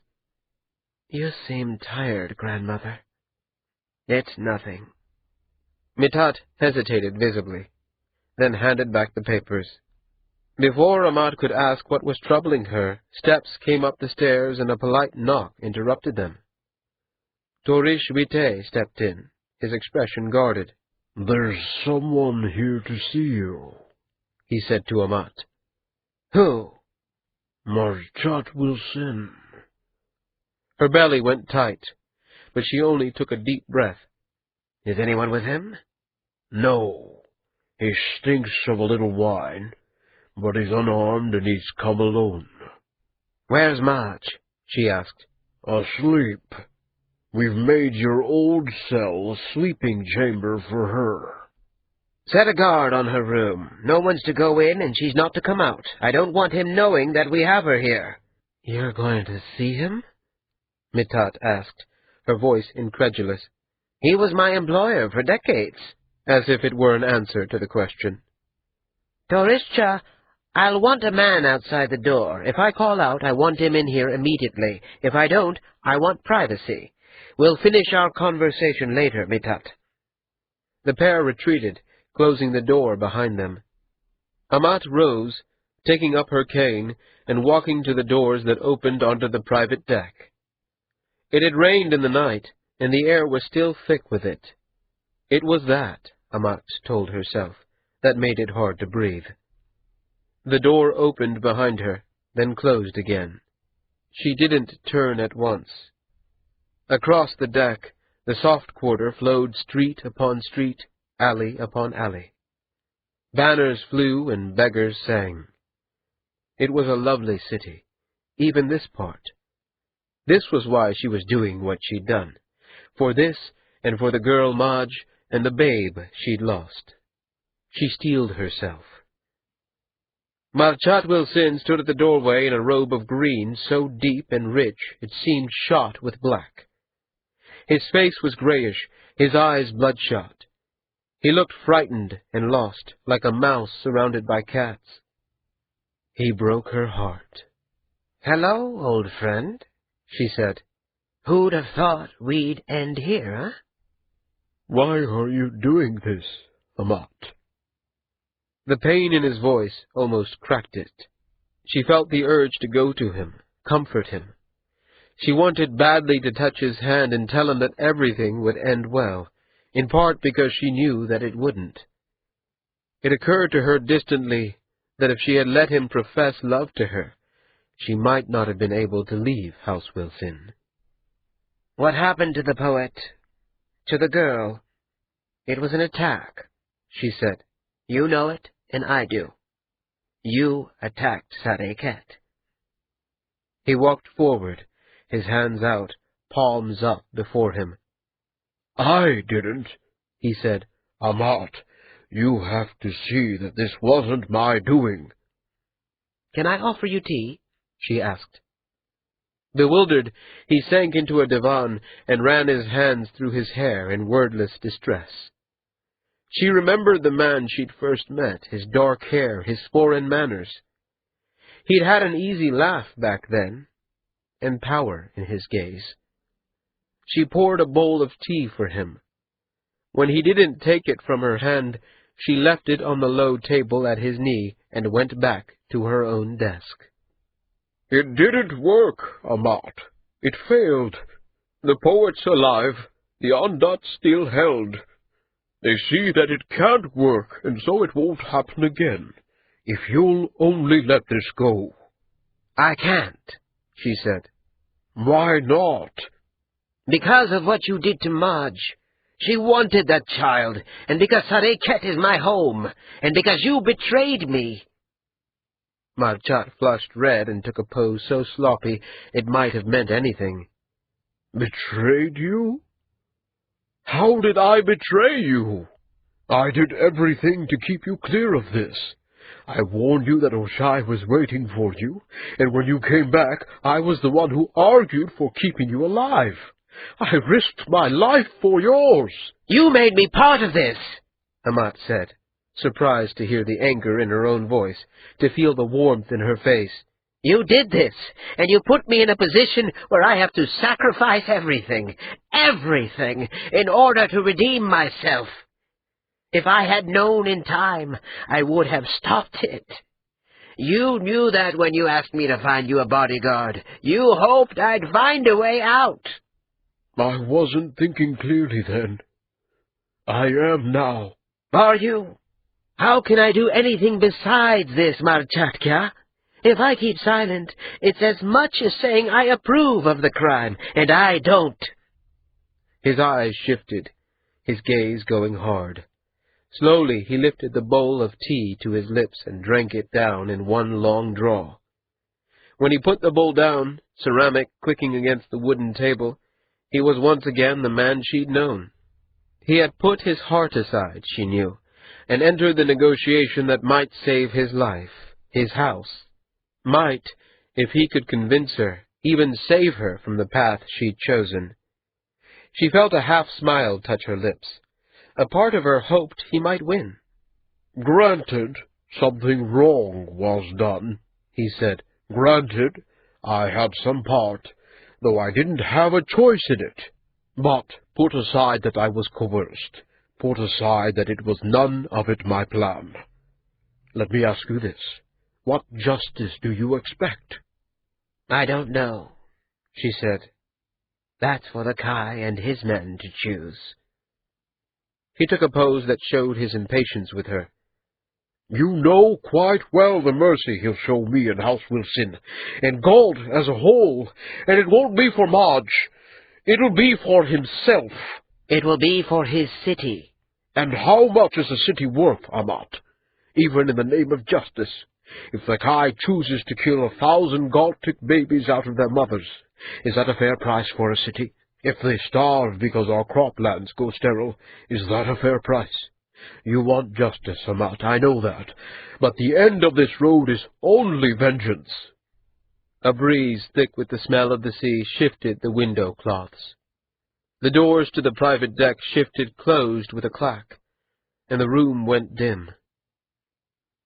"You're thinking with your heart," he continued. "What happened was terrible. I don't deny it. We were caught up in something huge and grotesque and evil. But be clear of the cost. 1 child. How many women miscarry in a single year? How many lose their children from being beaten by their men, or from falling, or from illness? I can think of 6 in the last 5 months. What happened was wrong, Amat, and I swear to you, I will do what I can to make it right again, but not at the cost of making things worse. He leaned forward. Her retort was finding its shape in her mind, but not quickly. They see now that it can't work, he said. They weren't able to be rid of Seedless when he was conspiring with them. They can see now that they never be able to coordinate freeing all of them at once. The experiment failed. Sure, they may try something again someday, but not any time soon. They'll turn their efforts back to the Westlands, or maybe to the south, or the islands for the time being. The war won't come here, not unless they find some way to do it safely. Amat's blood went cold, and she looked at her hands to avoid letting the shock show in her eyes. Trade, she had thought. With Seedless gone, trade would shift. Her city would suffer, and other cotton markets would flourish. She'd been thinking too small. 8 generations without war. 8 generations of wealth that the Undot commanded, the protection they gave. This was not trade. This was the first step toward invasion. And he thought she'd known it. She forced herself to smile, to look up. Without the Undot, the cities would fall. The wealth of the Kayem would go to pay for what mercenaries they could hire. But faced with the soldiery of Galt, Amat doubted many companies would choose to fight for a clearly losing side, or would keep their contracts with the Kayem if they made them. Everything she knew would end. Come back to the house, Marchat said. It's almost time for the end-of-season negotiations, and I need you there. I need you back. She called out sharply, and the guard was in the room. Marchat, her old friend, her employer, the hard-headed, funny, thoughtful man whose house had saved her from the streets, the man who loved her and had never had the courage to say it, looked lost. Amat took a pose of farewell appropriate to the beginning of a long absence. She was fairly sure he wouldn't catch the nuance of permanence in it. But perhaps it was more for herself than him, anyway. The past was a beautiful place, Marchatkya, she said. I miss it already. And then to the guard, See him out. His shy's improvement, when it came, was sudden as a change in the weather. Liat was in the main room of the poet's house peeling an orange. Maati had gone up to his room for something, telling her to wait there. The steps that descended behind her were slow and heavy, as if Maati were bearing a large and awkward burden. She turned, and instead found Heshai washed and shaved and wrapped in a formal robe. Liat started to her feet and took a pose of greeting appropriate to one of a much higher station.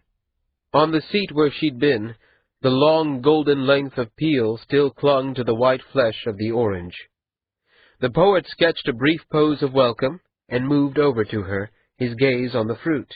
His smile, when it came, was unsure, a configuration unfamiliar to the wide lips.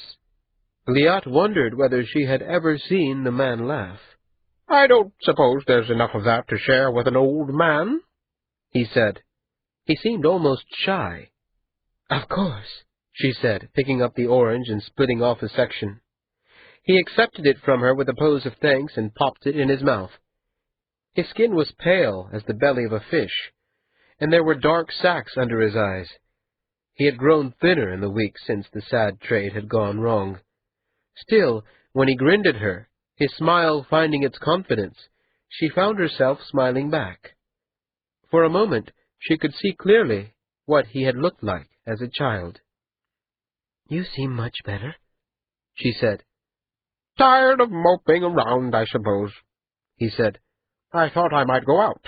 I haven't been to a good tea-house in some time." The lighter footsteps she knew came down the stairs behind them and stopped. Ma'ati had forgotten the book in his hand. His mouth was open. "Calm down," Heshai said. "It isn't a private conversation. We were only sharing a bite. There's enough for you, too, I imagine." Heshai-Quo, "I was just telling Liat Kya here that I've decided to stretch my legs this evening. I've been too much within myself, and tomorrow there are things we should do. It's past time we began your education in earnest, huh?" Ma'ati took a pose of agreement made clumsy by the volume in his hand, but Liat could see that he was hardly aware of it. She caught his gaze, encouraging him silently to be pleased, or, if he wasn't, to act as if he were. "I will be ready, Heshai-Quo," he said. If there was an edge to his voice, Heshai seemed not to hear it. He only took a pose of farewell to Liat more formal than her rank called for, and a subtler pose of congratulation to Ma'ati that she was fairly certain she had not been meant to see, and then he was off. They sat on the steps up to the house and watched him striding over the bridge and along the path until it turned. Ma'ati, beside her, was trembling with rage. "I thought this was what we wanted," Liat said gently. He snapped his head, her words pulling him back to the world. "Not like this," he said. "He's out of his bed. He's going into the city. It's like nothing happened," Ma'ati said. "He's acting like nothing happened. All these weeks just vanished." Liat smoothed his neck with her palm. For a moment Ma'ati went tight, then, slowly, she felt him relax. He turned to her. "You want an apology," she said, "or some recognition for what you did for him all this time." Ma'ati put down the book on the step beside him and pulled his robe closer around him. For a long time they didn't speak. The trees were turning, the first fallen leaves covering the grounds. It wasn't winter, but autumn had reached its center. "It's wrong of me," Ma'ati said, his voice thick with shame and anger. "I should accept that he's improving and be pleased. But this may be the best he can do," Liat said. "Give him time." Ma'ati nodded and took her hand in his, their fingers laced. With her other hand she reached across him and took up the book. It was old and heavy for its size, bound in copper and leather. "Read me that poem you were talking about," she said. Much later, the darkness fallen, Liat lay with Ma'ati on his cot and listened to his breath. The breeze that stirred the netting raised goose-flesh on her arms, but he was soft and warm as a cat against her. She stroked his hair. She felt safe and content and sick with guilt. She had never been unfaithful to a lover before this. She had always imagined it would be difficult, that people would stare at her in the streets and talk of her in scandalized whispers. In the event, it seemed no one cared. The isolation that had come after Seedless and the baby, from Amat, from Wilsincha, from the people of the house, and worst, from Itani, was easier to bear with Ma'ati.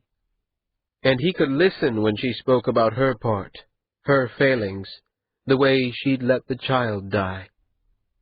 The night candle fluttered, and 3 slow moths beat at the walls of its glass lantern.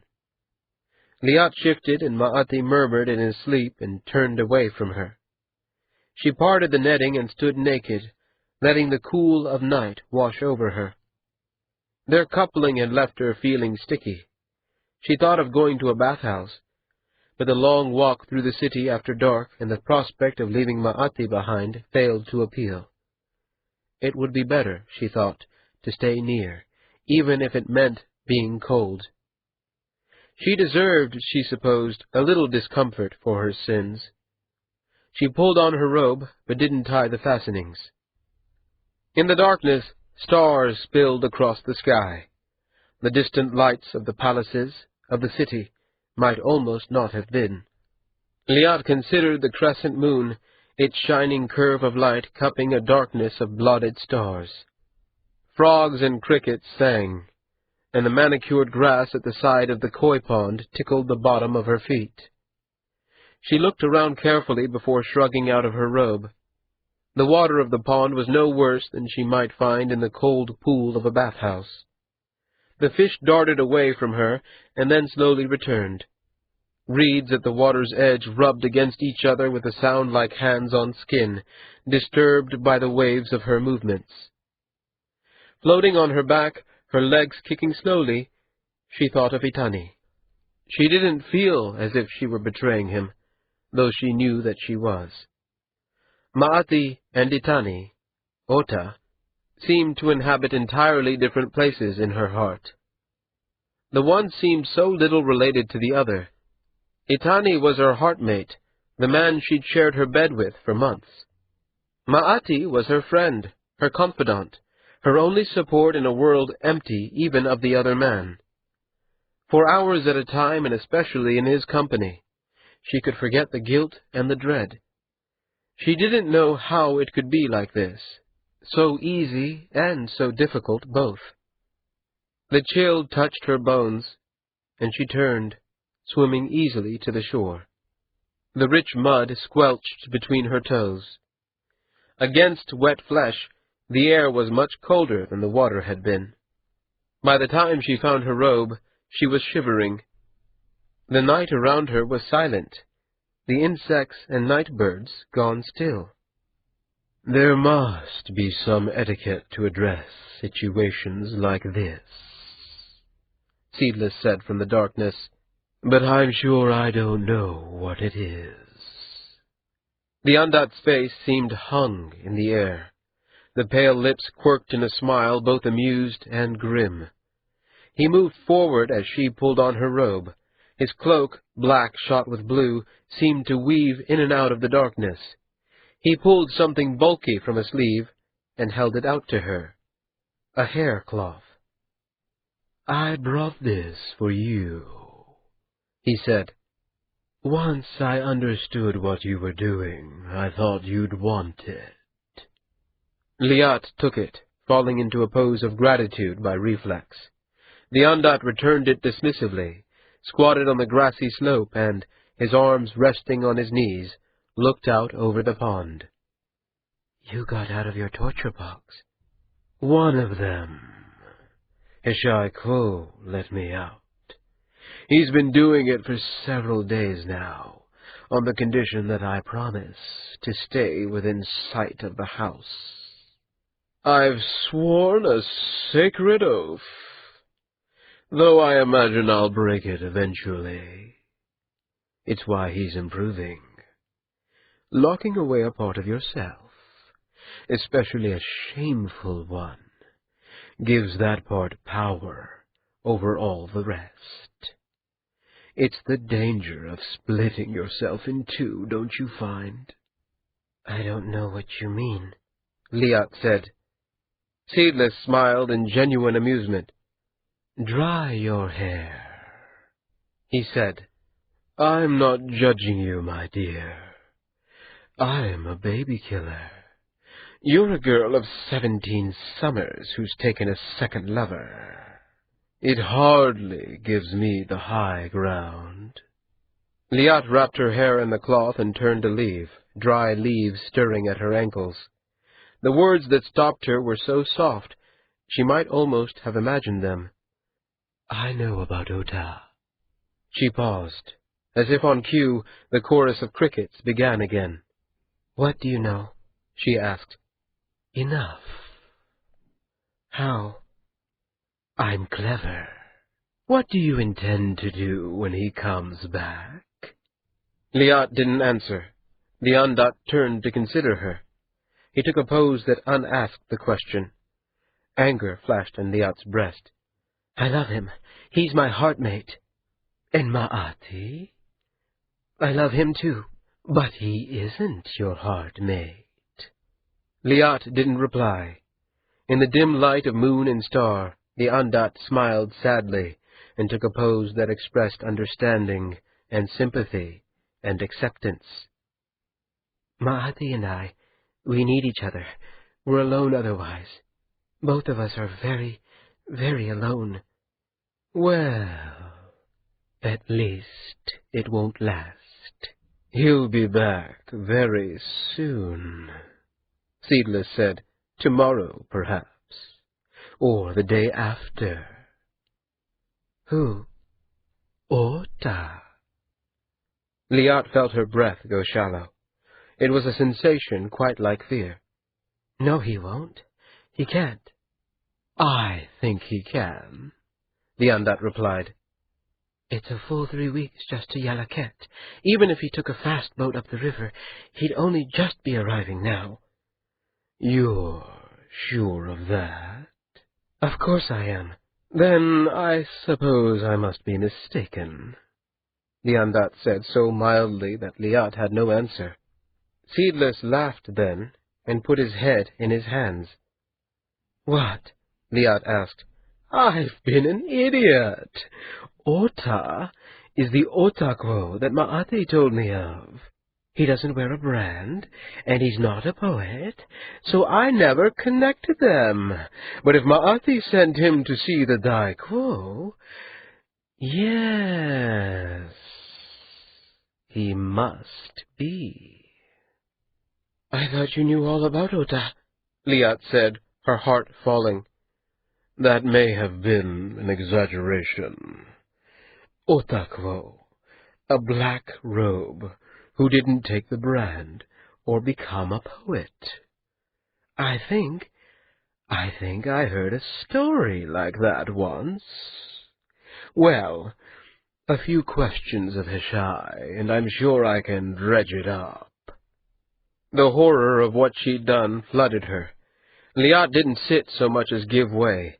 The leaves crackled under her weight. The Andat looked over to her, alarmed. You tricked me, she whispered.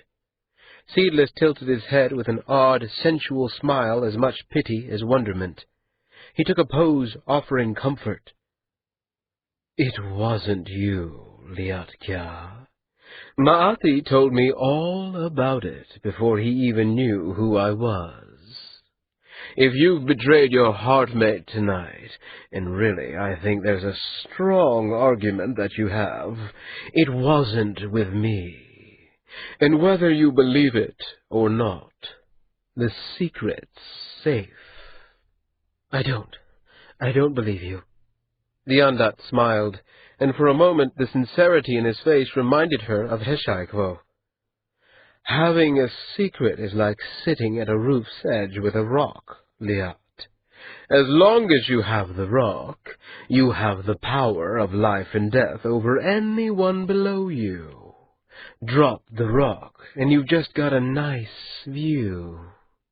I won't spread your secret unless it brings me something, and as it stands, there's no advantage to me. Unless things change, I won't be telling any of your several secrets. Liat took a pose of challenge. Swear it, she said. To whom are you talking? How likely am I to be bound by an oath to you? Liat let her arms fall to her sides. I won't betray you, Seedless said, because there's no reason to, and because it would hurt Maati.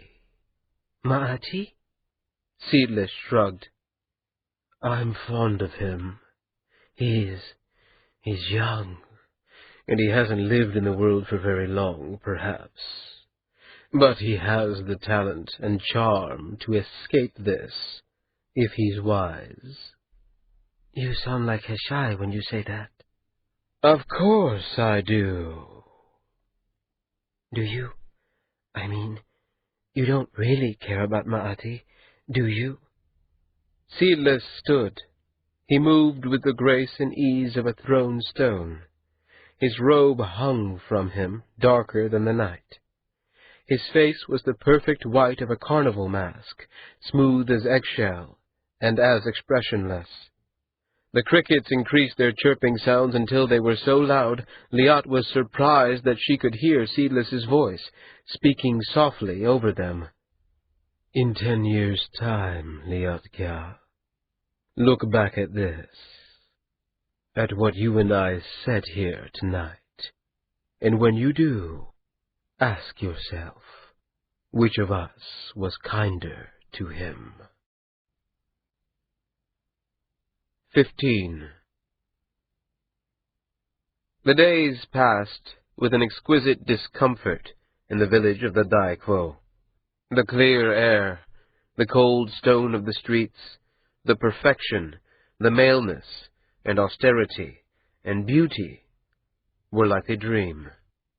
Ota moved through the alleyways and loitered with other men by the firekeepers' kilns, listening to gossip and the choir of wind chimes. Messengers infested the village like moths, fluttering here and there. Speakers from every city, dressed in sumptuous robes and cloaks, appeared every day and vanished again. The water tasted strange from influence. The air smelled of power. While Ota had been lifting bales of cotton all day, and pulling ticks out of his arms in the evenings, Maati had lived in these spaces. Ota went to his rooms each night, sick with waiting, and wondering who he would have been had he taken the old Dai Quo's offer.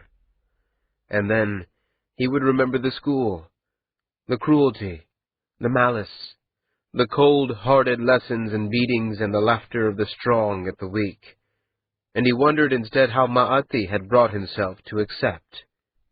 In the afternoon of his 5th day, a man in the white robes of a high servant found him on the wide wooden deck of a tea-house.